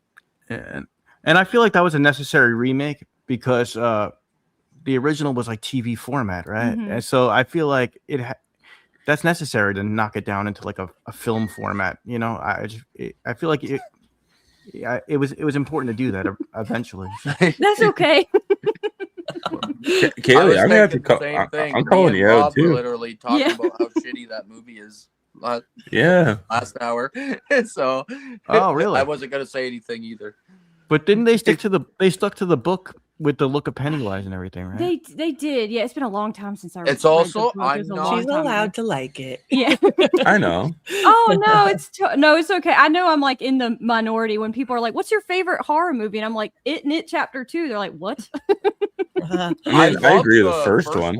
Yeah. Honestly, Yeah, the me first too. one, I loved it. I thought, oh wow, and I was so pumped for the second one, and then it just let me down for some reason. Yeah, a lot of people felt like that. I think I saw a lot of people that they loved the first one and the second one kind of fell flat for them. But I understand. I thought the adults did a good job at imitating those kids, though. It was like so believable. I was like, It was, and the cast is phenomenal. Like, Yeah. McAvoy's like fucking just an upper tier level actor. I think he's phenomenal. Fuck McAvoy, dude. Bill Hader did that was Yep, Bill incredible. Hader. And never would have saw that from him. the guy that played Eddie with his mannerisms. I was just like that. He nailed it. I was like, Officer so and so. Yeah, James Ransom. Yeah. Yep. Like I said, I don't even know why. It's just weird. It is long. The second one is really long, and they're slower. They break the adults like up, and they go on their little separate missions. And I think that part maybe drags, and that's where people lose interest a little bit, which I could understand. But they got the Cure on the soundtrack. And it could also be like how much nostalgia you have with the original, because I never watched the original until I was much older, and I just didn't. Maybe if I watched it and had a little more nostalgia for the original and cared more. I'm not a huge Pennywise person. It's weird. It's weird because he's like the greatest clown killer ever. But okay. All right, Robbie, we'll get to your number 2 in a sec. I'm just going to quickly shout out a couple of these comments here. Kayla, thank you. Please donate if you can. Ryan Swayze has the link in the chat, guys. We're at 51% of our goal. Raised $505, guys. That's so incredible. Still a couple hours to go here. Eli's dropping links in the chat. Thank you, Eli. Chester, like, subscribe, share the stream. Thank you. You guys are all doing God's work in the chat. Thank you, guys. This chat is one hell of a chat. Yes. And then there's Mikey saying It Chapter 1 and 2, huge barf. I'm happy that I didn't scare him away. I haven't had a smoke in like 2 hours, so like I'm starting to get a little irritated. Yeah. So that's why the Gabagool came out. I gotta ask. Can I just ask a question, like for like chat reasons? Like, sure. What do you guys think of Night of the Living Dead, like 1990, being in color with Tony Todd? I like it personally. Yeah, I thought that was really kind of different and cool, and they mixed it up but kept it the same. Yeah, it's and here's the thing: I'm usually not a fan of shot-by-shot remakes because I find them completely pointless and a waste of time. But that one, it's practically a shot-by-shot remake, and I loved it. It's weird. I think it might be because of the age. I probably watched it when I was like 7 or something. Yeah. I also really love the remake. I think that was fantastic. Fantastic remake. What do you say? I approve of you randomly shouting out. Cool. Keep beating you. That's hilarious. I think it's a great remake. I've been waiting to hopefully get the hands on the new Steelbook that came out, the 25th anniversary of it, or I think it's the 35th. I can't remember. But it's an alternative director's cut, which has like Tony or Tom Savini's original like intended dream for the movie. So I really want to see what that would be like. But that's a hot take. That's a hot take, Davey. That's a hot take, Davey. That's cool. Well, no, I prefer the original too, but I think it's great. Yeah. Well, can I ask about we brought up Psycho. I know you didn't like it, but I thought Vince Vaughn played a good like Norman Bates. You didn't think so? No. Psycho's probably my favorite movie of all time, so it might have something to do with that. Yeah, and the whole thing's in color. I thought that was just different. I'm like, it made everything pop a little bit, but. Yep, I just watched it recently, actually. He wasn't a good psycho. I thought he was a good psycho. Oh man, I don't know. I don't know if I can even argue with you on that. I thought I want you to argue. It's interesting if we disagree a little bit. Anne Hesh trying to take over Janet Leigh's part not for me at all. Thought she did a horrible job screaming in the stab scene. And also, I think it's just because the first one, to me, is such a masterpiece. Right. So to just watch somebody redo all the scenes just shittier, I'm like, why am I watching this? Like, I'd rather just throw the original on again. But that's just my opinion on pretty much all shot-by-shot remakes. Right. No, I agree with you, but usually when people like put that down, I'm like, yeah, but Vince Vaughn played a good Psycho. That's usually my one thing I say good about. And I'm a huge Vince Vaughn fan. Yeah. I love him and a lot of his stuff, but I'm gonna have to be a Rob on this. Whoa, Rob is totally has his opinions down there. I struggle to be Rob. Rob is a gifted talent, just being a prick all the time. I keep on thinking you're talking about me until I realize that we're talking about the other Rob Humphrey. Sorry, other Rob. Okay, guys, we got 8 minutes left in this segment. My number 2 is same as yours. If I just to quickly get through the list, Texas 2, the Texas remake I put for my number 2. Nice. And Texas Chainsaw Massacre is one of my favorite movies of all time. And when they remade it, I wasn't pissed off. I thought, the way Toby did it, it was kind of like POV. It looked like part of it was shot on film, and they made it more like a movie, and they made it a badass movie, I thought. So yeah. I thought it was pretty damn good, and that chick is really hot. So very Hollywood feeling compared to the original. What's that? It feels like a bigger budget Hollywood movie. Oh, that's exactly what they did, and I'm like, I'd rather see that than them try to recreate the same damn thing again. So yeah. So okay, good. And then they went on. It went on to 06 with the beginning. I thought that was kind of cool. They went in their own way after that. So it kind of went into its own thing. So okay. Beau, what's your number 2? We're gonna have to go a little quick here. Okay, this one will be quick because no one will probably agree with me. My number is Nosferatu from last year. No way. Okay. I've watched it probably 7 or 8 times since last year. That's and cool.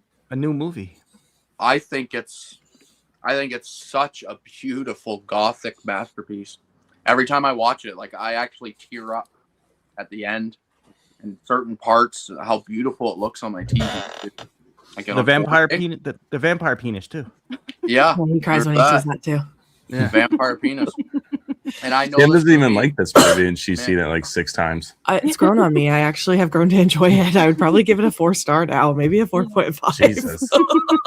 I honestly, I love beautiful gothic romance, and to me, there's nothing better than just killing the 2 lead characters in the final act and dying beautifully together, and to make it a monster version. Love it. But yeah. Rob's got that Canadian 4K with the French writing on it. He won it from us, so we sent him the copy, and he's like, "Why is there weird writing on it?" I was like, "Oh my god, is it damaged?" And he's like, "No, the French." You can watch a whole movie in French too, Rob. I'm sure there's a version of the Francais. Brendan, what's your number 2? So my number 2, I'm gonna be more generic to me. I'm gonna go with The Fly. That's awesome. I think it takes the original concept idea and turns it on its head. I hear the original is really good as well. I haven't gotten to watching it. The first one. Yeah, like the original, but I think David Cronenberg's New Vision is a fantastic entry into the Fly franchise. Okay. Me too. All right, I'm gonna carry on just because we've got 5 minutes. So you're gonna skip yourself? No, I'm gonna go. Yeah, that's what I'm saying. I'm looking at you too. Go. Oh, okay, sorry. Yeah. I don't have much to say about The Fly anyway. I watched it on the subtitles, remember? Yeah. Yeah. Okay, number 2. This is for Rob Humphrey and Mikey out there. Friday the 13th, 2009. No. I don't like that one. I know you don't. I'm sorry. I think it's so much fun. No, I want to hear what you got to say about it. But yeah, I was just so disappointed because it goes back to what we were saying. I had such high expectations for that, and when I saw it, I was like, eh. I didn't see it. I didn't see the original first, though. This was my first Friday the 13th movie, Oh, nice. and I just have a blast with it. The soundtrack, the kills, the cast. I love the intro, that long intro we get with all those fun kills when they're all camping. So good. Like, I just want to party with Trent. Like, I just love it. Is he that guy? You okay, bro? Yeah. No, Yeah. bro. Stupendous. Yeah. Oh, bro. Nah. That douche guy? Yeah. Oh, come on. So yeah, I love it. That's my number 2. Kaylie, what's your number 1? The 2017. Okay, I thought so. Yeah, and I don't have to. I already explained. So Way to stay strong. The way we Pete. make it faster. Yeah, it's That's amazing. awesome. Humphrey's gonna kill you for that. That's awesome. Robbie, what's your number 1?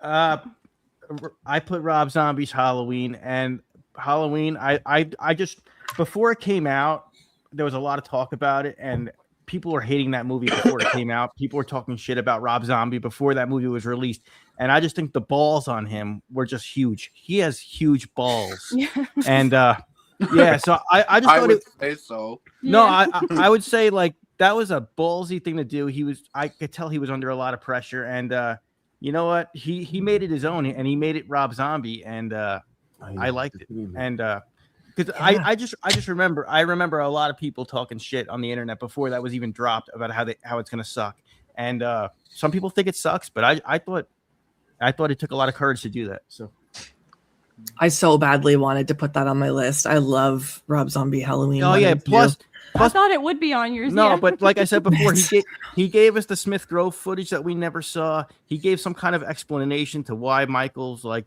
it kind of yeah. Some people don't like an explanation, but I think he kind of did his own thing. I appreciated it.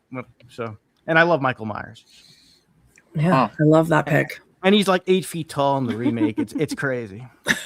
I can no longer talk to Rob. I think you'll talk to me. He can't hold back, that guy. He's a typer. Beau, what's your number 1? I went with the correct answer, and that's the same one Brandon went with, and that's The Thing. John Carpenter. Not this Halloween remake shit. I'm gonna be Rob. I'm one of the haters. No, I don't think it's that bad. I'm not like this is a absolute garbage Halloween. So yeah, I just went with The Thing. We don't need to talk about The Thing. Let's just talk about Halloween and why it isn't the best. Pick on me, why don't you? Is The Thing your number 1 as well? Yeah, of course, The Thing is my also number 1, and I say we do talk about The Thing and why it's so much better than every other remake. Because it took the concept idea from the original film, which is a big it just evolved so much. I guess they can call it a a retelling of the short story. Mm-hmm. Because they definitely didn't nail it in the original. I think it was from the 50s movie. Yeah, 51. Same kind of concept though. Like it was a bunch of people in Antarctica. They had an alien, but the alien was just a guy in a suit. Where this one they make it so the alien could just be whatever and infiltrate in a completely different way, giving the movie a lot of excellent paranoia and atmosphere. Yeah, it was just a great modern retelling of that story, and I think that it excelled way past the original film because I've seen a lot of clips of it, and I don't think that original film looks like it would have been up my alley.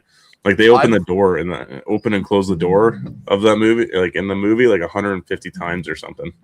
Yeah, like, I've seen constant. it. I'm walking, and it isn't the greatest. I think I gave it like a 3 out of 5 or something. It wasn't garbage though; it was still intriguing. But yeah, it's kind of unfair because John Carpenter's The Thing. It's not like it's remaking it, but it like ups the level to masterpiece instead of like just 50s mediocre monster movie. So I don't know everything about The Thing. As soon as the song kicks in the beginning, I'm a sucker for killer soundtracks and scores. Mm-hmm. And I think like most of John Carpenter's movies, the scores are all just like some of the best ever. Yeah. He's a musician. He's always good at busting out. Like, That's good right. soundtracks. Yeah. Yeah, and it's so simplistic too. It's amazing. Yeah. He's I gonna don't know come how get you. somebody can think that movie's overrated. I will argue that to death. I don't get it. They were watching the original thing in Halloween, weren't they? It was on the Or TV. something So like that, yeah. it's kind of cool. Carpenter like remade it. All you right. know? Our time is up. You want to just get out yours real quick? I already said it was Evil Dead 2013. Oh. Yeah. Yeah. That's my fave. That's one of mine too, actually. I really like it. Yeah. I wanted to get Last House on the Left on that list as well so badly, but I know. I wanted Hills of Eyes. it is what it is. Oh, dude, Hills didn't Have Eyes too. they blew up some guy's head in a microwave in that? Yeah. Oh yeah. Yeah. That was wild, sweet. dude. Thank you guys so much for coming Yes, on, thank guys. you. Sorry Oh, it thank felt you guys for rushed there at having the us. end. Thanks for having us. no, hard it's to- okay. Oh, Yeah. it was good seeing you, man. Yeah. Sorry for getting grumpy. I'm starting to get run out of steam at this point, so I'm starting to get like. It's time for a coffee, Beau. You gonna make it? Yeah, I'm gonna need my 4th coffee of the day. No, I think No. it was a pretty successful segment, I would say. I think it was, Yeah. I think we did good. Yeah. No, it's always fun with you guys. It was fun. Yeah, It was thank fun. you guys so much, and we'll continue watching. We'll be in the Oh, yeah. chat. We'll be in the chat for sure. And Sounds Excellent. good. Everyone go follow that horror couple. Absolutely. thanks again. Of course, Bye, thank guys. you. Love you guys. Love you guys. Bye. I'm gonna take our whiny fucking dogs outside, Yep. and I won't say it again because you spelled my name right, Mikey. I might pour a coffee too. Yeah. Okay. Yeah. Yeah. I'm Maybe gonna pour it I outside should. or pour it well. Got You what? gonna make We're it to down- the end, Beau? Yeah, we're down to what? 2 hours? Yep, 2 hours to go, and we got the beautiful Jordana backstage that will be coming out very soon here. All right. I Um, will be back in about maybe 3 or 4 minutes. Sounds good. I'll bring her out in a sec. I'm just going to be a broken record here and say the donation link is in the description, guys. If you want to donate to Sobriety Sisters, we appreciate it. We have reached what? Let me check. 51% of our goal today, which I even said if we hit 50%, I would be thrilled because it was a large goal. We've raised $505 so far, guys. Let's see if we can squeeze a little more out here in the last 2 hours. That would be awesome. Yes, thank you, Kayla. Please donate. And if not, share the stream, like the stream, comment. Like, you guys are doing awesome in the chat. I can't even keep up with your comments. So thank you, Eli. But it all helps the algorithm. And yeah, awesome. I'm going to bring Jordana out, and we've got her link in the chat there. Thank you, Ryan. I feel like I'm starting to lose my voice a little bit, but hey. Hey, babe. How's it going? Good. How are you? I'm good. I just got back from shopping, so I am shopper's fatigue. That's a good fatigue, though. Yes, Usually, sometimes. It's wild. So many people are out, and I'm just like, It's that time of year. I know. The malls are crazy. Yes. And like the most stuff that I got was like at TJ or like Marshall's and Home Good, and it was like spicy to pickled chips, like the random like snacks. I was like, this is what I want. Yeah. I don't need like a dime. I don't need anything fancy. Just give me snacks and I'm good. Yes. We've got Ashley in the chat saying thank you for all the donations. Yes, if anyone missed the beginning of the stream, Ashley and Sasha were on, and they talked about the organization that we are donating to today. So make sure you go back and catch the replay of that. Yeah, and here's the donation link again, guys. So Jordana, Pretty Yeah. Killer Podcast, talk about everything you do more than just that. So talk about everything you're doing in the horror community. Well, I've only been like primarily doing Pretty Killer Podcast for just like a bit now because Terrifying 3 kind of like took a little. We've all been so super busy, and instead of putting the Mhm. pressures of us to like do something, we're like when we feel like it's right, we'll do it. And we recorded last week, so a new episode will be dropping Monday, so that's exciting. Woo. Yes. And then I do another pod with my good friend Sam, and we are going to be resparking that as well. But just life has been so busy in 2025. Mm-hmm. You I know? feel you. Yes. I feel you. I know. And it's hard to coordinate with all other creators too, right? Like if you're doing multiple projects with different people. I'm so happy that the person I collab with is in my house. You have him like all the time. I know. It's like done deal. I'll be free tomorrow. Yeah, it's a lot easier. Yeah. Totally. But like it's just been nice to have a kind of break and like get our bearings for 2026 and go into it like full speed. So I'm really excited. You don't have any events on your calendar for tomorrow. Sorry, my watch likes to talk. My watch likes to talk when I'm doing things. It's just wonderful. But I've just been creating, watching horror movies and creating. That's all I've been really doing. Nothing special. Yeah, good stuff. Yes.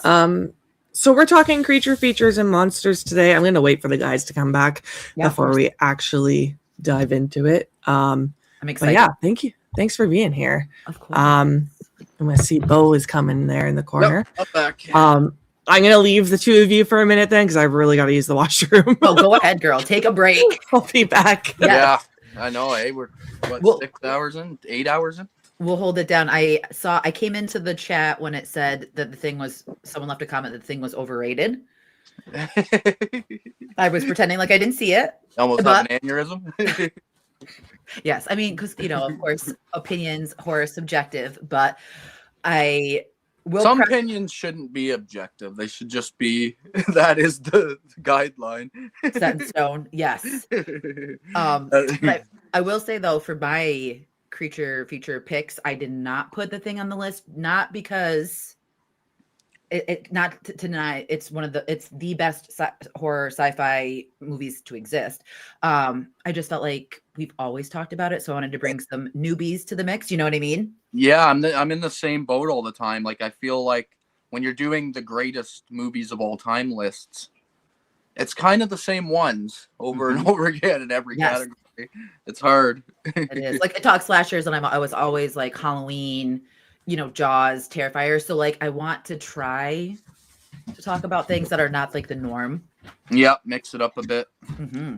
I'm gonna let you know that I did not do that. I just went with all the big ones.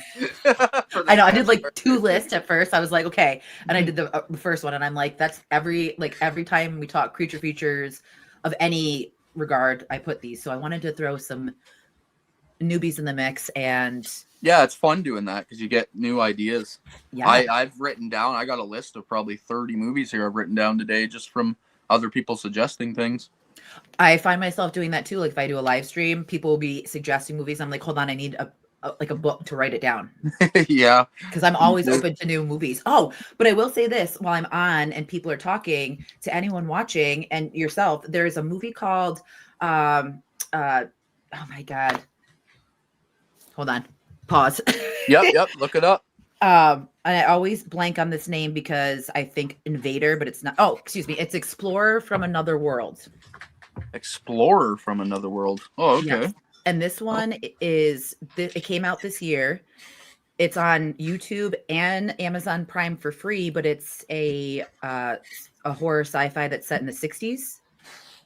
Oh, wow. That sounds interesting. 19 people made it, and the gore and the practical effects, I'm not even exaggerating, are Terrifier level. Oh, geez. Mm-hmm. All right. It's up right up at the top now then.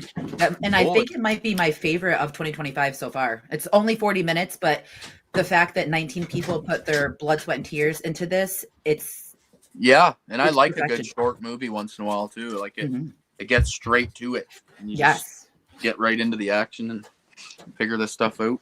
Definitely, yeah. I was happy because I'd never heard of it and came across it and was just because I love aliens. I love. Oh yeah, me too. I love sci-fi horror. It's like one of my favorites. Yes. All right, Jordana, welcome. Hi guys, hello. Thank you. I'm so happy to be here. Well, I just ate pizza, and on my pizza I had pineapple. So yeah, pineapple, bacon, and jalapeno. Get down. No. Wait, what? I don't know what world I've lived in that I did not know that you could order jalapenos on pizza. Yes. Okay, Sam, do bacon, jalapenos, and pineapple. It's the perfect mix of like literally what I just ate, except with feta as well. I did pepperoni. Yes, we talked about this before. Yeah, because you told me about it, and you're like, I get feta on it. Yeah, no, I literally, as soon as you said that, I'm like, I feel like we've talked about this because I just had the exact same thing. It's so good. I will admit, I don't like pineapple on pizza, but I don't mind it when there's jalapenos involved as well. Mhm. Okay. Little sweet and savory. Yeah. Kayla popping in, Yeah. thank you. I'm getting All right, guys, we're pineapple hate. talking creature features and monsters. I know it's the same thing, but I don't know why I keep repeating that. Why did you pick this category? I know I gave you a little bit of a list, but why did you pick this? You did. I love creature features. I just think that the range of what you could do in a creature feature is so wide open, and there's been so many that have come out of recently that I loved, and I just wanted to kind of showcase the new ones and talk about the old ones. Awesome. Yeah. Okay. Mm-hmm. Yes. Beau, why do you love creature features and monster movies? I think that it's one of the most widest ranges of movie genres. Sorry, I can barely even speak English anymore. Pretty soon I'm just gonna start speaking gibberish. But there's just so many kinds. Like, when you really think about it, creature features are like everything from animal horror to like giant kaiju monsters to Dracula to Frankenstein to Wolfman. Like, it's insane how big this genre is. Yes. And it's why it's a hard one to rank, because it's like, honestly, my top 5 coming up here, I think probably like my top 5 movies of all time. Ooh, in that's general. So it's a hard one, and I love creature features. There's so many masterpieces. Mm-hmm. We'll get into them. Agreed. Okay. I kind of. Oh, you want to go ahead? That's okay. No, you go for it.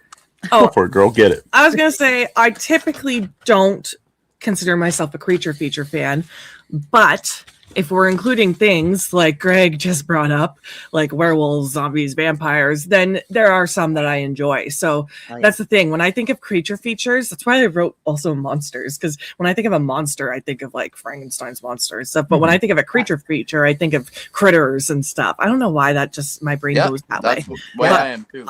I don't like creature features at all, but I like monsters, if that makes sense. Man, I'm mad that I picked it. I was kidding.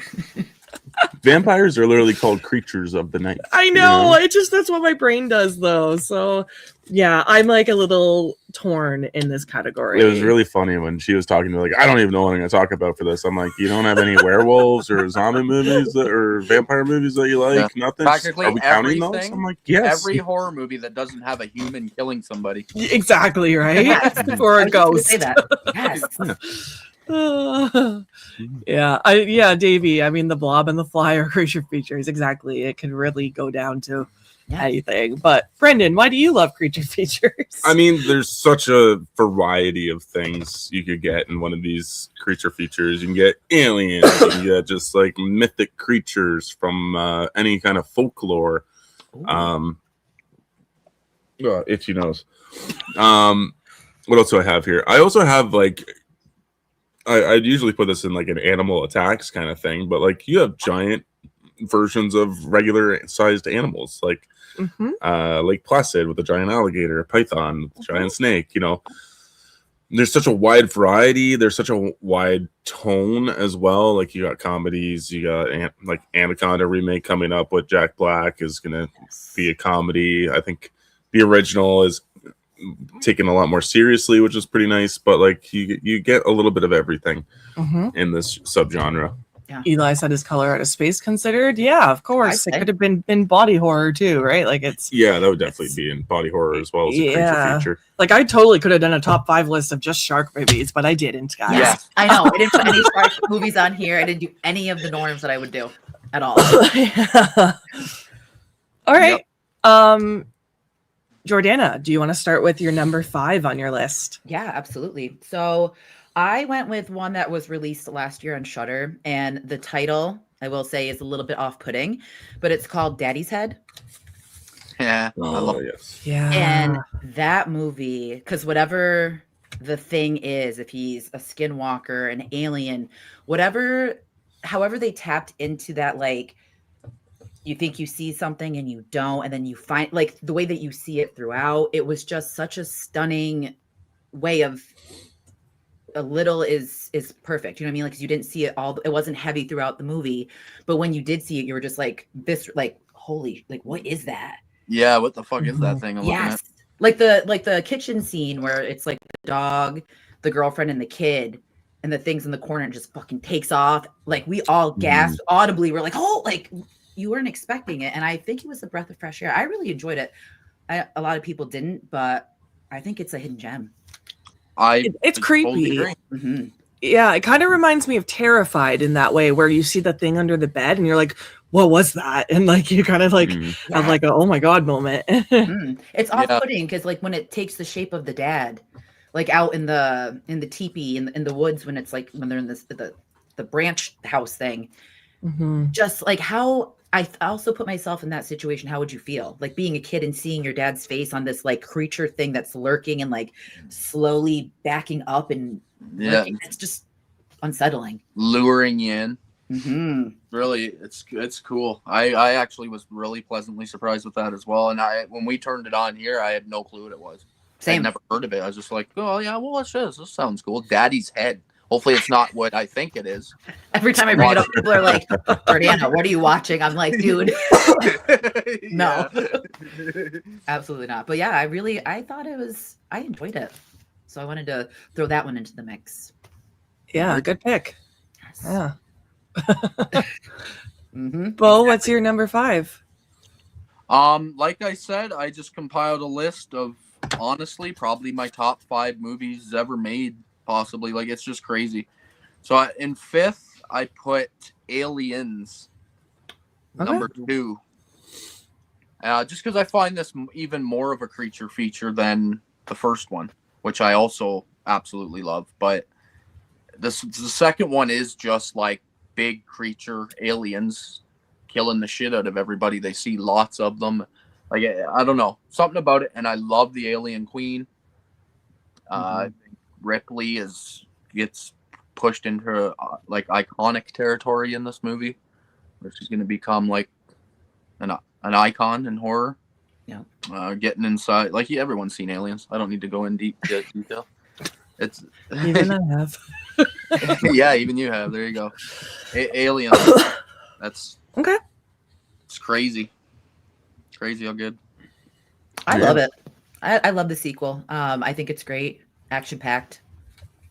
Yeah, it is way more of an action movie than it is a horror movie, but it's got enough horror there. Yeah, there's a lot more standout and likable characters in the second film. Yeah. Brendan? Oh boy, I only wrote 4. So it's a top 5, buddy. Yeah, I know. I realize this, but I think this one would have been 5 regardless. But I'm gonna start out with a childhood classic of mine, which is Lake Placid.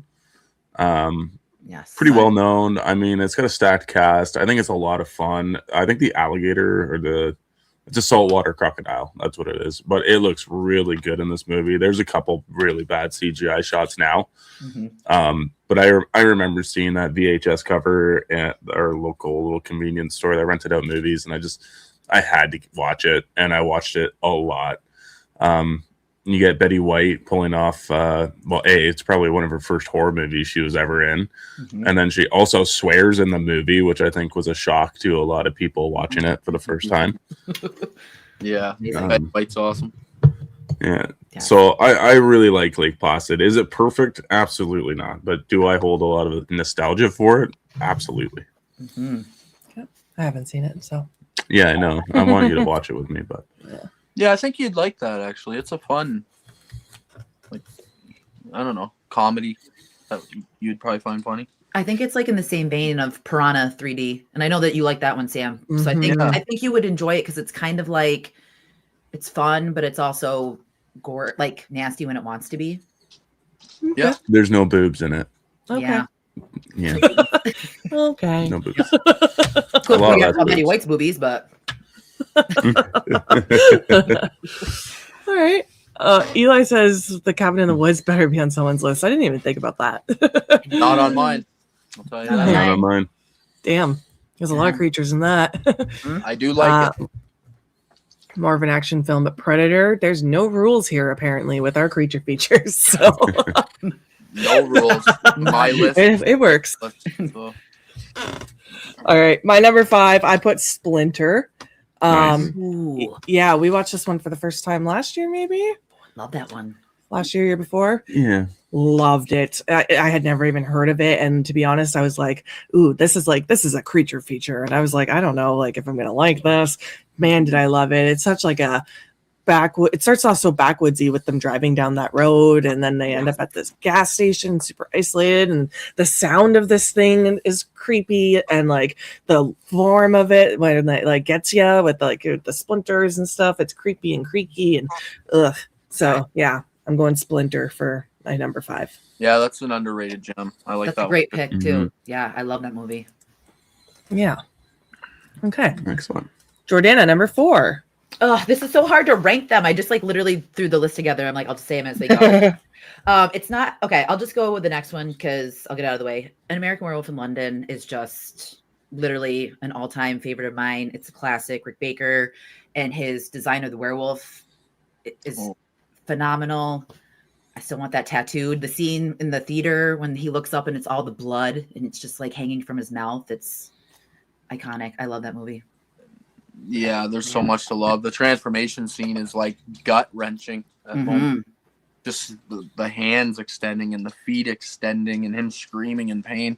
The jaw It's the part. best transformation of all time, I think. Yeah. I love like the comedic dynamic between the two. And even though like when he's, you know, he's the meatloaf, and I like how it rides the line of like a comedy, but also like a love story too, oddly enough. Yeah. Yep. You know, the flashback scenes are hilarious. Mm-hmm. When he wakes up, the deteriorate. Like, holy fuck, something like that.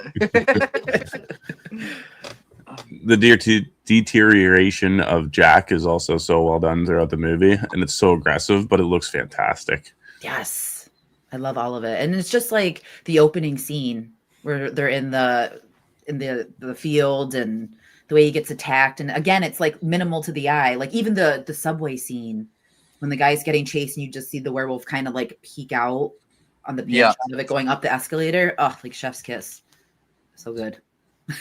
Yeah, you can't beat practical werewolves. Nope. All right, Beau. I put what somebody just mentioned in the comments a couple minutes ago. The original Predator with Arnold. Oh, yeah. At number 4. This is a movie I've been watching since I was so young. I couldn't even tell you the age. I just love this movie. All the one line. I love 80s action movies. And this is like the perfect blend between what would happen if all these big ass muscular badasses actually ran into something that could kill them instead of just wiping out all the other guys all the time like they do in every 80s action movie. So I just think it's phenomenal. The first time you're seeing through Predator's eyes, looking down at them as they're walking through the story. I just remember that it's like in me from childhood. It's super nostalgic. So yeah, what can you say about Predator? Yeah, it's got everything. It's on my list at some point, so what's that? It's on my list at some point, so I will not be discussing. Yeah, this was a tough list for me. It's hard. It was. All right. Oh, that means it's my go. Yeah, it's your go. Oh shit. Yeah, Sam hasn't seen it, so that's unfortunate.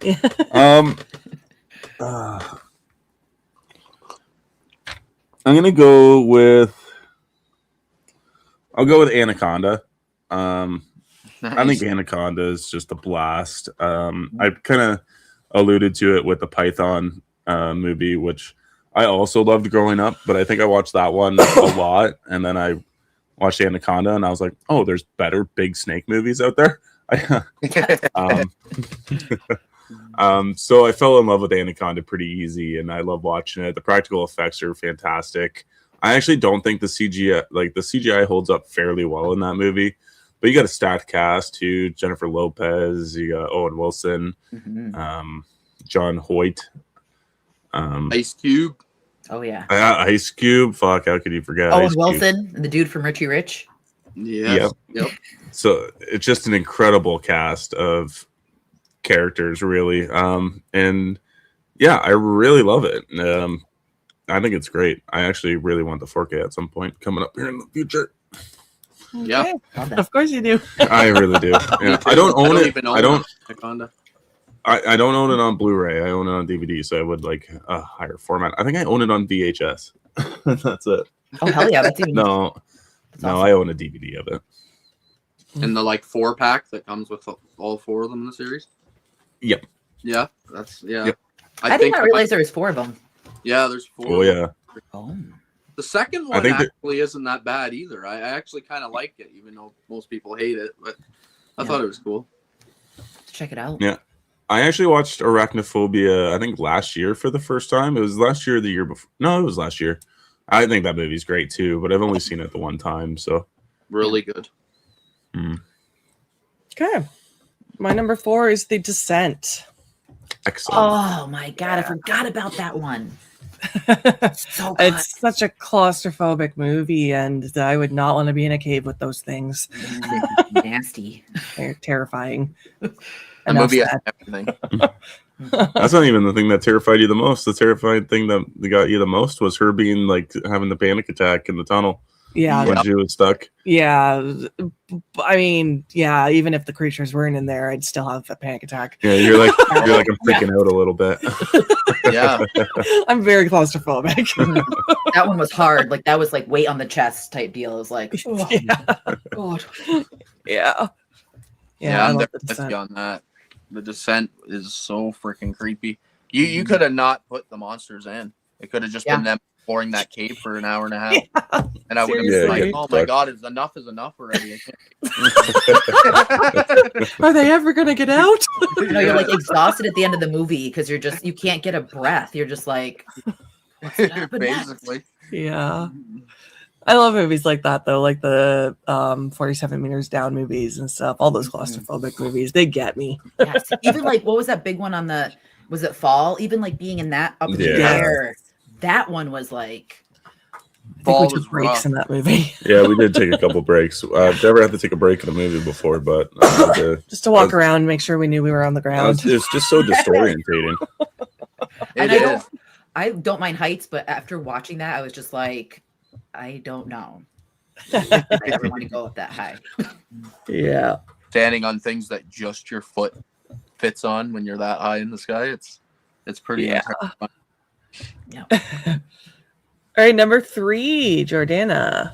Okay, I'm gonna go with I feel like I'd be doing myself an injustice if I didn't say a universal monster, so I'm gonna go with Creature from the Black Lagoon just because he's my fave. Nice.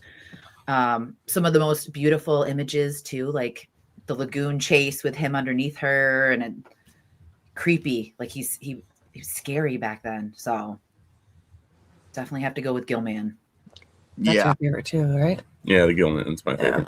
We need a remake too. Like after watching Guillermo del Toro's Frankenstein, I'm like, have him. I know he did Shape of Water, but like Shape of Water, yeah. Have him do a creature like an direct creature movie.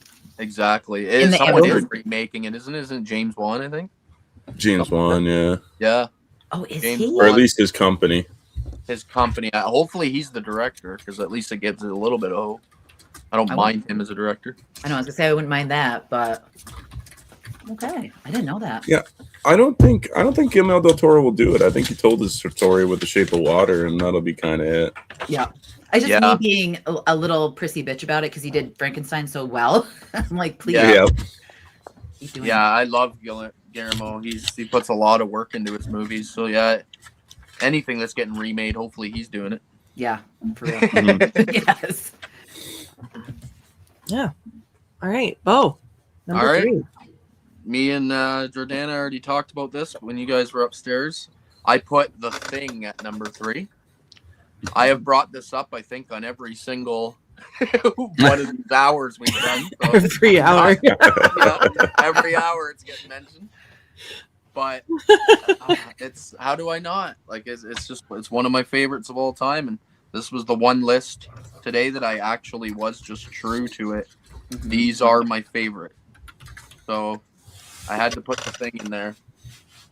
And you know the rest. Yes. It's excellent. All right. Are you about to hit a chat? I'm just Hey, Corey. saying hey. Yeah, putting up some comments here. All right. Let's see. Mine is gonna be. Beau already talked about this, but I'm gonna do Predator. I think the Predator is fantastic. Just like what Beau said, you got 6 of the biggest fucking manliest looking men on the planet basically in that movie during the 80s, and then they're scared shitless halfway through because they know there's something more terrifying than they are. Yeah, I think it's great. I think it also opened up the doors to a pretty good franchise. I'm not going to say it's perfect, but I definitely don't mind most of the entries in the movie. Mm-hmm. So yeah, that's pretty much where I'm going to go. And one of the coolest creature designs ever. That original Predator design is just perfect. I love it, and it sucks because I feel like they've never been able to get that look back. Mm-hmm. Number 2's not bad, but every other one, it just feels like they just do the first movie a disservice with the look of the Predator. But the other looks do tend to grow on me. But the first one, I think, is the best for a reason. Yeah, man. Right. Makes me want to watch it just thinking about it. My number 3 is Ginger Snaps. Ooh, because I love it. That's my reason. I just really like, I don't know, we talked about it in body horror a little bit, like things about the way she looks really grosses me out too, like her little tail nubby thing, and it's just gross. But I just love that movie overall, and I haven't seen a whole lot of werewolf movies. I've been seeing more and more along the way, but there's not that many good ones. That's okay. I loved werewolves, but yeah, Ginger Snaps, I'm gonna throw it in there because it's one of my favorites to watch around Halloween. And it's Canadian, And so it's Canadian. we're showing it Canada. Damn, your list is so good. Like you keep doing banger after banger. I'm like, these are so good. Thanks. Okay, before we move on to number 2, just a reminder, thank you, Ryan. Donation link in the chat, guys. We are at 51% of our goal right now, which is amazing. But let's get it up. We're in the last hour and a half here, guys. Let's get that number up a little more and share the stream again. Like the stream if you haven't already. Hype it up. I don't think you actually can do hype points for this, but I don't think you can on live. if somebody's been out there holding on to a 500 donation, now's your chance to find it. Right now. You never know. No, Our sugar daddy might be in the comments. Mikey. Yeah. But yeah, we appreciate all the support, guys. Of course. Everything helps, even if it's $1. Yeah. Everything goes towards them. Yeah, every dollar counts. All right, Jordana, number 2. Okay, so I kind of went back and forth with what one I want to do for 1 and 2, but I think I'm going to go with The Void for number 2 because yeah, The Void is very reminiscent to me of The Thing. It gives like Carpenter vibes. I think it's one of the best practical effects I've seen. Gnarly, the build up, just the being stuck in the hospital, kind of like the claustrophobic sense, and then you see this creature that you're stuck with, and it's nasty. And I love The Void. Me too. It's another Canadian film. Did we watch that? Yeah, we watched it. We watched it for Watch Party? Discord. Yep. I want to rewatch that because I think I would enjoy it more when sometimes with watch parties I get distracted with the party and not as much of the watch. Yeah. You're not a social butterfly. You're not supposed to first time watch a movie in a watch party. I always do it too because I want to watch something new and then I'm Yeah. like, damn it, I didn't even see the film. Yeah. So I'm writing that down to rewatch. Yes. And I love that, like, because I found that on Tubi, like just by the cover art with the tentacles coming out, I was like, what is this? And then it slaps. It's so good. Yes, I agree. Yeah, I'm going to have to give that a rewatch. Welcome to the chat. Welcome. Blair Witch High Reunion 2025. Wow. I don't know. What's that? Maybe. I don't know. There's a Blair Witch High because that's scary. Yeah. Oh, what's your number 2? I went with the Big Daddy shark movie, and that's Jaws at number 2. Hell yes. Big Daddy. It's impossible to not put this on my list. Seen it a million times, talked about it even more than that, and there's nothing I don't like about it. I like every single second that this movie runs. Mm-hmm. Sucked in. Don't pick up my devices. In today's world, that's hard to do. So, love it. Okay. I won't go Excellent. deep. I've Of talked course. about this a lot too today. So I'll throw in on Jaws because I did put it on my list, but I got to talk to Sheriff Brody this year at Universal. We went down for Halloween Horror Nights. They had the big movie parade, and it came around, and I showed him my tattoo, and I was talking to the mayor. I'm like, I heard the beaches aren't safe, and he's like, where'd you hear that from? And we had just like this interaction, and my little kid self was like, talking to me. That's cool. Yeah. Can't go wrong with some Jaws. I'm also going to bring up a shark movie, and it's the deepest, bluest. My head is like a shark fin. Yeah, deep blue sea. Get some little LL Cool J love. I picked 2 movies with rappers in it. Yeah, you did. Thomas Jane. You got Samuel L. Jackson, and probably one of the best surprise jump kills of like all time. Mm-hmm. Nice, Mikey. We're starting to click again, buddy. Falling in love again. We're getting there. Yeah, I can't remember. There's some really good actors in that movie. I can't remember off the top of my head who they all are, but like this is another childhood dream like movie of mine. Like renting it from the store, watching it all the time. I love this. For the most part, the sharks all look so good.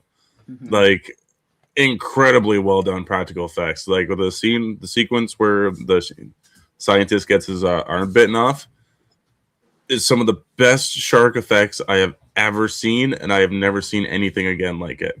Mm-hmm. It is so well done. So definitely got to give props to that. You know, what's scarier than like the nature's perfect killing machine getting even smarter? Yes. Mhm. Love that premise. Yeah, I'm surprised I actually don't have a shark movie on my list. I actually looked to make sure that you didn't have it because that was my 5th one that I didn't write down. Yeah. Okay. Okay, my number 2. My number 2 would have been the True Blood Vampires if I had not watched Bram Stoker's Dracula. If I had just watched 1931 Dracula, is that it? Yeah. Yeah. I'm not a big fan of that movie. I'm going to be completely honest.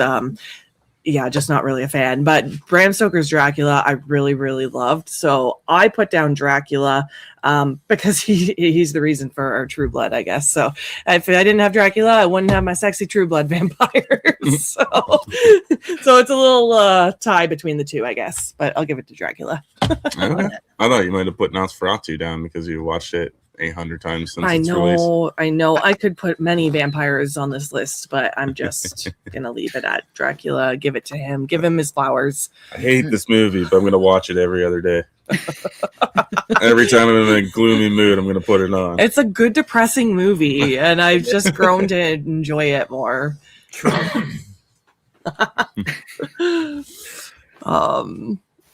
Oh, did you get the Arrow 4K release of Deep Blue Sea? You fucking know Yeah, I did. yeah, you did. I did an unbox video on it. Yep, me and Brendan and a couple other people, including Sam, did a top 5 shark movies of all time. Oh yeah. And me and Brendan ended up having the exact same top 5. Yeah, you did. To a Same T. order. Like same order and everything. Oh, that's with no previous discussions. No. Yeah, that was wild. All right, we're back to Jordana with your number 1.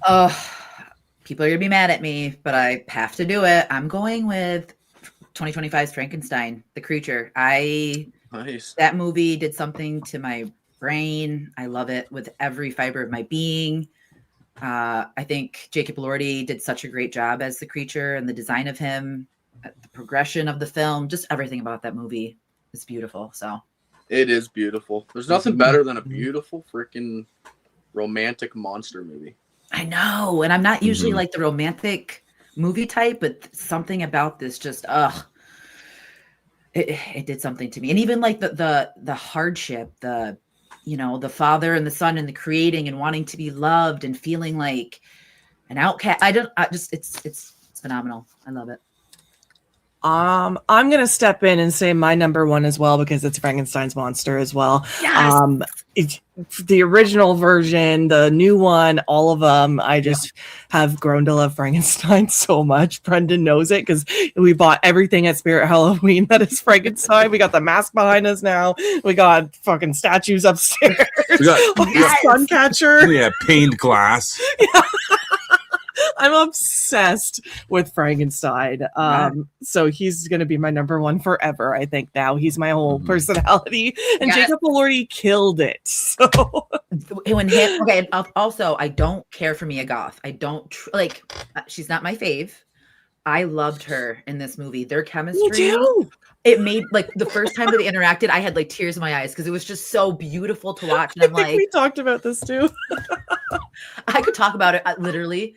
Fill up a cup of coffee. I could go another 10 hours talking about this movie. It's just beautiful. Like him and the old man when he's talking about being a monster, and he's like, "I just see you being my friend."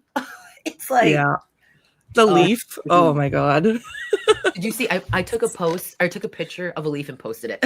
I was like, "This is so." But it reminded me of it, and I'm like, I love it. So good. Love that pick. The creature is so good. Good pick. Dangerous Animals is really good. Yeah. I'd put Dangerous Animals down as a slasher movie almost, and not a creature feature. Mm-hmm. Anyone too? I was Tucker for Halloween from Dangerous Animals.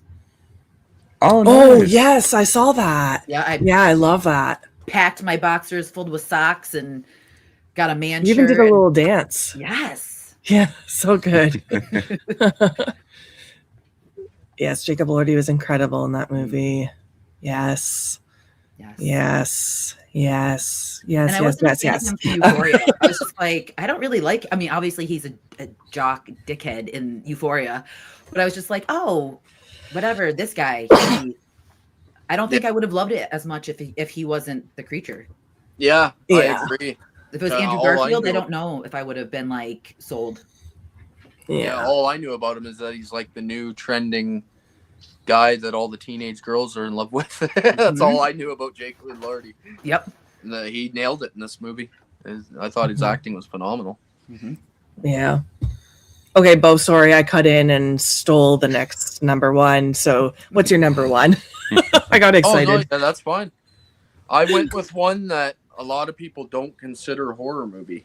Oh. And that's Jurassic Park. Hell yeah. Good call. I honestly, I think it's one of, if not my favorite movie ever made. Just a go-to. And when I was a kid, I was infatuated with dinosaurs. I think every school project I ever did was on dinosaurs. So when I first seen this movie, I was obsessed with it. Yes. And still, to this day, I could throw the original on at any moment and be sucked in the whole time, enjoy everything about it. It's masterful filmmaking. Just like Frankenstein, it's done so prestigious and great that it's impossible not to love. Yeah, and it ages so well. Like, you know what I mean? Like, but from the 90s, it's like it holds up today, and it's crazy. It's awesome. Yeah. I think everyone has such fond memories of watching that, like when they're younger. Oh, of course. Brandon and I have both said we want to maybe do a live on it in the summer. Oh, not maybe. We will. We will. Yeah. Yes. Hell yeah. Definitely. That'd be fun. Yeah, that's a good pick. Yeah. Yeah, my mom was scared of Jurassic Park, so I'd say it's a creature feature, scary, spooky it movie. Freaked me out when I was young. Yeah, to someone that doesn't watch horror movies, like my mom, my grandma, and stuff, it'd be a horror movie to them. Just not to us, because we've seen everything. Yeah. Yeah, and had dinosaurs. Yeah, me too. When I was like 6 watching that movie. I was scared to look out my window because I thought there would be a dinosaur, like when I was going to bed and stuff. You're going to the bathroom? No, when I came through the On bathroom. the toilet. Yeah. Terrifying. What's your number one? So Beau has already brought this movie up, and it's actually one of the only franchises that I don't think I've talked about today. So this is going to be my chance to talk about it, and it's going to be Aliens. Nice. Maybe we did talk. Well, we talked about it a little bit just now, but I think Aliens is a great creature feature movie. I think I'm not going to say it excels on the first one, but it definitely adds to the universe. Bunch of likable characters in the film. I think it adds a lot of good depth to Sigourney Weaver character as well, especially if you watch the extended director's cut. I think it fleshes out Ripley's relationship with Newt a lot better than the theatrical version. Yeah, the extended is a must-see. Yeah. Yeah, I mean, you can't go wrong. It's a stacked cast. Yeah. Oh my Oh my God, Rob. Too much information. Got his sex story and the whole sex story in the comments. I need to read these before I put them on the screen. Yeah, what? That's funny. The best movie ever made to him, apparently. Memories. Yeah. Aliens is his favorite in the franchise, Ryan said. We're moving on. Hey, Corey. We need Mark Corey. Loves to come back Aliens because he loves aliens. Yeah, Corey. Jurassic Park came out the year I was born. Yeah. I was. What year did it come out? 93. I was 8. I was 7. I saw it in theaters. I was 1. Yeah, Sam was 1. Actually, you know what? I probably wasn't even born yet because it probably came out summer of 93, and I'm a December baby. Oh, yeah. Exactly, yeah. You were negative 2 months. Yep. Ever since I've always been trying to get women to watch Jurassic Park.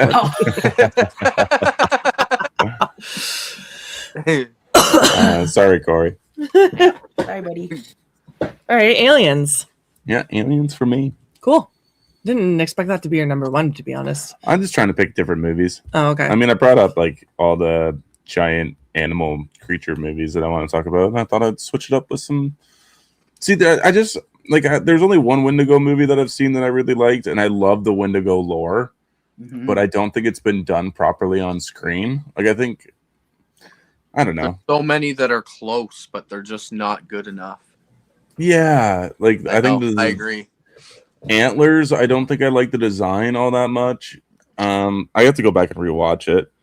The Ritual would probably be like one of the closer ones, but like I kind of want like I kind of just want like I want it to actually be a person that's just gone mad and is just eating fucking people. You know what I mean? Like, and looking, and they're not fully into the monster yet. They're just halfway there. Yeah, I just kind of want something along those lines for it. I've been brewing up some ideas in my noodle about what I would like to see for it, but I do love that lore and stuff like that. I haven't watched too many of them. You guys should make a movie. Do a Wendigo movie. I thought about it. Seriously. I'll go Yeah. get a I've costume. done a lot of movies. Yeah, I told Sam about my idea for it, and she thought it was okay. What? Yeah, I told you about this. I think maybe that's just not my subgenre of taste. I told you about it after we watched Antlers because I was like, I just didn't love it. And then I was like, I got a great idea for a Wendigo movie. And then I told you, and you're like, well, that sounds pretty good. You just got to write it. And I'm like, oh, yeah, then there's that. yeah. I think I came up with like the perfect ending for it too. And I was like dead set on it. And then I just never got around to it. We're so busy all the time. I know. It's only going to get busier.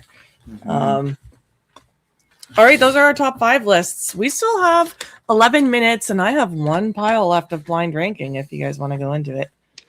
It's 5 movies. Send it. 5 movies. Have you seen any of our blind rankings yet, Jordana? I've been shopping all day, girlfriend. I wanted to I wanted to tune in, but I was just. That's okay. I just wanted to explain it to you then. So Yeah. I have, this is from, it's not a creature feature theme though. It's body horror because we didn't have time to do it in our body horror hour. So I got 5 body horror movies here that none of you guys know what they are, obviously. It's kind of like TikTok where I pop a movie up on the screen. You have to rank it from 1 to 5. And then I pop another movie up and then you rank it. Okay. Easy enough. Yeah. You guys can play in the chat. We got 10 minutes, so may as well do it. Yes. All right. You have got a to pen and try and get paper? it. You have to try and get it as close to your actual ranking as possible because you're not allowed to move them around. Yeah. Yep. Cool. Okay. All right. All right. First movie, Bite. Oh shit. Okay, so and I haven't seen this one, so I'm just gonna go off of the cover. I'm gonna put that at 3. Okay. Yes. Yeah, I usually just throw it at the end, but you're giving her. This is a good movie, so you should watch it. It's got a different reserve artwork on the book. Oh yeah. Oh wait, do I tell my answer now or do I just write everything down? Oh No, we all talk. You can all say where you placed it. I feel like I've seen the cover for this and I was like, ooh, looks brutal. It's 5 movies, Rob. Sorry. Rob's asking how many. Hey, Nanette. I see you, girl. Hi, Nanette. It's a nasty movie. It's good. Mm-hmm. I put it at 3 as well. Oh, same here. Oh, I'm not nice. too far off. Yeah. An hour and 20 minutes left to donate. Yes, we actually have this link up all month, but Yep. we would like to get donations this stream. So yes, an hour and 20 left in the marathon here. Calling all the sugar Okay. daddies and mamas. Yeah. Yeah. Please. Next movie, Cabin Fever. Oh, and that's the original run, right? Yep. Yeah. Okay. Okay. Damn. I'm going 2. Oh wow. Hmm. That's high. Oh, Rob put Bite at 5. Hasn't seen it. Oh, okay. I put Cabin Fever at 4.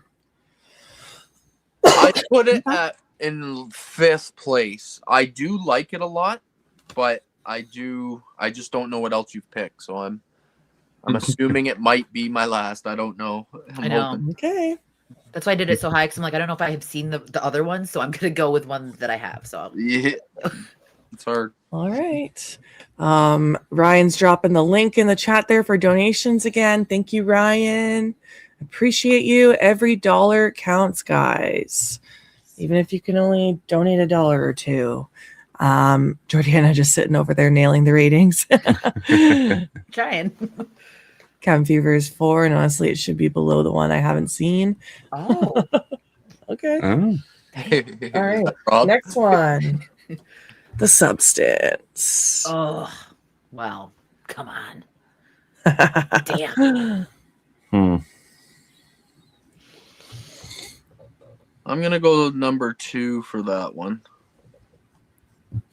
See, I don't want to put it at 4 or 5. Maybe I did fuck myself by doing that. Damn it.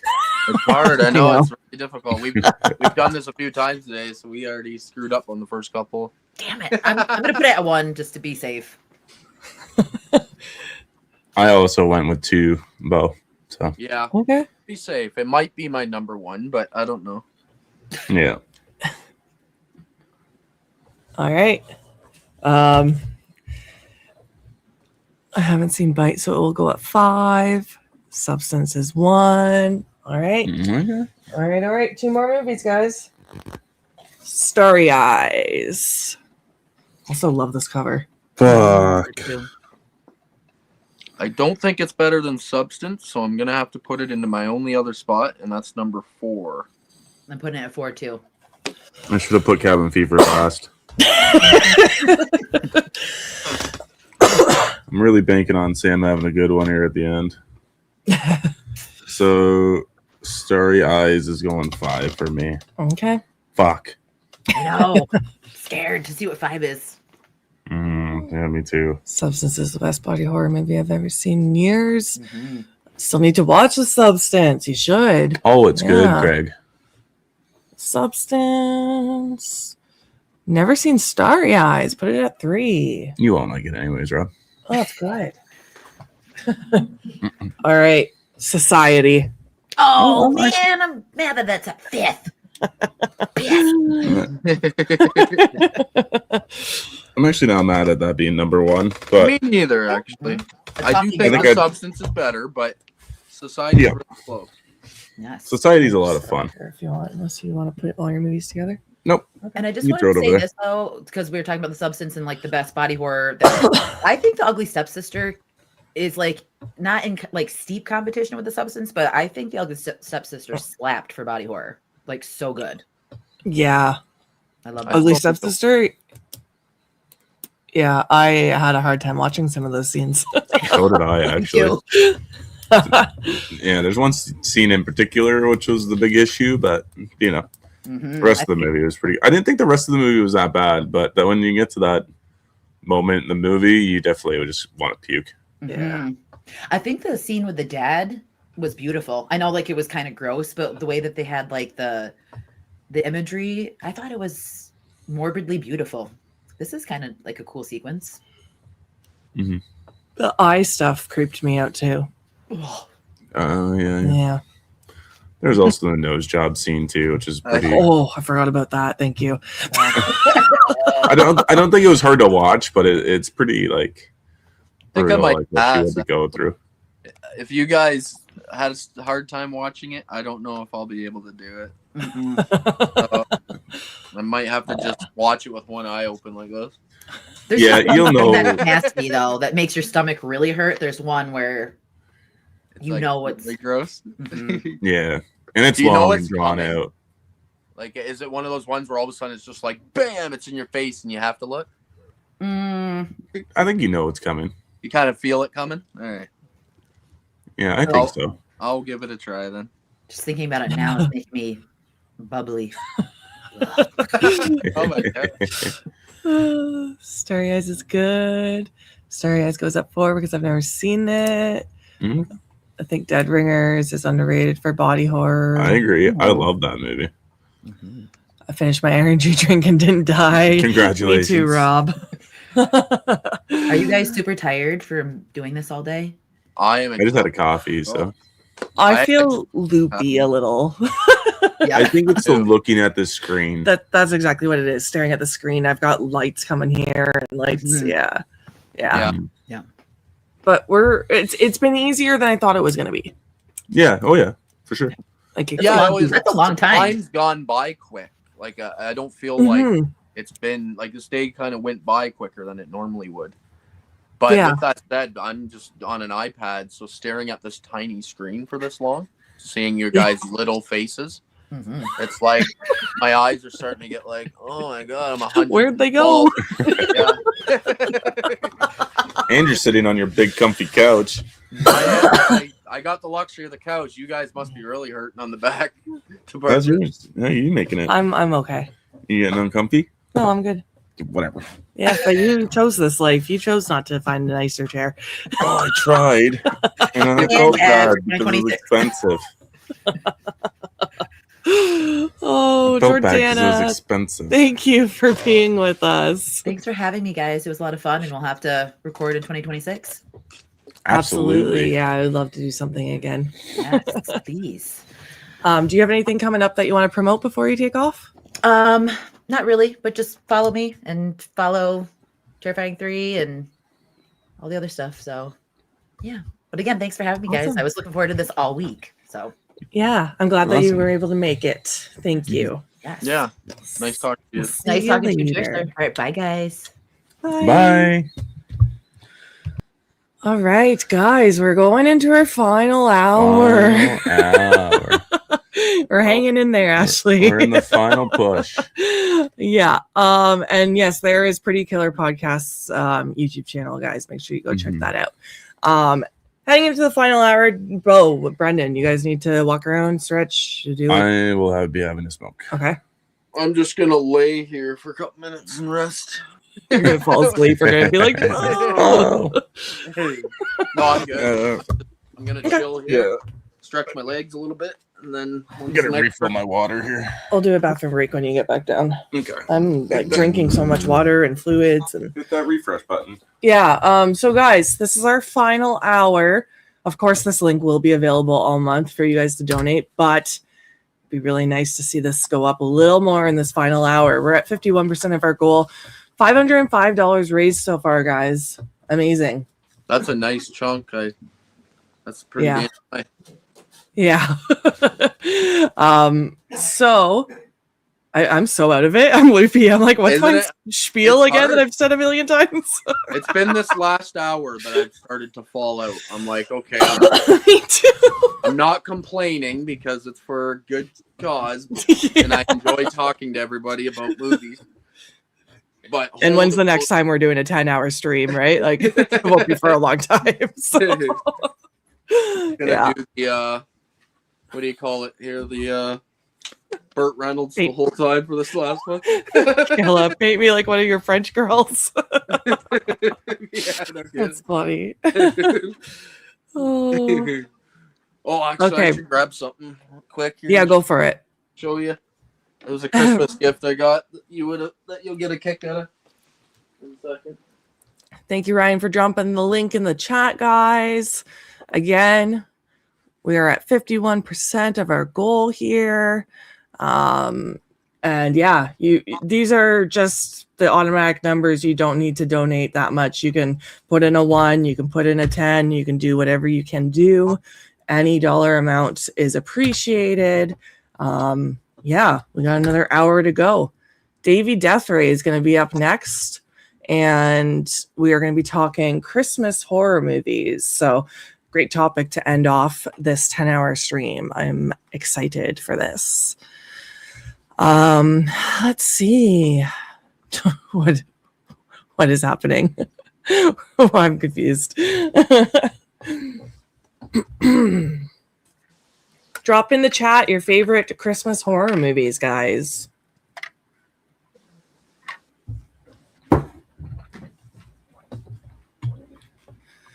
No worries, Nanette. Even just being here and commenting, liking the video, sharing the stream, all helps a ton. So we appreciate that as well. Just you being here helps with the algorithm. Absolutely. Black Christmas 74, good pick. I'm sure we will be talking about that one. Davey's link there. Thank you, Ryan. Yes, make sure you're subscribed to him. Anything but Santa Jaws. Bitter Wolf loves that movie. That's actually one I wanted to watch this year and did not get around to. Dial Code Santa. I have no idea what that is. Brendan's here hassling Slasher Radio crew, trying to get them to stream. Christmas Evil. What you got there for us, Beau? Sorry, it did not work. It was one of those stress relief squeeze toys, but it was a giant titty. With the nipple and everything. But why did my dirty mind go to that? As soon as you said a squeeze toy, I was like, it's going to be a boob. Yep, it's a giant boob. But somebody in my house played with it too much because I brought it over here and it exploded all over my couch. Oh no, so it was a fake boobie. The implant exploded. Yeah. And it says on the thing to not get the stuff on your skin or anything like that. So I had to go wash my hands and everything. Oh no. So yeah, you guys the titty. On the giant squeeze titty. Sorry. Pretty epic though. It exploded. The nipple literally exploded off of the thing, and the juices just squirted all over everything in front of me here. Fucking fake tits. Oh my god, that's so funny. Santa Jaws is incredible. Gremlins.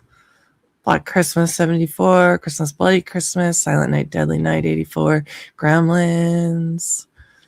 My favorite Christmas movie is Night of the Comet. For the longest time, it was the only Christmas horror movie that I watched when I was 15 the first time I seen it. Nice. Cage pillows, exploding titties, pizza party. They got it all at Beau's residence. Yep. Oh, man. That's too funny. Yes, Chester, thank you. Don't forget to continue liking, sharing, and subscribing. We appreciate all the support, you guys. Yeah, liking the video helps get this out to more people, sharing the stream. Yeah, sounds like a good night, Holland. This Sorry? was a good day. This was a good, fun day. I enjoyed this. Yeah, it was. I've never did go spent by an entire fast. day just talking about movies before. I know. I didn't I realize could feel actually my how work it is. I can feel my voice starting to go. Yeah, this last couple I've kind of just been toned down. I'm less talking for listening. Yeah, I considered another energy drink, and then I'm like, oh, I'll probably want to go to bed after this, so probably not a good idea. It's called a stress chest. Apparently, you aren't supposed to play with it that much. Yeah. No, you're not, somebody. I only got like 2 squeezes in. What did Brendan say the other day? I'm going to call him out. I know he's listening to this. He said something about if you feed your woman and give her breast massages, she'll be 26% happier. I was like, a fucking man wrote that. Yeah. Something like that. Brendan, write in the chat what it was. I don't remember.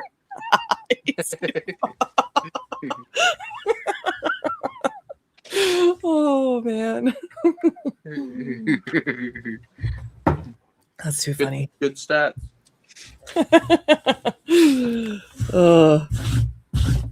So yeah, we're gonna do. They will like you 26% more. Oh, okay.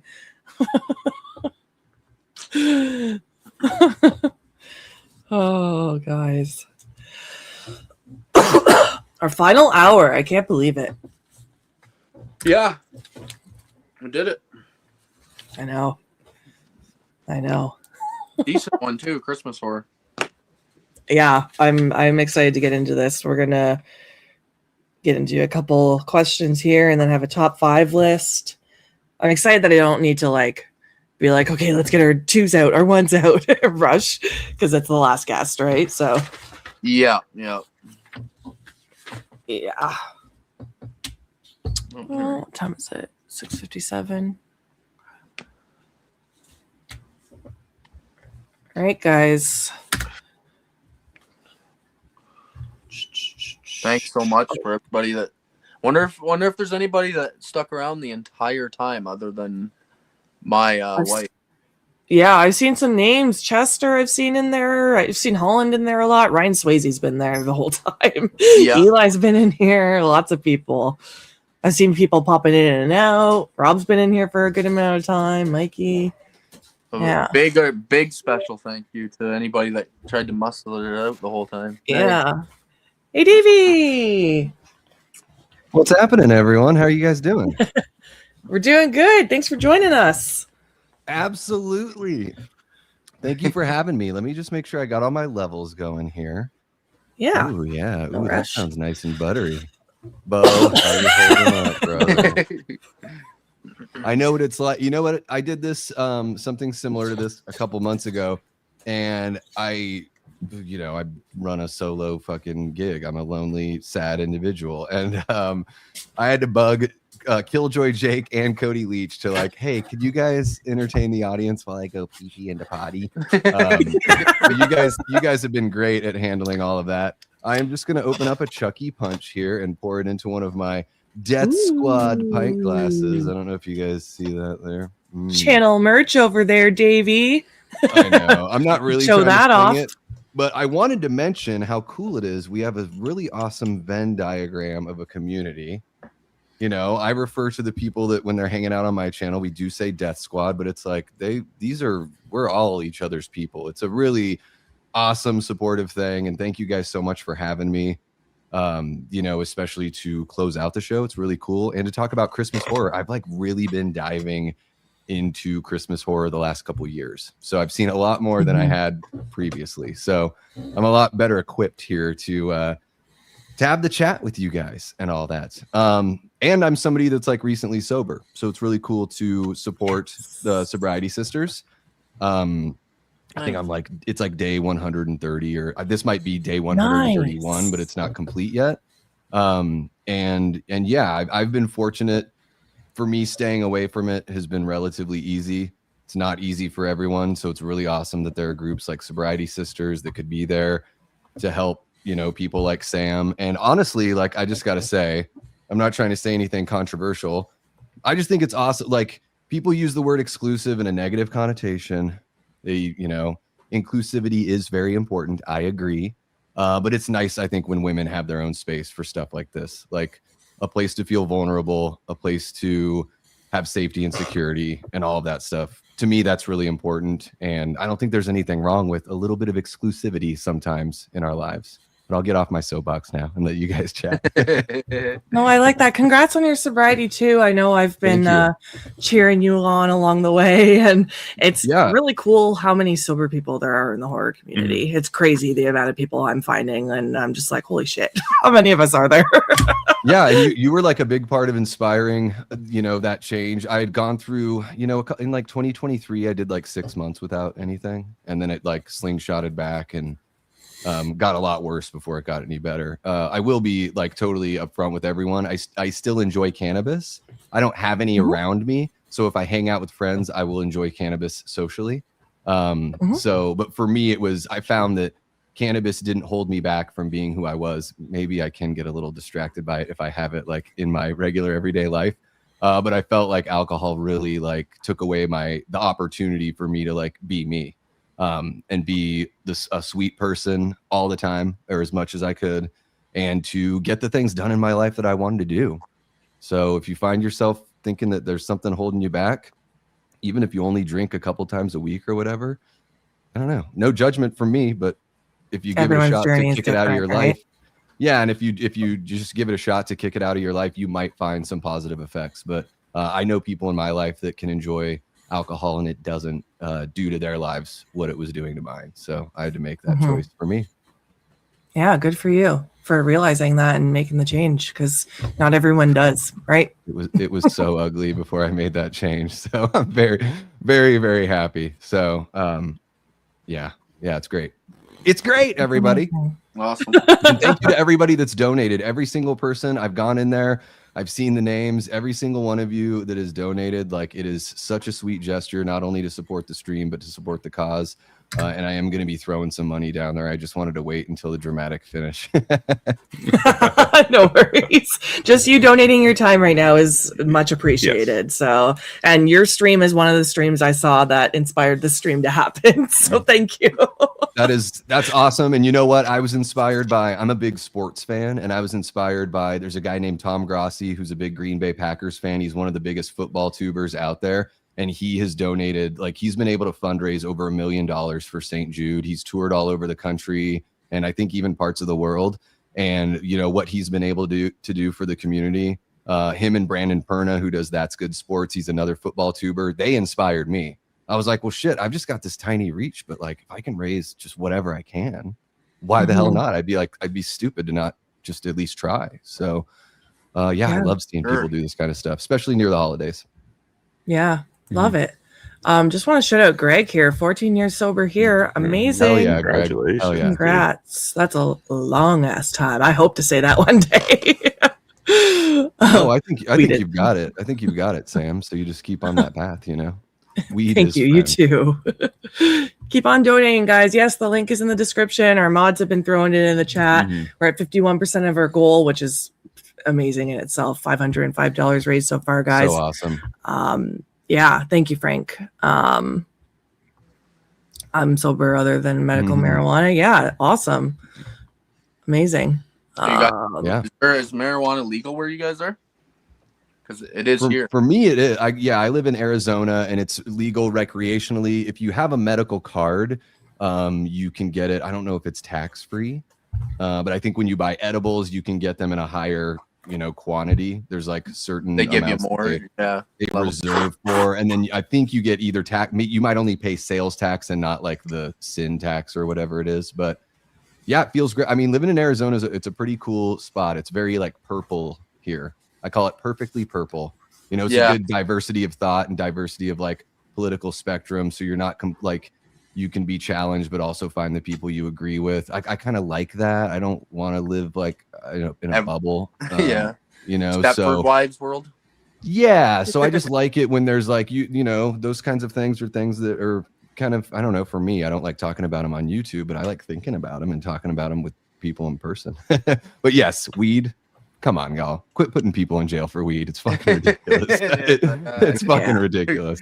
What works for you isn't going to work for the next person, and vice versa, right? Like, it's just. And man, use that tax money to fund schools and fix the roads and make sure that there are arts programs for kids. There's way to use that money that will benefit people.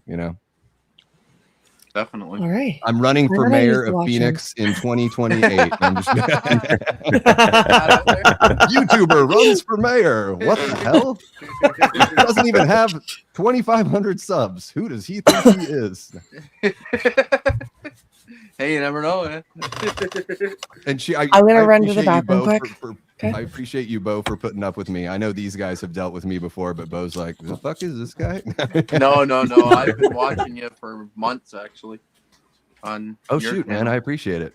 Yeah, and, you know, an honor to even be on a stream with you. Oh, same, man. Same. Absolutely. I see you all the time on with Sam and Brendan. And, you know, I grew up in Southeast Alaska. So half of the people in the United States think that I grew up in Canada anyway. So, you know, kind of Canadian there. Yeah, that's true. Eh? Yeah, I shit you not. I worked at this record store and people they would walk in. We get all sorts of tourists and people that worked on the ships. They didn't think we were part of the United States. Like people would call in and think we were part of Canada. And I'm like, look, I get it.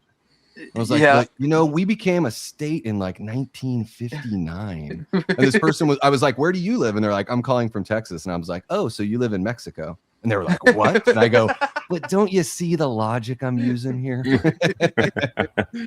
No kidding, eh? Yeah, Alaska, hey, it used to belong to Canada.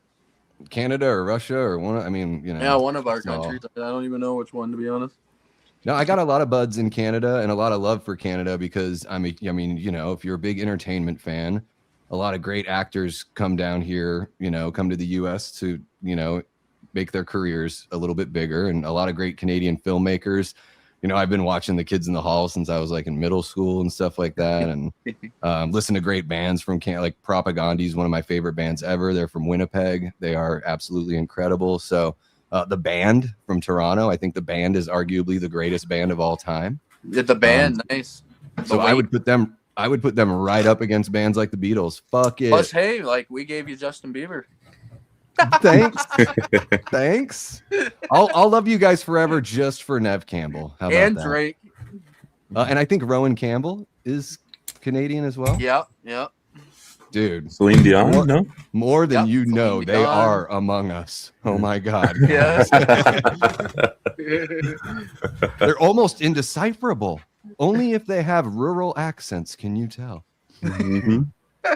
The constant apologizing kind of gives it away too. Yeah, sorry. Oh, I he know, said eh? sorry. Oh shit, that dude said sorry. Oh my God. I know I really struggle on these streams because it's like when I disagree with someone, I'm like, should I disagree? Then I have to apologize 6 times while I'm disagreeing. I'm sorry, but you're full of shit. I gotta go tell my mom I love her. That's another one, mom. That, you know, because we're all like, mom, come on, mom. It's way more complainy sounding, which is very fitting for Americans. Yeah, Mom, I will yap. Milo. I will yap.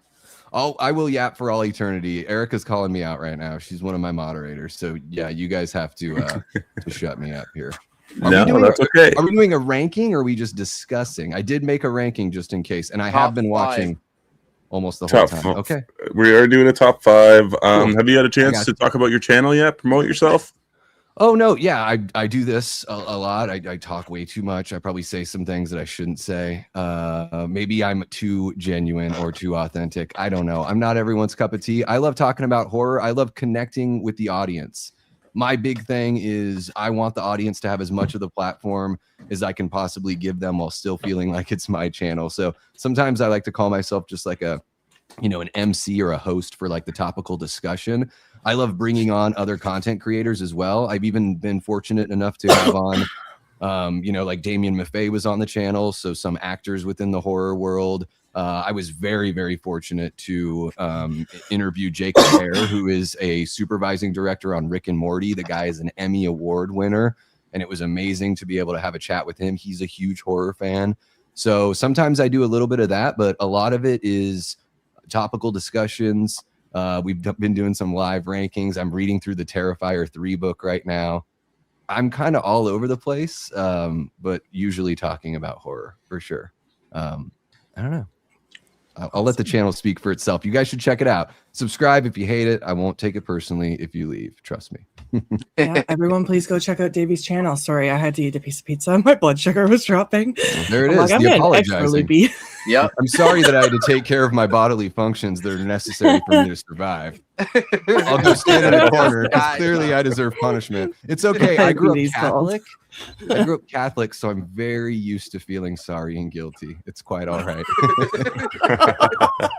If only I were Jewish too, like part Jewish, part Catholic. Oh my God. If you're part Jewish, part Catholic and Canadian, you're just fucking up. You might as well just carry a button around that just says, I'm sorry. I'm sorry. I'm sorry.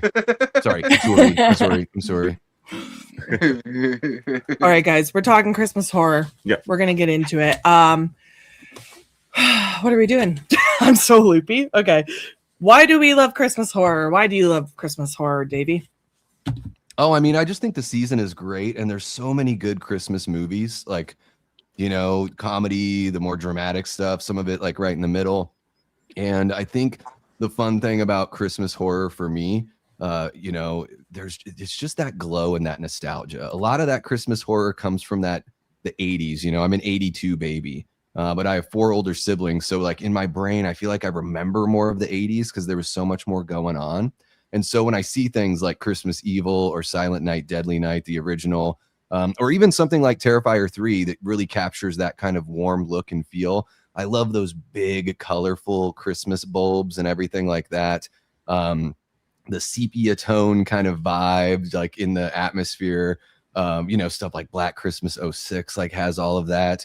And there's just something so comforting, but also a little bit isolating about the holiday. And so I think like it's really nice to the juxtaposition of this very sweet and holy day that a lot of people, you know, celebrate with their families. Maybe people are a little more on the religious side, whatever it is, it still has those very same connotations, no matter where you fall on that spiritual spectrum. And I think it's really awesome that horror can work in there and play against that kind of feeling and vibe. That's what I really love about Christmas horror. That was a really good answer. Yeah. I was going to say, I love Christmas.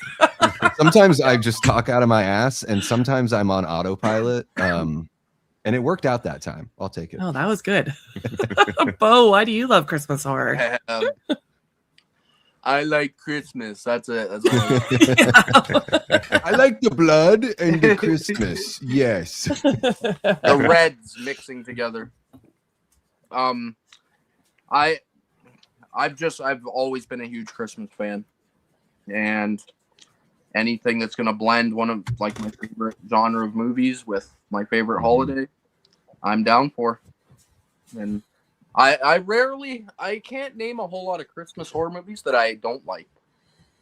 Like there's some bad, like some crappy ones, but I still have some fun with them. Yeah, So, right.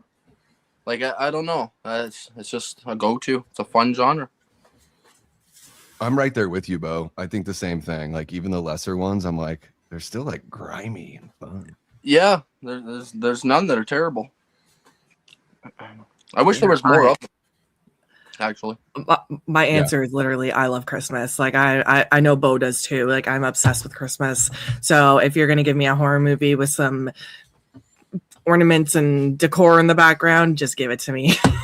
Yeah, it's just festive and fun. So yeah, I'm more of a Grinch kind of guy. yeah, so you are. I But like the Grinch ends up loving Christmas at the end. So I'm more of a first half of the movie Grinch kind of guy. Yeah. So I like when they take kind of like this big happy holiday and kind of flip it on its head, and you get maybe movies with more of a less happy ending. Yes, there's lots of examples, but it's also like really colorful. I really like, and I also like the contrast of some things you can do. Like the blood on the snow is always it always make for a beautiful shot. Yeah. It's kind of all I got too. Actually, I can't really top up what Davey said. Yeah, that was like we're perfect like answer. 8 hours in, dude. We ain't got much left going on. We're I know, nine. that's why I'm here to like help carry you guys through to the finish line. To the end, Exactly. yes. I probably had Carry like all three of us. strokes at this point. Freaking Oh, No, I'm gonna re-energize you guys. Just watch. You guys are gonna be like, oh, I'm gonna stay up and watch a couple fucking Christmas movies now, and then asleep in 10 minutes. You know. I actually wanted to too. I told Brendan, I'm like, what movie are we watching? And I'm like, nope, just kidding. We're doing a 10-hour stream. Yeah. Oh my, yeah. It makes you feel like you're high. Like that's what it did for me. I was like, I feel like I was drinking energy drinks. I hardly ate. I was like, dude, this is what did I do to myself? Yeah. I said earlier in the chat, like, I'm a big coffee drinker, but dude, energy drinks, they make me feel like I'm just like cracked out. Like flying. Yeah. I'm just like, I turn into Tyro Biggums. Yeah. I do like my energy drinks, but yeah, I have to limit. What is a movie or franchise that you'd like to see take on the Christmas theme? Ooh. For me? Yeah. Like a horror franchise. Oh, I mean, I think there's a couple that could do it really well. You know, Vincent DeSanti gave us Never Hike in the Snow, and I thought that was a really cool look at Jason in the snow. And it's not, you know, Christmas or anything like that, but I think that just shows us how cool a character like Jason, you know, could look, and it fits the setting and everything like that. You know, a couple families get away and go to this, you know, place that's been renamed. It's not Crystal Lake anymore. It's Christmas time. You know, maybe there's some friction within the family, and some people are trying to mend fences. Other people are just trying to rekindle the good old days. And Jason, you know, breaks out of the icy lake and everything like that. And he's all crystallized and gross and frostbitten and looks like we've never seen him before, but he's got that call to do that thing because mama is, you know, calling him home. So I think a Jason movie during Christmas time would be amazing. I don't need to see him wearing a Santa outfit or anything like that. But I just think the elements would be really cool. I also think Scream would be really fun. You know, Ghostface in the snow would look great. I think we saw a little bit of that kind of vibe with It's a Wonderful Knife. But I just think that something like Scream would be, you know, a lot more fun. And I'll take Michael Myers like any way I can, but you know, he comes out at Halloween, so I'll let him just stay there. That's where I'm going. Just give me Michael with the freaking Santa hat on, and I'm good to go. Like, I'd be Michael down is for the that. king. It'd be pretty epic. Even if you stuck a beard on him, that'd make my day. It'd be excellent. That'd be fun. I love your the Jason thing though. That'd be freaking cool. It'd be cool. It would be an opportunity to have a Friday the 13th movie where you like the characters, because I think that's one of the things in the franchise is like they're not really the most likable. I mean, that's fine, but it would be cool to see that, you know, just do something different within that world, which I think Vin is really good at doing. They need to get that guy on board just to hear a couple of his ideas, people. Come on, Jason Universe. What are you doing? Yeah. What are they doing? They're moving backwards, it seems like. I completely agree. Jason was kind of where I was going to lead with this, but I'd like to see a Freddy one too. I think Freddy would be an interesting choice because in the dream worlds during Christmas time, you could kind of pull out like a Nightmare Before Christmas scenario. You know, the toys can come alive. You could have the wreaths come alive and strangle people or eat them. You know, I think that could be a lot of fun as well. I came up with one that Kayla just threw in the chat, but it's not a cabin in the wintertime. I wanted to do Evil Dead, where it takes place at a mall, and Santa Claus is there taking pictures with kids, and he's got his elves around, and then some stupid mall rat reads the damn book, and then the elves start becoming deadites, and the power goes out, and it's all like spooky and funny and good times, bloody. Now I want that. I want to see. Now that we know that the 3 volumes of the Book of the Dead of the Necronomicon all exist in the same universe, so the original 3 movies, the 2013 sequel, and then Rise, I'm like, now I want to see those books like all over the place. I want an old Western Evil Dead. Let's do the Christmas Evil Dead. I want to put one of those fucking books on like the Santa Maria, like on Columbus's ship. I want to see that shit happen. You know, like you could play around with it so much. You could put it in like feudal Japan. You could put it in like Northern Africa during the colonial days. Like, let's get fucking wild with Evil Dead. I've always thought about those scenarios. Like, I want to see this in every time. Yeah, man. They might be going that way. We don't know. Let's see what they do with Burn, because I think those guys are doing the right stuff. They are finding up and coming filmmakers and they're cherry picking people that they know can tell a good Evil Dead story, and that's why it's the best horror franchise of all time. Throwing it out. Give me a Carol of the Annabelle's Christmas horror movie. All right. An Annabelle Christmas movie horror movie with a bunch of Christmas Annabelles. Is A that what you very mean? Annabelle Christmas, yes. Cool. Okay, bunch of great ideas. We're gonna get into our top 5 list. I'm just gonna broken record it again. We are at 51% of our donation goal, guys. Link is in the chat. I still didn't end up. Link is in the description. I did not pin it in the chat because our mods keep putting the link in because they are amazing. Donate, guys. We are at our last hour here. Last 40 minutes, really. And this donation site will be live all month. It will be, yeah. Okay, so we did a top 5 list for Christmas horror movies. We'll start with Davey. What's your number 5?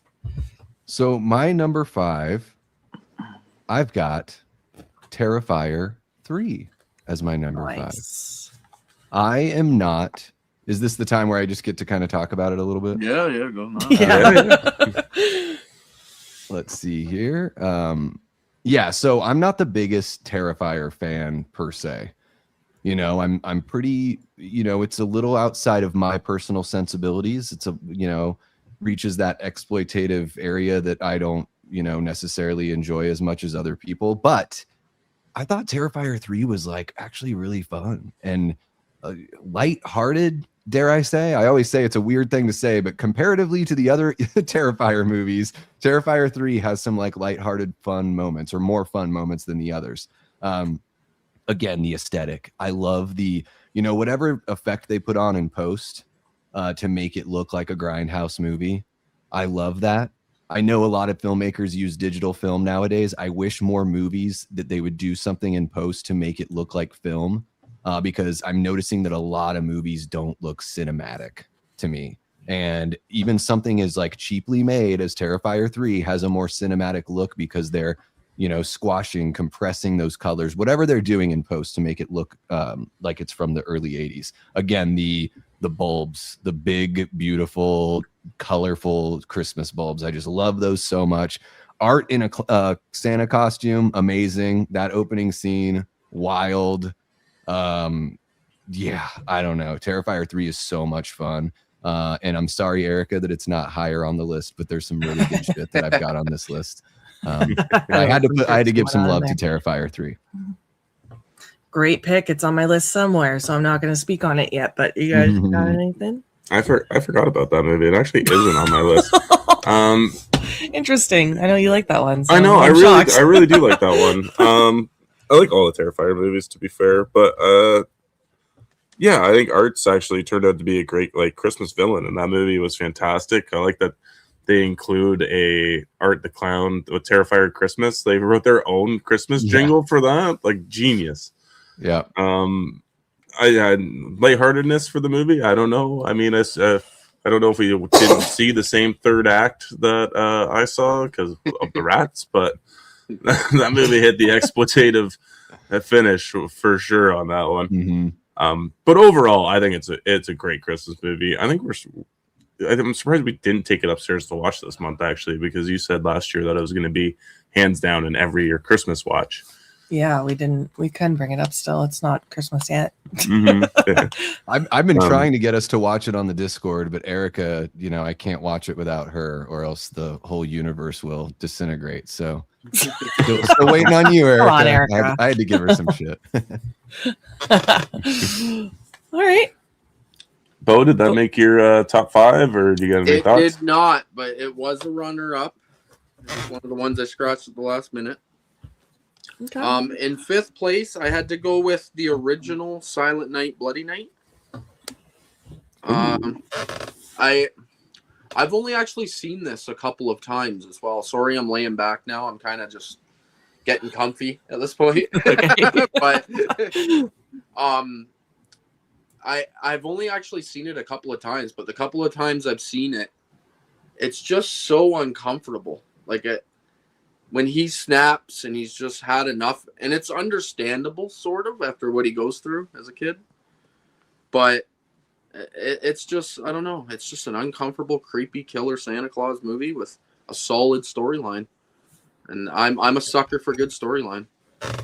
Now, Beau, you had said Silent Night, Bloody Night, which is a movie. Did you mean the original Silent Night, Deadly Night from '84? Oh, yeah, see? Okay. I just want to make sure, because there is a movie called Silent Night, Bloody Night that is... That's why I was like, I haven't seen this. I just want to make sure. Sorry, I am, there you go. I have it written No, you're all down. good, man. You're all good. I have it written down, Silent Night, Deadly Night, and I still said it. It's because you've been fighting the good fight and raising money for an awesome cause all day. So it's totally well deserved. Yeah. One more shout out. Good pick, though. Linnea Quigley's death is pretty awesome in it too. Oh yeah, it's the antlers. Part of the movie. Yeah, she is a tiny little thing in this movie, even compared to not that she's not, you know, slender in Return of the Living Dead, but I'm like, oh my God, Linnea, it's okay to eat a sandwich, girl. Yeah, she's really tiny. He picks But yeah, up. that's a hell of a death. Yeah. That's my favorite. Mm-hmm. Yeah, I love Silent Night, Deadly Night. The first one's like way better than I ever thought it was going to be. Sure. I love the dark themes of the movie as well, and I love how it takes itself more seriously than what you would have thought. Mm-hmm. Yeah, it's actually a great choice. Movie. It's good character study. Yeah. Is that on your list? Do you have any thoughts? Nope. Nope. Okay. I just like Linnea Quigley. Of course. Beau's gonna throw me under the bus for this one, but at my number 5, I'm gonna put down Gremlins. Maybe everybody else will too. I don't know. It's not on my list. Yeah, except for Sam. Gizmo's cute. Gizmo's adorable. I do love the story. It's very Christmas themed. The evil gremlins are also fun. Great animatronics. I mean, it's a pretty classic Christmas movie in most regards. So, but it's at the bottom of my list because I don't tend to rewatch it every year. Mm-hmm. Yeah. All right.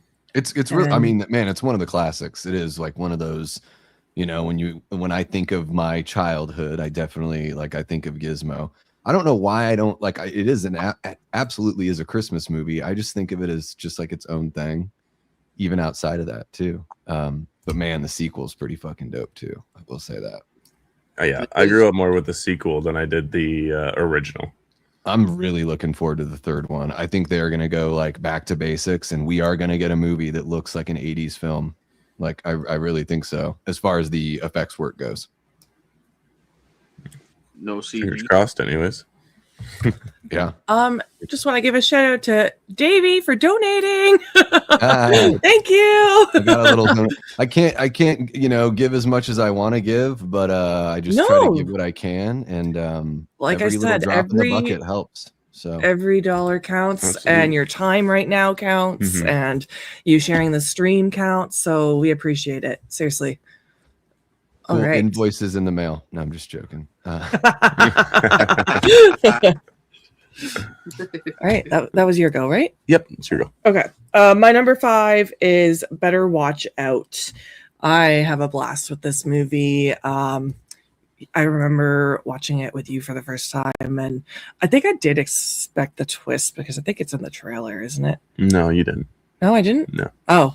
Oh, maybe I didn't then. But I remember I showed... They cut the trailer to make you think it is, you know, what it seems to be on surface level. Okay, then maybe I didn't catch it then. But anyway, I showed this movie to my parents, completely forgetting that there's a little bit of an SA scene, and I was like, Merry Christmas, guys, sorry. But the movie is, besides that scene, is a ton of fun. And yeah, I just love I'm not going to say the twist in case people in the chat have not seen it. I don't want to ruin it for anyone else, so better watch out. I've got it on my list, so I'm going to shut up about it right now. Okay. It's on mine too. Okay, guys, we can move on then. We got lots of comments here about it, though. Of course, Rob says it's meh. Sobriety Sisters is in the chat saying, thank you so much from the bottom of our hearts. $510 raised so far. Yeah, amazing, guys. Seriously, thank you. Yeah. All right. Okay, we'll move on to number 4 then, since you guys can't talk about it. Davey. Well, my number 4, and gosh, this one might climb up the list, but I didn't want to get too overzealous with it because it is Silent Night, Deadly Night 2025. And I wouldn't be surprised if this thing climbs up my list because I do really enjoy the original. Like Beau had said, it's all of those things. It's a very, there is something grindhousey about it, but it is a lot better than I expected it to be, especially after watching the sequel, which is, takes about half of that first movie, but is putrid with the rest of what it does. It's just, it's not to say that Silent Night, Deadly Night 2 doesn't have its fun moments, but it's not a good movie. It's not nearly as good as the original. But man, this remake this is how you do remakes. The remakes that are remembered and the remakes that are spoken fondly of, usually the reason why is because they stay true enough to the original lore, but they're not afraid to change a couple things and try some new things that still make sense to most of the fandom. You're never going to please everybody, of course. And I won't say anything that gets even close to spoilers because this movie is so brand new. But I will say something that I said in my little non-spoiler short video on it. They pay homage to the original lore. They do something different. They put their own spin on how they handle that. And I really loved the way that they explored Billy's psychosis and the way that was laid out for us and shown to us within the narrative of the film. And Mike P. Nelson for having put out Sweet Revenge, a job that I think they completed in 4 or 5 days, the Jason Universe short, doesn't really get to show very much there. It is what it is. But as a filmmaker with Silent Night, Deadly Night 2025, you get to see the kind of filmmaker that Mike P. Nelson is and the potential that he's got. And there are elements of this film that straight up reminded me of like a Tarantino revenge film with all of the things that I still love from the original Silent Night, Deadly Night. Small cast, great chemistry. Great chemistry between great chemistry between Ruby Modine and Rowan Campbell. And different, it kind of played out a little bit differently than I thought it would, but I loved how they explored the characters here. So yeah, I'm gonna go see it again in the theater, and this is gonna be one that I celebrate for quite some time. That's awesome. Excellent. I haven't seen it, but I'm really looking forward to it now. Jeez, sounds good. Yeah, it's fun, man. It's just a blast. Like, it's really fun. It is a lot of fun. We haven't put out a review on it. We went and saw it last night. Is it on your list? It's not. No, I agree though. This one definitely could climb the ladder here. It could, yeah. Make a top 5 list. It might be a bit of a grower on me. Oh, I had a lot of fun. A grower, not a shower. Just like I know, I always think that when I say it. It's gonna be a grower. Like, when you can feel a movie is gonna grow on you with some love. Like, I'm really trying with the original Halloween. I swear, in a couple of years, I'm gonna say I love that movie, but it's not quite yet.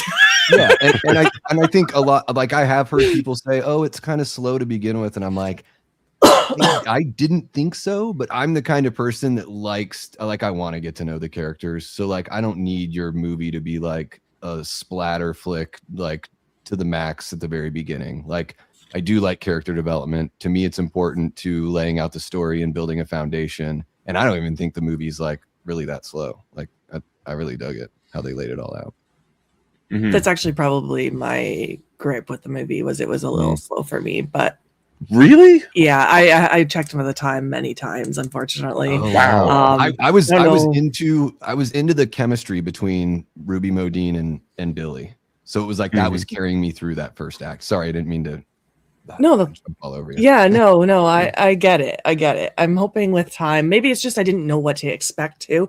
Sometimes that throws me off a little bit in a film, so I'm just hoping maybe next year I'll watch it again at home. And I was totally invested also, and I'm just gonna call him the Corey character. I can never remember his name is Rowan Campbell. Yeah, Rowan Campbell, and the other character within the movie. I'm not gonna give any spoilers, but I love the banter between them, and that just totally kept me focused through the first quarter of the movie.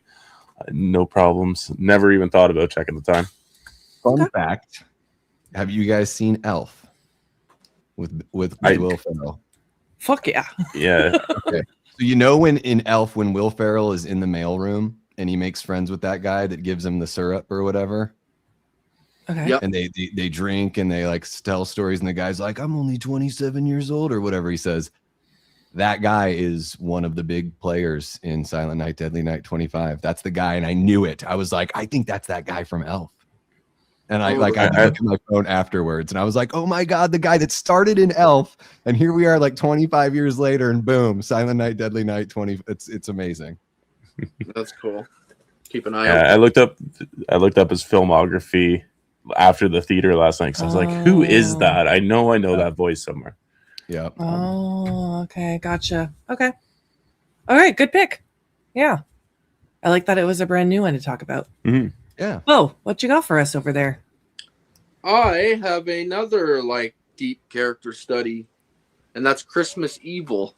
Oh, yeah. From 1980. Yeah. Yeah, it's just, oh man, the ending. Like I fucking love this ending. Like it's just so good because the whole movie it's just dark. I'm not going to spoil it in case you haven't seen it. I haven't. No, I haven't either. I won't say the ending then, but just the ending alone is worth the entire movie. But it's a deep, depressing, dark character study of just a guy that's on the fringe of sanity, and he loses it, and then it just goes batshit crazy for some reason, and I love it, man. I'll keep it at that. So that's one you guys will definitely check out eventually. Yeah. It'll climb up on the list. I always see it at like cons and stuff to buy on Blu-ray, and I just look at it and I go, maybe next time. Yeah, it's good, man. It's good. I really like it. It is like, you know, when you look at a movie like American Psycho or a movie like Joker, those movies have elements of a movie like Christmas Evil. Exactly. Especially something like Joker. Like I'm like, wow, Joker is kind of takes quite a bit from something like Christmas Evil. Plus, and this isn't even really a spoiler, but it is kind of sexy. It's got one of the best going down on a lady while she's standing up scenes in cinema. So, oh, doggy, it'll make your pants tight. So just look out, folks. It's pretty hot. You know, it makes you want to get down. But yeah, dude, Christmas Evil is like, it feels really real. That movie has a documentary kind of feel. And it's I love horror movies where you sort of relate with or feel a little bit sorry for your like bad guy, you know, like something like Peeping Tom. Like I feel so bad for the guy in Peeping Tom, you know, like, and you don't want him to fall into the madness that you know he's going to fall into. So that for me helps me get invested, even though the movie is, you know, a relatively cheap movie from 1980. Yeah, it is. It's very low budget and not high on lists. You look up like top horror movies of 1980, even it's not even like in the top 20 usually. So yeah, hey man, a remake of that could be really good.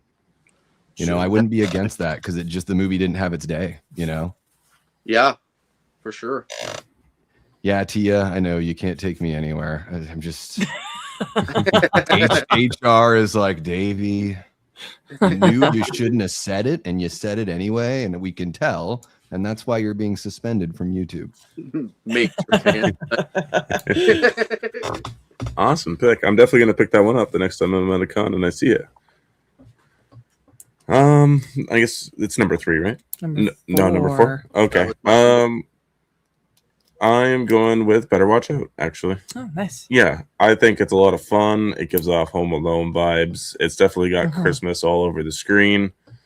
And of course, it answers one of the biggest questions from any Christmas movie is what would happen if a paint can came flying at you. Love it. Yeah, I think it's great. I think the kid actor is fantastic in that movie as well. Like both of them. Excellent child actors. The boy, he's one of those ones where I just hate that kid. Yeah. And that's because he's such a good actor. He's I want to climb through the TV and punch the little kid in the face, basically. It's like the Babadook, but totally opposite. Yeah. I hate him, but I hate him for a different reason. God. Exactly. Yeah. That's that one I think takes the cake for worst kid in the movie ever. Okay. Good pick. Okay, my number 4 is going to be a little controversial, and people might say blasphemy for it being this low on my list, but I'm going with the original Black Christmas. Blasphemy. Love the shut up, Coach Potato. I love the film. You guys fucking did me in today. I'm sorry. No, I know. I'm kidding. I love this movie, and technically it is phenomenal. And I said, I love it, but there's just a few movies that I would put on before it if I was going to stay true to myself. So yeah, original Black Christmas is going to go at number 4 for me. It's really good, but I love Jess. It's on my list, so I love Barb. But it's on mine as well. Me too. I figured it would be on pretty much everyone's, but yeah, Rob's giving me shit. I mean, I'm not a monster, so it's on my list. So yeah, it's where it's supposed to be. Apparently, I'm the monster here. No, you got to stay true to yourself, and if being true to yourself means being whatever it is that you are, All right, we can move on. Number 3. Number 3 for me is Better Watch Out. I really dig this one. Yeah, it's tough to talk about this one in much detail without spoiling anything. And, you know, if you haven't seen it, then I recommend seeing it as soon as possible because it is almost 10 years old. So it will get to the point where people will just start talking about it as if you should have already seen it. But yeah, it's a movie that's got multiple layers to it. And it looks really good. It's got, I think it's PG-13. Is that right? Yeah, I think it is, and I think it pushes things about as far as you can push them in a PG-13 movie. So it does a really good job of that. You get a little appearance from the guy that plays Billy in Stranger Things season 3, right? He's the guy that comes towards the end of the movie to visit and you know all that kind of stuff. And yeah, really good performances all around. I think the girl here, I can't remember her name. She's an Australian actress. She just played Priscilla Presley in the Elvis movie.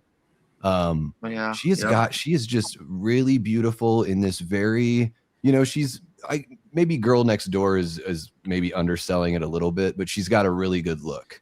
I know that makes me sound like a pig, but it's just a character that you like really want to root for, and she has like plenty of agency and she's tough.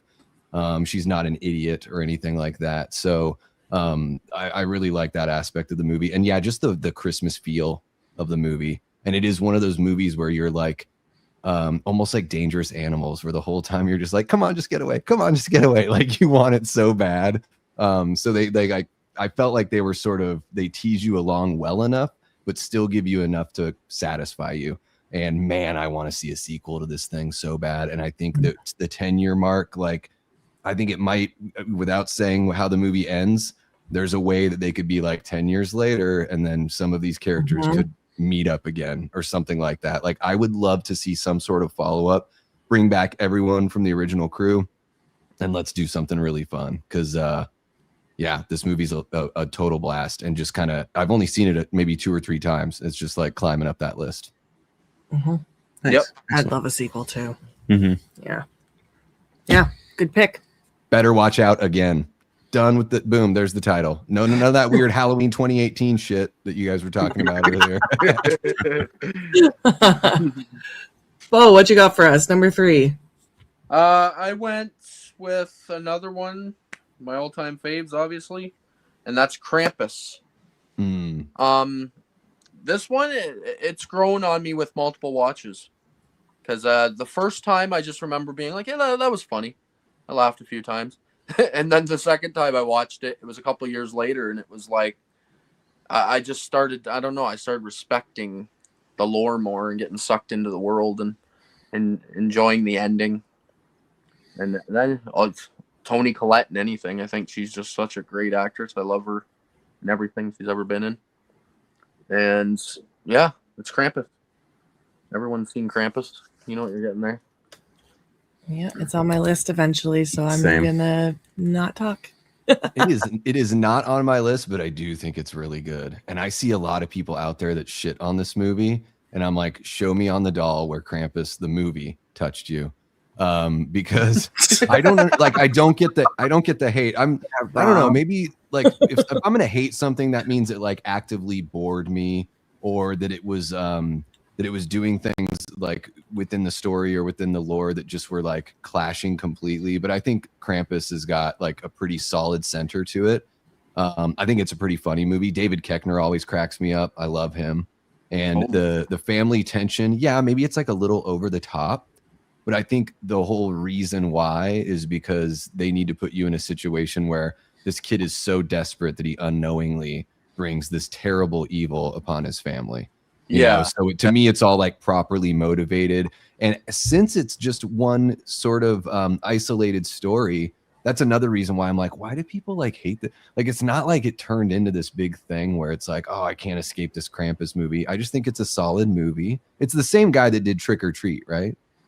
Yeah. I think Michael Dougherty, is that his name? Michael Dougherty. And a lot of people like to shit on that movie too. So maybe people just don't like the way this guy makes movies, which is totally fair. I'm not the biggest Radio Silence fan, and it's tough for me to put my finger on why, but something about what they do just doesn't really like tickle me the right way. But yeah, I think Krampus is really fun. I dig it. Mm-hmm. Okay. Cool. Awesome. Yeah, it's on my list later, so I'll get to that. My number 3 is going to be Black Xmas from 2006. You want to talk about a mean and gritty remake of a beloved classic film? I think that Black Xmas is definitely the best case scenario. I think it just pukes Christmas all over the screen, like the lights, the colors, the soundtrack as well. I think it's a grimy, kind of dirty version of the original, which I really like as well. And Billy and Agnes's backstory is quite traumatizing. I think that's something that has stuck with me ever since watching the film, probably when it came out, because I watched this one way before watching the original one. And yeah, what a star-studded cast too of early 2000s heartthrobs. Oh yeah. Stacked cast there. Yeah, I know. I'm gonna get a lot of shit from Rob on this list. Yeah, it's on my list, so I'm not gonna talk about it too. Oh, okay. It's on my list as well. Oh, Beau, is it on yours? The remake? No, it isn't. The original is though. It's coming. I like the remake. I do. Just not enough. Okay, that's fair. All right. So my number 3 is Terrifier 3. I really enjoyed this movie. I like the first one and the second one. I like the second one more. I like them more as they go on. The third one just had such a great emotional story to it. We talked about this earlier in our 10 hours we've been on here. I almost cried at the end of this movie. I love Christmas too, so like Art in the Santa suit, the kills. I absolutely loved Vicky in this movie. She's so disturbing and so unhinged and fucked up, but I love every second of it. So yeah, Terrifier 3 is definitely my number 3. Vicky's fucked up, dude. She is fucked up. I like her. She's the big bad. She's been revealed to be like, she is the demon, it seems. Yeah. Yeah. The things that she does is fucking demonic in that movie. I know. I never jerking off with some flicking your bean with a piece of glass. That's wild, dude. I know the fact that they did even for me. Even for me, I was like, damn. Yeah. I did not expect. I don't think anyone expected that. I didn't think anything could shock me. I was like, this puts the whole going down on the woman while she's standing up thing in complete perspective. Thank you, Vicky. Thank you, girl. Yeah, Rob's calling me out for putting it above OG Black Christmas, but I'm sorry. It's just more rewatchable for me. I had to. It's me. It's a generational thing, Rob. Rabbit. Sobriety Sisters. Thanks for the reminder to talk about it again. Sobriety Sisters is a nonprofit organization that helps women in recovery. They've got free Zoom meetings. They help women with emergency whatever, like anything they need, they are helping. They're not making any money off this themselves. It all goes towards the woman in recovery. They helped me in the beginning of my recovery. I was on their Zoom meetings every day for the first 6 months of my sobriety, and don't think I would be sober without them. So we are giving back today, and we're at 51% of our goal right now. We've raised $510 today, guys, which is incredible, and there's still more time. So that is what Sobriety Sisters is. Also, we had Ashley and Sasha on the first 25-30 minutes of our stream. They were on talking all about the organization. So if anyone wants to watch the replay, you can go and watch that. Whew. And I saw Ashley. I don't know if she's still in here, but I did see her in the chat towards the beginning of me jumping in. So she might be hanging out in there as well. Oh, there she is. A bunch of them have been in here. Yeah. I keep seeing them doing little shout outs. And yes, here's the link. Thank you, Ryan. From the bottom of all our hearts, it's Sobriety Sisters. Thank you all so much. Of course, thank you guys. It's amazing what a bunch of horror fan weirdos like us can do. People have no idea how amazing this community is. Talking about some girl jerking it with a piece of glass 1 minute, but it's all just it's all silly fantasy. Whenever somebody looks at me weird when I tell them that I love horror, that I talk about horror, I'm like, look, it's a roller coaster, and I watch movies to escape. So I watch a lot of comedy and a lot of horror, because I want to get the hell away. Like, real life is dramatic enough. I don't need to watch like dramatic movies. Like, just give me, and then the screen makes me feel safe. Guys, I'm terrible. Don't ever bring me to a haunted house. I am fucked up. I will like cry in the corner, but I'll watch whatever on a TV. Yeah, literally, if you say you like horror to like some rando that doesn't, like, I don't know, you get a little bit of a bad rep. Like, why do you watch that stuff? But horror peeps are literally the nicest people I have ever met. It's insane. At conventions, on YouTube, in the community, like, most of us are good peeps. I'm gonna say most. I no such thing as all. I call the conventions, I'm like, it's like church. This is just like the level of acceptance is beautiful, and something you don't see everywhere you go. So it is pretty special. Don't jerk off with glass, people. Come on. I'm totally lost at where we are now. We're rolling through our number 2. Number 2. All right. Me? Is it me?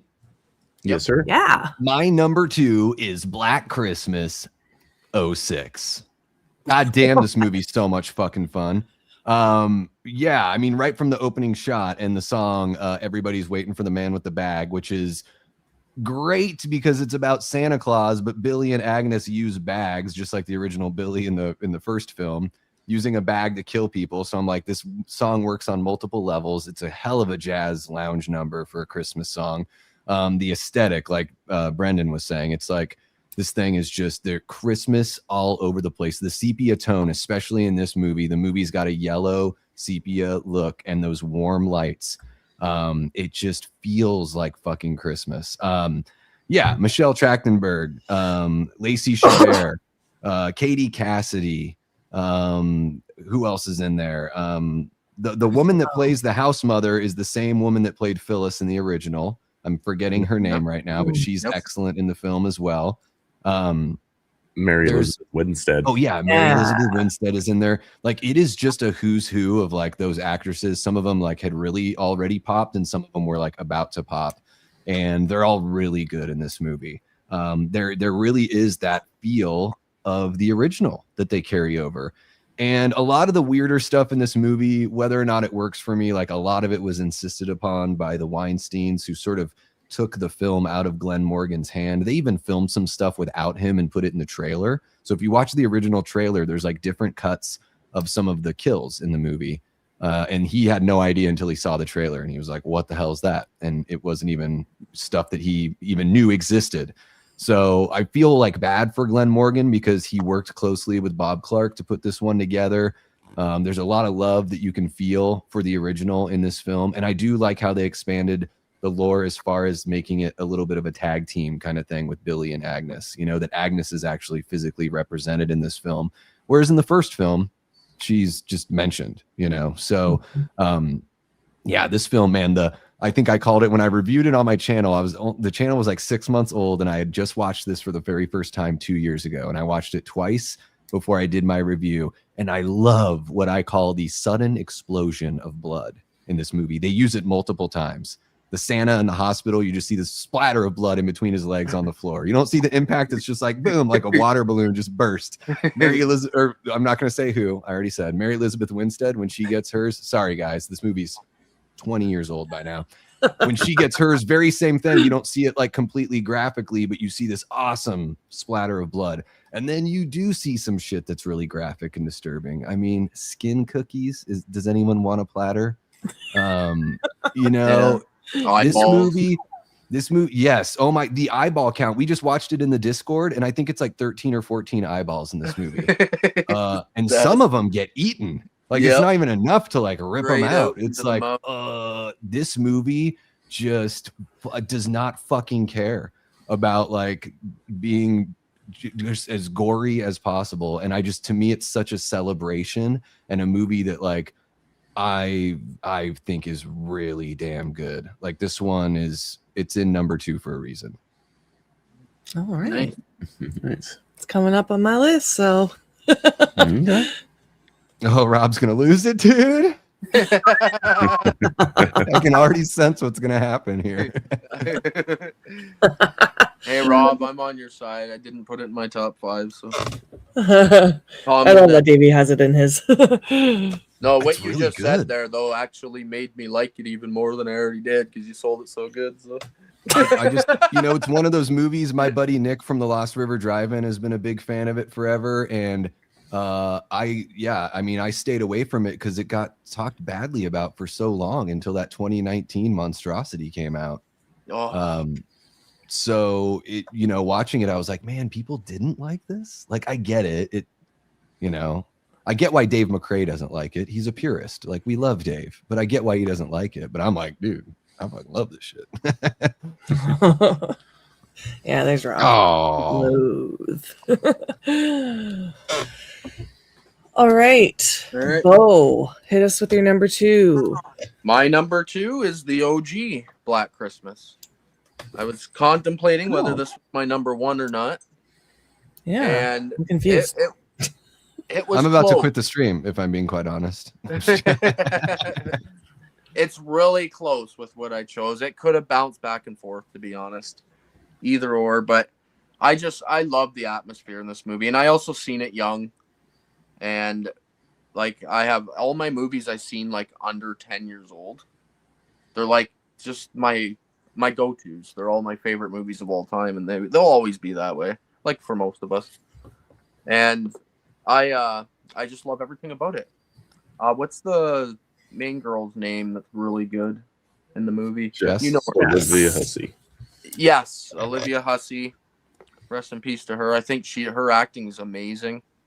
Mm-hmm. And then I think the one girl is hilarious as well. Oh, Margot Kidder's character? Yes, Margot Kidder. Yeah. I can't even think of one name at this point. It's freaking ridiculous. Barb. Yes, Barb. There it is. Love me some Barb. Yeah. She is a drunk, though. Girl needs an AA meeting. Or a Sobriety Sisters meeting.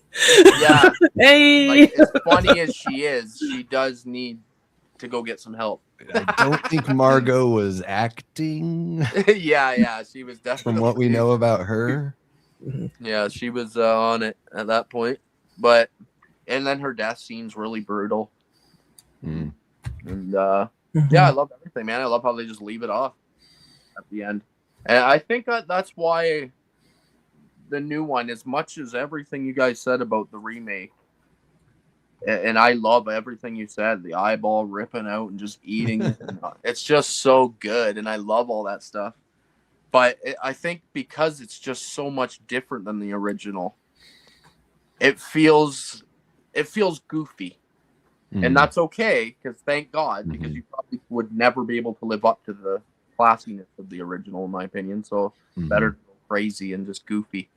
And that's I enjoy it for that reason. But it's hard for me to rank it high. But yeah, the original. I'm just gonna keep that one there. Okay, I'm curious to see what your number one is. I know what it is. Brendan knows what it is already. You will too when I say it. Yeah. Okay. Well, my number two is actually Black Christmas from 1974 as well. And the reason why it's not at my number one is because it's very dark and bleak, although it does have some moments of levity. I think it's kind of overshadowed by all the choices of themes driven throughout this movie, which kind of might damper a little bit of the rewatchability because it is such a depressing movie. Really, like I know, Rob. I know. Fucking I know. I only watched this movie like two years ago for the first time. I had never seen it, so it's growing on me. It's at my number two. I do love it. It's technically a fantastic movie. I think everything about it is great, but it's just on Christmas Day, this isn't going to be the movie I put on. It's going to be my next one. A little too dark. Yeah, it's just a little too dark. I like it watching getting up to Christmas. I'll definitely put it on, but like I said, I think the phone calls are fantastic. They're so creepy and well done. Like, I don't even think the 06 version got that even remotely close to being right. But at least they were in it, and so was Billy. So I'll give that over the 2019 remake or whatever that was. Yeah. So, I mean, I think 1974 is damn near close to a perfect movie, but it's just not going to be my number one. Okay. I am curious about your number one. That's something I don't know. I thought Black Christmas was going to take it, so you'll know it once I say it. Yeah, I know. There, I'm thinking too. That's definitely why Black Christmas was high on my list or low on my list, because of that reason. It's like just not the Christmassy, like happy. Mm-hmm. Yeah, you know. You're but talking anyway. about horror movies, is that right? I'm just But there are some, like, we'll get to it. My number two is Krampus. Okay. This movie is just a lot of fun. I actually also love the family drama going on. You already mentioned Toni Collette is amazing. Yeah, like you get like these gingerbread men and like all these little creatures too. It's not just Krampus. And this movie is super cold. Like just thinking about it makes me want to put a sweater on. I actually really want to watch that soon. But Krampus is my number two. I love it. You showed me this movie. Yeah, it's a movie we also didn't take upstairs, I don't think. Damn it. Yeah. I think I might be watching that tonight. My daughter's energy, we might. bought it for me on 4K, and I haven't seen it yet. And neither has he, so I'll make him watch it. Oh, there it is. Krampus. Is it me now? Number one? Yeah, we're getting into our number ones, guys. Can I give a real quick honorable mention? Sure. Yeah. So this is one that I just watched this year for the very first time. It was recommended by one of my channel members. I'm sure you guys are familiar with him, a guy named Ben Grimm here on YouTube. And it's this little movie from Wisconsin called Blood Beat. And I'm going to say this because Erica's going to light me up in the comments. This movie is not for everybody. This is a movie for people who like weird movies like the original Evil Dead. Little movies that could, I like to call them, very small cast and crew. I don't know if anyone went on to do anything else, but what they do with what they have in Blood Beat is really impressive. It takes place during Christmas time. There's not much of a Christmas kind of vibe other than that. But it's got a really interesting sort of, it's from 83, I think. So it's got this really interesting like digital part of the score, but then also these really great strings as well. The movie is just ambitious as all get out. It's like a movie that you would think just a bunch of friends made together, but it actually like shows some skill, even though the budget really isn't there. And it's got this weird kind of psychosexual element going on as well. I just had a blast with it because it's my kind of weird. So I wanted to put that out there. Yeah, I think Vinegar Syndrome has put that out. I think they have. Yeah. So if you're able to check it out, like, again, just understand that it's going to be like, it's not as, I'm not saying it's as good as The Evil Dead, but it's sort of in that realm of like, wow, these like small group of people made this thing. That's really cool. So yeah, that's my honorable mention there. My number one is Black Christmas 1974. It it's there because it creeps me out more and more every time I watch it. Every year when I revisit it, I find it scarier and more real than the previous year. The idea of somebody sneaking into a house and slowly picking people off and being completely unhinged and without the ability to reason is something that scares the living shit out of me, quite frankly. The phone calls are shocking. Oh my God. The phone calls. Yeah, the phone calls might be the scariest thing. My ex couldn't watch this movie because of the phone calls. I think they make what possessed Reagan says in The Exorcist sound kind of nice. You know, just the performance is like a really go for it kind of performance, and I got to give it up. And yes, the women, the ladies in the home are amazing here. I mean, Olivia Hussey is so good. Anytime someone says hello, I'm always going to imagine her going hello. She's got that little bit of British accent that's like still kind of hanging on. Yeah, Margot Kidder is like unhinged and hilarious here. I'm like, did she just make up her own dialogue? Because some of it just sounds so funny to me. I love that Bob Clark not only made this movie, but then went and made A Christmas Story. So he's made two of the most memorable and classic Christmas films of all time, and they couldn't be in more opposite of directions than one another. And he also made Porky's, which is one of the awesomest, like raunchiest sex comedies I've ever seen. So Bob Clark's got a fucking fantastic resume as far as I'm concerned. And yeah, the way that Black Christmas ends, like, I mean, the way the movie truly ends, you know, I know that, you know, It's Me, Billy and everything followed it up, and I really like the way they went. But if you just watch that one movie by itself, you're like, oh shit, well, she's dead. Because he's alone in the house with that guy still. Like, it's one of those movies. It's just like, it's the horror is never ending. Yeah. And I put it right.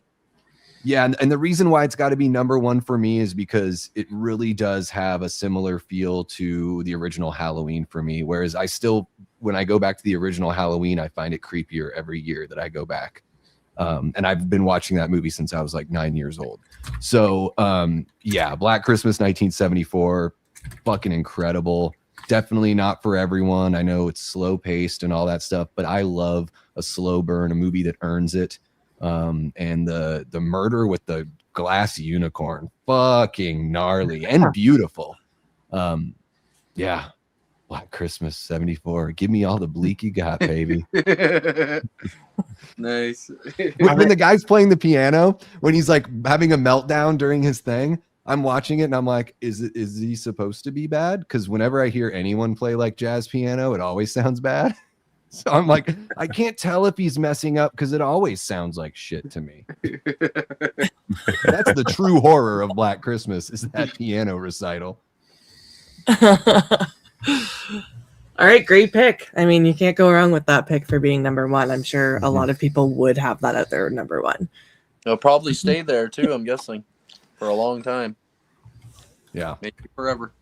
And we got Rob to be happy for once this whole stream. So there we go. Yeah. All right, Beau, what's your number one?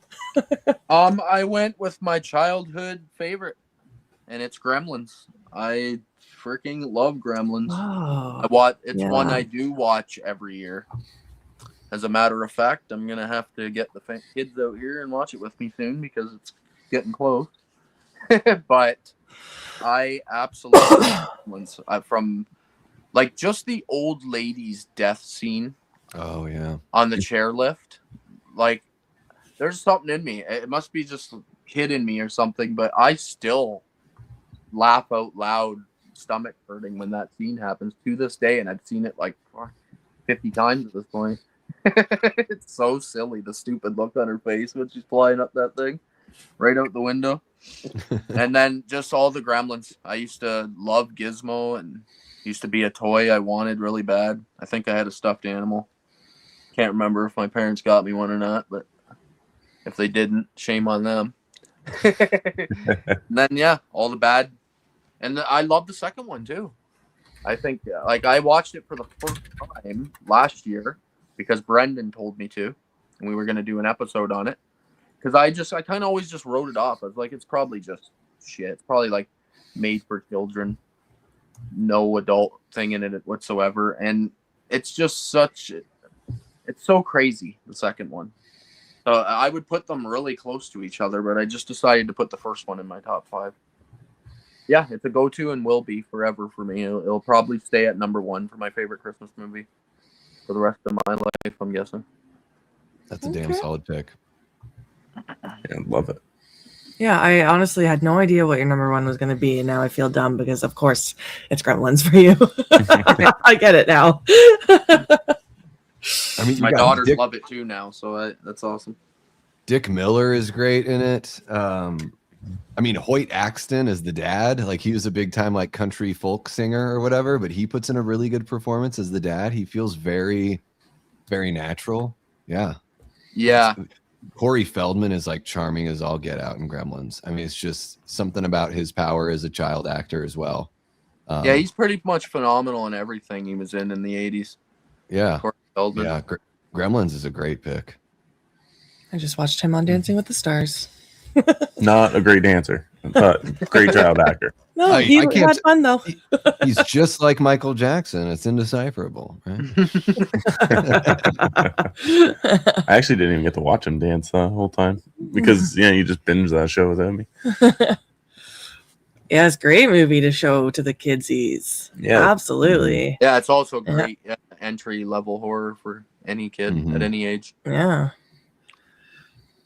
I mean, it's definitely, it's got that. I think it counts as a horror film, Nanette, for sure. You know, it is a little bit of the cool thing about Gremlins is it does have that homage to the 50s, 60s Roger Corman, kind of vibe, which I think Joe Dante, a lot of times in his movies, I could feel a lot of that like Corman influence, better produced movies and better made movies, but they had that vibe and that feel of a Corman kind of tongue in cheek kind of production. Absolutely. Yeah. If you don't consider Gremlins horror, you would have to like erase everything pre like 1960. Yeah. That means no horror movie ever came out till then. And sure. Yeah. Really hard. But yeah, it's my opinion. It's your go. My number 1. Rob, don't shoot me, buddy, but my number 1 is going to be Krampus. Okay, I started thinking that was going to be it because I thought you brought it up already. That's why I got all confused. But it makes sense. I love Krampus. I think it's an incredibly well done movie from Michael Dougherty. I hope that we end up getting a sequel to this movie. I do say I don't think it's perfect. But I do love it. I think it gives great Christmas vibes. I think it's almost got like this hallmarky kind of Christmas dynamic within the family, and them trying to fix their relationships and trying to find the spark back in their lives of trying to bring them together. So I think the child actors are, for the most part, are great. I think it's got enough comedy for me to love it. I think there's a great balance. The creatures, like Sam said, I think all the creatures and the elves are all great and well designed. The animation sequence within it for the grandmother telling her story about her time summoning Krampus is fantastic. I could have done a whole movie with just that. I love that animation style. It's so well done. Yeah, I forgot to bring that up. Mm-hmm. That's good. But yes, Rob, Krampus is my number 1.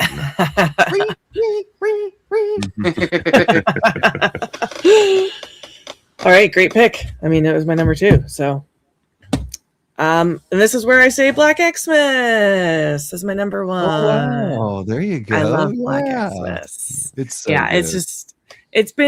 This is probably the first Christmas horror movie I ever watched. Like, I just kind of grew up with that one. So yeah, we've talked about it to death, but it throws up Christmas on the screen. Mm-hmm. Great girl cast that we've already talked about. I'm not going to talk about it too much because we already have, but yeah, it's great. I love Black Xmas. It's definitely my most rewatchable for Christmas. Yeah. Yeah. We never talked about how disgusting the mother is in that movie. She's we don't need to. Lord. Dude, she's so scary. Maybe the worst ever in a movie. Worst mother in the history of movies. Like she hates her son and then does this with him. This bitch is crazy. Yeah. Do we have a Scrooge horror film yet? Oh, probably. I mean, you could say that A Christmas Carol is the original Christmas horror story. I mean, it is a horror story. Yes, absolutely. I mean, For how nothing old gets it is. scarier than him confronting the Grim Reaper as the ghost of Christmas future. You know, it's like that's some real fucking dread. Yeah. And yeah, I mean, they've never made it to where it's like splattery, but Ty West is making one with Johnny Depp attached. So maybe they will lean into the horror side. That's interesting. Yeah. I didn't know Dude, get Mia Goth up in that shit. You know that's happening with Ty West involved. Oh yeah. Erica, do not make Rob's head any bigger. Yeah. Hello, horror flick chicks. Thanks for popping in. What up? What up? All right, guys. That's the end of the stream. That's What a it. We stream. made it. What's the 10 final hours. count on the donation? Guys, this is the time Yeah. to get in your last minute dollars. Yeah, you guys, we are at 53%. Oh, nice. We jumped. We got a donation from Eli right before he left. Thank you, Eli. Oh, yeah. Thank you, Eli. I know you're out there. I know you left, but we appreciate it. We're at $530, guys. That's awesome. That's incredible. Thanks for closing this out with us, Davey. Yeah, thank you so much for coming on. Yeah, you got it. It was great, guys. And I love it. I'm going to be doing, I did one in October and my idea or my plan for, these sorts of streams.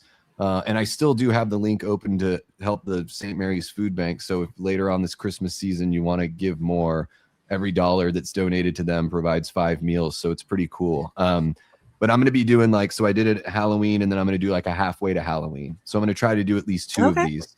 And as the channel grows, I would like to do more charity stuff as the channel grows. But at least twice a year, I want to do something that's, the 10-hour friggin' bring a bucket, wear a diaper, whatever you got. Yeah. Beau, I can't wait to have you on my next one. You're going to hang out with me the whole time. No, I'm just Co-host. Do another 10-hour one? Yeah. Yeah, this was amazing. I really do appreciate you guys reaching out and asking me to be a part of it. It's humbling and flattering to just, be asked to collaborate, let alone to be able to collaborate on, helping out such a great cause. And very sweet that you saw my marathon as some inspiration. I'm glad that, the people that inspired me, it's now just snowballing and hopefully it can just become more and more of a thing. So I really do appreciate the thoughtfulness for sure, guys. Yeah, of course. We are going to have the super chats turned off for the rest of the month. I feel like I just threw something, but we're going to have super chats turned off for the rest of the month. So our link will be in all our videos going forward for December. So if you weren't able to donate today, there's still time. But yeah, thank you, Davey. I will not take up any more of your time. And Beau, thank you for sticking it out all day with us. Yeah, champ. I appreciate it. Just like Davey was saying, I appreciate just being able to participate in this. And I love talking movies. I thought I could do this all day. You have proven that I cannot. So I appreciate that. I did make it to the end. I almost fell asleep a couple times though in that one. I was like, oh my God. I needed to take a deep breath, but I couldn't even do it because my back's so sore from the car accident. I was like, oh my God. Trying to get a deep breath in.